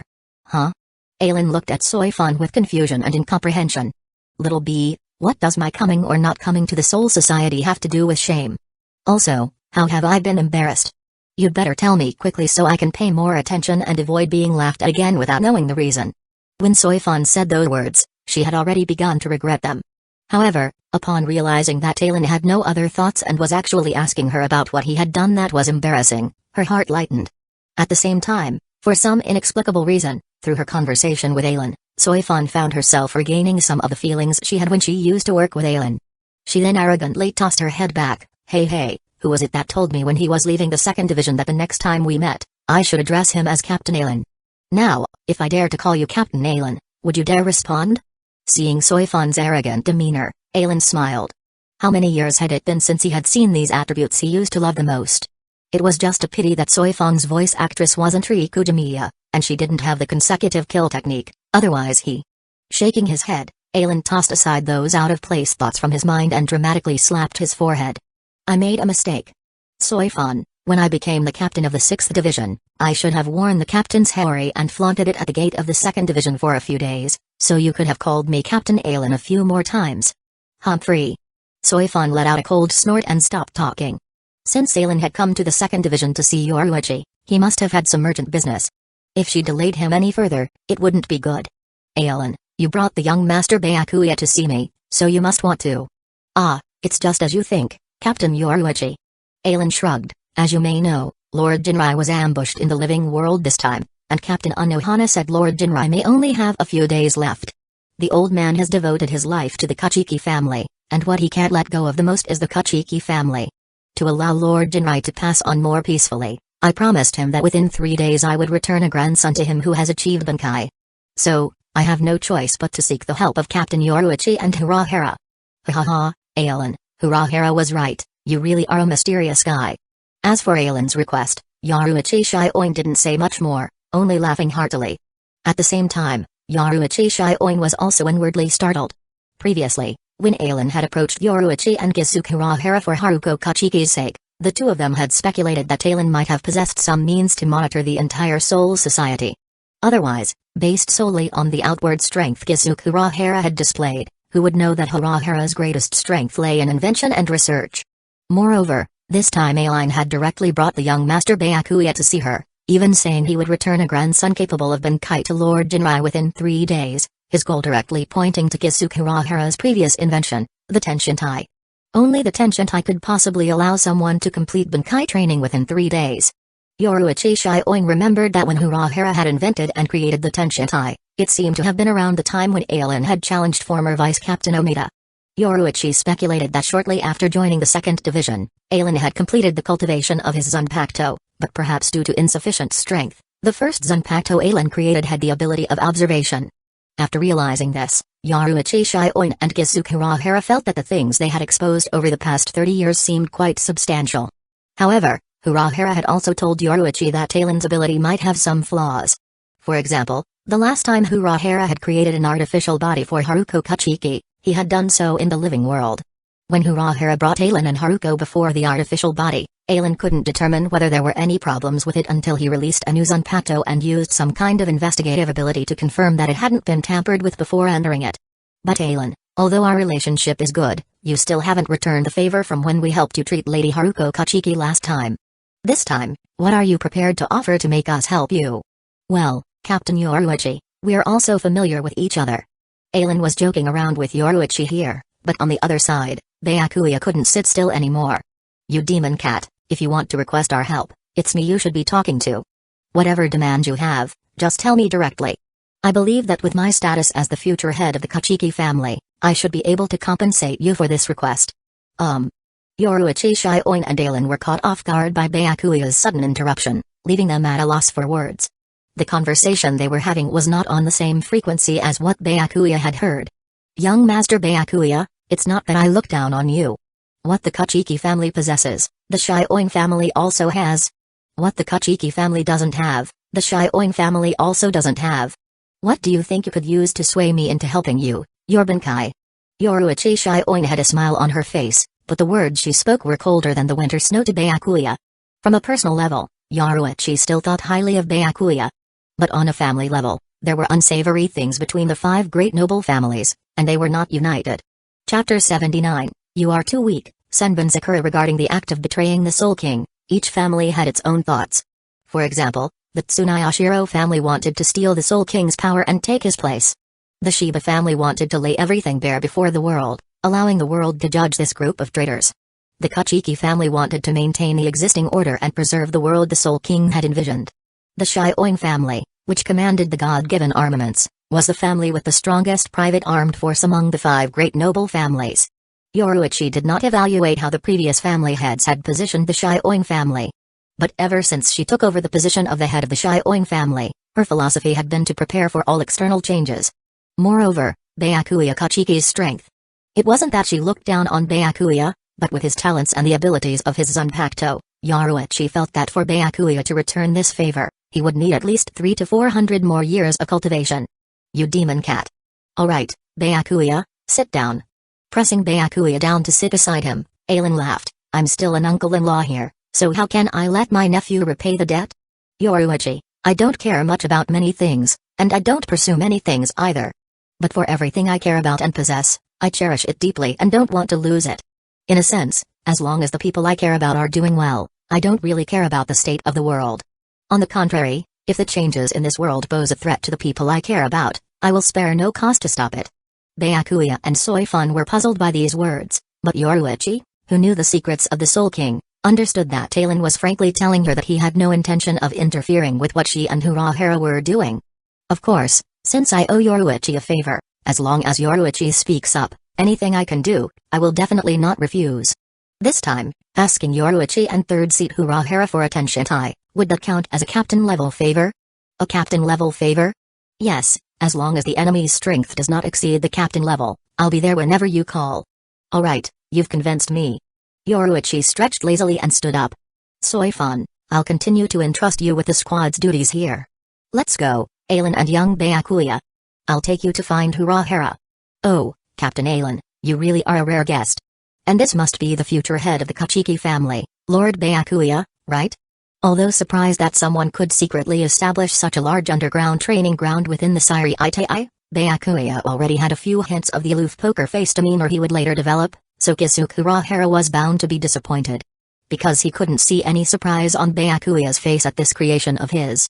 From his uncle Aelin, Byakuya knew that the somewhat unkempt man before him was the main focus of this time. Although arrogant, Byakuya was not a fool. Regardless of whether it was Yoruichi Shioi nor his uncle Aelin, their valuation of this third seat was very high, so this man was clearly no ordinary person. Thus, he politely greeted Kisuke Urahara with the courtesy of a junior. Mr. Urahara, please take care of us this time. What a polite child. Seeing the disheveled Urahara showing signs of developing the unkempt appearance and wooden sandals characteristic of a centuries-old eccentric, Aelin quickly interrupted. Alright, Urahara, our time is quite urgent. After all, Lord Jinrai is still waiting over there. Well, if it's Captain Aelin's request, I naturally can't disobey. With a wave of Urahara's hand, there was a loud bang, and white smoke burst open. When the smoke cleared, a white human-shaped target was slanted and stuck in the ground. Lord Byakuya, before the training begins, I must explain this clearly to you. Walking up to the human-shaped target, Urahara straightened it up. This thing is one of my accidental inventions. Its function is to help Shinigami whose spiritual pressure has not yet reached the captain level externalize their Zanpakuto in the outside world. What? Byakuya Kachiki was stunned, his pupils involuntarily contracting, almost letting out a cry of surprise. No wonder his uncle Aelin was so confident, promising his grandfather that he could complete the Bankai training within 3 days. It turned out that there was something in this world that could externalize a Zanpakuto by substituting the Shinigami's spiritual pressure. For other Shinigami, not only did they have to externalize their Zanpakuto, but they also had to defeat their Zanpakuto and make it submit to them, which was no easier than externalizing the Zanpakuto itself.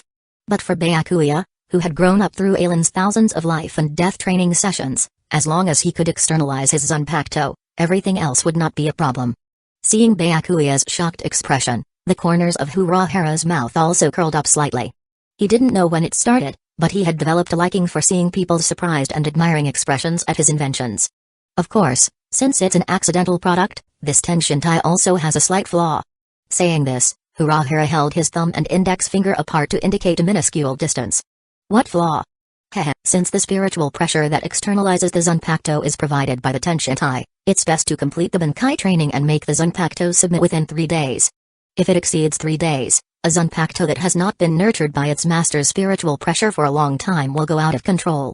To put it simply, if the Bankai training is not completed within 3 days, the Shinigami will never be able to achieve Bankai in this lifetime.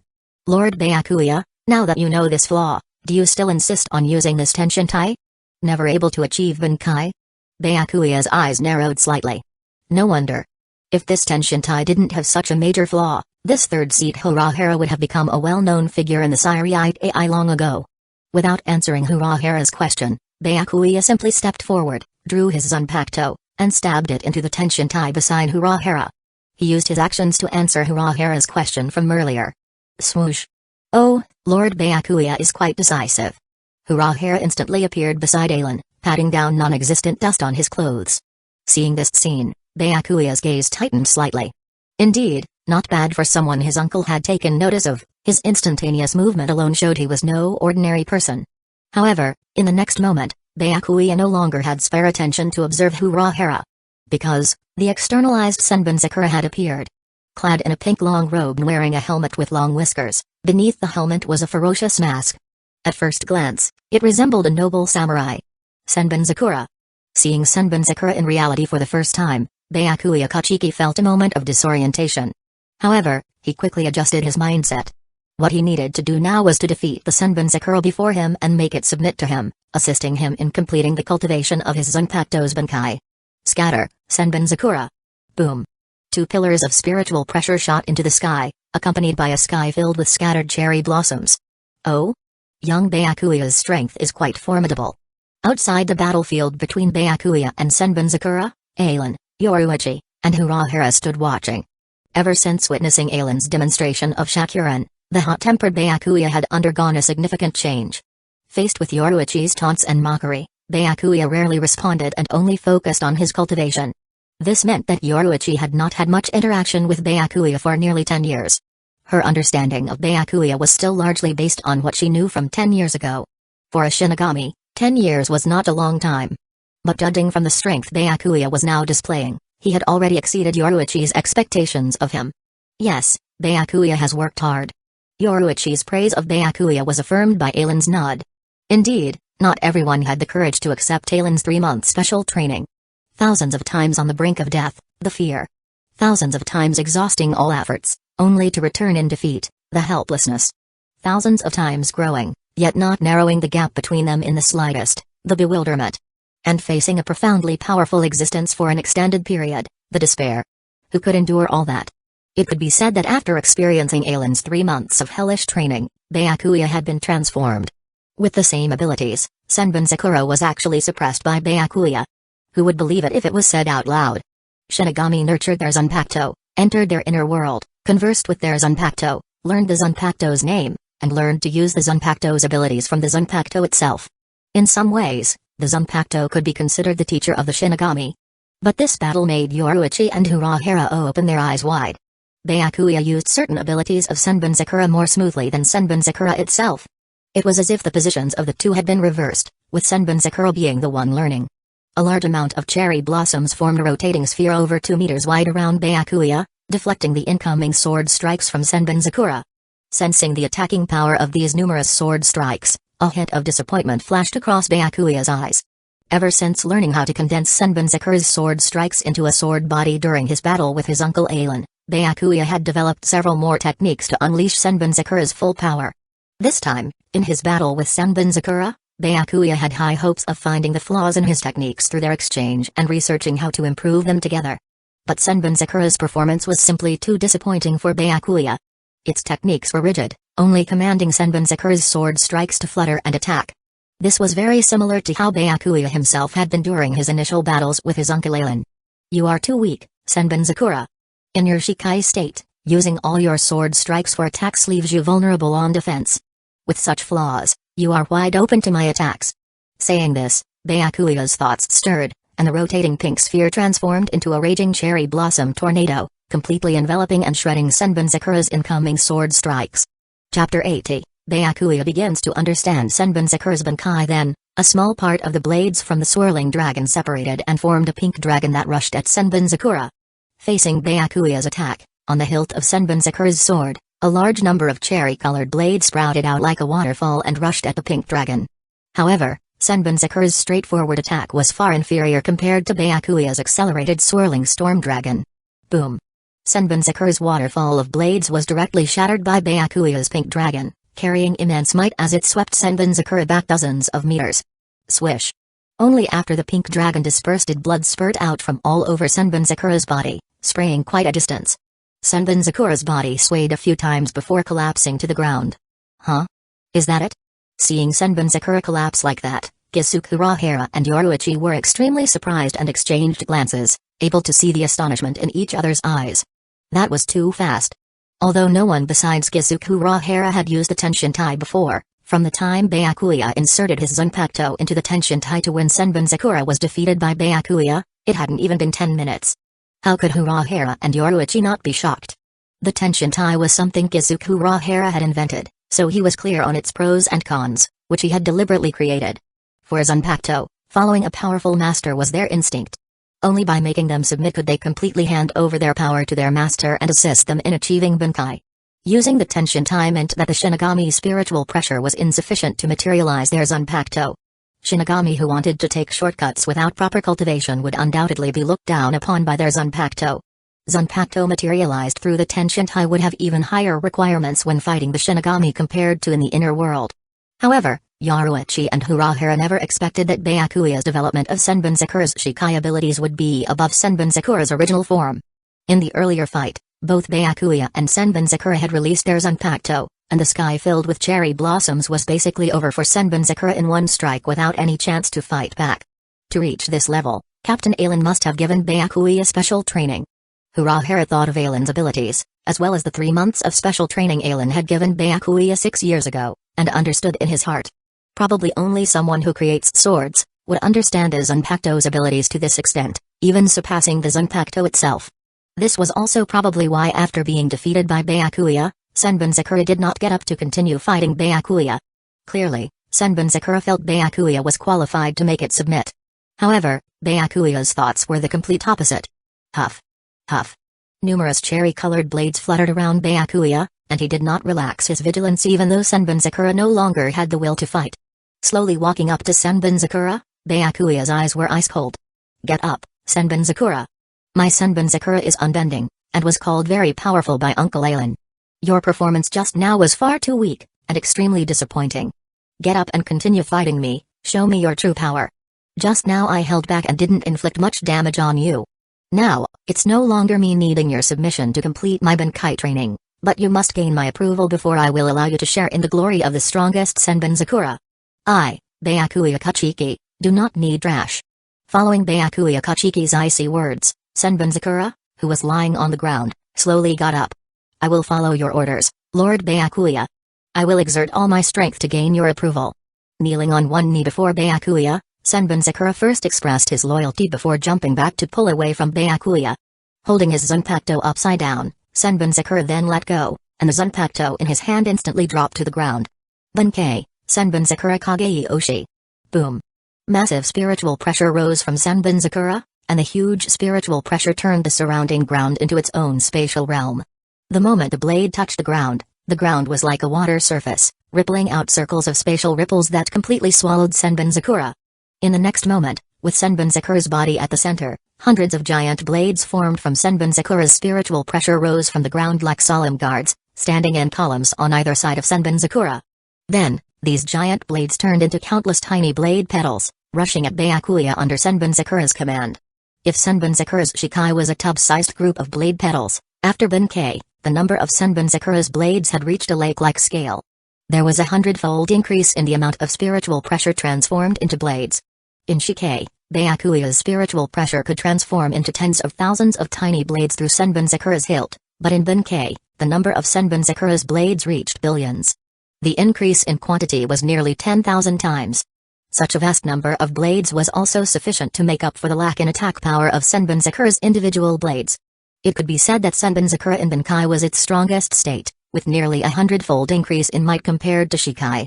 Not bad, now that's worth looking forward to.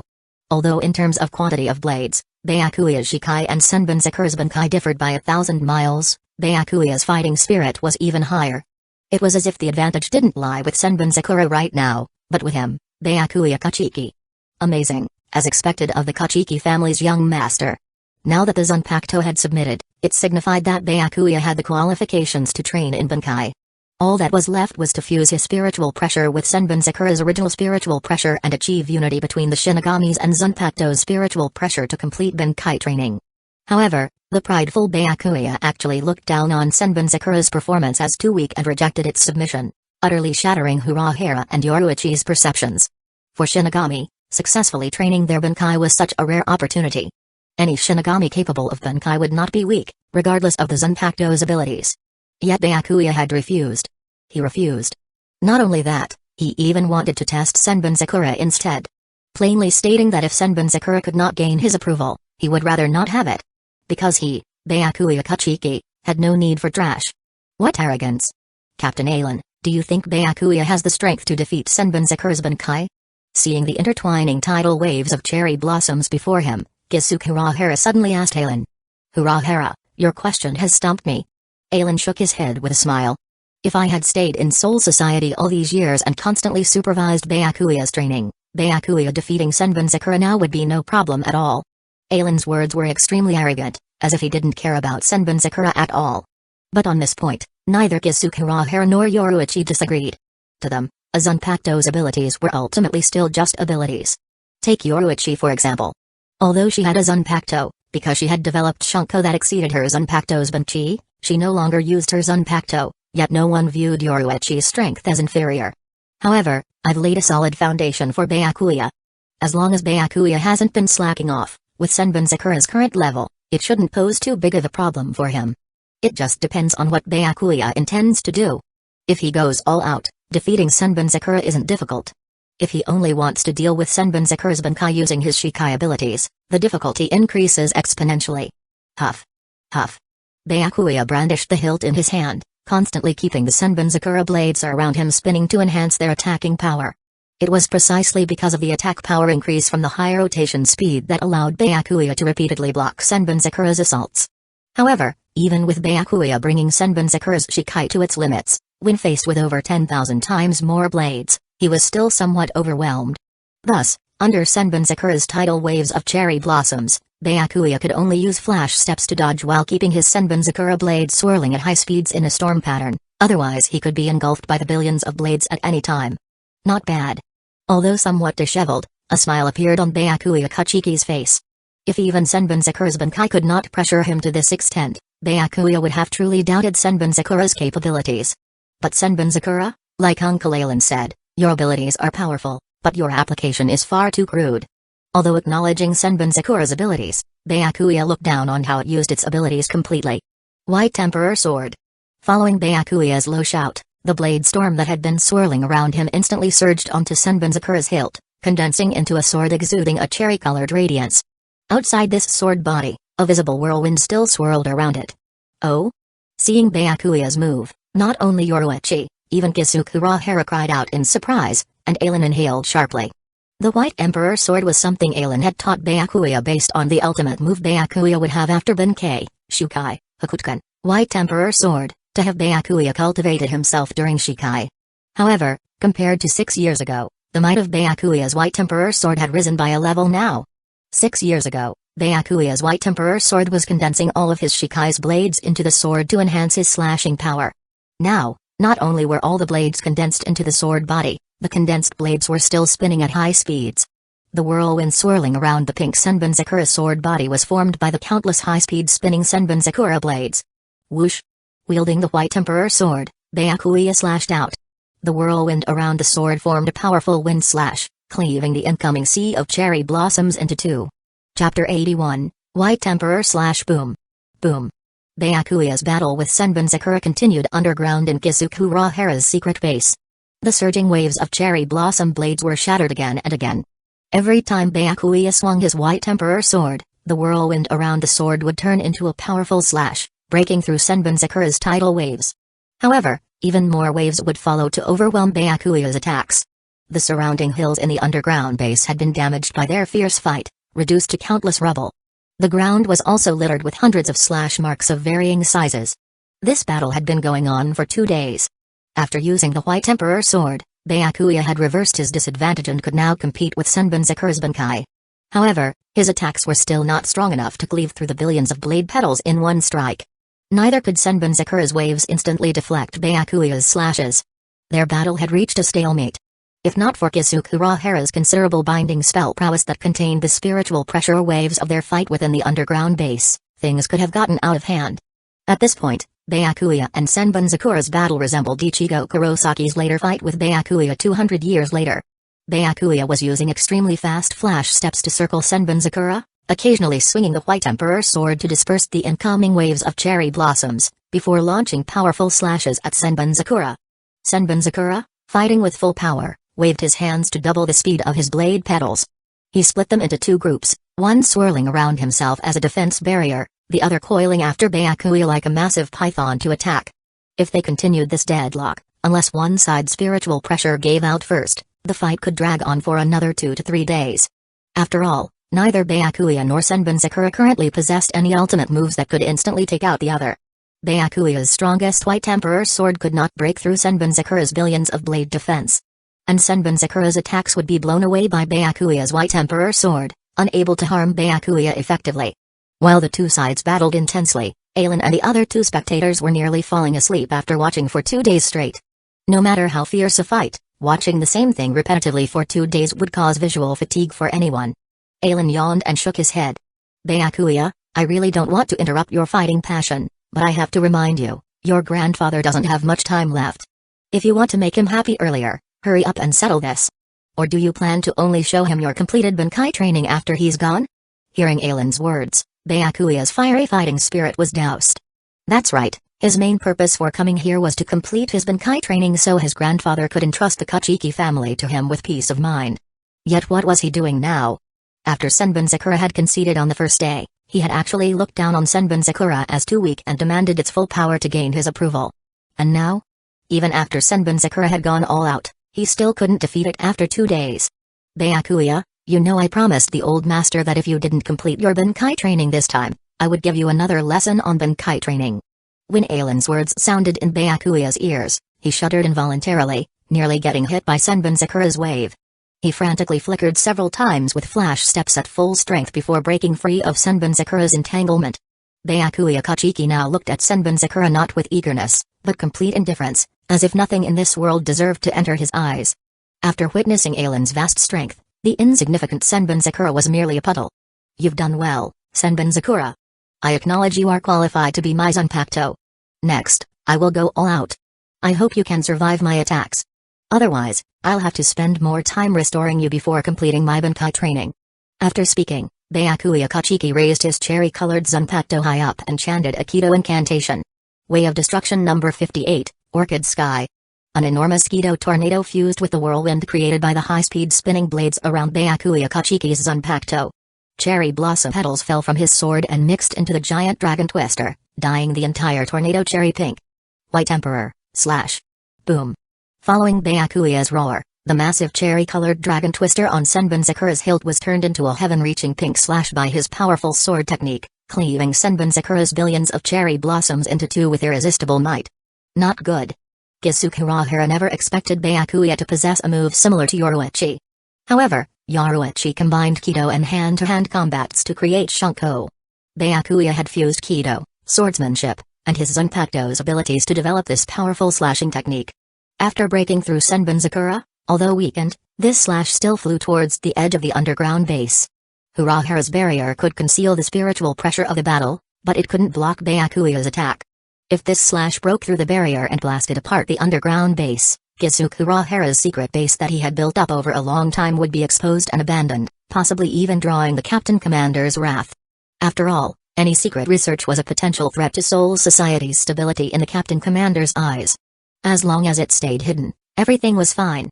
But once exposed, it would definitely face eradication. When it came to protecting Soul Society, Captain Commander Yamamoto's stance was uncompromising. Whoosh! Kusagakura's figure turned into afterimages as he raced past Byakuya's cherry-colored slash, appearing in front of the wall. Bakudo number 81, Danku. Boom. In the Kachiki residence, Jinrai Kachiki's breathing grew urgent. He then knocked on the wall by his bed. Jinrai-sama. Oh, Uryama. What time is it now? Jinrai-sama, it's the 3rd day since Morikawa-sama went to the human world. 3 days already?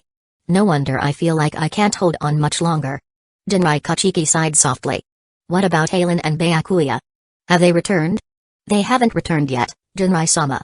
Young master and master have not returned. I see. Jinrai Kachiki struggled to sit up, leaning against the head of the bed. Never mind, achieving Bankai in 3 days is impossible anyway. Now that Aelin and Byakuya haven't returned, it seems Byakuya's training this time has not been successful. I may not hold on much longer. If Master and Byakuya come later, I won't have time to give you orders.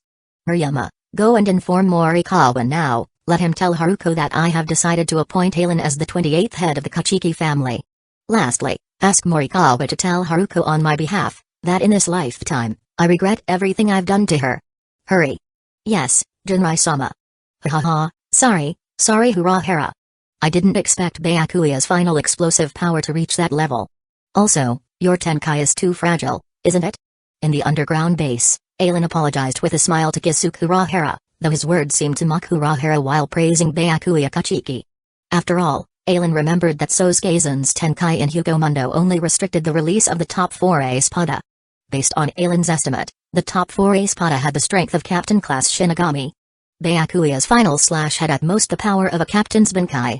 It failed to break through Urahara's Bakudo number 81, Danku, yet the resulting huge boom directly blew away the tens of thousands of Senbonzakura blades in the slash, causing more damage to the underground base. More importantly, the most important facility in this underground base, Kisuke Urahara's prized masterpiece Tenkei, was smashed by those scattered Senbonzakura blades. This showed that Aizen's Tenkai was stronger than Urahara's Tenkai. Hado number 12, Hidden Fire. Ailen's voice sounded in the darkness. Instantly, 9 light orbs the size of wash basins appeared around Ailen. Under his control, the 9 orbs slowly rose up and shone brightly, dispelling the darkness in the underground base. Seeing the dejected Kisuke Urahara who seemed to have lost his dreams, Ailen gave him some perfunctory consoling words. Alright Urahara, the quality of the Tenkai you created this time was too poor.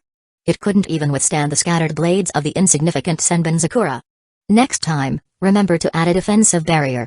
That way, even captain-level attacks will have a hard time damaging the Tenkai. Before Ailen had even finished speaking, his hand was grabbed by Kisuke Urahara. Oh? Since Captain Ailen is also knowledgeable about the Tenchi, then I'll have to trouble Captain Ailen to help me repair this Tenkai that was destroyed by your nephew. After all, Captain Ailen wouldn't want me to keep Lord Byakuya here to help me repair the Tenkai instead, disappointing Jinrai-sama, right? Urahara, you. Under pressure, Ailen could only stay behind to help Kisuke Urahara repair the underground base's Tenkai. Fortunately, the two most skilled in creating Tenkai in Soul Society, Kisuke Urahara and Sosuke-san's Zanpakuto, were part of Ailen's collection. He had completely absorbed their battle memories. Although not combat-related, Ailen could still gain some insights into the Tenkai's manufacturing process from the two's Kido mastery and reverse engineer its creation techniques. With Ailen's current Kido mastery, no one in Soul Society could compare to him. Chapter 82, Fury, turning against each other especially regarding Kido. Ailen's mastery all came from masters 200 years in the future. Even Kisuke Urahara's current Kido seemed a bit immature before Ailen. At first, Ailen only gave Kisuke Urahara a hand, checking for omissions and filling in gaps. But near the end, seeing that the 3 days agreed with Jinrai Kachiki was nearing its end, Ailen directly kicked Kisuke Urahara aside and set up the barrier himself, completing the construction of the Tenkai. It's finally done. Wiping the sweat from his forehead, Ailen lightly exhaled a breath. Then, he input spiritual pressure into the barrier within the Tenkai. Buzz.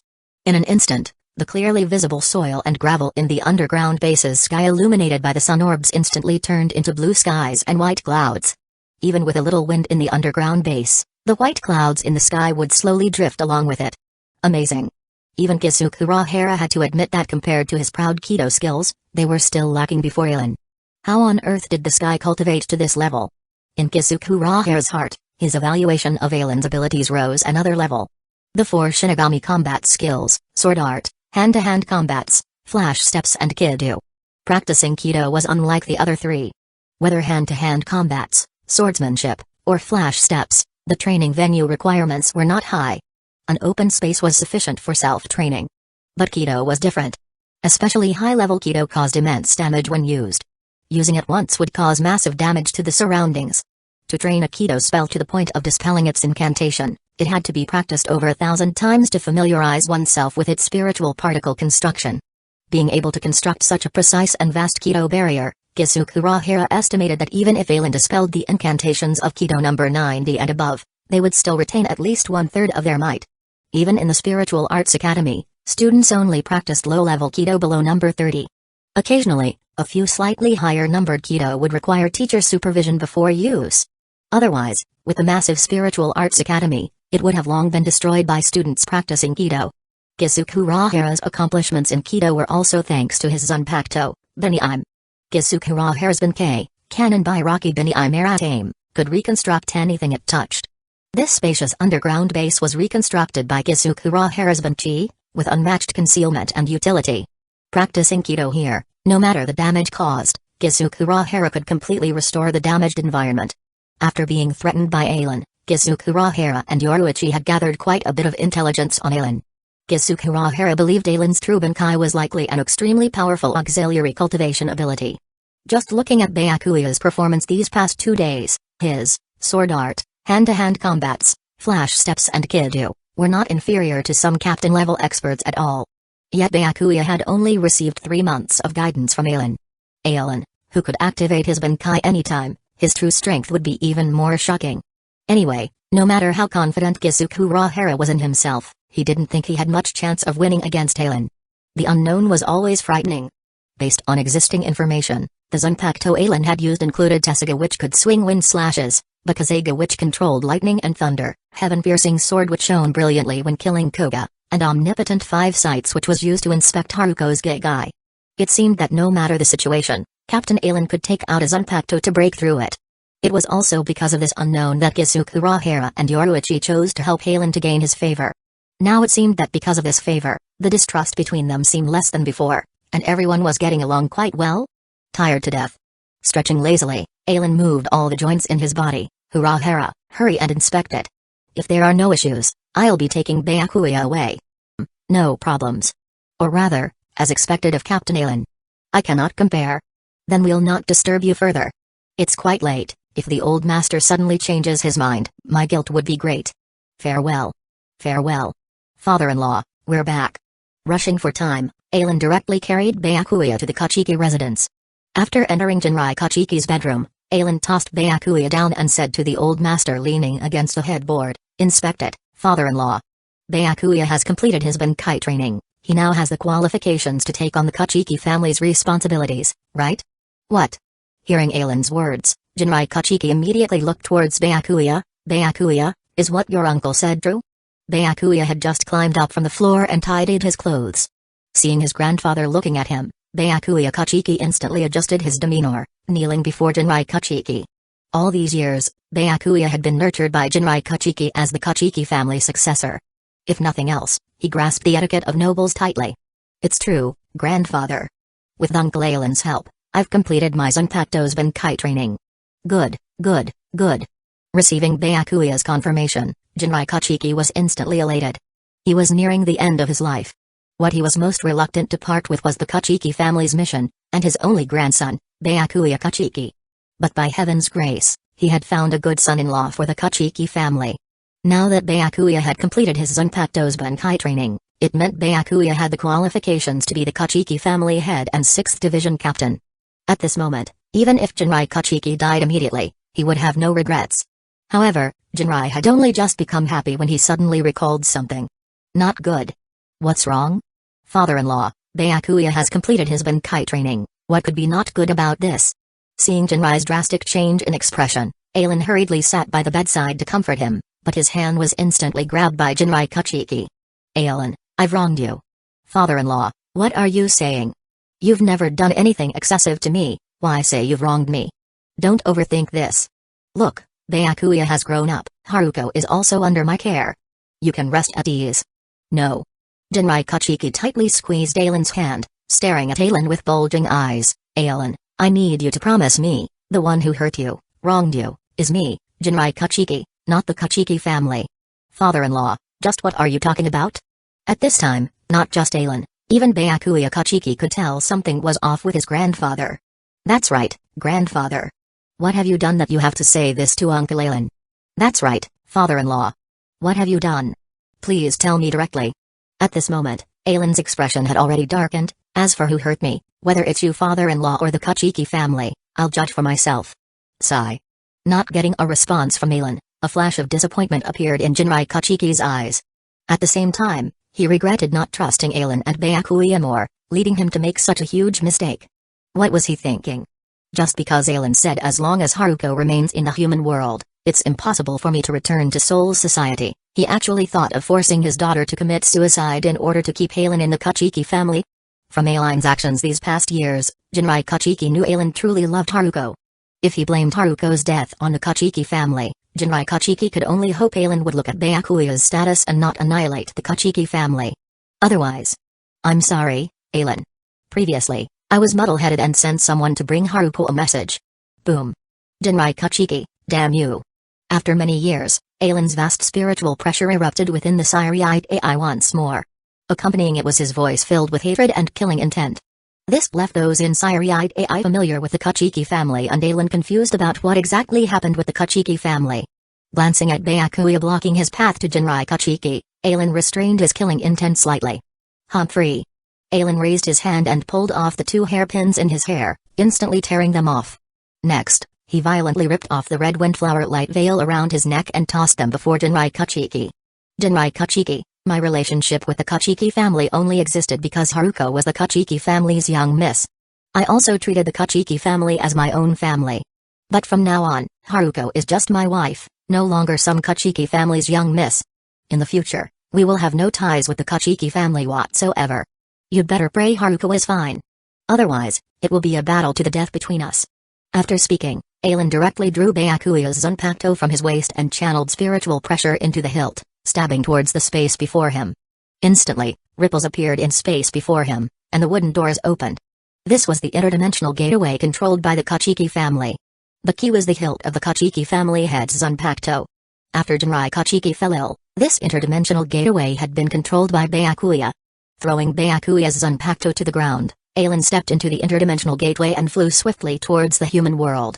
Watching as the interdimensional gateway gradually faded, Jinrai Kachiki spat out a mouthful of blood. Only after being comforted by Byakuya did his breathing steady after a long while. Byakuya, did I do wrong? Yes, grandfather. You were wrong. Yes, I was wrong. Jinrai Kachiki smiled bitterly, I'm sorry, Byakuya. Even if grandfather passes on, you are still left with 2 huge troubles. One huge trouble was Tsunayashiro Tokanada hidden in the human world. Jinrai Kachiki had stumbled upon him gathering the Rei-Eos, Soul King, power. When Tokanada returned to Soul Society in the future, he would definitely target the Kachiki family. The second huge trouble was provoking someone as frightening as Ailen against the Kachiki family.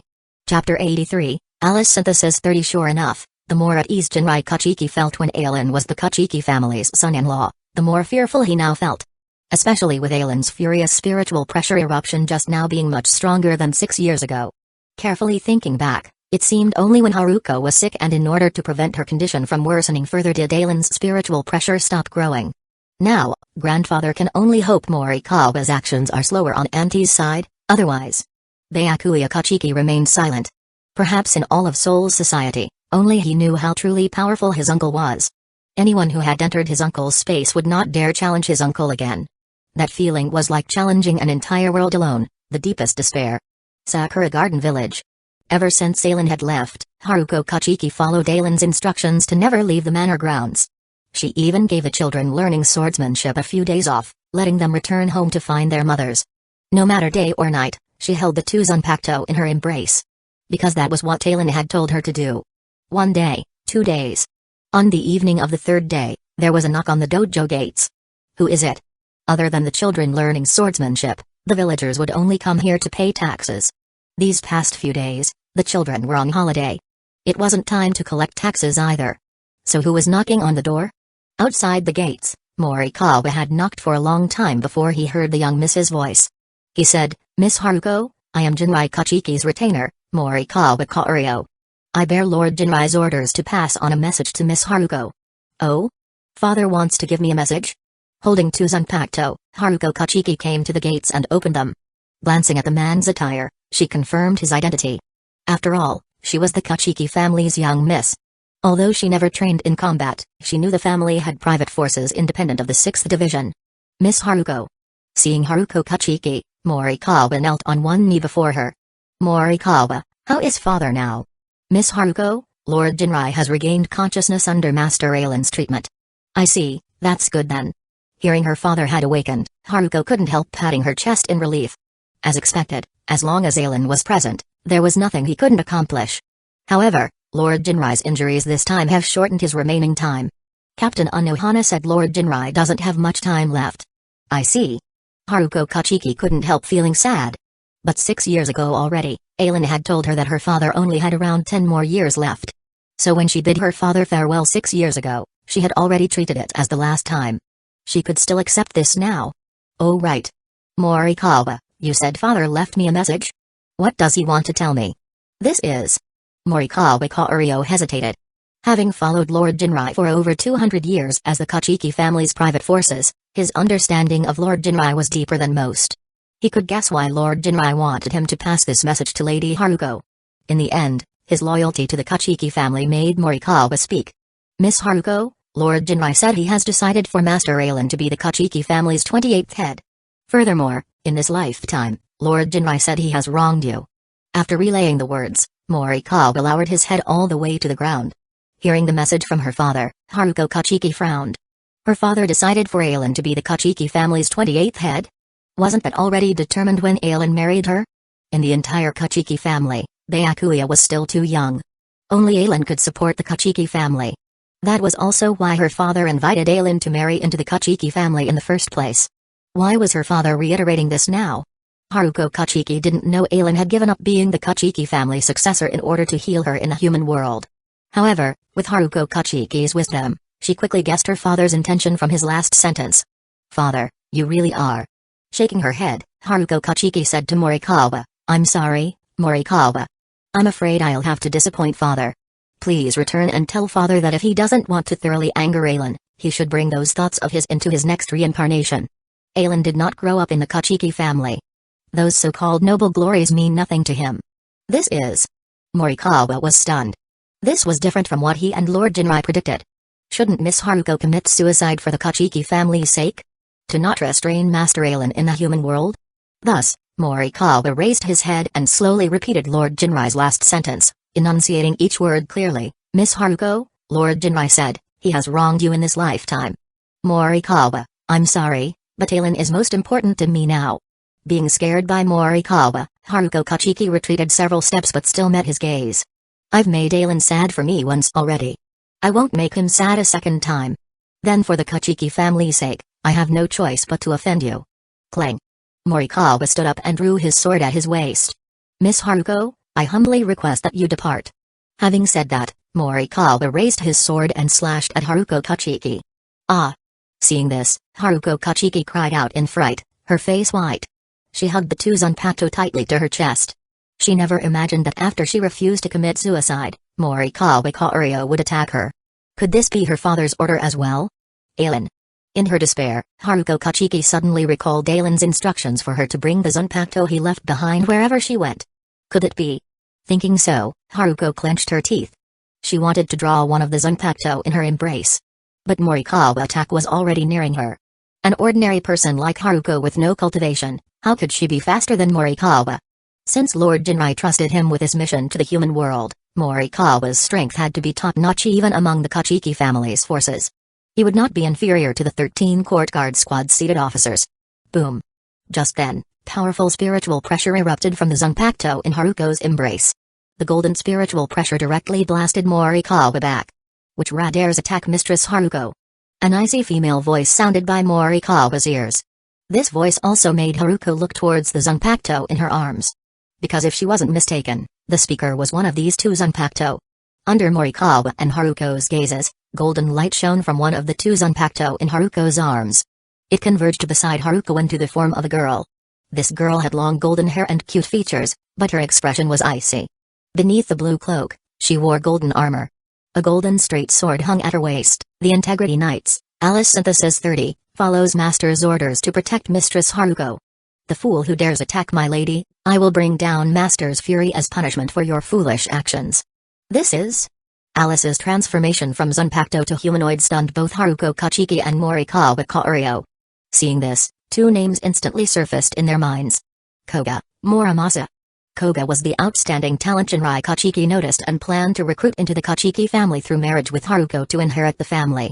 And because Haruko knew her father's intentions, to enjoy her last bout of freedom before losing it, she secretly left the Kachiki residence for the tavern in the commercial district. That was where she harmoniously spent a month with Aelin. Although Haruko never met Koga, when Koga later incited a rebellion against Soul's society, he even attacked and occupied the 9th and 7th divisions. If Aelin hadn't stopped him, the damage Koga caused to Soul society could have been several times worse.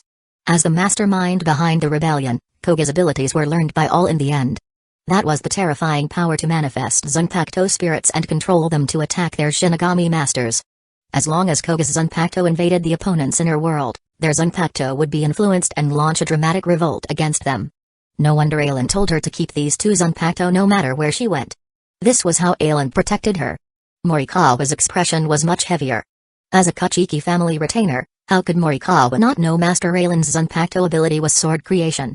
If Master now grasped manifesting Zanpakuto abilities, the two Zanpakuto he left to protect the young miss would certainly be capable of Bankai.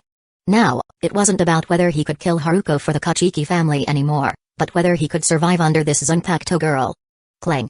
Unsheathing her sword at her waist, Alice leapt forward in a flash, appearing before Morikawa to slash at him. Dang. Boom. With just that exchange, Morikawa was directly blasted away by Alice. So powerful. Landing on the ground, Morikawa's feet still left two long trails in the earth. His heart shook at Alice's immense might. Whoosh.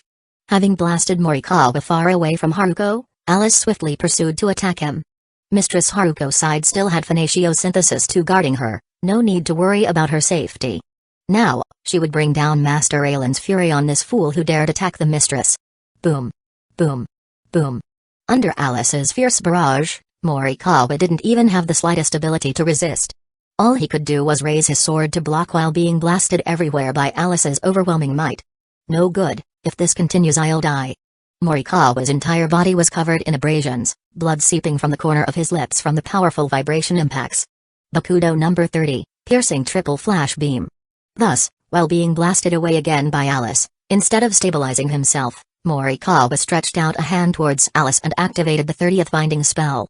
As the Kachiki family's private soldier, Morikawa Kaorio didn't have his Zanpakuto. But his attainments in sword art, hand-to-hand combats, flash steps and Kido were sufficient to rank him among the court guard squad seated officers. 3 yellow spikes rapidly converged onto the triangular bands of light and fired at Alice. The 3 yellow spikes pierced through the shoulder parts of Alice's cloak and abdomen, carrying her back. It seemed to want to nail Alice against the wall and seal her. However, Alice instantly erupted with spiritual pressure. The 3 spikes on her shattered as she charged at Morikawa again. Although this move failed to seal Alice, it bought Morikawa some breathing room. After crashing into the ground, he didn't get up. Morikawa raised his right index and middle finger, rapidly chanting a spell.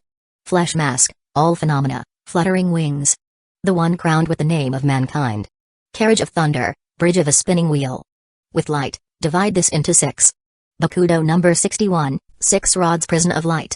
Golden light flew from Morikawa's fingertips. 6 translucent light screens directly immobilized Alice in place. Despicable. To still possess such sacred arts. Alice fumed angrily. She underestimated her opponent, not expecting this fellow whose attacks she couldn't even withstand to possess abilities akin to sacred arts. With her spiritual power, breaking through the complete incantation Rikujikuro would require at least 3 seconds. Morikawa also knew from his opponent's overwhelming strength that even his full incantation 61st binding spell could not restrain her long. Therefore, he raised his right hand towards the distant Haruko Kachiki. Growl. Thick spiritual particles converged before Morikawa's palm, forming raging flames. Hado number 47, holy flames. This massive red blaze rushed towards Haruko Kachiki like an artillery shell. Morikawa never forgot his goal was killing Haruko to allow Master Aelin to remain with the Kachiki family without worries. Arrogance. Alice exploded with fury. Although Haruko still had Phanasiosynthesis 2 guarding her, allowing Haruko alarm was dereliction of Alice's duties. Chapter 84, Jinrai Kachiki's doubts full control arms Alicization, boom. In her fury, Alice directly released her Zanpakuto. Golden light shone from her blade, giving off a dazzling radiance. In the next moment, with Alice's skyrocketing spiritual pressure, the 6 pillars of light around her were directly shattered. At the same time, Alice's sword transformed into countless golden cross-shaped osmanthus blades, forming a golden osmanthus shield before Haruko Kachiki. Boom.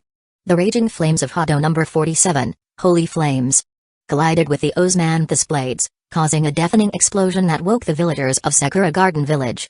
The villagers looked towards the direction of the explosion, and upon seeing it was near Master Aelin's residence, they exchanged glances. Some instructed the women to bring the children home to hide while the men grabbed their farming tools like hoes and shovels and slowly made their way towards Master Aelin's home. Unlike the children, the older villagers had lived through the cruelty of war. Every harvest season, they would be ruthlessly plundered by warring factions and bandits. It was only after Master Aelin appeared and drove back one faction after another that they finally had peace to recuperate and enjoy peaceful days. Furthermore, Master Aelin had personally taught their children superior swordsmanship, allowing the children to have the power to resist even if bandit armies came. They knew it wasn't that they lived in a peaceful world, but because Master Aelin existed that they could live in this peaceful village. Now it seemed something had happened at Master Aelin's place. They had to go take a look, if only to show their concern. Although with Master Aelin's dilemma, they probably couldn't help much. But what if? No good. If this continues, I'll die. When Alice released her Zanpakuto, Morikawa knew that if he didn't flee now, he really wouldn't make it. Ignoring whether his attack had injured Miss Haruko or not, Morikawa turned and used flash steps to swiftly escape. Don't even think about running. Under Alice's control, the explosion from Hado number 47, Holy Flames, didn't injure Haruko Kachiki at all. However, Morikawa crossing over her to attack her mistress infuriated Alice to the extreme. Benkei, memory style, golden sword Osmanthus. The sky was filled with Osmanthus blades as they swept across the land. Faced with Alice's attack that would soon engulf him, despair filled Morikawa's eyes. Wait, Alice. Just as Alice was about to kill Morikawa, Haruko Kachiki's voice sounded out. Ah! The Osmanthus blade swirling in the air wrapped around Morikawa, leaving numerous cuts on him before tossing him before Haruko Kachiki. Humphrey, thank Mistress for her mercy just now. If not for Mistress's benevolence, you would have died earlier. Walking to Haruko's side, Alice stood between her and Morikawa, preventing him from attacking her mistress again. The countless Osmanthus blades turned back into golden spiritrons, reverting to a golden straight sword in Alice's hand. She sheathed it at her waist. Haruko walked forward a few steps and lowered her head to face Morikawa. Morikawa, I don't know what considerations my father had when he wanted you to bring me that message. But in this matter, my father lost his mind. Aelin-kun is first my husband before he's the Kachiki family's son-in-law. Likewise, I'm first Aelin's wife before the Kachiki family's young miss. Aelin-kun has already given up enough for me. For the rest of my life, I only wish to peacefully accompany him. If Aelin becomes sad because of me again, that would be dereliction of my duties as his wife. Furthermore, did my father never consider that without me, would Aelin still want to remain the Kachiki family's son-in-law? If anything happened to me, Aelin-kun might even want to completely annihilate the Kachiki family that caused my death, right? This is... Morikawa was stunned into silence after hearing Haruko Kachiki's words. She was right. If Master found out Miss Haruko was forced to commit suicide by Lord Jinrai, would Master still work for the Kachiki family? You should leave, Morikawa. Help me pass a message to my father too. Tell him that unfilial daughter Haruko was unable to fulfill the responsibilities a Kachiki child should have. From today forth, Haruko is merely Aelin's wife and no longer a part of the Kachiki family. I hope father takes care. When he passes on, I won't be there to send him off. Yes, Miss Haruko. Struggling to his feet, Morikawa respectfully bowed to Haruko Kachiki before swiftly taking his leave. At sunset, a white light flashed in an empty street as wooden doors parted to both sides, revealing a white dimensional gateway. Whoosh! Aelin's figure burst out from the Senkaiman.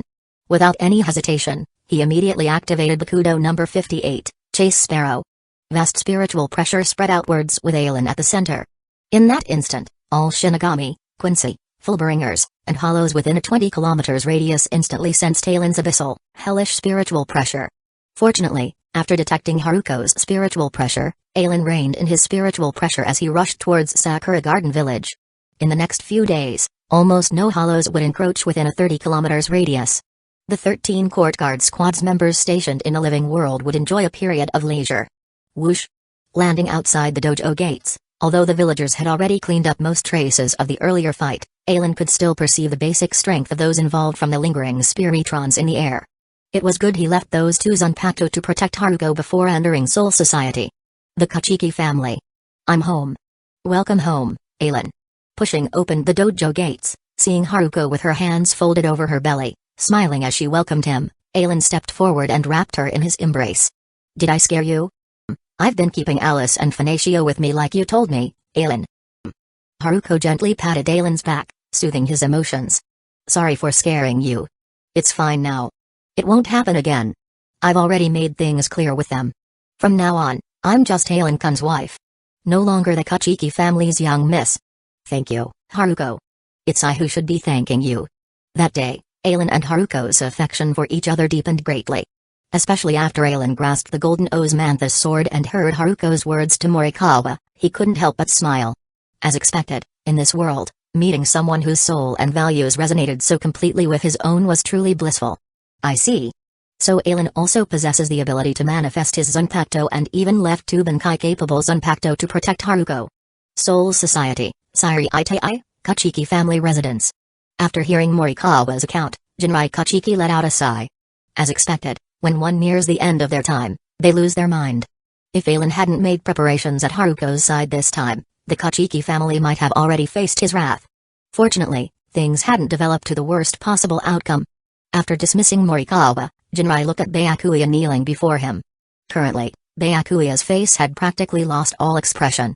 Upon knowing his grandfather had sent a retainer to force his aunt to commit suicide in the living world, Byakuya seemed to have lost all emotion before Jinrai Kachiki as he transformed into the cold, aloof handsome man from Aelin's memories.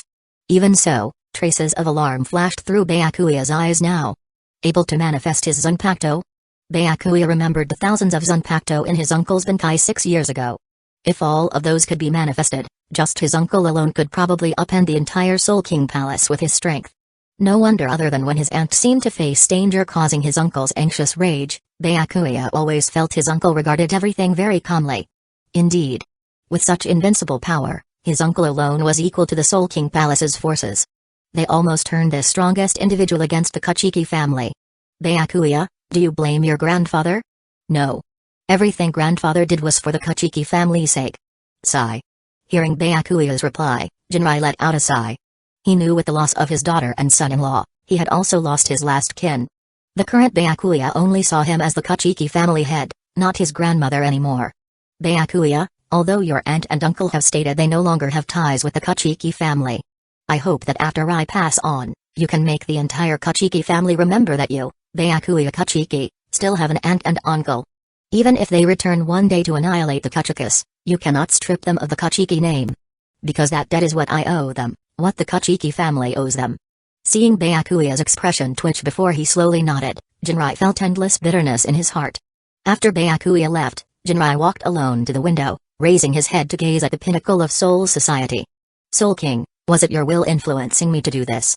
The more Jinrai pondered, the more he felt something was wrong with himself for thinking of forcing Haruko to die just to keep Aelin in the Kachiki family. This line of thought contradicted his initial intentions in the first place. Rather than keeping Aelin, it was like forcing him out of the Kachiki family. Chapter 85, Haruko wants to cultivate. Could it be that because if the Kachiki family had Aelin, our future direction would not align with what you envisioned? Just what do you want from my Kachiki family? Soul King. Jinrai Kachiki looked up at the sky with his hands behind his back. Unfortunately, the gloomy, dark sky did not provide any answers to his doubts. 3 days later, Jinrai Kachiki passed away. The 28th head of the Kachiki family became Byakuya Kachiki. At the same time, with the captains as witnesses, Byakuya Kachiki, who had achieved Bankai, also inherited the position of 6th Division Captain. The captains had varying thoughts about this. 3 days ago, Aelin's enraged roar brimming with killing intent had practically spread through half of Sairei. Everyone knew that 13 years ago, Koga was punished by the Central 46 for violating the ban on marriage with a noble family after failing to successfully marry into the Kachiki family. Unresigned to this, he immediately rebelled with the intention of overthrowing the 13 Court Guard Squad's rule and crowning himself King of Soul Society. That year was when Aelin first stepped onto Sairei's stage. With his powerful strength, he swiftly killed Koga, preventing even greater damage to Sairei. Afterwards, due to the Kachiki family's lack of successor, Jinrai offered Aelin the positions of Kachiki family head and 6th Division Captain to have him marry into the family. The next year, Aelin successfully became the 6th Division Lieutenant. 5 years later, to nurture his third-generation grandson Byakuya Kachiki, Jinrai had Aelin as captain violate Commander General Yamamoto's ban and help Byakuya achieve Bankai, leading to Aelin being stripped of his position and expelled. Everyone didn't know what exactly happened 3 days ago that made Aelin seem to hate Jinrai Kachiki to death. But from the current situation, they could guess that the Kachiki family had made use of Aelin, then kicked him aside after he lost his value. When the Kachiki family held Jinrai Kachiki's funeral, Aelin did not attend, seemingly proving that he had completely cut ties with them. Regarding this, the current Kachiki family head Byakuya Kachiki gave no explanation. What's wrong, Aelin-kun? On the night of the 3rd day after Aelin returned from Soul Society, He hugged Haruko while sitting in the yard facing the sunset's direction for the entire night.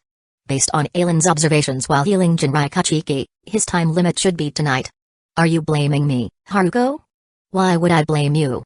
Because I made the decision for you, saying you're my wife and no longer a Kachiki. You can't go back to send off your father one last time. It should be me. I spoke of no longer being the Kachiki young miss without your agreement, making it so you can't return to Soul Society to continue being a captain. The one who should be asking for forgiveness is me. After she spoke, their eyes met. After a long moment, joyous laughter rang out from them both. Hee hee. Ha ha ha. Their laughter brought them back to the tacit understanding they shared in that tavern in Siriate AI. Holding Haruko in his embrace, Ailen couldn't help but call himself out for being too wary. If he hadn't left the Golden O's Manthus sword and Heaven Piercer behind, Haruko would have definitely faced danger. If it came to that, what use would it be even if he overturned all of Soul Society? Thinking so, Ailen felt he should try producing Tensei Iga with his current accumulation. That was a blade that could revive the dead. If he successfully created Tensei Iga, the anxiety in Ailen's heart would lessen quite a bit. After all, that represented an extra chance. Hey Ailen-kun, teach me how to cultivate from now on. Alright. But Haruko, why do you suddenly want to cultivate? Because I can feel you've always been worried about me. Haruko raised her head and smiled at Ailen. Although I don't know why you've always been worried about dangers befalling me, I know that if I become stronger, you won't have to be so worried. You. Alright, your father should have passed on already. Let's go rest. Starting tomorrow, student Haruko will have to start cultivating under me. Yes, teacher Ailen. Ha ha ha ha. Ha ha ha ha. The next day after Ailen taught some swordsmanship to the children, he dismissed them instead of letting them disturb his time with Haruko. Naturally, he also didn't want them around for what he planned to teach Haruko. After Haruko arrived at the dojo, Ailen waved a hand. Ripples appeared in the space before him as he drew out an Zanpakuto from within and handed it to Haruko. Here, Haruko. Oh? This is an Zanpakuto? Taking the Zanpakuto, Haruko Kachiki eagerly unsheathed it and swung it around a few times. Seeing this, Ailen smiled. The Haruko who dared to pursue freedom before her engagement also hid a little violent demon in her heart. Alright Haruko, this Zanpakuto isn't for you to play with. After letting Haruko play for a bit, Ailen stopped her from continuing. You don't have a strong constitution, Haruko. No matter if it's sword art, hand-to-hand combats, flash steps and Kido, none of them are suitable for you to cultivate. The only thing most suitable is Kido. And the main purpose of this Zanpakuto is to materialize and protect you when you face danger. Eek. Hearing Ailen say this, Haruko cried out in fright. She hurriedly sheathed the Zanpakuto. Sorry, I'm sorry. Haruko had seen the materialized form of the Zanpakuto Ailen left her. She knew that during times of crisis, they would protect her life. Naturally, she wouldn't truly treat the Zanpakuto in her hand as an inanimate object.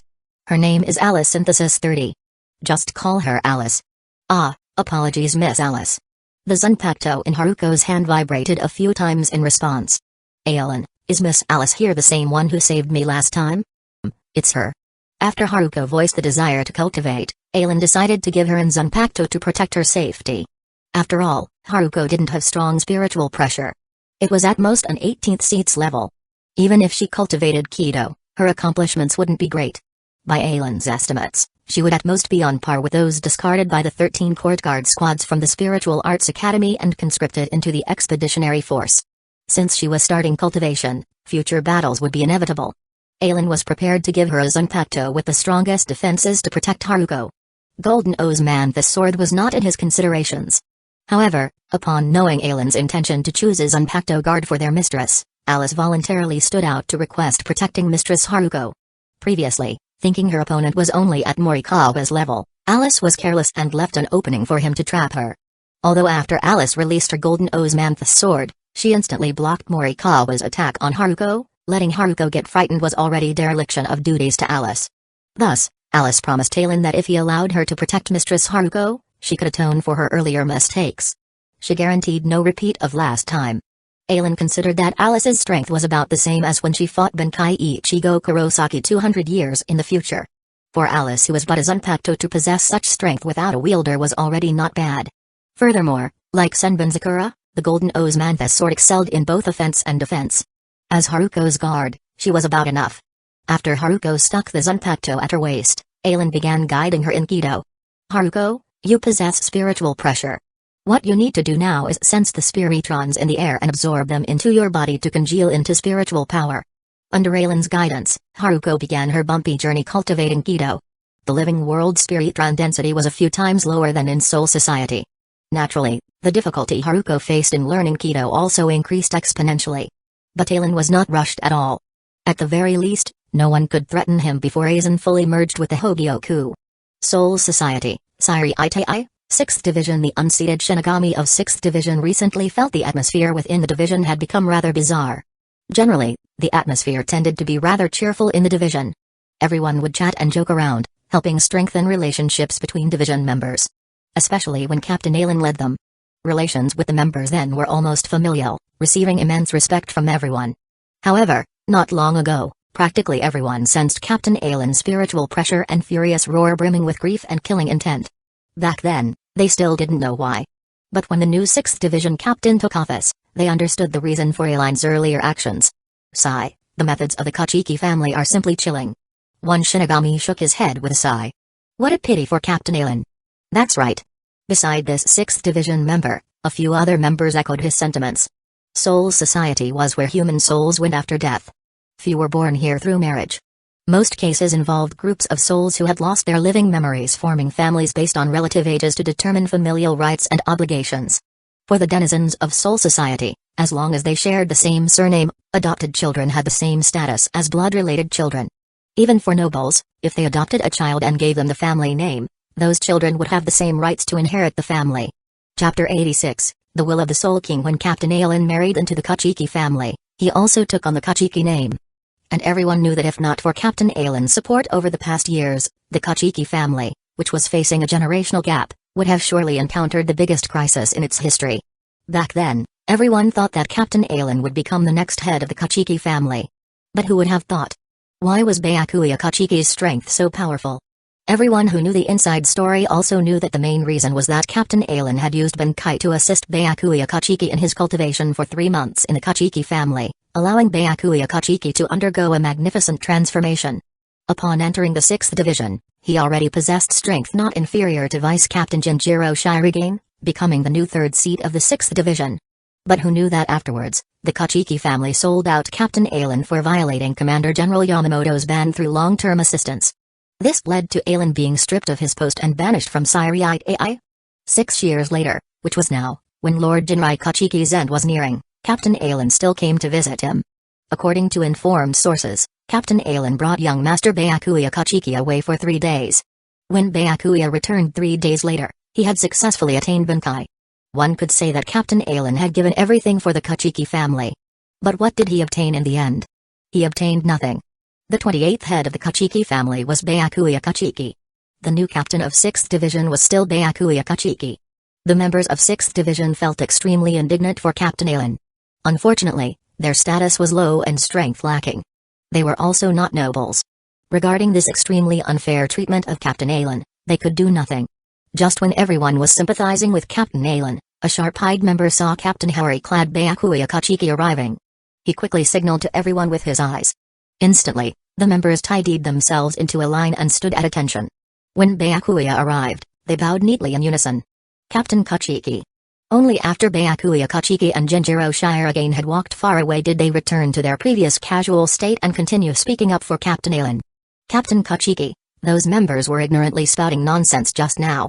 I will strictly punish them later and forbid them from continuing to spread rumors. Following behind Byakuya Kachiki, Jinjiro Shirogane felt his back drenched in cold sweat beneath his death god attire. Those members were usually so astute.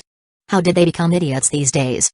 Did they not know that the stronger one's strength, the stronger their perception?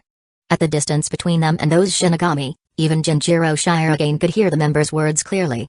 Someone of strength surpassing his like Captain Kachiki would definitely be able to hear them even clearer. Could they not sense that Kachiki 3rd seat, no, he was Captain Kachiki now, had become different from the past? Captain Kachiki was no longer the 6th Division's 3rd seat from before. As a veteran member of the 6th Division whose seniority exceeded even Byakuya's father Sajun Kachiki, Jinjiro Shirogane saw things very clearly. He understood early on that no matter if it was the captain or vice captain of the 6th Division, it could only be someone from the Kachiki family holding those positions. However, this thinking changed after Captain Aylan assumed office. After becoming the 6th Division captain, Alan did not leave the vice-captain position vacant for future young master Byakuya Kachiki. Instead, he directly appointed Genjiro Shirogane as the 6th Division vice-captain. One could say that Genjiro Shirogane sensed a kind of fairness within the 6th Division under Captain Alan that had never existed before. The reason why Genjiro retained his vice-captain position after Captain Alan's departure was because Jinrai Kachiki didn't have long left. After his death and Byakuya taking over the 6th Division captain position, there would be no need to nominate someone else again. This point was very clear to Genjiro. And so, even when Byakuya held the 3rd seat position in the 6th Division, Genjiro had already taken the initiative to guide Byakuya in all of the division's affairs. Back then, Genjiro felt young Master Byakuya was rather amiable to get along with. But ever since Byakuya became the 6th Division captain, Genjiro felt Byakuya Kachiki was like a different person, his entire being seemingly even colder than before. At the same time, no matter what he did, he always put duty first. Apart from that, there were practically no fluctuations in his expression. Just now when those people were talking about Captain Alan, Genjiro sensed changes in Captain Kachiki's expression. Fearing he would vent his anger on those members, he swiftly spoke up first, wanting to protect the members a bit. However, Byakuya's response exceeded Genjiro Shirogane's expectations. No need. Since they wish to speak, let them speak. The 6th Division does not have any precedents of speech crimes. Because he didn't know the truth of the matter, Byakuya also knew that what the members said was likely the view most Unserious AI held towards the Kachiki family. Allowing such talk to spread would damage the Kachiki family's prestige. But in Byakuya Kachiki's heart, what his grandfather did was much more serious than what those members said. After all, no one expected that just to keep Uncle Alan in Soul Society, his grandfather actually thought of killing his aunt in the human world. This was undoubtedly a betrayal towards Uncle Alan's sincere feelings. Furthermore, thinking back to their ancestors who also became one of the 5 great noble families because of betraying the Soul King, it couldn't help but leave Byakuya confused. Could it be that for the Kachiki family to rise, betrayal was a must? Their ancestors succeeded through betraying the Soul King, so the Kachiki family became one of the 5 great noble families. His grandfather failed in betraying Uncle Alan. Would that cause the Kachiki family to decline until they reached the Shiba and Tsunayashiro family's level? Regarding this point, Byakuya Kachiki had already prepared himself. These were sins belonging to the Kachikas. No matter what the Kachiki family's future became, he would face it. Even if the Kachiki family eventually declined, he would have no regrets. I see. After seriously and meticulously handling the 6th Division's affairs, Byakuya Kachiki returned to the Kachiki residence and stood under the cherry blossom tree in the yard. It felt as if traces of the time when his grandfather guided him in cultivation here still remained. Of course, what left the deepest impression of this place to Byakuya was Uncle Alan's Bankai space containing thousands of Zanpakuto. With Uncle Alan's ability to materialize Zanpakuto combined with that space, anyone brought inside by him would face an 1 against thousands or even tens of thousands predicament. In Byakuya's thoughts, even Commander Yamamoto, hailed as the strongest Shinigami in 1,000 years, would only have the outcome of tragic defeat if dragged into his uncle's Bankai space. Thinking of Uncle Alan made Byakuya Kachiki recall the first time over 10 years ago when Uncle Alan let him witness the power of a Shinigami's 4 disciplines. Thus, Byakuya Kachiki flash steeped out of Siri Itai, chasing the memories from the past towards the edges of the Rakongai Commoner district. In the days after, Rakongai seemed to have become the harbor for Byakuya Kachiki's soul. After dealing with all 6th Division and Kachiki family matters, as long as he still had time, Byakuya Kachiki would head to Rakongai, whether it was to cultivate, take walks, or simply stare blankly at somewhere. The 13 Court Guard Squads, 11th Division. Soya Ashiro was the captain of the current 11th Division generation. At the same time, he was also known as Sword Date Soya Kinpachi. Sword Date was an extremely special title. In Soul Society, only the strongest Shinigami would be bestowed the title Sword Date. Although bearing the title of strongest, Soya's appearance did not resemble a muscular male overflowing with power at first glance. On the contrary, his exterior seemed more like a delicate scholar. Soul King, just what are you thinking? Soya raised his head to gaze at the skies above Siriite AI. The Soul King's existence was the wedge holding the stability of the 3 realms. Upon reaching a certain level of spiritual pressure, one could perceive the truth of this world. Over 100 years ago already, after Soya attained Bankai for his Zanpakuto, he had never resealed his Bankai. Because to a certain degree, his Bankai would gradually become more powerful as time passed. After Soya's Zanpakuto completely fused the entirety of Siriite Ai's space, for the first time he made contact with the Soul King from the perspective of Spiritrons. No one knew just how greatly Soya's psyche was shocked after personally witnessing the Soul King's true form. Afterwards, Soya challenged the previous generation's sword date Kuruyashiki. Although Soya won that match relying on his Zanpakuto's ability, he knew his victory was through foul means. Because until Kuruyashiki's defeat, he did not release his Bankai at all throughout the battle. Kuruyashiki's Bankai was something the Central 46 strictly forbade him from releasing within Siriite AI. Because Kuruyashiki's Bankai was far too powerful. Once released, it could instantly annihilate the entirety of Siriite AI in an instant. In over this past 100 years, Soya's Zanpakuto had already completely fused the space of the entirety of Soul Society. One could say that as long as he wished, nothing in Soul Society could escape his knowledge. Naturally, Ailin's entanglement with the Kachiki family did not evade Soya's eyes. At the same time, he also sensed the Soul King's will influencing Jinrai Kachiki, leading to Ailin finally falling out with him in the end. This was the first time he sensed the Soul King's will. Just what kind of person is that guy called Ailin that even the Soul King's will would banish him from Soul Society? Could his existence affect certain arrangements the Soul King made? After pondering fruitlessly for a long time, Soya cast his gaze towards Rakongai. After his Zanpakuto's power completely fused the entirety of Soul Society's space, Soya understood the truth of the world. The main purpose behind establishing the three realms was to restrict Hell's expansion. The most fundamental existence in this world were souls. With sufficient souls circulating in this world, only then could this world advance. The total number of souls in this world would not change. It would not increase or decrease. However, there was a place in this world specifically for detaining egregiously evil souls. That place was Hell. All souls dragged into Hell would vanish from the world's circulation. Every soul Hell snatched meant its domain expanding while the world's domain shrinking by that much. To restrict Hell and allow the world a longer existence, Hukomundo was created. Hukomundo was actually the battlefield where Soul Society and Hell contested for souls. With the existence of Hukomundo, evil men after death would first fall into Hukomundo and transform into hollows instead of their souls instantly being seized by Hell after perishing. Like so, Shinigami could purify the hollows' souls through slaying them, allowing the hollows' souls to re-enter the world's circulation. This maintained the balance and operation of the world. In order to allow the world to continue existing for a longer time, one cannot allow Hell to snatch away more souls. This was the path Soya realized he should take to protect the world over the past 100+ years. If I utilize my ability to modify the souls of all Rakongai residents into my personal undefeatable army, then purify all the hollows in Hukomundo, Hell would no longer be able to snatch another soul from this side of the world. Let me give it a try. If I succeed, even the Soul King would be greatly alleviated. The human world, inside Ailin's dojo. Haruko Kachiki focused her concentration, mobilizing the spiritual power in her body and gathering it in the palm of her hand. White motes converged in Haruko Kachiki's palm until they eventually formed a ping-pong ball-sized white sphere. Ah, success. Ailin-kun, quick look, I did it. Haruko Kachiki carefully cradled the white sphere in her palm as she ran to Ailin and held it up to him like she was presenting a treasure. Not bad, not bad. Haruko did the best. Smiling as he stroked Haruko's head, Ailin expressed approval at Haruko's learning progress. It had been a month since Haruko started cultivating. Haruko Kachiki also successfully sensed the external spiritrons and initially refined them into spiritual power of her own. Even in Spiritual Arts Academy, such results would likely anger teachers to death. Ailin remembered that the slowest in their batch only took a week to complete spiritual power condensation. But upon considering the difference in spiritron density between the human world and Soul Society, it was understandable. As for estimating Haruko's current strength after condensing spiritual power, Ailin racked his brains before finally recalling a basis for comparison. Donkanji. Yes, that star was very popular for hosting supernatural shows over 200 years in the future. Haruko's current strength was a little weaker than Donkanji's. Although the quality and quantity of their spiritual power was about the same, Don was a man after all. His physique exceeded Haruko's by several fold. If both sides released all their spiritual power until exhaustion, then fought barehanded, Haruko would not stand a chance at all.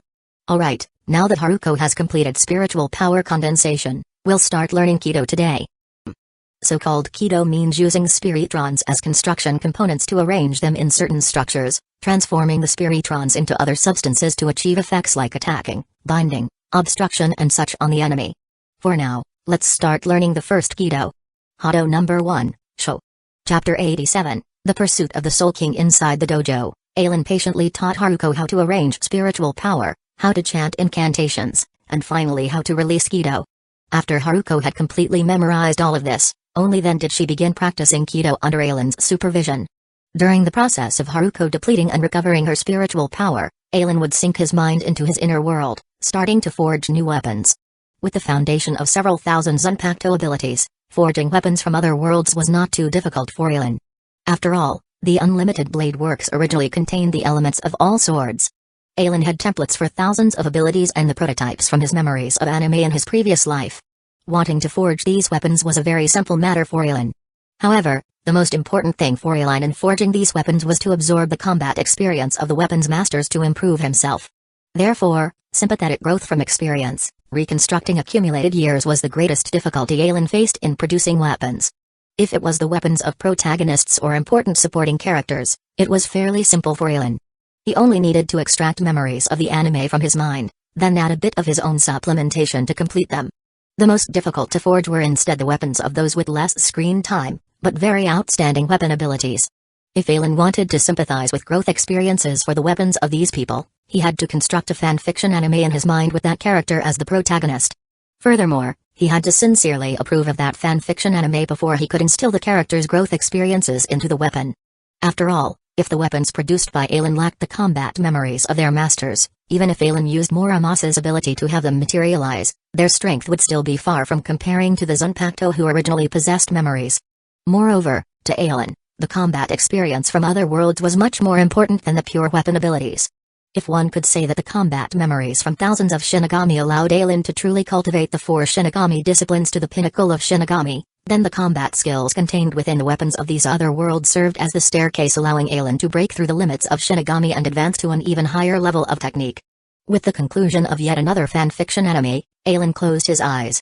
Chaos stirred within Unlimited Blade Works as countless swords resonated. Countless elements of swords, under the control of Aelin's spiritual pressure, gathered in his palm and fused into this Zanpakuto. Boom. When this Zanpakuto finished forging, the Zanpakuto stabbed into the sword hill. Within Aelin also vibrated slightly. Very quickly, with the ability of innate boundary fields, Aelin obtained feedback on this weapon's spiritual pressure, allowing Aelin's spiritual pressure to break through once more. I can see the limit of a Shinigami's spiritual pressure. So this is what you pursue, Soul King. The human world, Aelin slowly opened his eyes.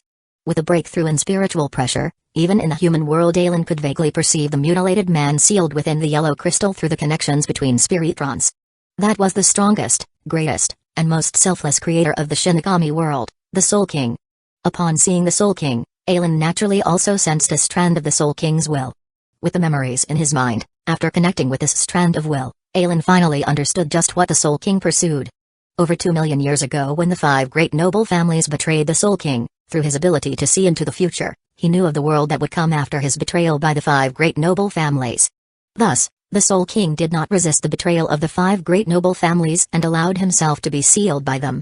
He even bestowed his will upon a Kaibhai Osib of the Royal Guard, granting him the name Soul King along with the ability to name all things in the world.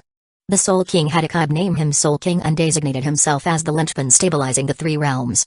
For the sake of the world's stability, the Soul King did not mete out any punishment even as he was dismembered, had his eyes gouged out, and his heart, lungs, and intestines excavated by the 5 great noble families. But over the passage of 2 million years, even the Soul King grew tired. He did not know how much longer he could maintain his current state. He even wondered that if the day came when his heart of great love was worn away by time, whether he would recall his power and destroy this world that denied him freedom and allowed him to suffer such torment. Thus, divergences began occurring in this world under the influence of the Soul King's will. The Soul King sought death, sought his own deliverance. Therefore, Huak was born.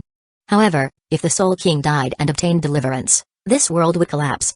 Thus, the Quincy Empire Huak established was destroyed. Even Huak himself suffered grave injuries under Genryu's Ishigakuni Yamamoto, forcing him into a 999-year slumber.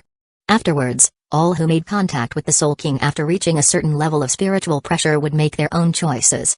Soya Ashiro came into contact with the Soul King's will and thought of completely modifying the souls of all Rakongai residents into his personal undefeatable army, then purifying all hollows in Hukomundo to alleviate the Soul King's burden. Gisukirahara came into contact with the Soul King's will and created the Soul King candidates Haru and Jinta. Sosuke came into contact with this strand of the Soul King's will and desired to create his own Soul King Ki to become Soul King himself. Therefore, from the very beginning, Sosuke's vision had already surpassed almost everyone else's. It was only when he officially betrayed Soul Society and was told he would fall by Joshiro Yukitake that Aizen called Yukitake too arrogant. As the host of the Soul King's right arm, There was no way Joshiro Yukitik did not know of the Soul King's will. But what did Yukitik do? Relying on his Shikai's divine revelations, he chose Jinjo Kugo as the Soul King's replacement and gave him a substitute Shinigami badge to monitor him. He stated that if Jinjo ever showed any intention to rebel against Soul Society, he would be killed. It was likely because of Jinjo's negative example that when selecting Ichigo Kurosaki as the next Soul King replacement, his attitude showed great change as he made Ichigo believe in him. The Great Curtain of the Shinigami world all occurred under the will of the Soul King. Everyone was unwilling to see the world's destruction. But at the same time, they were also unwilling to stop the Soul King's deliverance. Under such circumstances, all they could do was observe the progression of the world and make preparations to respond to any variables that might occur in the future. The death of the Soul King could not be changed under his own will. This was the world the Soul King created. All things within it advanced towards the future the Soul King wished for under his will. But they still needed to protect this world. After realizing all of this, Aelin shook his head. Previously, he still harbored some thoughts of stopping Yuak. But now, faced with the Soul King's will, Aelin no longer had any intentions of participating in the battle between Yuak and Akiba. The Soul King had dedicated over 2 million years to this world. Aelin was also unwilling to stop the deliverance he sought. Forget it, I should just properly enjoy my own peaceful days. As long as Aizen and Yuak don't provoke me, I'm too lazy to interfere in matters between them. After all, if everything accorded to the Soul King's will, then in the future Ichigo would influence Yuak to deliver salvation to the Soul King under Yuak's influence. Then, after Yuak absorbed the Soul King, he would be defeated by the protagonists.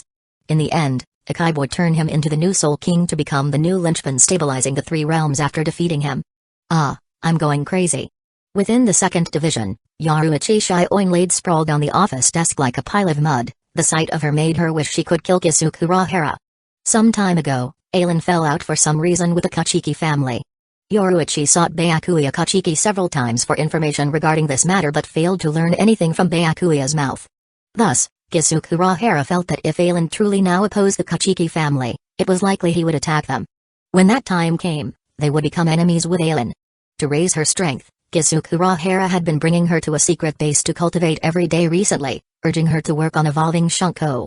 After all, if they truly fought Aelin, with Yoruichi's current level of Shunko, she basically had almost no ability to resist Aelin. Regarding this point, even Kusagakure felt extremely helpless. Yoruichi possessed extremely high innate talent in flash steps and hand-to-hand combats. Since youth, she followed her father in campaigns all over Soul Society, a true genius rising from seas of blood and mountains of corpses. Not even 100 years old, Yoruichi already took over as head of the Shioin family from her father's hands and became the new 2nd Division captain, obtaining her own Zanpakuto. Naturally, with strength at the captain level, it did not take long at all for Yoruichi to complete gestation and release of her Zanpakuto. The pity was that in Yoruichi's opinion, even her Zanpakuto's Bankai did not provide much assistance towards raising her strength. Afterwards, she focused single-mindedly on researching how to integrate Hado with hand-to-hand combats, completely giving up on her Zanpakuto. Now, because Yoruichi had not called upon it for so long, her Zanpakuto had also chosen to reject Yoruichi's call. Helpless, Kusagakure could only place all hopes of raising Yoruichi's strength on Shunko. All to help this childhood friend of his, Kusagakure had also racked his brains. Suddenly, dang. In less than a year after Byakuya Kachiki became 6th Division captain, the emergency assembly alarm for captains rang out once more within the Siriite AI. Hearing this alarm, Yoruichi instantly rose from the table, her expression solemn. Every captain's meeting was only held when major events occurred. For the alarm to ring so urgently this time, could Aelin be attacking the Kachiki family? Soifan, prepare yourself and follow me to the captain's meeting. Yes, Lady Yoruichi. Chapter 88, Surrender. There really have been many events this season. Upon hearing this alarm, Kiraku of the 8th Division could not help but sigh. Lisa, get ready and come with me to the captain's meeting. This alarm is even more severe than the one from over 10 years ago when Koge Hoshino raised his rebellion. I hope that in the battles to come, more people will be able to survive. Among the captains of the 13 divisions heading to the 1st Division captains meeting with their vice-captains, only the 11th Division had Vice-Captain Gosuke alone heading to the 1st Division. The captains moved very quickly. In less than 5 minutes after the alarm sounded, they had all arrived at the captain's meeting room in the 1st Division. As for their vice-captains, they waited in another room in the 1st Division, ready to receive new orders at any time. Bang!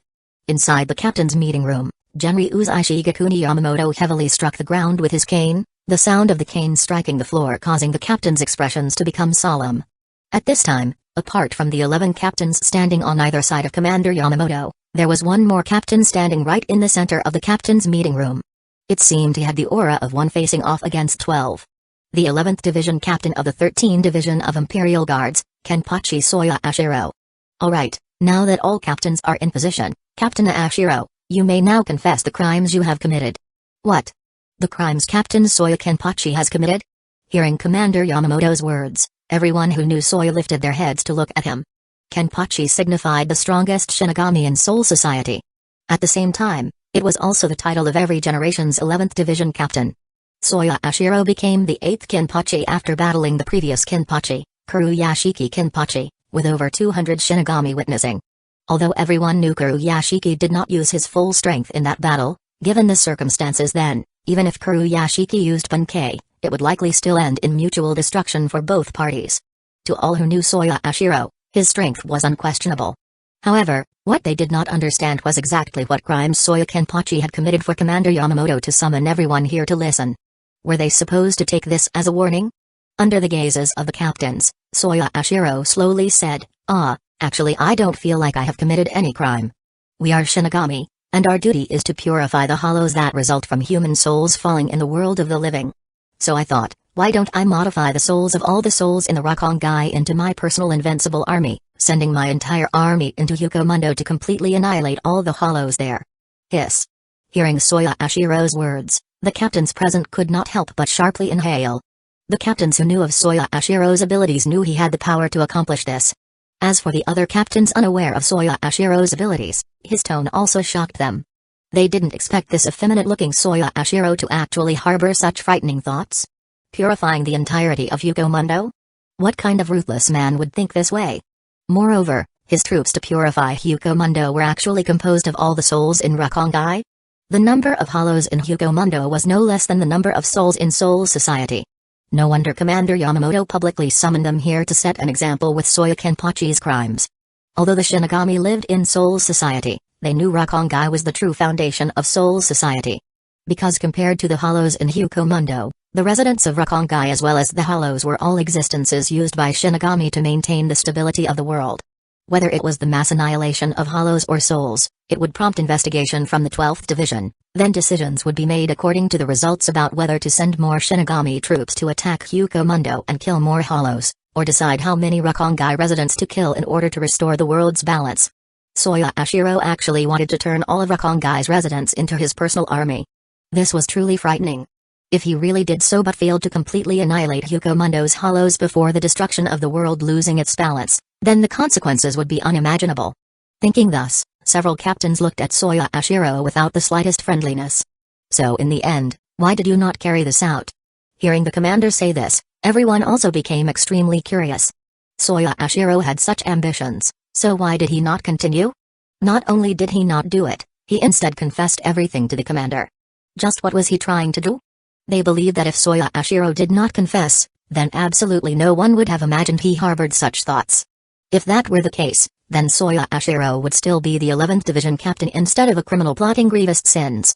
Because of the Soul King's will. Speaking to here, Soya Ashiro paused for a moment. When I was about to modify the souls of Rakongai's residents, I sensed the Soul King's will. He did not agree with me doing this.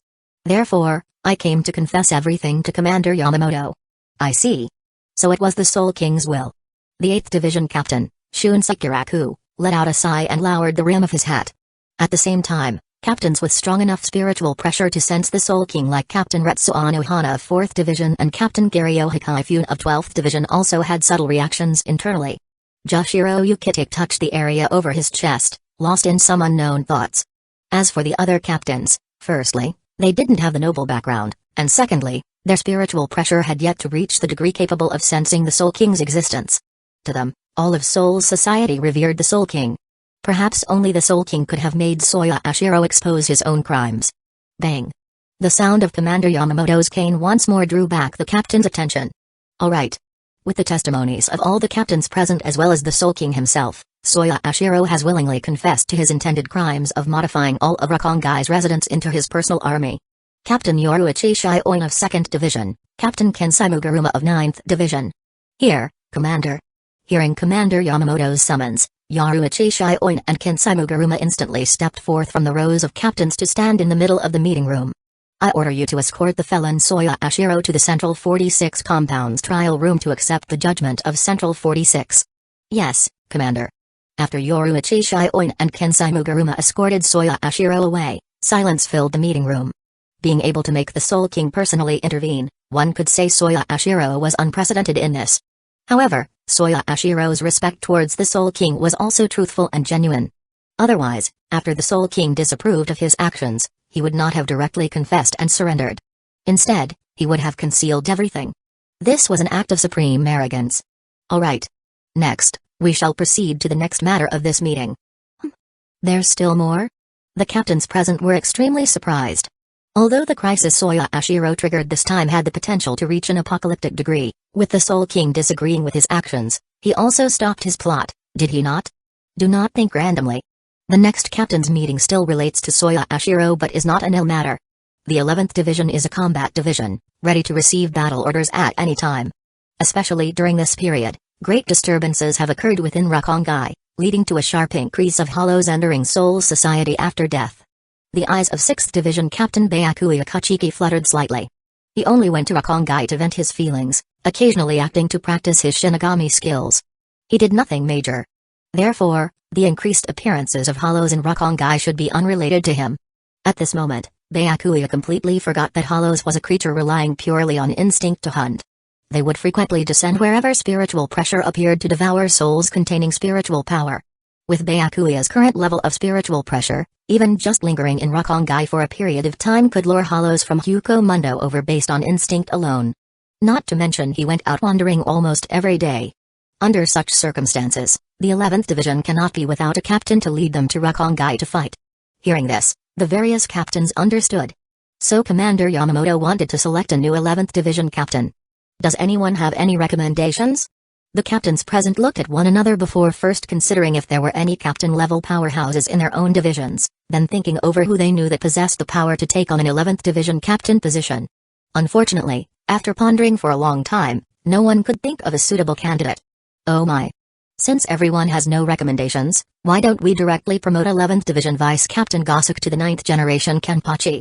At this time, 8th Division Captain Shun Sekiraku suddenly proposed. As Shun Sekiraku's good friend, Joshiro Yukitake also echoed in agreement. Gosuke, the vice captain? If I remember correctly, he is the nephew whom previous Kenpachi Kuruyashiki entrusted to Captain Ashiro after Kuruyashiki died, correct? Since he is previous Captain Kuruyashiki's nephew, I believe he should be qualified for the position of captain. Hearing the name Kuruyashiki Kenpachi, the captains who had been in office over 100 years instantly quieted in recollection. That man's power could be said to be the strongest they personally witnessed apart from Commander Yamamoto. His power was even so great that Central 46 forbade him from releasing his Bankai within Siriai AI. Chapter 89, Captain Nomination. Thinking of that man, everyone could not help but sigh softly. Kuruyashiki Kenpachi's strength lied in the power of his Zanpakuto. His Bankai could devour everything within a radius of several lin except for Kuruyashiki Kenpachi himself in an instant. Kuruyashiki had also received an invitation from the 0 Division before, but he rejected it. In the battle with Soya Ashiro, if he had used Bankai, the outcome would at least have been mutual destruction for both parties. However, Kuruyashiki did not wish for his subordinates who loved and respected him to be buried along with him just because of his own selfishness, so he apologized to Soya Ashiro.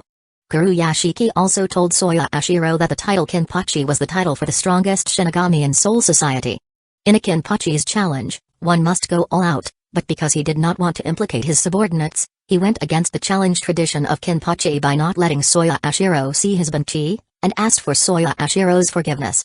Judging from how Soya Ashiro did not receive an invitation from the 0 Division, in the eyes of the 0 Division members, Soya Ashiro was inferior to Kuruyashiki Kenpachi. And the 11th Division Vice Captain Gosuke that Shun Sekiraku just mentioned was Kuruyashiki Kenpachi's nephew. After his death, Gosuke was entrusted to Soya Kenpachi by Kuruyashiki. However, because the difference between Gosuke's strength and Kuruyashiki Kenpachi's strength was too great, he felt that he could not live up to the Kuruyashiki name, so he just called himself Gosuke. In Siri Itai, there were 3 ways to become a captain. First, passing the captain's exam with a witness of 3 or more captains, including the commander general. Second, being recommended by 6 or more captains and obtaining recognition from another 6 captains. Third, defeating the current captain with the witness of over 200 division members. The so-called captain's exam was to test whether one had the strength to serve as a captain. The simplest exam was to display one's Bankai. If one did not wish to display their Bankai, they could also choose to battle the witnessing captains to obtain the captain's recognition. Among them, only the second method could allow someone without captain-level strength to become a captain. Clearly, Shun Sakuraku's current proposal to have the 11th Division Vice Captain Gosuke become the 9th generation Kenpachi was through this method. Very good. Now the 11th Division Captain candidate, Vice Captain Gosuke, already has the recommendation of Captain Kiraku of the 9th Division and Captain Kitake of the 13th Division. Still lacking 4 more captains' recommendations. Hearing the commander's words, the captains below instantly understood in their hearts. It seemed that Commander General Yamamoto also intended to have this Shinigami called Gosuke become the new 11th Division captain. Alright, since there is no other candidate, I'll also recommend this Vice Captain Gosuke.